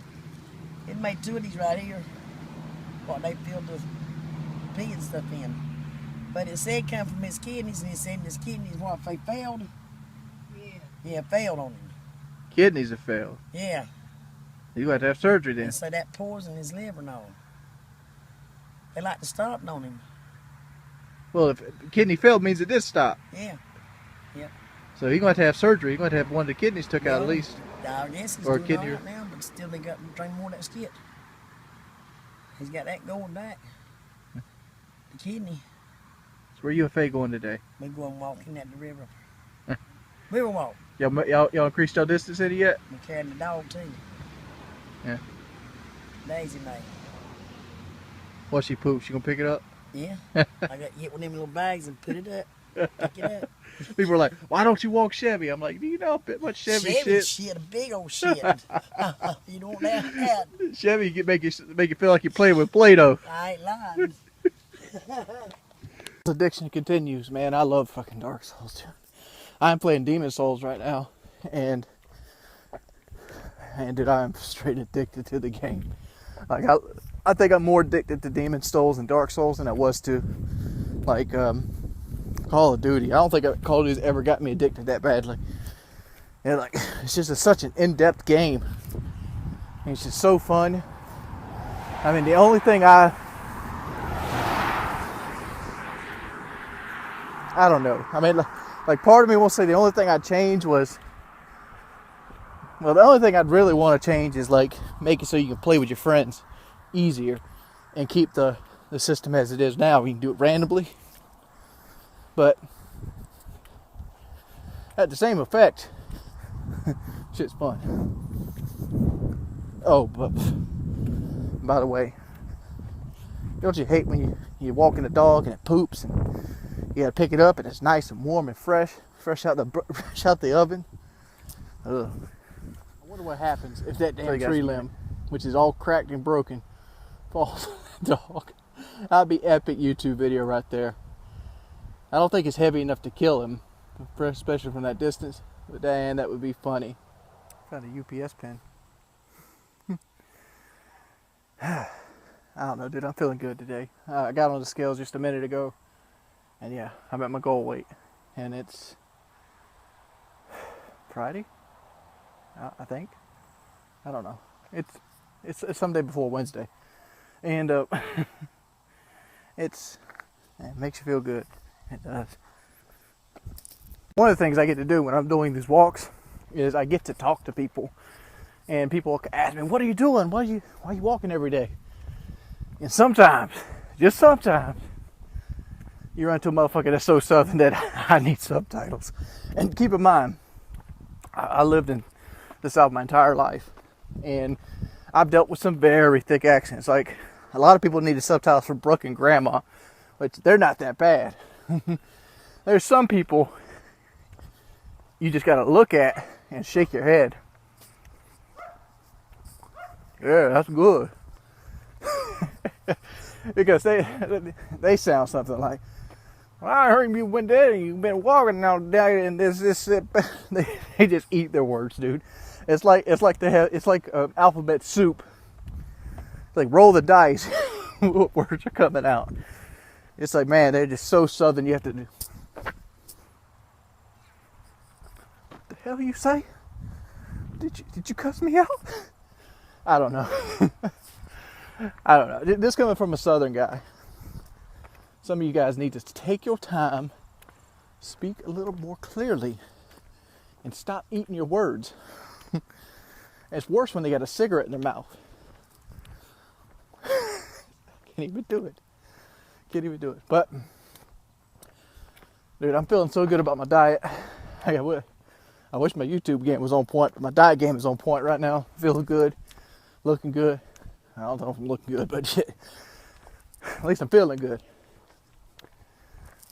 And I got to get my DDP on or something. I gotta do something. I might need to pirate something and do something else, because like I'm at the point where I could walk 3 miles and be like, damn, when we start?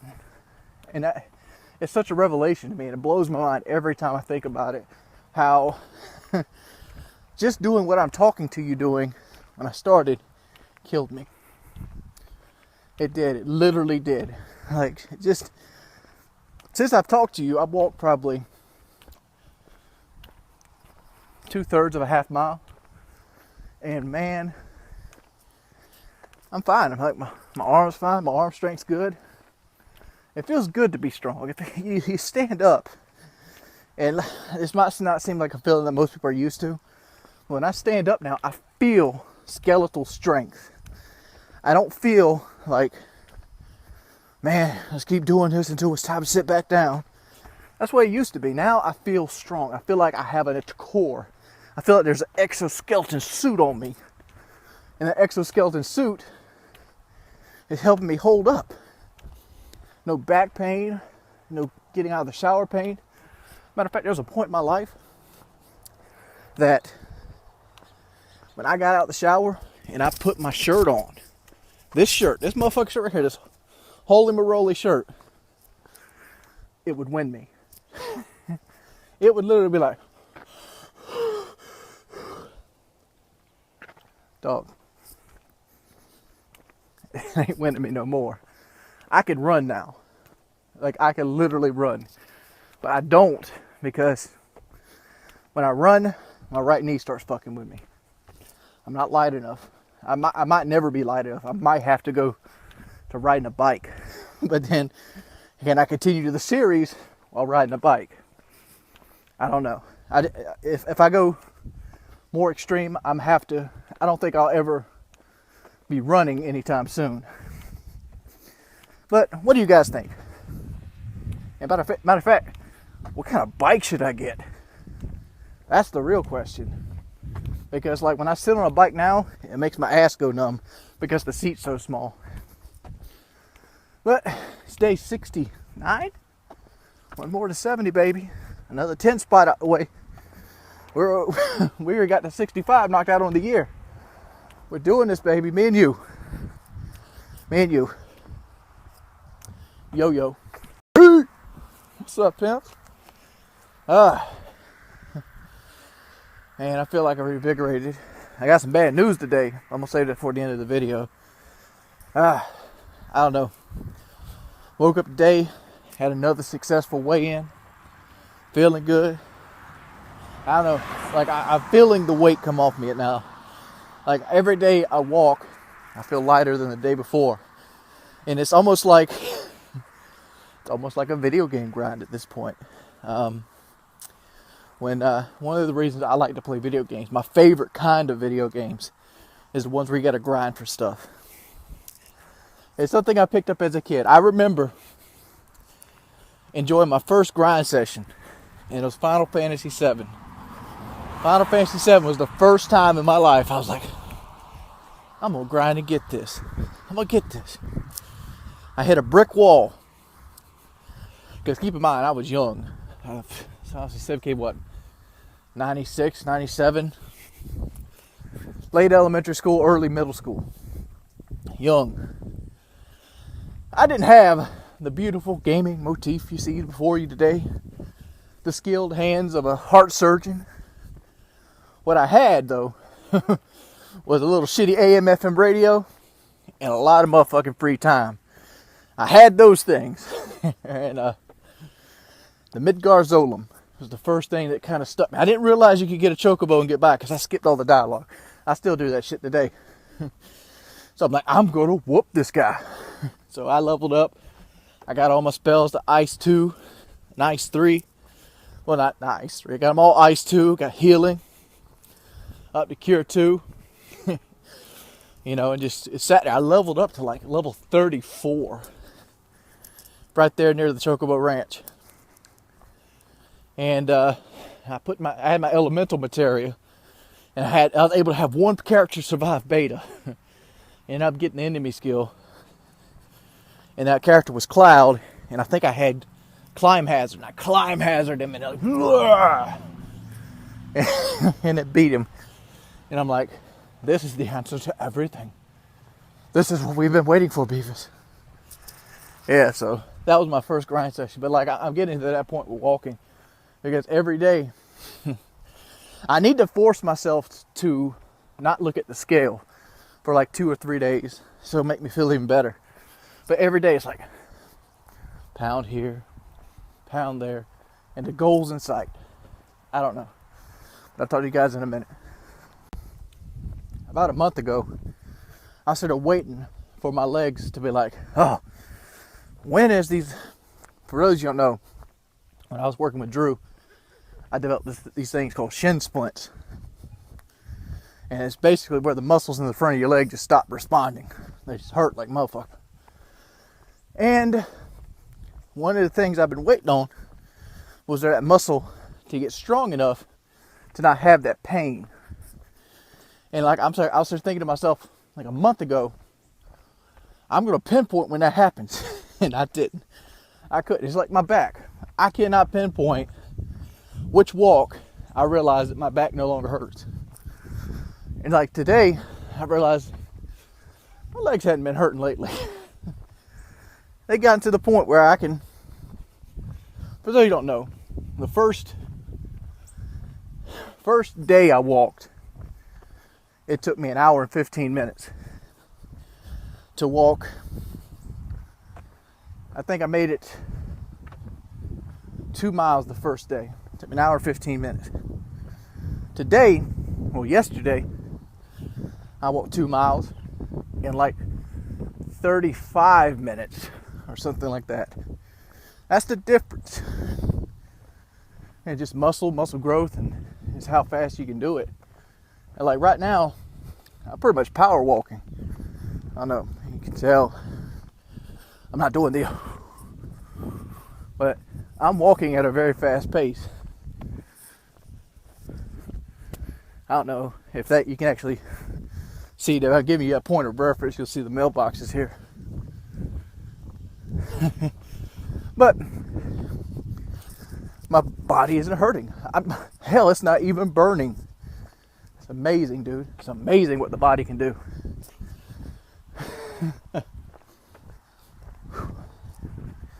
But the topic I turned the camera on for, Dark Souls. Oh my Lord, I love Dark Souls. Dark Souls is it's an amazing game series, dude. I'm ready for Dark Souls 3, 4, and 5 to come out tomorrow. Ready for them. I've beaten Dark Souls 2 probably 14 times now. Beat Dark Souls 1, 2 or 3 times. Beat Demon Souls yesterday. And Demon Souls, in my opinion, is the easiest of the 3. And that's the game with world tendency. The thing that made Demon Souls so easy was you could buy the grass, kind of like the life gems in Dark Souls 2. And once you get toward Old King of Lant, they throw full moon and late moon grass at you like it's going out of style. So just run through the area 2 or 3 times.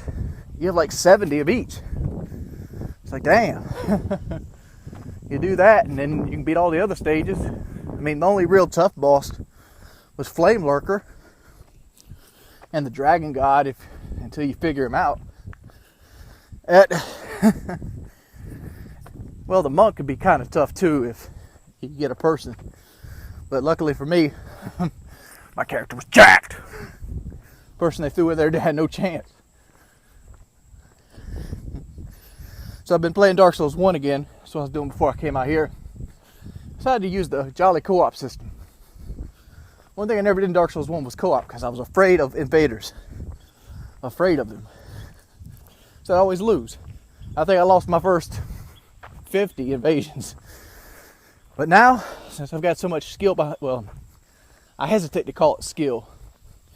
But since I got so much time behind the controller, I know the combat system. I know how to indice stamina. I know when an opponent's actually weak on stamina and you break his guard and parry time is pretty much down. I'm formidable. I'm not the best, but I can hold my own. And that's saying a lot.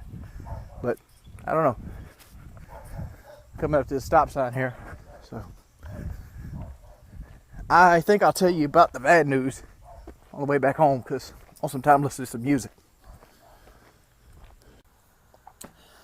Bad news. I'm not a doctor, and all the information I have is secondhand. But it seems Brooks' kidney, I don't want to use the term failed, but it's crapping out on him. And he's got a He had like 10 or 15% of his liver that was actually functioning. And now his kidneys are kind of going out too. So he had a scare last night. He's still alive. But it could go either way, dude. It could. A lot of people didn't believe me when I said Brooke was dying. Brooke's dying. And unless he could change his ways drastically, I'm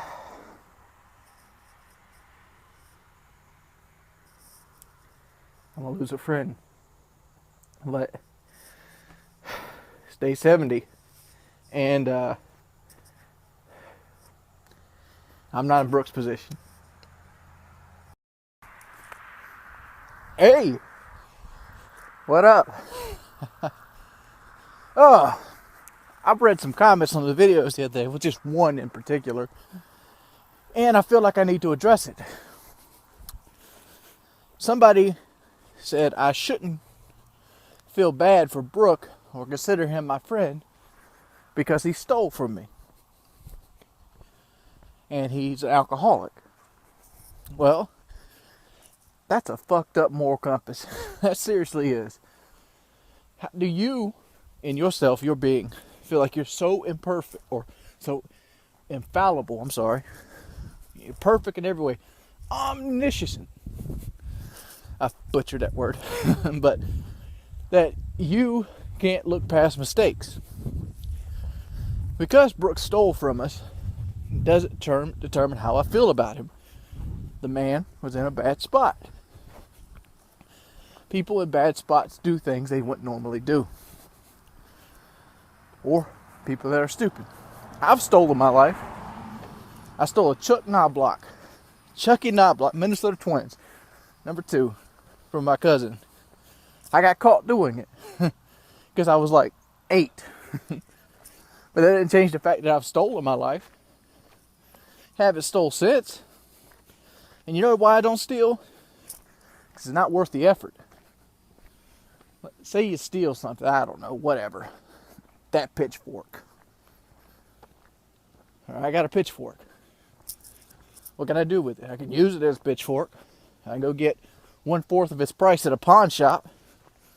Risk getting caught. Pay $1,200 in fines. I don't know. Generally, I look at stealing as a cry for help. Something is going on in your life that you're unhappy with, and you know no other way. If I was to steal again, I know exactly what I would steal. Food. And that would be the one thing I could be driven to steal. And even then, cause and effect is because I would be hungry. And I know a lot of people that steal. Hell, half the things I buy, well, half the things, can't word this. Most of the people that I know that steal do it so they can buy other things, and they have a problem. They're an addict, and I don't know. Some people burn bridges. Some people do it out of spite. Wife clean a husband's bank account out and go run off with a personal trainer. Who knows? But I don't have a fucked up moral compass that badly that I can't overlook somebody's mistakes. I feel like I got a good heart in the base of everything. Because take my desk for example. It's outside in the shed. Not finished. Nobody's working on it. I bought and paid for that desk all at one time. I bought all the materials, all the nails, all the liquid glue, all the, epoxy, glass epoxy. And I paid my buddy in front. The reason I paid him in front, I know that's not the way you're supposed to do it. The reason I paid him in front, though, is because he needed money. I wouldn't even had the desk built at that time because I wasn't ready to. But I didn't want to loan him money because I knew I'd never get it back. So I'm like, look here, dude. I'm not going to loan you this money, but I will pay you for labor to do this. And, shit hit the fan. He got half the desk done. He built it great. It's a beautiful desk. You know, it was everything I thought it could be. But the end result, he got in trouble. You know, his living girlfriend lost her job. They lost a car. He had to get 2 jobs. Next thing you know, I have and then the desk fucked up. Like the actual epoxy fucked up on the desk, and he didn't have time to sand it off by hand. And so here I am, $1,600 so far down the drain. That's about how much money I got into it. But do I hate him because of it? I feel like, oh, you stole $1,600 from me. Nah, dude, don't let fucking money do that to you. Don't let money do that to you. Money is a material object. It makes life easier. It makes life more fun. But in the long run, that shit blackens you, dude. Is a friendship worth $1,500?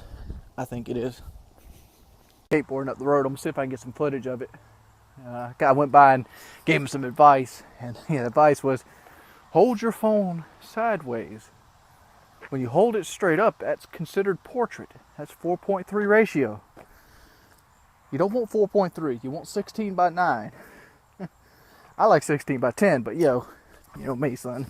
Flavor Flav, Sexy Vanilla Freshness. That's the way I do it. But eating wise, another good ass day. Another good day, dude. Every day, I broke my. I didn't want to get on the scale today, but I did. And yeah, another 1.5 pounds off. I mean, if I could stay on pace and it doesn't plateau any on me, it's gonna be a good weigh-in. It's gonna be a great weigh-in. But yeah, I'm gonna see if I can get some of the skateboarding footage. If not, I'll see you guys tomorrow.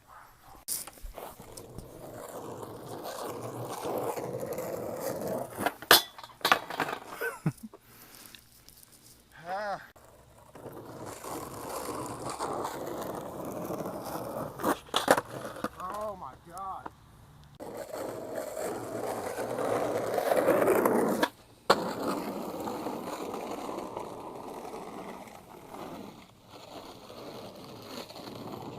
Service announcement. Please do not squat your truck. It looks like it's ready to get fucked. Hey! Got a new shirt on today. I realized yesterday I wore the same shirt I wore the day before. And that's because the struggle. I do laundry. Let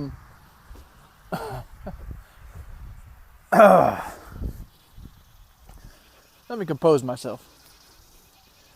As I was walking out the house, they had a preview of Draft Day on.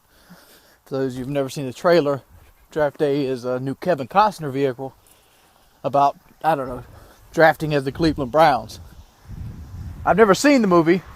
I've only seen the trailer.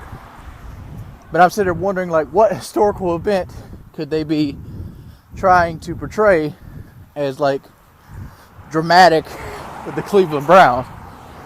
Like, whatever Kevin Costner did that day, or whoever he's portraying, it has to be a work of has to be a work of fiction, because the Browns ain't win shit.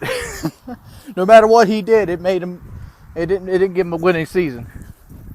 When's the last time the Browns had a winning season? Was I even born? I don't know. I don't watch football, but I know the Browns suck because I have a buddy who's from Ohio. Love the Cleveland Browns. They used to have a little Toyota Camry, and that Camry had Browns plastered all over it. Yeah. It is what it is, dude. It is what it is. The big thing I'm thinking about is, like, how the hell can Kevin Costner be a troubled wanderer that has a lot of fighting skill in a movie called Draft Day? If you ever watched a Kevin Costner movie, Waterworld, he's a loner that has a troubled past, and he wants to be by himself. Postman, loner, troubled past, can fight. What is it? Bodyguard, troubled past, can fight. What, Dances with Wolves? A Waller, troubled past, can fight. It just goes on and on. I don't know. It's looking like it's gonna rain. I don't know if you can see this. So we're gonna try to get this walk done as fast as we can. You know, every time I get to this point in the walk, this is about 1.7 miles in. I'm talking to you. Every time I get to this point in the walk, I start to think about how freaking cool it is not to have back pain. Dude, for the last damn near 6 years, well, you gotta give or take a couple months, I've had, I wouldn't call it a agonizing pain. It's not the kind of pain that's going to stop you from doing anything. It's kind of like having, well, like a day like today. A day like today, my back would act up something fierce because it's going to rain. Something about the weather would always mess with my back. And every time I ever stood up to do whatever, it'd be an unenjoyable experience. It'd be uncomfortable. And then if you started moving, like say picking stuff up, getting dressed, Lord forbid actually doing anything called work, it would feel like somebody was cutting you. It almost felt like you had like a, felt like a piece of hot plate was in your back and it was moving ever so slightly every time you move. And it sucked. It did. And you kind of get used to using it as an excuse. Well, I can't do this because of my back. Can't do that because of my back. But I've been pain-free for 2 months now. Pain-free. It took me about 3.5 weeks of walking, and all the pain in my back went away. Every bit of it. It's not like I have ever even hurt my back. And to me, that's amazing. But I'm not feeling as upbeat as I could be today, mainly because one, it's Labor Day, I think. Yeah, it's Labor Day. And we had hamburgers. And I had 2 hamburgers. And like, it was the first time I've gorged myself. I think that's the word I want to use. In about a week and a half. And it doesn't give me a good feeling no more. It gives me a almost like feeling. It's like, it's not like, oh, the world sucks. It's just like, fuck, dude, this is miserable. I don't know, just when you eat something that's delicious and you eat it in a good portion, you don't get that feeling. But when you eat something that's delicious in a large portion, it's like, well, I don't know. I don't know. I wonder how he got out here. I don't know if the camera will pick it up, but he's in a world of trouble. You can't really see him, but there's a line of ants coming for him. Survival of the fittest. I mean, he caught my attention the way he was wriggling. I originally thought it was like a little baby snake, and now I just think it's a worm. It's kind of hard to tell when they're real little. But the way he was wriggling like a snake, I thought, oh, cool! Look, there's a snake, and it's just a worm. I remember a group of guys found a whole bunch of worms. They went digging for them, and they got a whole bunch of baby snakes, and they end up getting poisoned.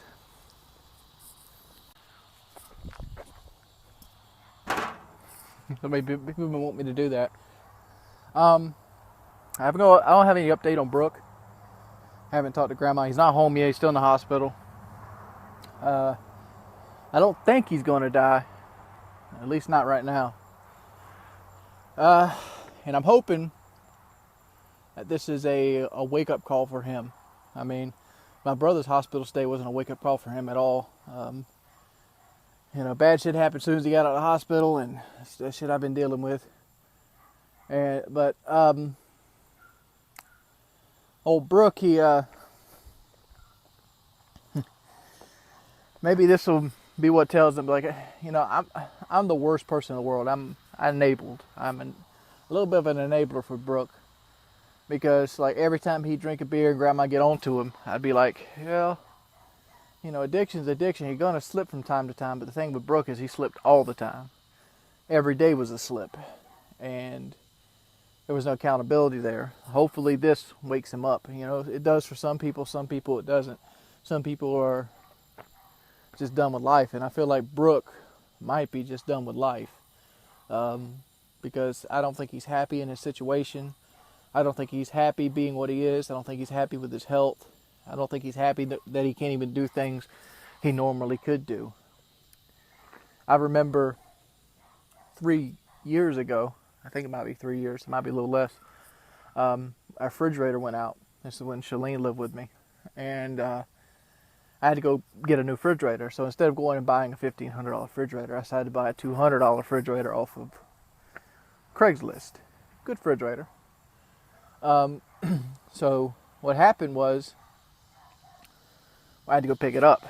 And if you never moved a refrigerator, have no example of, the problem with the refrigerator is it's very heavy. I mean, a good refrigerator is going to weigh you somewhere along the ballparks of 150, 200 pounds. Maybe even 300 pounds on some of the bigger models. What do you have? I think Molly's got something big bringing us to it. But, and Brooke was able to pick up the engine part of the refrigerator and get it up to the bed of the truck. And this was a big truck. My truck didn't have stock tires on it. It's got big, 33-inch tires on it. It sits a little higher than normal. So the bed's a little higher than normal. But you don't have a squirrel, do you? I'm going to show you this. That's Molly. And she has something in her mouth. And it has a tail on it. I'm hoping it's like a stuffed animal. Or because it might be a squirrel. She might have called her a squirrel. I'm going to try to walk and talk at the same time because it's getting dark out. And I don't like being on the road at night. Mainly because I don't have any kind of reflective vest or anything like that. And people like to drink and drive around here. But he could lift to the end. I mean, granted, the end of that refrigerator could be anywhere from between 90 to 150 pounds. Picking up 100 pounds is a feat. I mean, just because you can do it doesn't mean everybody can. I mean, or at any point in my life. I probably couldn't pick a 150-pound refrigerator up right now. But at one point in my life, I could grab 2 buckets of mortar, which weigh 90 pounds apiece, and take them up 4 or 5 flights of steps all night. Just different situations. But Brooke, the other day, he helped me I have this this ratcheting set. It was like the name escapes me. It's like a tie down that you can ratchet, and it got tangled up. So I had him go out there and sit down with me, and I untangled it. And him just walking out there and sitting down got him to the point where he was exhausted. Like he can't regulate his temperature. He's always cold. Dude, he is a shadow of the person he was 2 years ago. Shadow. And I've seen a lot of people do it that way, dude. They're healthy 1 year, and next time you see them, they're on death's bed. I remember Bill Watts, which is my grandmother's ex-husband. Bill Watts, she got back with him after my grandfather died, but he had a drinking problem too.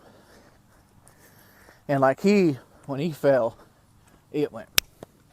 He fell. One week we were watching Death Wish 3, eating moon pies. Next week his body can't hold water. Had to wrap his legs up with like bandages. And like 2 weeks later, dog, he was done. He was in his grave.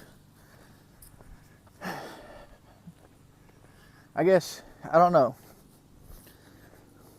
I say if I'm faced with a life or death situation, I would change at a more rapid pace. But I am faced with a life or death situation. I didn't change forever. I mean, it took guilt to get me to change. But I don't think Brooke has guilt. I don't know what Brooke has left. I'm just hoping it changes. That's all I'm saying. I'll see you guys tomorrow. Hello. It's ready. It's kind of dark, so you're going to have to excuse me. We're going to do our weigh-in.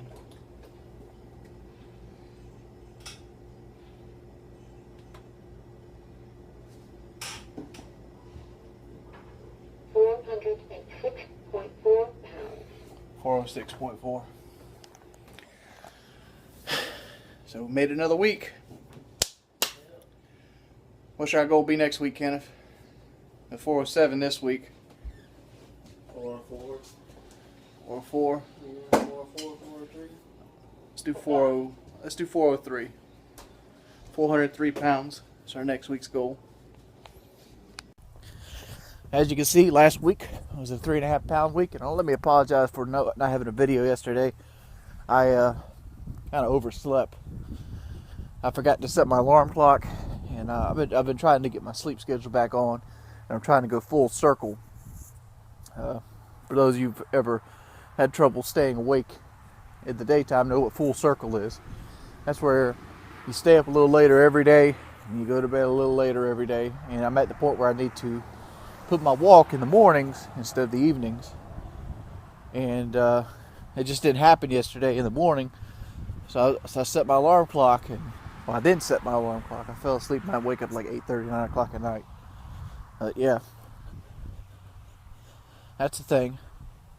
But it's weigh-in Wednesday. I obviously met my goal. My new goal is 403. And, you know, some people aren't happy with 3 pounds a week, but pointed out in the big grand scheme of things, dude. 3 pounds a week, 3 times 4 is 12 pounds a month. That's over 100 pounds a year. So I'm hoping there's going to be a bigger week than 3 pounds, but it keeps you motivated, keeps you going. And yeah, 403. And if we stay at this pace, I got another 2 weeks of 400. 2 weeks, dog. And we'll be out of the 400 club. I'm excited about that. I don't know about you. Hard-hitting subject, but it's about the same. I need a haircut, but that's not it. The other day I was walking, and I was about to make it to a stop sign, kind of like the stop sign we're at here right now. And this woman pulled up beside me. I looked at her, and she didn't look at me. She just had both hands on the steering wheel, looking forward, scared, because I was waiting to cross the road on a country road, that I was going to do something to her. And it makes you think, like, what creates this fear? Why is this fear here? I've done nothing to this woman. I've done zero to her. She's probably in better shape than me. She can obviously outrun me. Hell, I think there's tortoise that could outrun me. So why are naturally people afraid of each other? You know, in my life I've been armed robbed 3 times. And even then, I'm not afraid of people. Because I don't want to say I understand people, but I have a grasp of what makes people, what motivates them. I luckily I've had the opportunity the last 6 years to be in a position where people looked up to me and wanted me to help them. Just because certain people look at me doesn't mean you have to. It's not an arrogant position. But you see all kinds of people and you see all kinds of personalities. You learn to spot those sincere ones and spot the fake ones. What do you mean by that? Well, Call of Duty, for example. This is mainly where it happened at. People would want to be on your friends list, and you could kind of see it coming. And you could kind of tell by their voice patterns if they wanted you to be on your friends list as a trophy, or as they seriously wanted to be your friend. The ones that seriously want to be your friend put effort in. The ones that don't just ask and get mad when you say no. So you always say no to every one of them, and you gauge the reaction. The reaction is the important part. I don't know. This all kind of slings back to Ferguson. I know a lot of people don't really like my view on the police force, but I watched a guy on YouTube. His name is Prince EA, and he had a 3-minute video the other day go up. He ain't been posting YouTube a lot. He's been doing his workout thing, but he had 3-minute go up, and he talked about how to fix Ferguson. And he talked about how rationale has created a fear that doesn't need to be there. Like, for example, that woman. That woman did not need to be afraid of me. I'm not going to do anything to her. I'm not the kind of person that rapes people. I'm not the kind of person that randomly attacks people. I'm not even a thief. That's not me. That's not who I am. That's not what defines me as a person. But she's conditioned to think that I'm that kind of person because I'm walking. I don't know why. I got the iPhones. I got the walking stick usually. I didn't bring it today, but I usually have it. I usually look like I'm walking, you know. And the reason I do that is so people don't try to pick you up. If you walk without the walking stick, you have people like, you need a ride? Nah, dude, you got to look like you're walking. Also, snakes, which I haven't seen one yet. But, yeah. But it's conditioned. And he made a subject in there. He goes, race is make-believe, which is true. Race is make-believe. They want you to believe that because somebody's skin is different, or they look different, or their bone structure is different, that they are different. They're not. I have Asian friends. I have black friends. They both take shits. They both breathe air. They both need water and food to survive. They might be taller, fatter, skinnier, short, stronger, more athletic. Who knows? They're a variation of myself. So that part's true. Race is a made-up, man-made thing. And it's a categorized for people to make themselves feel better about themselves. Days like today, I wish I was more eloquent. What does race matter? I could flush out the idea that I started talking about better if I had more time. Like, that's the downside of these walks compared to like old Call of Duty commentaries I used to do, because in Call of Duty commentaries I could sit down, say something, if I didn't like it, cut back off, and then come back to it 40 minutes later, or do some research, or find a better way to say something. I'm constrained to a 40-minute window right now. But regardless, let's talk about Wade a little bit more and Bastard Brooke. Brooke is still in the hospital. He was supposed to get out today, but he's still showing no signs of being better. It sucks, dude. But weight loss, as you've seen today in the weigh-in video, I'm 406.4, I think. 406.4. And believe it or not, I'm impatient with weight. Like, I want to be under 400 so bad. And but the fact is, I know if I take the steps to be under 400 this week, it will throw me into a spiraling depression. And I don't want that, because I want to start uploading my Fallout and my Dark Souls again. And I haven't been uploading them in the last week or so because I really wanted to hamper down and try to get an eating pattern flushed out. And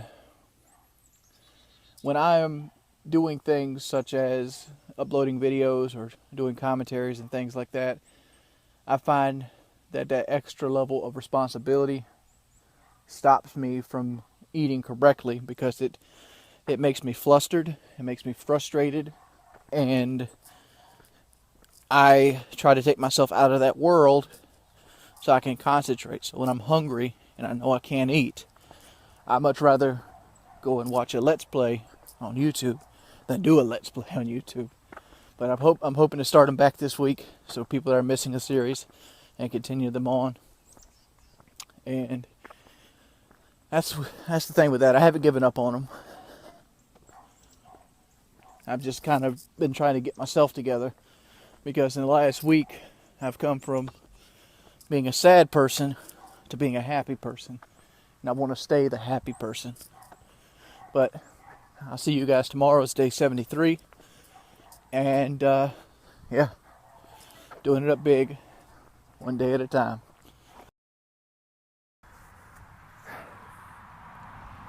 You know, I feel dirty every time I join a game of Dark Souls, and the motherfucker that summoned me has killed Solaire.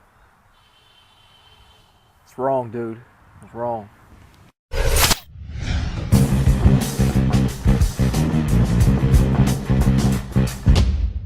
So our homeboy War Machine has got himself on trial for attempted murder. Dude, it makes you wonder what goes through some of these people's minds. Like, seriously. You have a beautiful girlfriend who obviously does shit for you, and most men wish they had, and you want to beat her up. Like, how do you have these kind of anger issues? I've said before that every man's a variation of yourself. Every man you can see could be a possible outcome of what you could have been. And I've had anger issues before. I have. But mine usually stem from Call of Duty. I broke more than my share. But my anger issues never stemmed on the people. Like, I've never gotten upset at a video game and thought, man, I'm going to go beat the shit out of somebody else. I wonder if he was like that before he learned how to fight. That's the real question.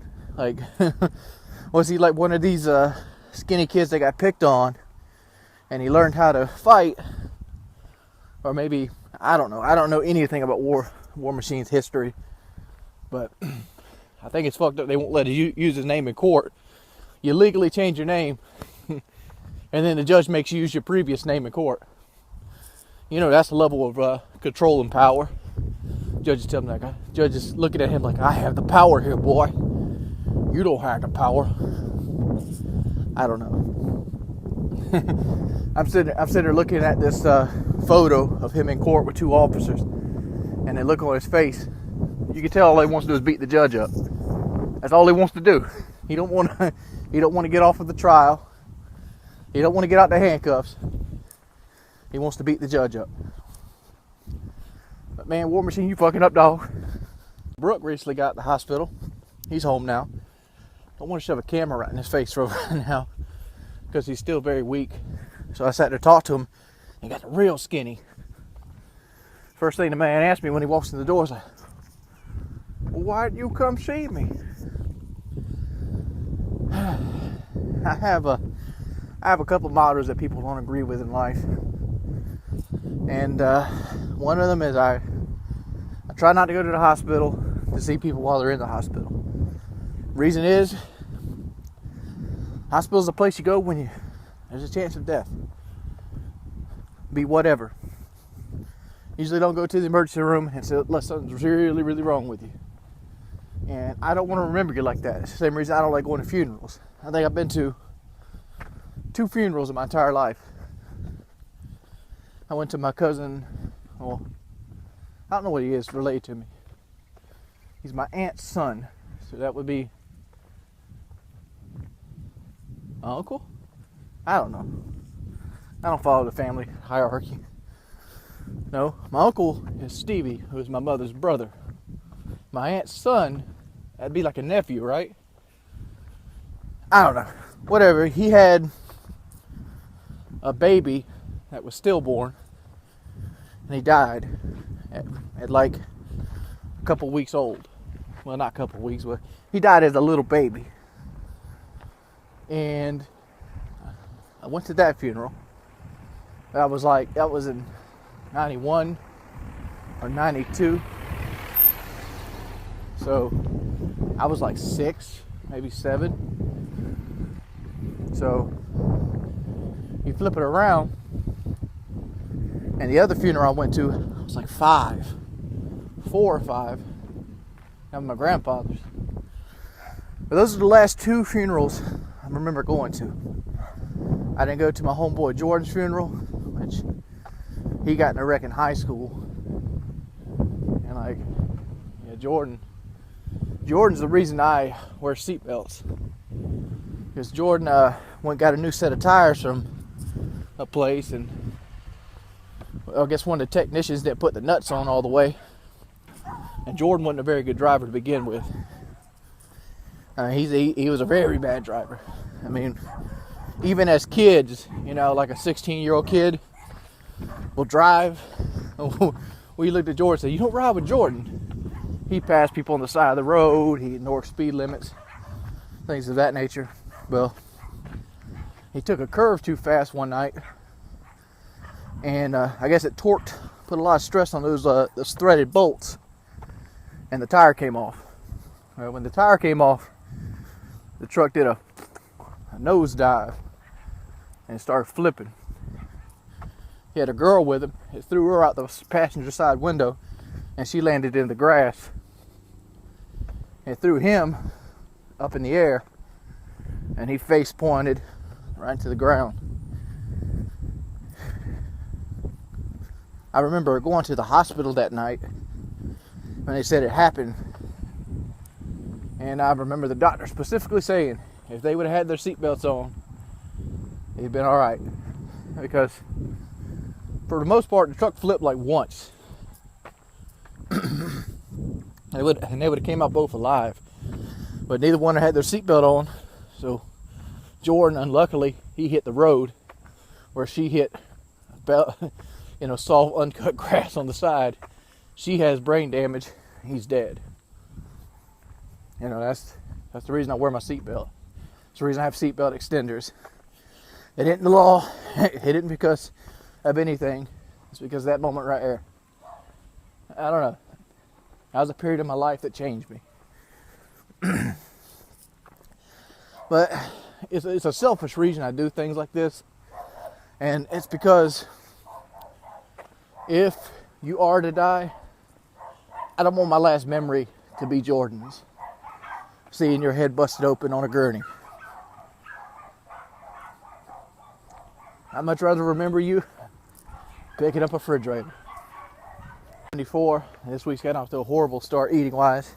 I gotta get on track. Haven't gained any weight, but I haven't lost any either. And today's Thursday, I think. And normally the days after weigh-in are successful, so I gotta get back on track today and head toward my goal, because I think I set my goal a half pound higher than normally, because the last 2 times I set a goal, I beat it by half a pound. So we are going to, I don't know, I want to try to implement in the next 2 or 3 days another piece of workout regimen. And I also want to try to implement, if not today, tomorrow, uploading Fallout 3 and Dark Souls back on my channel. I feel like I'm ready for it at this point. And yeah, it's hot as shit today. I don't know, it's just muggy. The air feels thick, and I need a shit shave and shower. So I'm gonna go ahead and head back home, and I hope to see you guys again tomorrow. Thank you guys for continually rating these videos and showing supportive comments.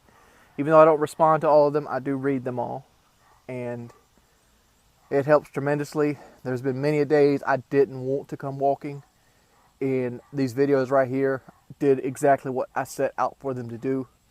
They got my ass out here walking, and that's because of you guys. Thank you for your continued support. People wondered about the dog. Where you going away, buddy? There's a couple dogs that are on the actual route, and unlike police, I haven't shot and killed them yet. That one right there actually scared me just now, because like they come running up to me, and like I wasn't paying attention. I was actually listening to Flog and Molly, and I don't know where my face is on this, but well, one's Molly. Obviously, I was listening to Vlog Molly, but the chocolate lab mix thing is Molly. I don't know that one's name, but neither one of them hurt you. When a dog runs up to you and its tail's wagging, as long as you don't try to pet it, it's not going to bother you. It's probably just curious. Whew. Changing your sleep pattern is fucked when you gotta walk in daylight. Oh man. I stayed up till like 2 in the afternoon and I went to sleep. I'm back up at 6. It's rough. Oh my lord, somebody. Hold up, I gotta show you guys this. I'm fully surprised on that. I figured they were gonna wait and let the winter cut it. It's like, man, it's September now. I mean, another 2 months, grass will die. And grass dies around here because we don't have HOAs. That's some stupid mess. HOAs, homeowner associations, I understand the basis of them. But like anything that has power and decisions, they went horribly wrong. Like, why do you have to try to keep your grass green year round? Year round. This is a southern thing, because literally down here in the south, you can keep grass green year long. And it's not something I would suggest doing, because it's also a lot of dolo. Sometimes I wish I had a rock and I could just throw it and bust people's back windows out. Those of you who don't know, this road I walk on is 15 miles an hour. 15. And there's always an asshole that wants to fly by you at 60 miles an hour. It scares the shit out of me every time. Because I'm usually, like today, I'm listening to 9 Inch Nails. You know, I'm sort of walking to the beat. I'm like, and like, what the fuck? Man, I wish I could just had a rock and bust that motherfucker's back window. I'm gonna show you some of the shit that happens on this road. Let me go walk back up here. I'm on track at all this week so far. It's Friday. I mean, it's 2 days afterwards.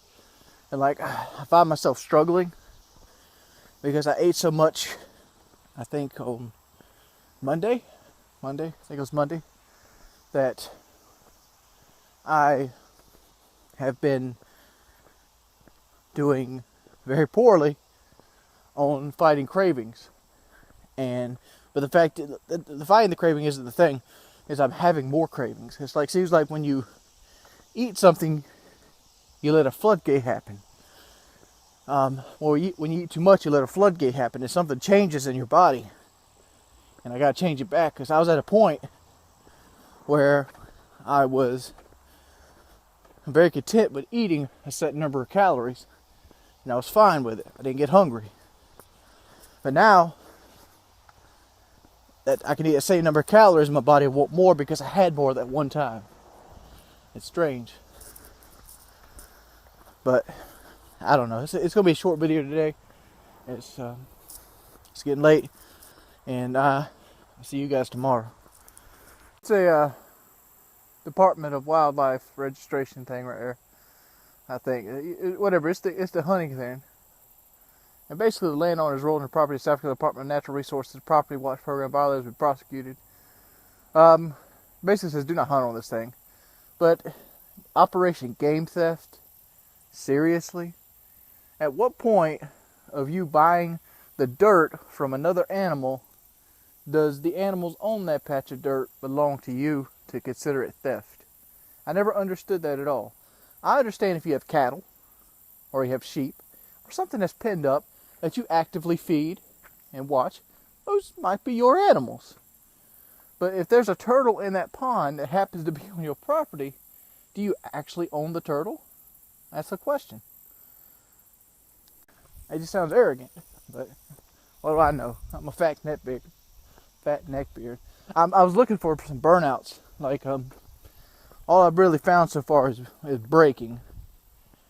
Like, like last time I walked this road the other day, it was like a series of like burnouts where you can see like clearly where they broke traction and they kind of fishtailed a little bit. But it seems like all I'm finding right now today is people slamming on brakes, be it whatever is in the road. I don't know what's in these. There's coyote. It might have been coyote. It might have been possum. Might have been raccoon, who knows. For some reason they were slamming brakes. I don't think deer is in these woods. Mainly because of how, I don't know. I don't know how far they connect. That's the problem. The habitat's fine, but is it a patch? Like, for example, that one's a patch, whereas this one is an actual damn forest. So wild animals come from this way. Domesticated animals come from this way. Oh, right here we go.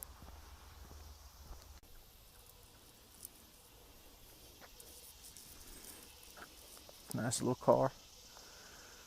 Well, they kind of cut the grass. I guess they gave up a little bit in, because I think it's beautiful. One of the reasons to stay alive. Yeah, it's not a good day. I can tell you right now that I ain't gonna make my way in this week, and I don't understand it. I just woke up and I decided to weigh myself. Keep in mind, I was basically 406 on Wednesday. Today is Saturday, so it's Thursday, Friday. You might as well cut Wednesday as well. So I was 406 Wednesday morning. That's 3 days.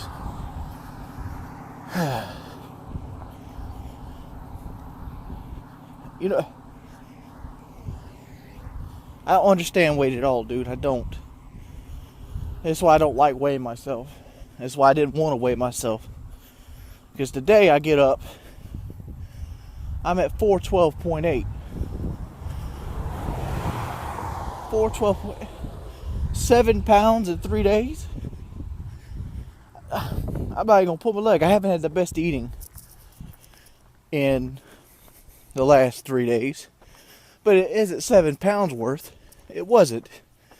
I might have ate an extra plate here or there. I was there doing the math. There's no way in hell I took in like 70,000 calories on top of what I burned. I didn't even eat that damn much. I don't understand it. I don't know, dude.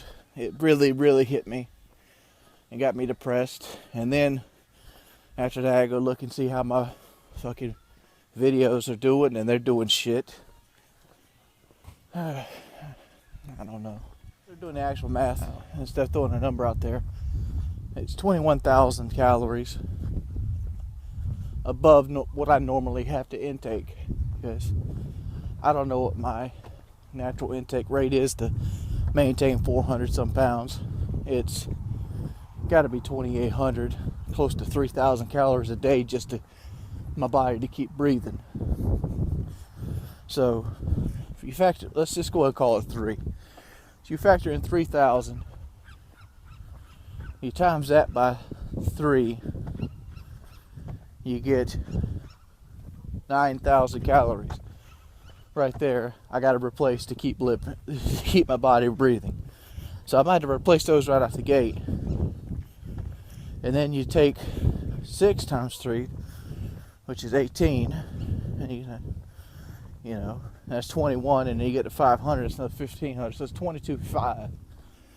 So for me to be 12.6 pounds, I needed to eat 22,600 calories in the last 3 days. I didn't do that. I guarantee you I didn't do that. Because I know for a fact I didn't eat anything yesterday. I didn't. And like Wednesday was a bad day. It was. That's how many calories I took in Wednesday. I say I took in 2,700 calories on Wednesday. And the day after that, Thursday, I say I took another 2,700 in. couldn't be more than that because I don't have the money to eat more than that. It's not like I can go out there and buy food right now.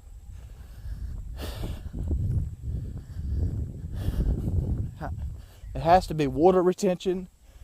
It has to be the fact I haven't pooped in a few days. I don't know.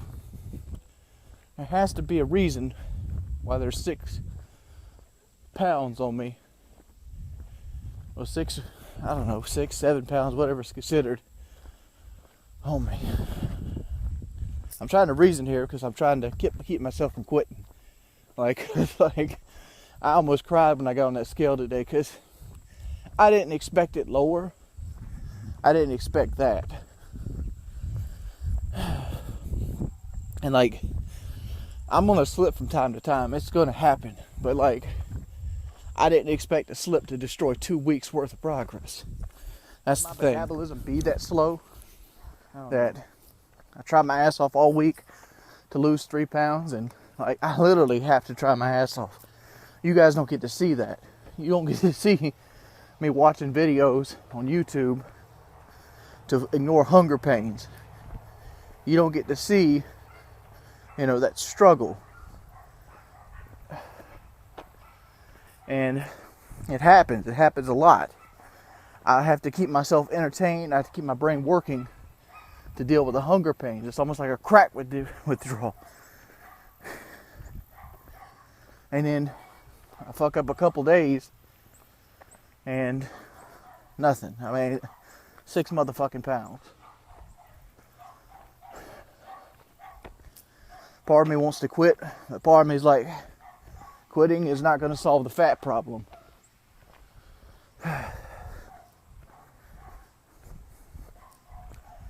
Quitting isn't going to solve the fat problem. So, I have to figure out why the 6 pounds are there. Or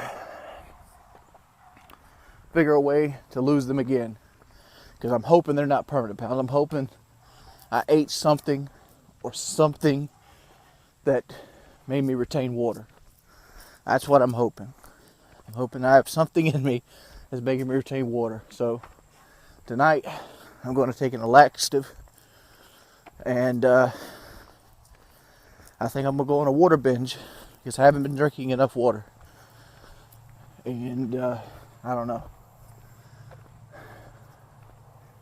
If I'm 406 at the weigh-in this Wednesday, I'm gonna consider that a success. Not everybody watches these videos, but everybody watches the weigh-in videos. So that person that watches just the weigh-in video is gonna be like, "Oh, you fat shit, you gained a pound." Hey, yeah, thanks for the support, dude. I understand why PewDiePie removed comments. It's just people like that, dude. They kind of support you, but they kind of don't. I don't know. Yesterday was a good day. And kind of risking it today, even going walking. I took 2 columns of X-Lax. And like, they don't really take any prisoners. I'm going to put it that way.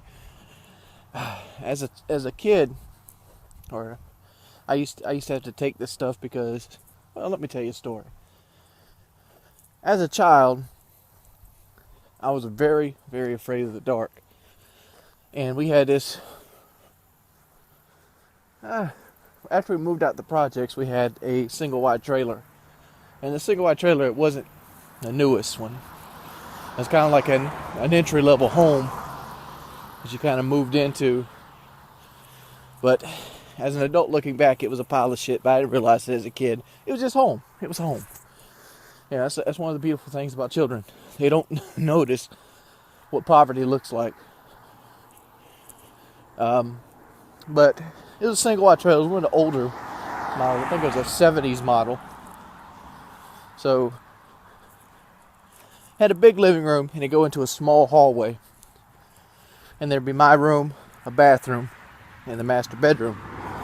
And that's how it rolled.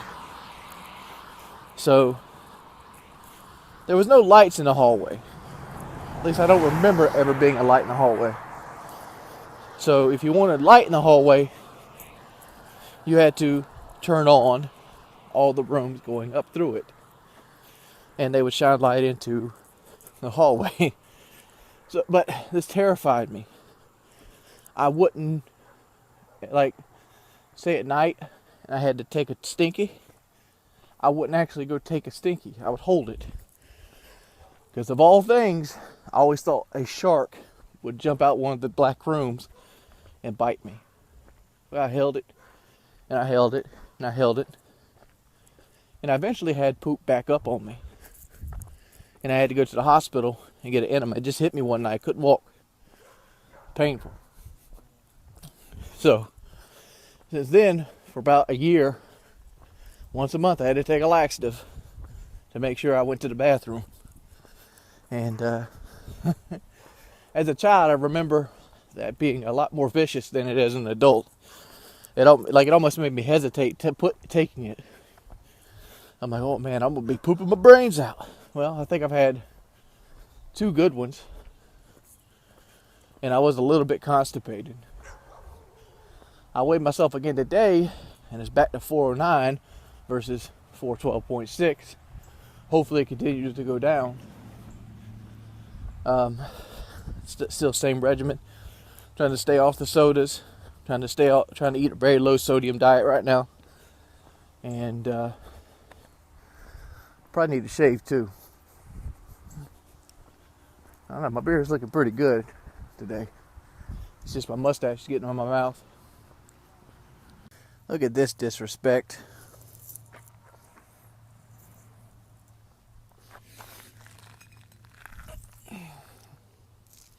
I ain't want to know what's in it. Could be piss, could be beer. I ain't got nowhere to throw it, but getting it out the road. I'm sure I've said this before, but there's a house I pass every day, and all I can do is just do this. This house has to have 50 dogs in it. It literally does. I'm going to try to get some footage of just the noise that comes from it from me walking by. But man, do you want something to drink? Nah, dog, I ain't want nothing to drink. Talk about our current situation on the walks.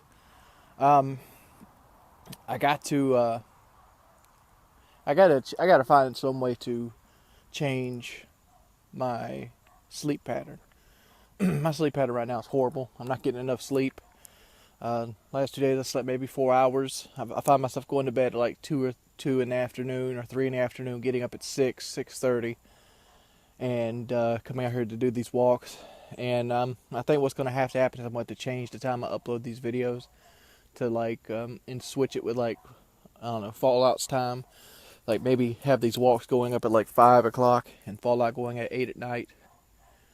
And I think that's the way it's going to have to roll, because I'm going to need to do this walk again before I go to bed. And so I can try to go ahead and cycle all the way through and get back on a regular sleep pattern, and then try to keep myself in that sleep pattern. The thing with me is I'll get into something and it'll mess my sleep pattern up entirely. But once I'm up at night, it seems like it's a vicious cycle. I'm always up at night. It never rolls around the other way. It never rolls around, well, I get sleepy at like 10 o'clock. And I'm up all the time during the day. It always seems I stay up a little past what I'm supposed to, and I end up at night. It just seems that way. As you can see right now, it's getting dark on me. So I got another mile or so to go. So if I think about anything to talk about other than these dogs, I'll let you guys know. Like I said, Fern Ridge was 15 miles an hour, and it's actually 25. Reason I said that is Blue Water, which is the other road to walk, it is 15 miles an hour. And I just had them confused. But I kind of wanted to finish this video off on a note. The Skechers with the memory foam in them, those are good shoes. I've been walking in them for about, I don't know, 15 days now. I've put well over 30, probably 30 to 35 miles on them, somewhere in that ballpark. And they've held up good.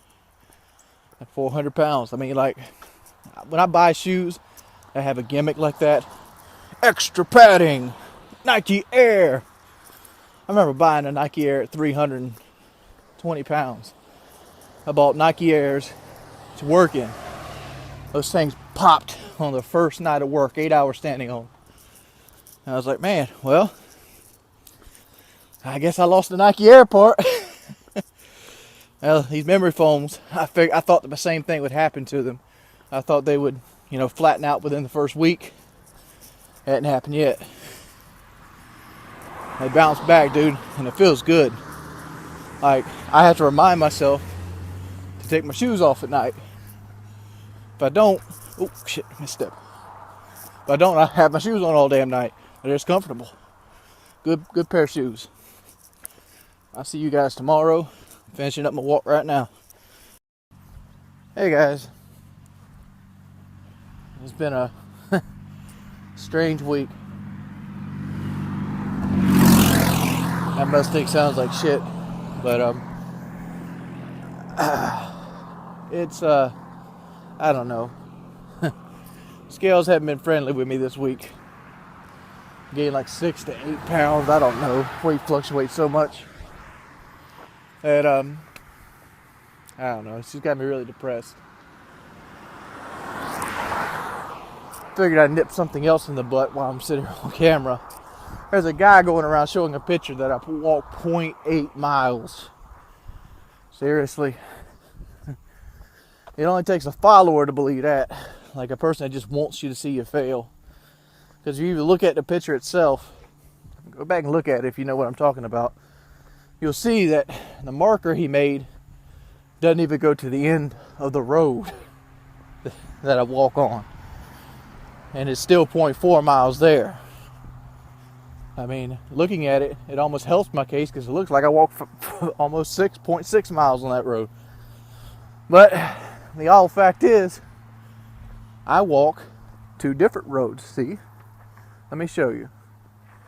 That road behind me, one past the stop sign, that's Blue Water. This one is Fern Ridge. Do the math.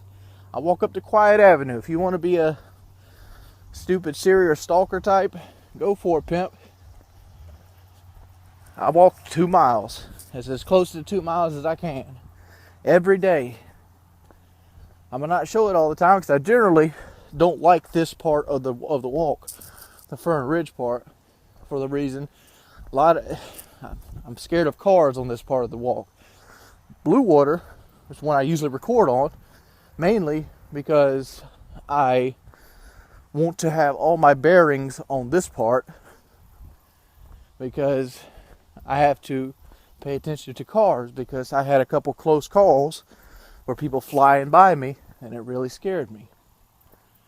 I mean, I'm not lying to you on any front. If I was lying to you, I would have never weighed myself. If I was lying to you, I'd never put myself in a situation where I was going to be set up to fail. And another thing, the walking isn't about the weight loss. Exercise isn't about weight loss. Exercise is more about toning and giving you a desire to eat right. For me to exercise enough to motivate weight loss, I'd have to exercise something like 3 hours a day. And I'm just not willing to do that at this point in my life. I'd have to do a 2-mile walk, do a punching bag routine, do 30-40 minutes of some high-end cardio workout. And then at the end of the day, I'd be a sore, hating my life. And end result, there'd be no extra viewership from it. I'm doing something that I can fit into my life, that I can do every day, and be successful at. That's the goal of walking. And end result is I feel like Jordy is a better person walking than Jordy would be without walking. So I'm continuing to do this. And I also made a commitment, and I want to try to see this one out. I mean, that's the end goal. I've made it, 78 days, 77 days, something like this in. I'm almost to 100. And I don't know. I'm at least a fourth of the way there. I started it. I've got into the routine.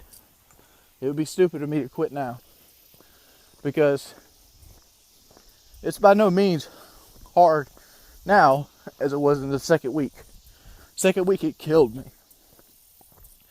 But no, don't believe everything you see. A lot of this people is just people hating or mad at me for some reason. Some reason people love to kick me. Love to kick me. Even though I try not to kick others too much. You don't see me going out blasting on other people's videos and stuff like that. It's hard to stay mad with anything. I try to help people. Because generally, when I wake up, I go walking. Whatever time it is. I woke up today at 6:45. It's like 7:30 right now. But it was probably 7:15. But during the walk, I always feel better. I get up over. I can think. I get over my madness. By this point, mile and a half, I'm feeling good. It allows me to think my problems more clearly. And sadly, the biggest problem in my life right now is my boundaries are too small. And the reason they're too small is video games. So, I don't know. I need to stop playing them, period. Because at this point, they're holding me back in life. But at the same time, to do that, I need to get my sleep pattern back on schedule. So, I don't know. I'm going to try some different stuff, but this week, my goal is to get back on a daytime sleep pattern. That's my goal for this week. And after that, I'm going to try to cut back on video games. I don't know. Maybe you could put the stipulation that if I want to play video games, I have to live stream it. No playing video games without doing something for my channel. I need to make a way to force myself out of my office and into real life. And I feel like that office is my death trap. And I go to it all the time. Not because I want to be there, but because I just do it. You remember about 4 years ago, I'm talking specifically to the viewers now as a whole, you play Call of Duty, you do what you got to do, go to school, come home, eat dinner, and you'd play Call of Duty. Some days you'd want to play it, other days you played it just because it's what you did. You showed up to play the game because you were expected to show up and play the game, and that's how your life was. I hate that feeling. I hate that feeling where, I don't know, where you don't really enjoy it. You just do it because it's routine. And that's where I'm at right now. The most success I had so far in the last year, in one period, was at Kyle's house. And that's because I was outside my comfort zone. Granted, I played video games at Kyle's house, but I had a medium there that pulled me out. I don't have that medium no more. And I don't have that social interface. So it's up to myself to pull myself out. And I don't know. I might be talking out my ass, but this is where my line of thoughts at. What do you guys think about it? You know, it's about 3:30, and it is hot. It's been a while since I walked in the middle of the day, and I'm doing it to try to keep me awake, because I'm in that period where I'm trying to transfer back over to a daytime sleep pattern. And I'm hoping a nice 90-degree summer walk without shade will wake me up and at least keep me going. Figure out if I can make it to 8 I'll be good to go. So do this walk, do a nice long walk, maybe take it about an hour or so, and after that get in the shower, upload the video. I don't know. It's September 11th today, and figured I'd do something a little bit different. It's probably a lot the same. Like, anybody's looked at a TV or something, it's probably all over it. I know Facebook is all over it, but I'm getting of age now. I'm 28, not 40 like some people seem to think. I'm 28. I was in high school in September 11th. I was in Miss Reese's English class. It was just starting. The second period. I remember the class hadn't started yet, and I was standing in front of the door of the classroom. And as soon as I walked in, I seen the TV was on. And the first building had been hit. And Miss Reese handed me a paper to take to the office, because at the time I was just getting back into school because I'd hurt my back jumping on trampoline, and I was in a back brace. So I had to forget some kind of paperwork because I'd missed so many days or something like that. It's not a truancy thing. It was that I was on medical leave for so long. I think I missed like a week of school off of doctor's orders. Regardless, I had to take a paper to the office. So I took the paper up to the office, and in the office of the school, another TV was on, and I was looking, and that's when the second building got hit. I remember watching it on TV, and like when I first seen it, I thought, like, man, this is cool. Somebody actually got footage of the plane hitting the building. And then I realized that the building behind it was still smoldering. I'm like, oh shit. That's another plane that hit the building. That's crazy. And like at the time, terrorism wasn't even a thought in my mind. I thought, man, my first thought was like, well, I'm surprised that plane hadn't hit one of those buildings before. But yeah, that's where I was at of September 11th. Where are you guys at? It's hot. Well, doing some reflecting. I didn't walk yesterday, mainly because I got up so late. I got a lot on my mind. And one of the things I got on my mind is I have a choice I have to make. And my choices are this. I have a job I can accept. The job sucks. It does. It's like $11 an hour. It's in Conway. And the idea of the job is I sit on a line, take a piece of pipe with a valve, stick it in water, screw it on, close the valve, open the water chute, see if the valve blocks, open the valve back up, unscrew the pipe. If it blocks the water, put it on one line. If it doesn't block the water, put it on another line. 8 hours a day, 3 p.m. to 11 p.m. I can do that, or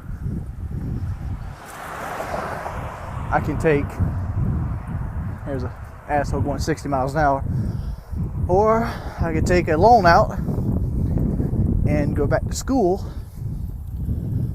for my paramedic. And the reason this is an option is my brother is a certified paramedic, and he could help me through school and what it needs to be, and there's a bigger rainbow at the end of the thing. The only downside to this option is it means I have to go back in debt. One of the best things I've done over the last 6 years of my life, or the last 2 years of my life, I've worked hard to get out of debt. Last month, I paid off my IRS bill. I don't know about this year's, because I haven't paid any to the IRS this year, but I haven't made any money either. So, that's the thing. But, as it stands right now, I'm in the green. And I'm in the green. I have close to an 800 credit rating. House is pretty much paid for. We did remortgage it to put an air conditioner on it and a new roof on it. But for the most part, it's ours. I mean, it's going to get paid for again. But the amount that we owe on it is close enough to be like, yeah, it's ours. I think we borrowed like $15,000 against it. Something like that. And $15,000 ain't much for a house as a house payment. So that's the choice. Do I go back in debt and pick a career that I might not like because I think that it would lead a more promising future? Or do I stay where I'm at, hope YouTube picks up, and work $11 an hour in a dead-end job that is one day going to be replaced by a machine? Because the only reason the job that I got offered hasn't been replaced by a machine is because it would destroy the job market in the city of Conway, and I'm sure the politics that's keeping that job around, because all you're doing is testing a supply. It's literally labeled quality control. You're testing if the valves they're making are good. And I'm sure it only pays $11 an hour because that's such high turnover, because it's one of those jobs where you shut your brain off and you sit in a chair. Like you're going to ask, are you going to weigh in today? Well, the answer to that question is no, because I don't want to know. I can tell you I'm not 403. I can tell you I'm not even 410 probably. I'm probably higher than that. If I had to guess, I'd probably be around the 415 ballpark right now. Probably higher. I don't know. Last 3 days have been horrible.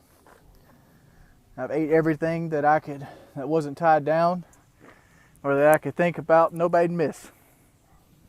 And a lot of it has to do with stress. And yeah. And I'm going to prolong the dieting, or at least the weigh-in part, for a while. Mainly because ever since I started weighing myself in, I've missed more walks. I've been less motivated to do walks. And I'm more stressed out about the walks. I liked my walks better when I was judging them by how well I felt and how well my clothes were wearing and how much wear and tear on my shoes was happening, and then how much pounds I was losing. And like, I'm not going to sit here and list off a laundry list. I'm sitting there thinking about all the shit that's went wrong in the last 2 years. And trust me, if you heard it all out, I hate to put it like this, but there's 2 people this year that have killed themselves that didn't lose half of what I've lost in the last 2 years. And shit, even I myself, knowing how emotional state I was in, I've removed every gun from my house. I mean, you can go through my house right now, there's not a gun in it, just so I could stop myself from doing something bad. Because, you know, you get to those points. But be proactive about things. I'm going to continue to walks. I'm going to continue trying to put my life together. Whether my life ends up being Jordy in the break room, or Lonely Jordy, or whatever, I don't know. I don't know where my life's going. I know I'm probably going to carry regret the rest of my life, but that's a whole different thing. Think about shaving my beard too. What do you guys think? I don't know. It's day 79, or 1 day off 80, or 20 days off 100. Now, if I got anything special planned for 100, no. I don't have anything special planned for 365. I don't think that thought far ahead, dude. I live my day 1 hour at a time. That's all you can do, dude. You're not promised tomorrow. But it is hot. I mean, I wish this camera was better so you could see just the sweat pouring off me. But it is there, but I'm just really, really, really, really, really albino. Lots and lots of indoor suntans. But don't feel sorry for me, dudes. I didn't get this spot by accident. It's just my goal. It's just, I have to get out of this spot. And the only motherfucker that can change my life is myself. And that's it. See you guys tomorrow. Hey, Bows. You know, I know I shouldn't do this kind of stuff, but I gotta defend myself. Last couple of days, a lot of people question my work ethic. Say I have a horrible work ethic. And let me tell you exactly what that's from. I don't know if you guys remember, or people that, you got new people that watch me, but when I first started YouTube, I did on average 120 videos a month. That's about three a day. Average between 3 and 5. People used to get upset at me because I'd spam their sub box. And I didn't do Let's Play videos. No, I did, Call of Duty commentaries, insightful commentaries, different things. I mean, my whole day, I'd wake up, I'd put 12 hours in every day, and I did that for at least 3 years. And I didn't stop doing that until January of 2012. No, 2013. 2013. And the reason is because the money went away. It got to the point where I could still pull 12-hour days, but fuck, the money ain't there. So you start slacking off, and you start slacking off, then you start feeling worse about yourself. Then the actual realization comes in, and so tell a story. People always throw it off on laziness. Partially it's laziness, but I'm gonna say I don't have a lazy streak in me. I do. But to say that my whole demeanor is laziness is wrong. That's incorrect. Just because things happen and you get to a certain position doesn't determine laziness. Let's take horses, for example. This might be a bad example, but bear with me, stay with me. During the early 1900s, horses were in a period where they were bred, owned, and used at the highest point in history. Used a horse to pull the cart, use a horse to pull the money, use a horse to plow the field, use a horse as transportation. Horses pulled their workload. Well, why isn't that the case now? Well, somebody created an automobile. When the automobile came around, horses, even though they're not lazy, became obsolete. And so what happened? The horse population dwindled. Now the only place you see horses in are like ranches, or like, horse shows, or like racing. You don't see horses doing anything. Cars have replaced almost everything the horse did. And I got a horse fly on me. And it's just that, dude. Take, for example, these walking videos. When my walking videos blew up on Reddit, and that first video blew up, the next 4 videos were as high effort as I could do. I was trying to get those viewers to stick, and they just didn't. But, and it depresses you. And when you're not feeling good or confident about something, you don't do as well. When things are looking good and you got a steam or fire build up under you, you try harder. You do. I remember when these walking videos were like new and fresh and everybody was talking about them, it's easy to go further in that situation. I mean, success builds success. The rich get richer, that kind of thing. If you're doing successful, you want to continue to do it. When you're doing something and it's failing, it's a lot harder to continue to do it. But even though that's how it works. I don't know if any of this makes sense, but yeah. Lack of success, to me, is what puts me in these moods. And I know the answer to this is to work harder, but it's hard to work harder when you don't see success. To me, nothing I do, not a damn thing I do. It won't matter if I go home right now, spend the next 16 hours touching this video up, it's going to get about 8,000 views. And the real road is if I did that, and I did that every day, it'd probably gain traction. But it's a loss reward system. You lose the pleasure of eating a steak today to feel the pleasure of eating thin tomorrow.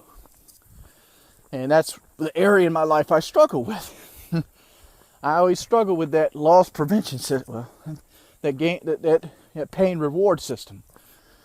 I much rather have self-gratification today than bigger self-gratification tomorrow. And that's where I struggle. I don't know. Redneck. Gun control's for pussies. He's a bad shot too. Look at that. Middle's up here, pimp. How you miss that bad? I know how you miss that bad. Bud Light. Does these videos look really shitty right now? Because there's pretty much, I'm in twilight right now. It might look a little bit different after I put in editing software, because I'll brighten it up some. But a couple things I want to talk about at the end of this video. One, I feel like I fell off my horse and it's time to get back going. I weighed myself the other day and I didn't do as much damage as I thought I did this week, and that was a relief. So time to keep on keeping on and try to go back to 400. I'm gonna need to fucking do another cleansing. I'm gonna do another 5-day cleansing, because as it sits right now, I mean, the desire to eat's there again, and I gotta get rid of that. And lucky me, I happened to look at this PKA subreddit in the last week or so, and it helped spur my depression, because, you know, just a bunch of fucking assholes on there. You know, somebody that has a subreddit based off of something I pretty much was one of the founders of. You know, those motherfuckers hate me for some reason. You love the product that I helped make, but you hate me. I don't know why. And it goes the same with Lefty. You hate Lefty too. And that's the part I want to talk about. I'm like, why do you guys hate Lefty? I know a lot of our audience is early teens, young 20s. You know, there's some mature guys out there, but they're few and far between. And I don't think you understand what a bad person is. I can guarantee you nobody on PK is a bad person. Kyle's not bad. Woody's not bad. Lefty isn't bad. I'm not a bad person. Senator Wellstone was a bad person. The cop that shot Mike Brown is a bad person. Hitler was a bad person. Lefty did nothing wrong, and I see people making fun of him and poking at him. That's a bully, dude. That's what that is. Lefty made a choice. It was not the choice I would make personally, but he made a choice, and it was a mutual choice, and everybody agreed upon it, and he moved on. That makes him a bad person, right? Because he wanted more money. Since when is wanting money a bad thing? So the person at McDonald's serving your food for money, I don't think they go to McDonald's to work there to flip those burgers for because they enjoy it. I guarantee you, a vast majority of them motherfuckers don't enjoy it. Person delivers your mail doesn't do it because he wants to. The person that cuts your grass for money doesn't do it because he wants to. Guy who picks your trash up doesn't do it because he wants to. Because he does that so he can solidify his own little piece of life and to be a productive member of the society. Lefty wanting money is not a bad thing. Lefty's not a bad person for wanting money. It's just a misunderstanding. It's sometimes things move on. Life changes. You have to change with them. Nothing is forever. Nothing isn't concrete.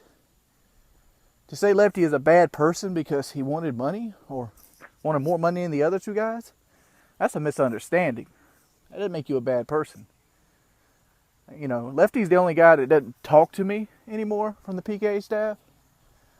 But, you know, I don't hold him at fault for that. I still see him as my friend. I mean, if he talked to me today, he'd be like, what's up, dude? I'm not going to be like, you fucked up and shit like that. That's not me. That's not me at all. And you shouldn't be like that either. Because Lefty, just like everybody else, he's a human. He's a guy trying to do the best he can for himself with what he has. And he made a decision that day that he thought was best for him. So posting his stats and posting nasty comments about him, acting like he's this horrible person, like he's some child rapist, like he's some guy trying to push an agenda. No. Lefty's just a dude that's trying to make money doing a hobby that he enjoys.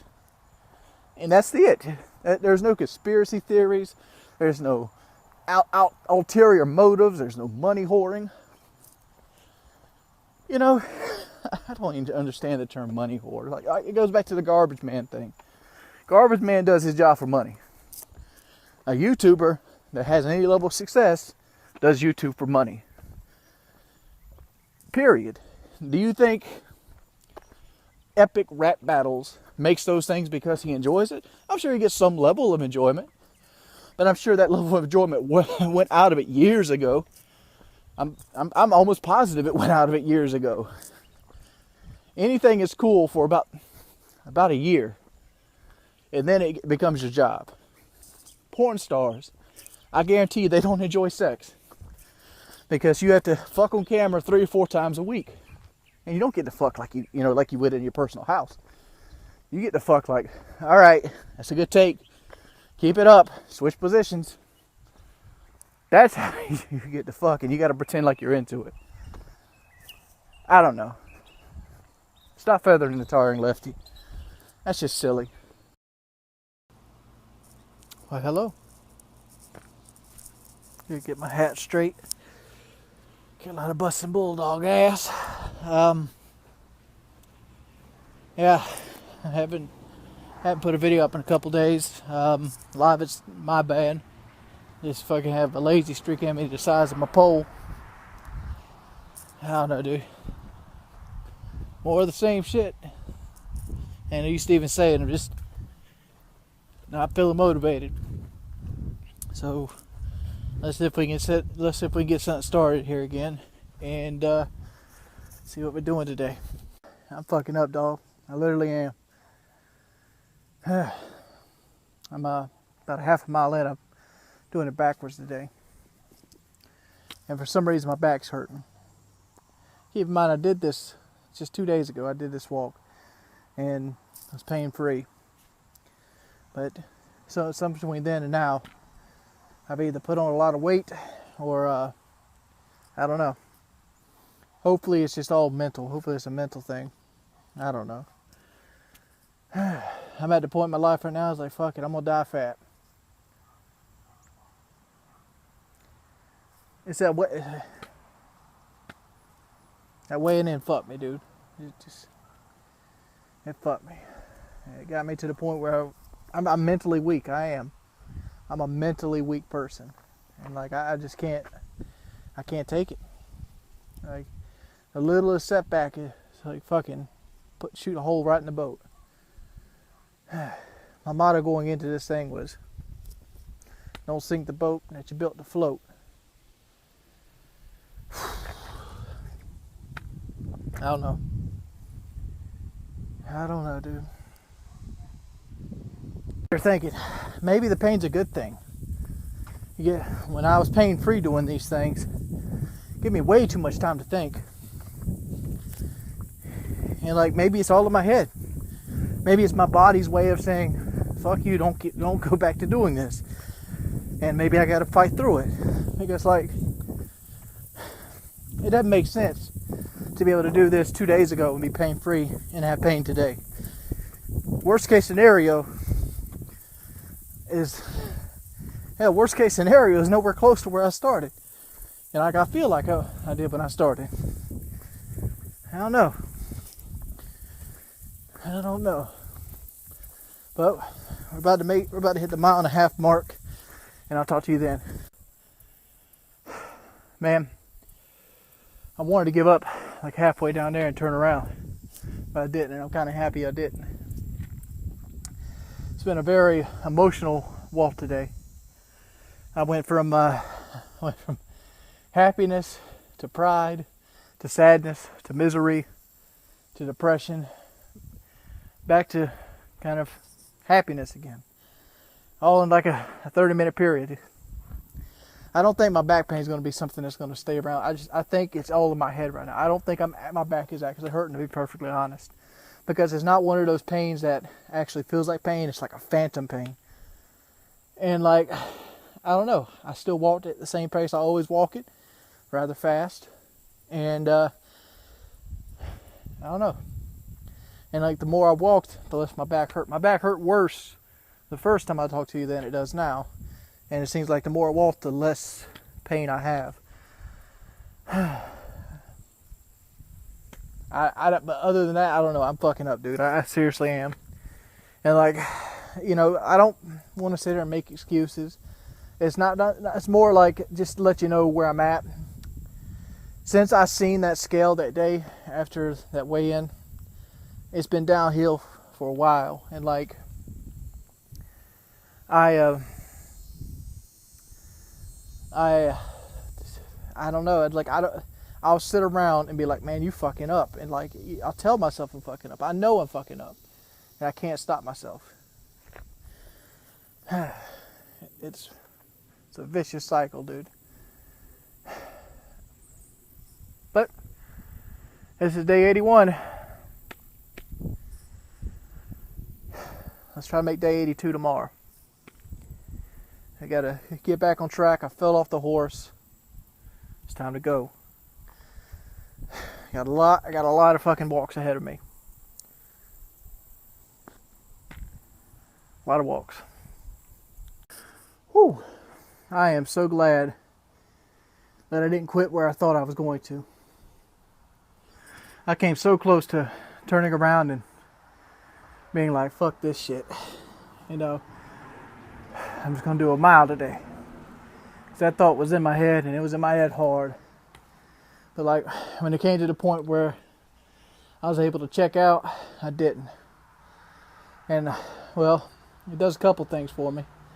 One, if I would have checked out then, what would have happened was there'd be a less likely chance I'd walk again tomorrow. Mainly because at that point I was unhappy with myself. I felt like all my progress was gone, weight and muscle wise, and it would have given me the relief I was looking for, but at the same time it wouldn't have had any kind of confidence in like going the full 2 and pushing myself, and then overcoming it and like the pain going away made me realize that, yeah, I can still do this. And like, it made me feel a lot better about myself. And I know somebody in the comment section is gonna try to belittle me and try to pretend like I'm doing something for no reason, which could be true.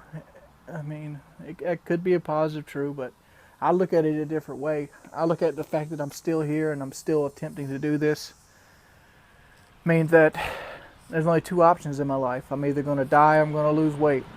That's the only 2 options I'm allowed in my life. Because if I stop this, there's a really good chance I'm going to put a pistol in my mouth. Because like, I don't want to live the rest of my life balding, overweight, and broke. I can deal with balding and broke. I don't want overweight there too. And like, weight loss is like all I have left. Like, it's the one little joy of my life I have, or the one goal I still have. And I'm gonna fall, and I knew I was gonna fall. I'm surprised I went as long as I did without falling. We gotta get back on the horse. I'll see you guys tomorrow. Hey guys, it's day 82, and I'm gonna try to do all my talking beforehand to try to make the videos a little bit more simpler, and to make it so I'm not just breathing into the camera. I'm gonna do the checkpoints as well to show you I actually did do the walk, so you don't have to take my word on it, because my word's not very good. But I feel like I'll go ahead and do my bulk of my talk here and just get it out the way. I recently watched a video. It's a video I've seen multiple times. It's a video I keep going back to. And sadly, there's two parts to this video. And the second part happened in my life as well. A guy go by the name of David Smith. David Smith was the 650-pound virgin. You might know him from like the Learning Channel, TLC. They did a documentary on him, where basically he sent a letter out to the local news station. And he goes, "Hey man, I'm 650 pounds. I hate myself. I hate my life. I got nothing going for me. I'm 30. I think it was like 36 or 37. I'm a virgin, and here's the deal. I'm reaching out to you for help, and if you're willing to give me help, that's great. But as it sits right now, I'm thinking about buying a kiddie pool, kind of like Chevy has. Where's Chevy's kiddie pool? Right there it is. Say hi, Chevy. Don't worry, we'll get you a collar, buddy. I'm buying a kiddie pool. I'm going to fill it full of gasoline and go out into the desert and burn myself so I don't have to have a piano coffin. Well, the news station seen this and they sent him a personal trainer. They paid for this personal trainer up to whatever. He moved in with him, lived with him for like over a year. And through that, he had all his meals cooked for him, the whole nine. He lost all the weight. And I mean all the weight. Go look at the video. Just put in David Smith. You'll probably find the second video first, but the second video is the one I want to talk about. He lost everything. He looked phenomenal. He looked like a whole different person. Had people pay for the surgeries, the whole nine. And this is where it scares me. 3 years later, he's back at 500 pounds. 3 years. He went from a healthy dude, 180 pounds. He was a sexy dude too. He was a really nice looking dude. And he gained every bit of it back. And like, I keep bringing up Oprah. And this is going to be unfair. But I feel like if I had any other addiction in my life, I could beat it. Cold turkey, 100% of the time.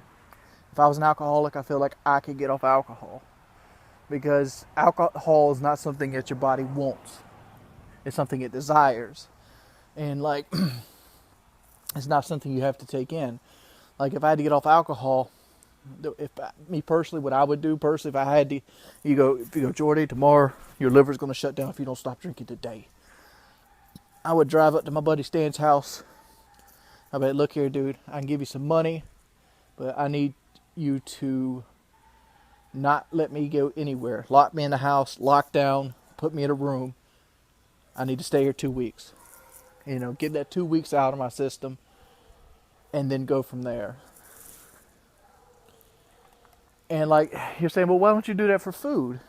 Because you can't do that for food. I mean, I've even did it once already. When I was up at Kyle and Kitty's house, I was pretty much on food lockdown. The only food that went in my mouth was approved by this little tiny British woman, and she's very bossy. I don't know if you ever met her. And yeah, it worked while I was there. But I guess the same thing could happen. I mean, like, what's going to stop me after I left for those 2 weeks? And that's where addiction's a bitch. I don't know. I'm rambling at this point. I think we should actually go do our walk. Skyrim recently. And in Skyrim, there's a thing called alchemy, for those who don't play. And you see shit like this, like purple mountain flower. Let's pick it. Sorry, this is zoomed in on a crappy iPhone, but that's even better. Purple mountain flowers. Woo! Woo! The reason I was telling you guys about that video was I wanted you guys to go read the comment section of those videos. And you kind of see how people don't understand people that are losing weight or even attempting to lose weight. I see it in my own comment section. You see motherfuckers be like, "Fuck wings. Fat fuck. You know me, I might pony up next week, lose me 25 pounds. Praise Jesus. It's if it was that easy, everybody would do it. Yeah, I seriously would. If you could just pony up and lose 25 pounds next week, and there's gonna be somebody that finds somebody out there who's done it, and they'd be like, see, proved you wrong, dude. I'm gonna say this: I could be taking a lot more steps to lose weight, and I know this. You know this. It's an elephant. It's a pink elephant in the room. But the fact is, I'm trying to lose it in a way that I'm sorry, I'm looking around for snakes. I'm standing next to a creek bed. I'm trying to lose it in a way that's promoting healthy living and promoting a lifestyle change other than just going through the grind. Because I've tried the grind. The grind works, but it's not something you want to do the rest of your life. The name of the series is Walking 365, but if it goes the way I planned, it's Walking Lifetime. Because I want these to be a part of my life for the rest of my life if it works. And that's the goal. The goal is to find or use this time to find a medium so I can find something that works for me that I can use in my entire life. I'm not going to spend my entire life popping eggs and drinking them out of a glass like I was Rocky getting ready for a big fight, like I'm about to go give 2 outs to Apollo Creed. And I've also tried running. I've stopped responding to this comment. Why don't you run 5 times a day? Run yourself as motivation. Dude, running hurts. And it's not hurt like, oh, my back hurts, I can't breathe. No. Running literally makes it so that my knee wants to go out on me. I have to wear a knee brace. And then if I run in the knee brace, it still wants to go out on me and I could fall. And I could hurt myself and be laying in a road. And people around here don't know what the speed limit is. There's something cool. By the way, the truck's gone. That brown patch where that truck used to sit. But since that truck moved, I noticed this. Let me flip it around. Notice how that tree grew? It looks like it used to be one tree. And it kind of split and created 2 different branches. The tree itself looks like it cracked and like held on, but it's kind of regrew itself. And if you come back, you notice it goes straight like the Twin Towers. I thought that was awesome. One thing that's kind of awesome about my mother is she has a very weak stomach. I guess that's also not awesome. If you get hurt around her, you're on your fucking own. But my mother, you ever see people with those steering wheel covers? Like the kind you put over steering wheel to have, whatever it be. Chevrolet, Ford. This one in particular was a Harley Davidson one. My mother wanted to put a Harley Davidson wheel cover over her steering wheel. And I'm like, why? You got a nice stitched leather steering wheel. You got a premium steering wheel right there, right from the factory. She's like, I don't know. That's like the way it looks. And then I told her, I'm like, the cow that died for that steering wheel would be very unhappy with your choice that you're choosing this rubber over him. And she's like, cow? My mother never realized that leather was basically the skin of cows. So now she's all, don't want to sit on the furniture now because it's gross. That's strange. Reach it.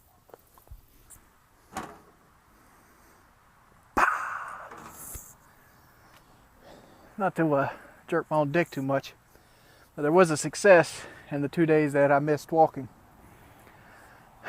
My sleep schedule's back on track. See you guys. I really need a haircut. I'm wearing the hat right now, not because I need it, because like it's not really that sunny. I mean, you could tell in the video, the more sunny the video is, the clearer the picture it becomes, because this shitty ass iPhone camera. But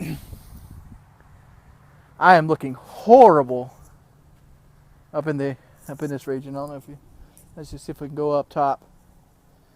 Yeah, I don't grow hair because I'm balding like a motherfucker, and I look horrible with hair.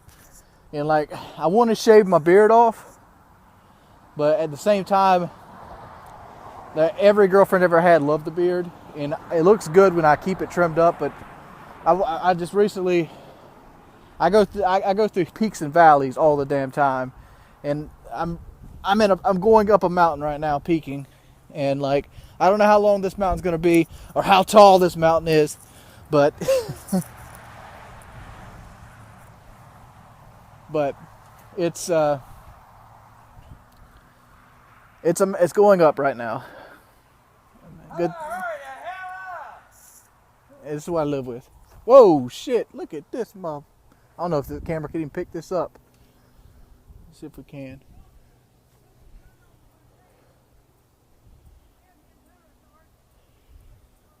This is a huge ass spider web. I don't think the camera can pick it up, but because it's so fine. But man, that's motherfucking. That's Quaylag. Quaylag is starting her domain right there. But let's go and get this walk started. My question is, which redneck drinks Yingling and then throws it out in litters? It's fucking ridiculous. Oh, look, wait. Coffee cup is still here. It kind of lets you know how peaceful these back roads are. I wonder whose coffee cup that is. It's been there since day one. It's day 83, and there's been about probably 87 or so days past. I think I missed 5 days in total so far. And I don't know. Part of me wanted to talk about Adrian Peterson on the day's walk, but I feel like if I talked about it off the top of my head, I would say something stupid. And I feel like that deserves a video on itself. But I'll kind of talk about it for the most part. And I'm going to try to do a video tomorrow to go a little bit more in depth with my thoughts and have more laid out. For those of you who are unaware, which is nobody, Adrian Peterson is a running back for the Minnesota Vikings. And he apparently beat his 4-year-old boy, or step boy, beat a 4-year-old boy with a switch. Coming from the South, I looked at this and thought,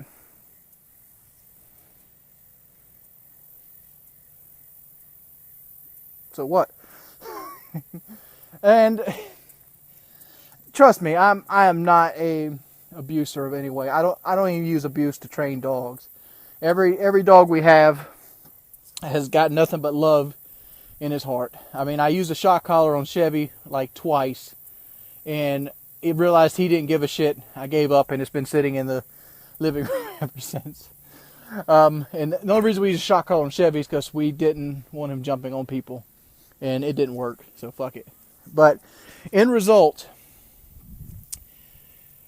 the first question I'd have to ask was how big the switch is.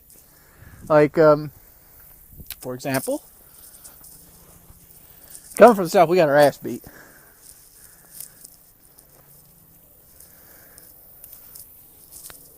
You know, something like this, you know, you skin this off, this is going to hurt. This is going to break the skin. And, yeah, you know, you grab it on the other end, you grab it on the thin end, and you go to town and you whoop that cherry ass. That hurts. Because when I was a little boy, we had to pick our switches. Our grandpa used to make me pick the switch. I did something wrong. I remember one time I shot him with a BB gun.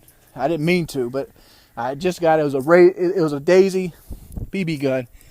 And I was shooting at cans on a picnic table. And I didn't take into account of anything behind him. Keep in mind, I was 5. And I remember it because I had to go pick a switch. And he always told me, if you don't pick a good switch, I'm going to pick the switch. And I was scared about him picking that switch. So I had to walk out there and had to take my happy ass over there and pick me a switch out. I'm not going to go over here and pick a switch out because, you know, fucking water and snakes and shit. But I had to do it. Granted, I want to do this in a more laid out commentary when I have more time to look at the facts and stuff. Apparently, he had beat him so bad that it left a mark on his scrotum. It could be a mark. It could be a busted his scrotum wide open. Who knows? It could be people overreacting. I'm just going to put this fact out there. Regardless of what it is, if Ray Rice was a garbage man, not Ray Rice, that's the guy who beat his woman, that lambasted him. If Adrian Peterson was a garbage man, if Adrian Peterson was the milkman, if he was delivering chips for Frito-Lay, hell, if he was a police officer, he'd still have a job. But because he is an entertainment figurehead, we have to hold him to a higher standard because he's physically fit and capable of playing football. And like I said before, I don't know how bad he beat him. I literally don't. I'm taking this into account that he switched his butt and it left a mark, which was pretty much the goal of every switching I've ever had. They all left marks. Every one of them. I was talking to Brooke about this, and Brooke said his daddy used to take him, put his head between his legs, and take a hickory stick and beat him until they fell down. Like literally his legs would come out from under him from pain. I've had those. I mean, I had my grandfather beat me across the back with a metal arrow one time. I mean, I guess, and I'm not even that old. I'm pushing 30 at this point. I don't know. Maybe, I don't know. I just think it's bullshit that this is on TV. I think it's bullshit that a beer company doesn't want to put their name next to a child abuser or supposed child abuser. I think the fact that this is on TV will hurt that child more than that ass cutting ever did. But that's just me. And the fact is, a alcohol company, a company that sells drugs, doesn't want to sponsor a football team, which is a game, of a guy who decided to cut his kid's ass. I might be redneck, I might be southern, and I don't know all the facts. But man, oh man. My first question was like, what did he beat him with, a sword? Because down in the South, ass cuttings are the way of life. I don't know a guy up here that didn't get an ass cut. I don't. I don't know anybody that lived in the South that didn't grow up with an ass cutting. If you grew up without an ass cutting, you didn't live in the South. That's just the samples. But I don't know. Make him out to be an evil man. He might be an evil man. But if it's just a simple ass cutting that left a mark, yeah, like I understand it hit his scrotum and all. But I don't know. I'm not going to defend that. I mean, you could be like, maybe the kid was struggling. Maybe he was trying to get away. Adrian Peterson's obviously a very well-shaped guy, and a lot of people are holding that against him. And maybe, maybe you get fed up with shit. But what's the difference between that and going to Eckerd's or going to Walmart and see these motherfuckers snatch the kid up by the arm out the buggy because they're unhappy with what they're doing? I'd rather have an ass cut than have my arm pulled out of socket. Let me know what you guys think. I'll check with you in a minute. Another beautiful thing I get to see every day on this walk is I get to see what giving up leads to. I'm going to move out the way right now, but a person lives in this place behind me.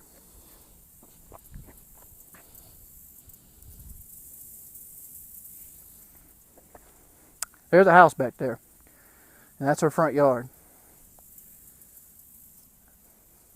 It makes me sad, though.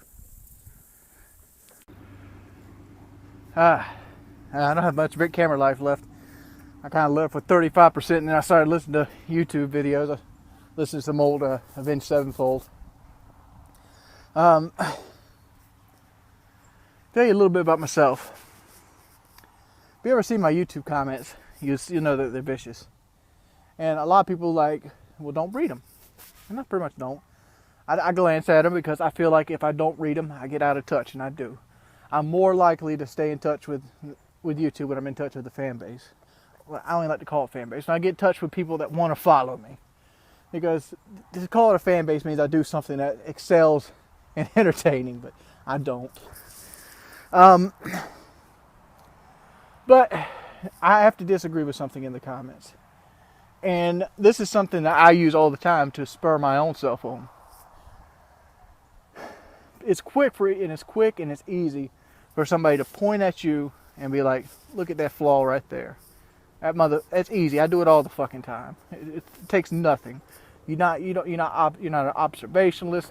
You're not smart. It's easy to see mistakes after they've been made. Very easy. It's hard to see people fixing mistakes. And one of the things that really got me down a few times over the last year or so was people would point at the downward trend of my channel and be like, Wings is a failure. I disagree with you, dude. I made a video probably about a week or so ago, and they said I said I wanted to maybe try to go back and be a paramedic. Reasoning behind it for me was I'm a very good learner. I learn and I pick up things quickly. I'm a person that can be self-taught, obviously, and there's a tractor coming. And with all that being said, people said that I couldn't handle school, that I was a failure and a quitter, and I can understand where their point of view comes from. But I also understand that they don't see everything in my life. And I'm just going to point out situations that I can see. During my period on YouTube, I've lost 50 pounds twice. During my period on YouTube, I've took a channel that started out with no monetary success. There was no field in it. And I helped pioneer it. When I got into podcasting, I helped put together one of the biggest podcasts on the internet. So big that other podcasters that are well known come on the show, like Anthony Cumia. You know, we had people like Sage Francis. We had one of the Lost episodes. We had a guy from Arrested Development come on. We almost had Hodor on. So my YouTube channel was a great success. It's not a success right now, but if you look at Friends by their last season, they weren't a success either. You don't do that. You judge it by the high point. My high point of my channel was a success. Podcast, success. Before I did YouTube, I worked at a place called MetGlass, and I did a job that nobody said. Let me tell you something about that job. I did MetGlass. When they put me into the job, they did it as a joke. I applied for the job, and they go, this guy would never make it. Let's get rid of him. He'll never be able to do the job. And I know this because my boss, man, Tim Skipper, he told me it on a boat. We ended up having, about 2 years later, we ended up having a little party after work with all the melters, and we got on my buddy Andy's boat. He has like a houseboat on the river. And Tim goes, man, I lost $15 on you. Because Tim betted against me lasting more than a day. And I think the longest somebody had me last was a week. And I spent 6 years on that melt deck. That's a success. And I worked at Domino's. I wasn't just a regular delivery driver. I was a delivery driver / crew chief. That's a success. Everything I've ever attempted to do, at some point I've been a success in. And to say that every failing and every time, even to say weight loss isn't a success, I'm not through yet, motherfucker. I'm not. I might not lose weight this year. I might not lose weight next year. I might not lose weight in my 30s. One day I'm going to be skinny. It's going to happen. You know why? because I do not want to live the rest of my life fat. That's why.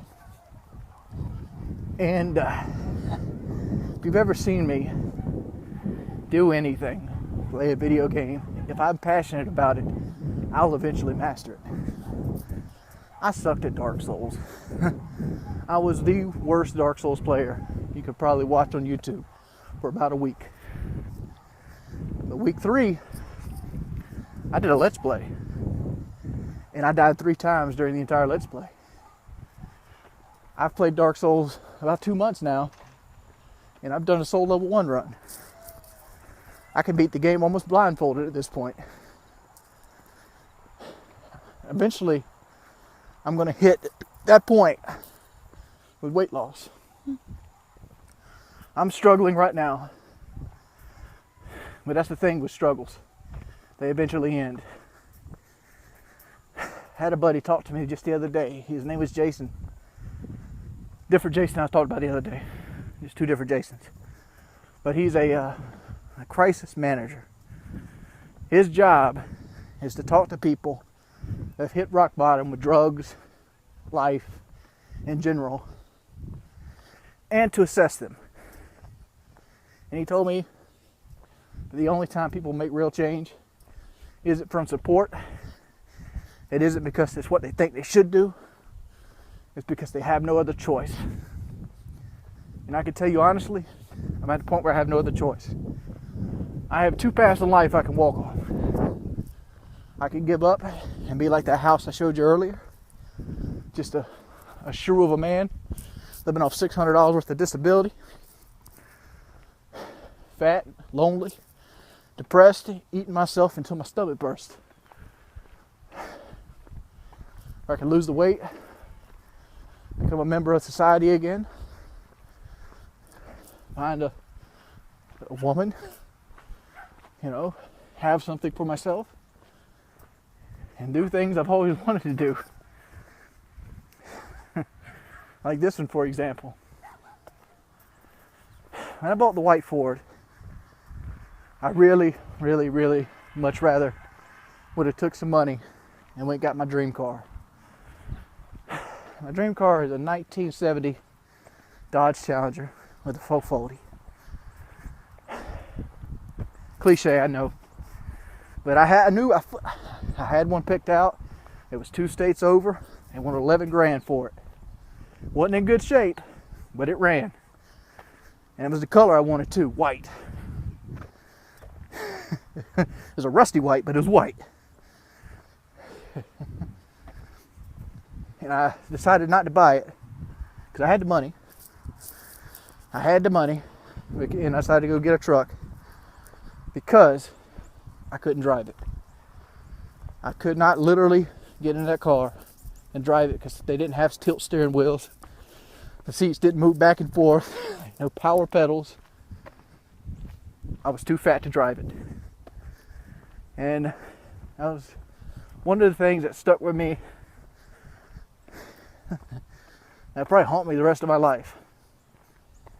So, yeah.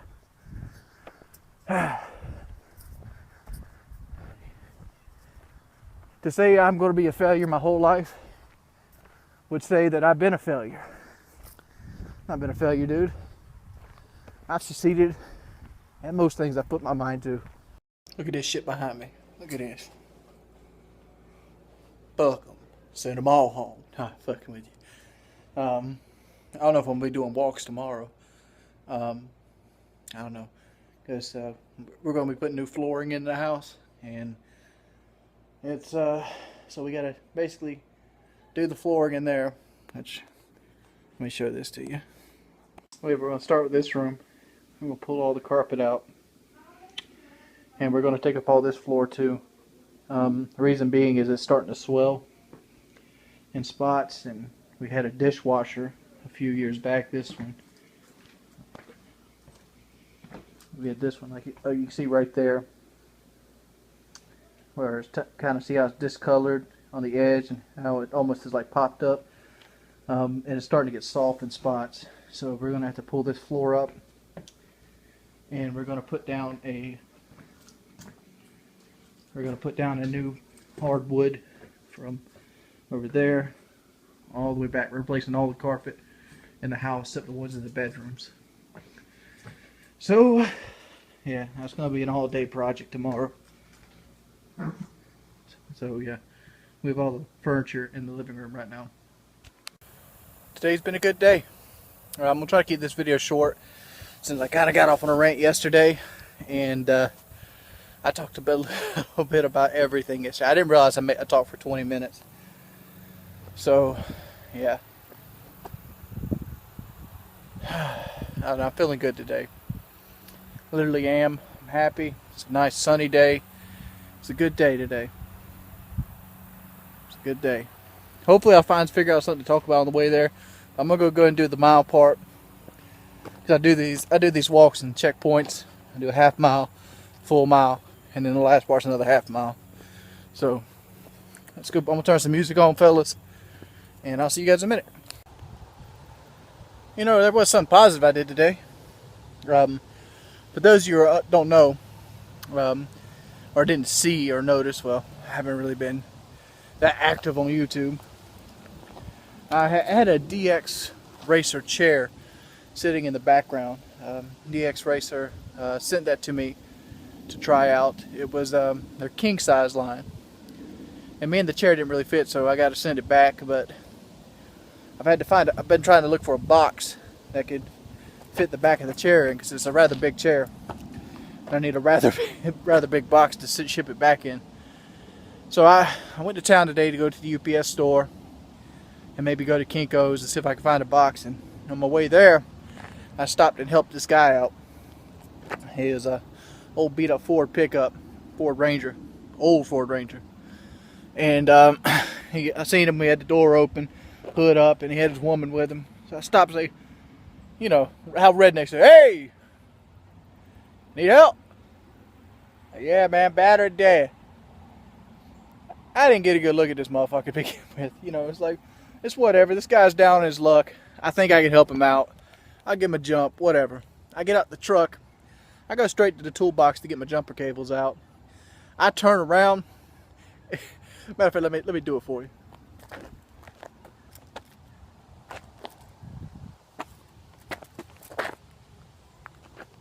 Hey! Hey, how you doing? Motherfucker, this guy's teeth. Ooh. Ooh. I've seen meth heads with better set of teeth than this motherfucker. You ever play football? You remember in school, this is kind of dating me. You'd like set your hands up like this, and people make the little triangle football, and they like kick it and try to make it through the field goals. I bet you could do this shit with quarters with this man's teeth. Every one of them were gapped. I don't know, this man, I ain't trying to make fun of him, he's probably a decent dude, but man, it caught me off guard how bad his teeth was. I mean, it caught me off guard. It's one of those things where you got to do the double pump. It's like, what the fuck? Man, I feel bad for that. I do. I got his car back running for him, and he went on down the road. Told him to pay it forward. So I do every time I stop and help somebody out, tell them to pay it forward. Because they always want to try to give you money. I'm like, fuck, dude, I did this because I enjoyed it. Pay it forward. Next time you see somebody outside the road, don't make them sit there. Pay it forward. So alright, that's it. Very big talking video. Heart's going 1,000 miles a minute. But if you want to see a more in-depth talking video, please, by all means, go check out my video today. I know it's got Dark Souls gameplay on it, but it's got nothing to do with the gameplay. That's just shit I threw over it. I think the reason a lot of people skipped over it was because it had Dark Souls gameplay on it, and people thought it was like some Let's Play or something. It's not. It's not a Let's Play. I know people see the shit because my Destiny video has something like 2,500 likes on it and 20,000 views. Video I do my next commentary has 300 likes on it and like 1,500 views. But it got nothing to do with Dark Souls. It's just got Dark Souls gameplay on it. And it seems like I slacked ass on editing, but I didn't. I edited in footage from like 3 different, files, and I kind of spliced them together. I cut out what I wanted to show in the boss fights and stuff. And I tried to edit it so you could hear it and hear my voice at the same time. And even after I uploaded the video, I noticed what people were saying about how the voices were. The game was loud. The game was loud enough to be annoying, so you couldn't clearly understand my voice. But I promise you, in the editing software, it wasn't like that at all. Something happened between uploading YouTube when they remixed the audio that they made the game sound a little louder, because it didn't sound like that on my side, dude. It didn't. And I don't know what to tell you. But it's very listenable. It's the video is still passable as it sits right now. Go ahead and check that out. I'm going to have a bigger topic tomorrow. I could talk about it now, but I feel like I'm going to save it tomorrow. But, see you guys tomorrow. Hey guys. Time to go for a walk. I think it's day 85. I didn't count yesterday, even though you got some good exercise, because I didn't walk yesterday. But I spent most of the day yesterday, obviously, redoing the floors of the house. We're halfway done. We still got to do the living room. We're going to do that next weekend. Mainly because I'm a fat tub and David's an old man. And we're both sore as we could be today. I don't think there's a part on my body that doesn't hurt. And the only thing I desired to do today was to not lay down, but like sit down and relax. And like literally relax. So yeah, there's that. And like I'm forcing myself to get up and do this walk. I waited to the very end of the day to do it, hoping for some reason the soreness would kind of get pushed out by natural everyday movement. So let's go ahead and push forward like normally with these walks. Like when I don't want to do them, I just try to get myself out there. And once I get to the checkpoints, it's like, fuck, here's checkpoint 1, here's checkpoint 2. Hopefully we'll get stuff done. I drove my truck the other day, and I drove my truck up this way right here. And what happened was, I'm like, man, I have a very short walk. Yeah, it feels short when you're driving like half a mile. It feels fucking long as shit when you're walking. And like, I noticed I've lost, I don't know, probably about another 4,000 viewers on my walking vids, or daily viewers. And like, I think a lot of it comes from me, struggling to make progress. And people are getting fed up without seeing progress. It feels like you're watching the same video day in and day out. And like, I understand you, I do, dude. If you think it sucks to be on your end and to see me struggle with progress, how do you think it'd be to be me? Dude, it bothers me to no end that I'm not where I thought I'd be. We can almost officially say that summer's over here in the South. It's a nice cool fall day. Fall's coming in. Hell, October's right around the corner. It's almost Halloween. Pumpkins are coming out. Walked the entire summer. And for the most part, I've accomplished one thing. I've got my back stronger. And yesterday was a testament to how strong my back has gotten. I was able to work 13 hours on my hands and knees doing the floor. Granted, I'm paying for it right now. Back big time. I'm as sore as I've ever been right now. But I could do it. And that made me feel good. And the reason I decided to do what I did yesterday, is I didn't get paid for it, was an effort to make me feel less worthless. One of the things I've been dealing with a lot lately is feeling worthless. Because I'm at a period where YouTube's not a thing that's going to work for me. And I'm uncertain I can equal even the most mediocre worker. like in terms of output.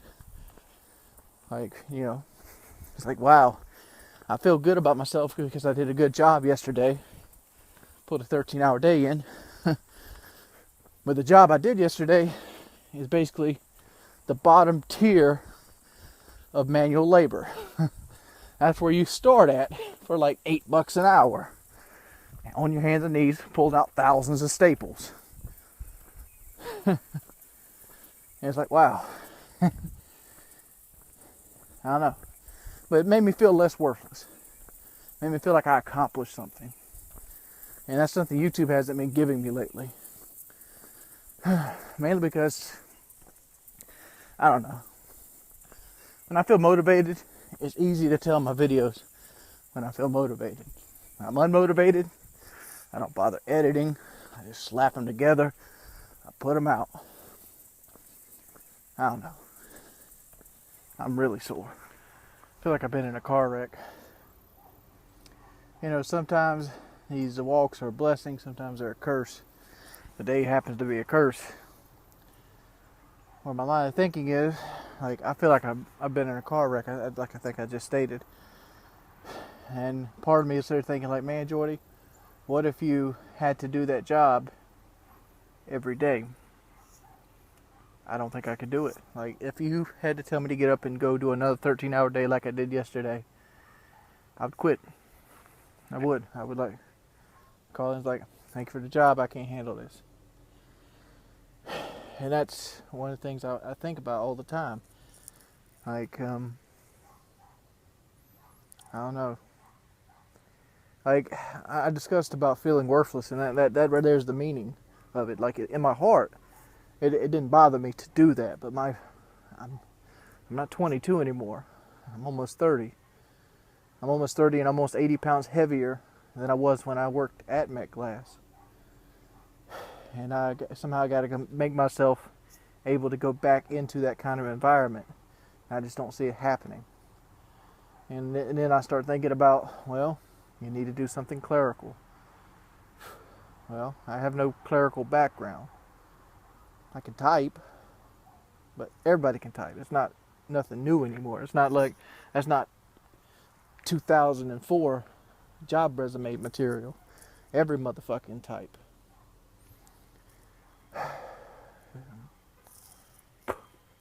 I'm just worried I'm going to end up at like a call center reading off a sheet of paper. I just feel like my life is meant for more than that. You know? I don't know. I guess the silver lining of the day is, even though I consider my life really crappy, I don't have a bad life. I just don't have the life I desire. And even today, I felt like I was hit by a truck and I was still able to walk 60% of a 5K. I guess that's what we should take away from today.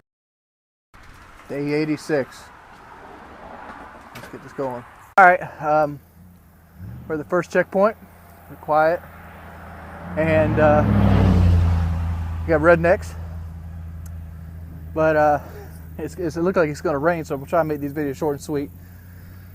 Drew got back in touch with me the other day, and he wants to come back and help me for free. I don't know how to approach this at this point, so I don't know. What do you guys think? I'll hit you up in the next checkpoint. Well, I know this has been a super short video right now.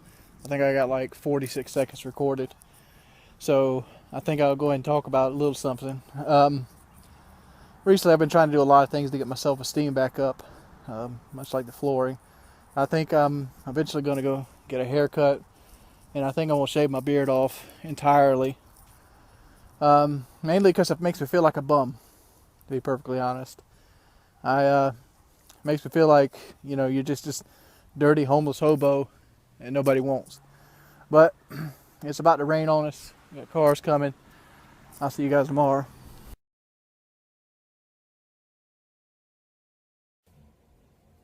Hi guys. It is I don't know what day of the month it is.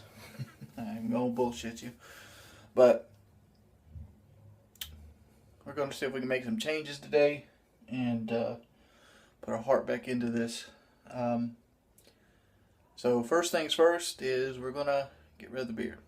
So I ain't got nobody to hold the camera for me, and I'm right-handed. So I'm going to do the beard and just come back to you. Now I look exactly like my fucking father. So I gotta get rid of that. I can't do that on my own. I usually have to have my grandma do that for me. So we're gonna lose this too. And I'm not gonna go all the way down to baby face because it's fucking pointless. Unless I gotta go somewhere that's very technical, going down to baby face is really pointless for me. Because when I wake up tomorrow, I'll have a beard again. So I'm probably gonna try to clean this up some. You know, shower, brush my teeth and stuff. And we're gonna text Drew. So hair's gone, beard's gone. Time to shower. You know, shave and shower. And see you in a bit. Hey guys, I'm at the river walk right now, and waiting on Drew. Drew was supposed to meet me at the river walk and kind of talk about stuff and things of that nature. Oh, I don't know. I hate the way I look without my beard. You can actually see my third chin. Look too much like my father. I do. When I shave my beard off, I remind myself of my father. And like, I wish I had a picture to show you, but I don't. I talked about my third chin. I know you motherfuckers are looking at it right now. I don't know. I mean, well, that weigh-in did something to me to destroy all my motivation. And like, part of me inside of my head knows that like the only way to go forward is to go forward. But another part of me is like, the only thing that you have that you enjoy in life right now is food. And like, that's really the truth. And the obvious answer is to find something else you enjoy. But, you know, this world revolves around money, and like everything you do requires money in some sort of fashion. If you want to go anywhere, you gotta have gas. Gas costs money. If you want to, once you get there, there usually is an admission fee. And like, I've tried most of the things that are free, and there's a reason that they're free, because they're not fun. Anything that's really fun or enjoyable to do has some sort of price tag attached to it. It's an entertainment tax, pretty much. And it's, I don't know, you know, boo-hoo, that's everybody has to deal with that, and I understand that. And it just leaves me in a place where I'm confused. I was talking to Brandy earlier today, and Brandy basically said to me, you know, it upsets her how I always am in this perpetual place where I'm spinning my wheels. Like, I never seem motivated to change anything. And like, that's kind of the truth, because like, I'm afraid of change. I mean, I've tried things like the walking and like the personal training, and I went to Kyle's house. I forced myself to get out of my comfort zone. But here I am, pretty much in the same spot I was in last November. I mean, it's almost October now, but and you understand the deal. I'm in pretty much the same spot in my life, and like, and you know, that right there just hurts my heart. And I don't know, I mean, I'm showing up today mainly because I feel like it's what I should do, and I'd like to see what he has in mind, because like, really the thing I need most right now is a real life friend. I know a lot of guys spend a lot of their time and dedicate a lot of their time trying to support me through this, and you know, and it's wonderful, but online support 1,000 online support doesn't replace one in real life support. At least not to me, because you can sit there and read online support till you're blue in the face. That does not mean stop doing it, because it does help. But you still feel alone. There's nobody there walking with you. There's nobody there, pushing you to do things. There's nobody there helping you in any form or fashion. I mean, you know what I'm saying? Like, nobody's there to pass you the medicine ball. And like, working out, in my opinion, is the least of my problems right now. I have a much bigger demon to conquer. And if I want this to be successful, I have to conquer this demon, and that is food. Like, my whole day consists of food. Even now. I mean, like, I woke up today, wasn't hungry, thought about, what am I going to eat today? And like, part of me knows that has to stop, but the other part of me is like, man, what do you have left in life? I mean, like, literally, what do you have left in life? You don't have any kind of joy in your old hobby, which video games is my hobby. You don't really want to do that. I mean, I don't. At this point in my life, I don't really like video games. I do them because they keep my mind occupied, and mainly because I don't know what to do with life. Boo-hoo, I don't know what to do with life. But it is what it is. I mean, I just see myself, I'm unhappy now as a whole. And if I went and did a job that's pretty much oppressive, it would push me over the edge. Like, I just couldn't take another job right now that's straight up oppressive. So I'm probably going to wait until the point of having to go back to work. And, like, literally I'm flat broke, and, and people are ready to throw me out of the house because I'm not working or some sort before I do that. And that's just the way I'm built. I really do want to go back to work, though. That's the strange thing about all this. I miss people. And that sounds funny, like, oh, you got like 10 head of people living in your house right now. But, when you have 10 people living in a house together, it's not a great environment. It's more of an environment everybody stays in to their own self to keep from fighting, because it is what it is. Everybody stays to themselves to keep from fighting, because if you have 10 people interacting with each other every day, you're eventually going to get on each other's nerves. So we don't interact with each other. I stay in my office, door closed. My brother stays in his room, door closed. His girlfriend stays in his room, door closed. Mother stays in her room, blah, blah, blah, blah, blah, blah, blah. We interact a little bit. It always ends up in a fight. It always ends up with, who does this, who does that, whose job is this, whose responsibility is that. And it's like, it's ridiculous.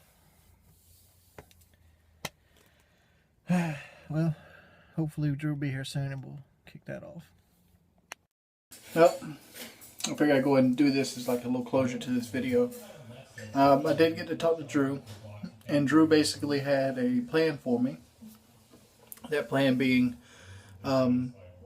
he's basically starting his own gym, and he wants me to come by and work with him, and he wants to spend at least 5 days a week eating lunch together, and he's gonna make my own lunch, because he's been watching the videos, and he's seen that, no matter how much I work out or how much I walk, you can't out-train a bad diet, and we got to get me on a good diet.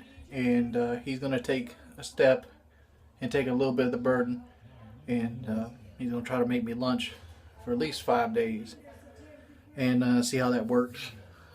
So that could be part of the videos here coming up. Yeah, that's where we're at right now. Just motivational talk, and talked about how to get my eating right. So yeah, because my eating has been horrible lately, and I look like a cue ball. I love my lewd look. Hey, I don't know how I'm going to film this, guys, but we're going to try the walk again today. It's half mile. It technically shouldn't even get my walk goal done, but it's all one clip, And like the problem lately, as you can probably seen if anybody's been following my fitness apps upgrades on Twitter, that my problem is I was walking station to station for a while because my back couldn't do longevity. So this is going to be unique, mainly because like one of the things I really want to kind of get across is like I'm worried right now that I'm not sitting down talking to you guys because it might like put extra strain on my back. So that's where I'm at right now. So I don't know. If I get tired, I'll pull you guys back out. As you can see, the wonderful people of South Carolina doing their Southern gentleman thing again. They threw a tire away, an aerosol can, 2 bags of trash right in the ditch. Regardless that there's a dump literally less than 3 miles from here. A healthy man would almost call that walking distance. But we're at the halfway point. My back isn't killing me. Actually, my shins are hurting me more than my back right now. So that's good news. That means shin splints. That means I was walking too fast. I'm guessing that they never cut the grass.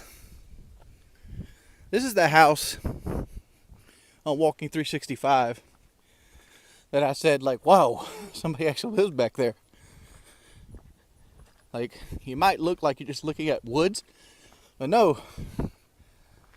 This is someone's front yard. Like, you can't even see the house anymore. It is ridiculous. There it is right there. You can kind of see the house.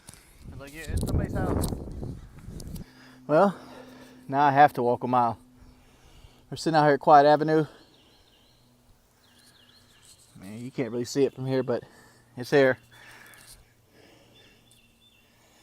Sitting in the grass right now, I started thinking to myself, like, why do you want to go home so bad?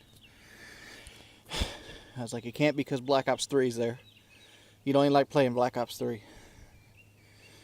Can't because food's there, because there ain't no food there. And like I narrowed it down to the only thing I wanted to go back home for was hey buddy. What's up? There's a chair there. And I can sit my ass down on the grass. Go get you a milestone. I found the Rolls Royce. A motherfucking ant beds. Holy shit. There's a mailbox for Girth. I learned 4 things today. Number 1, my back's in a lot better shape than I thought it was. Number 2, shin splints suck. And my left leg is weaker than my right leg. 3, I should never doubt myself. I spent most of last night in bed worried about this walk. Didn't get to sleep till like 7 o'clock in the morning. And I did it. And it wasn't that bad. Like, it took its toll on me. I am tired. Like, but I'm thinking about how far I've come right now. And like, that's where it's at. It's like, a month ago, walking to the corner would have killed me. I just walked a mile again. Like, it sucks thinking that that's half of what I used to do every day. But we're making progress. We're making strides. Even though I don't want to do that walk continually, I'd much rather do another one because that walk scares me because of the cars. I feel accomplished today knowing I did it.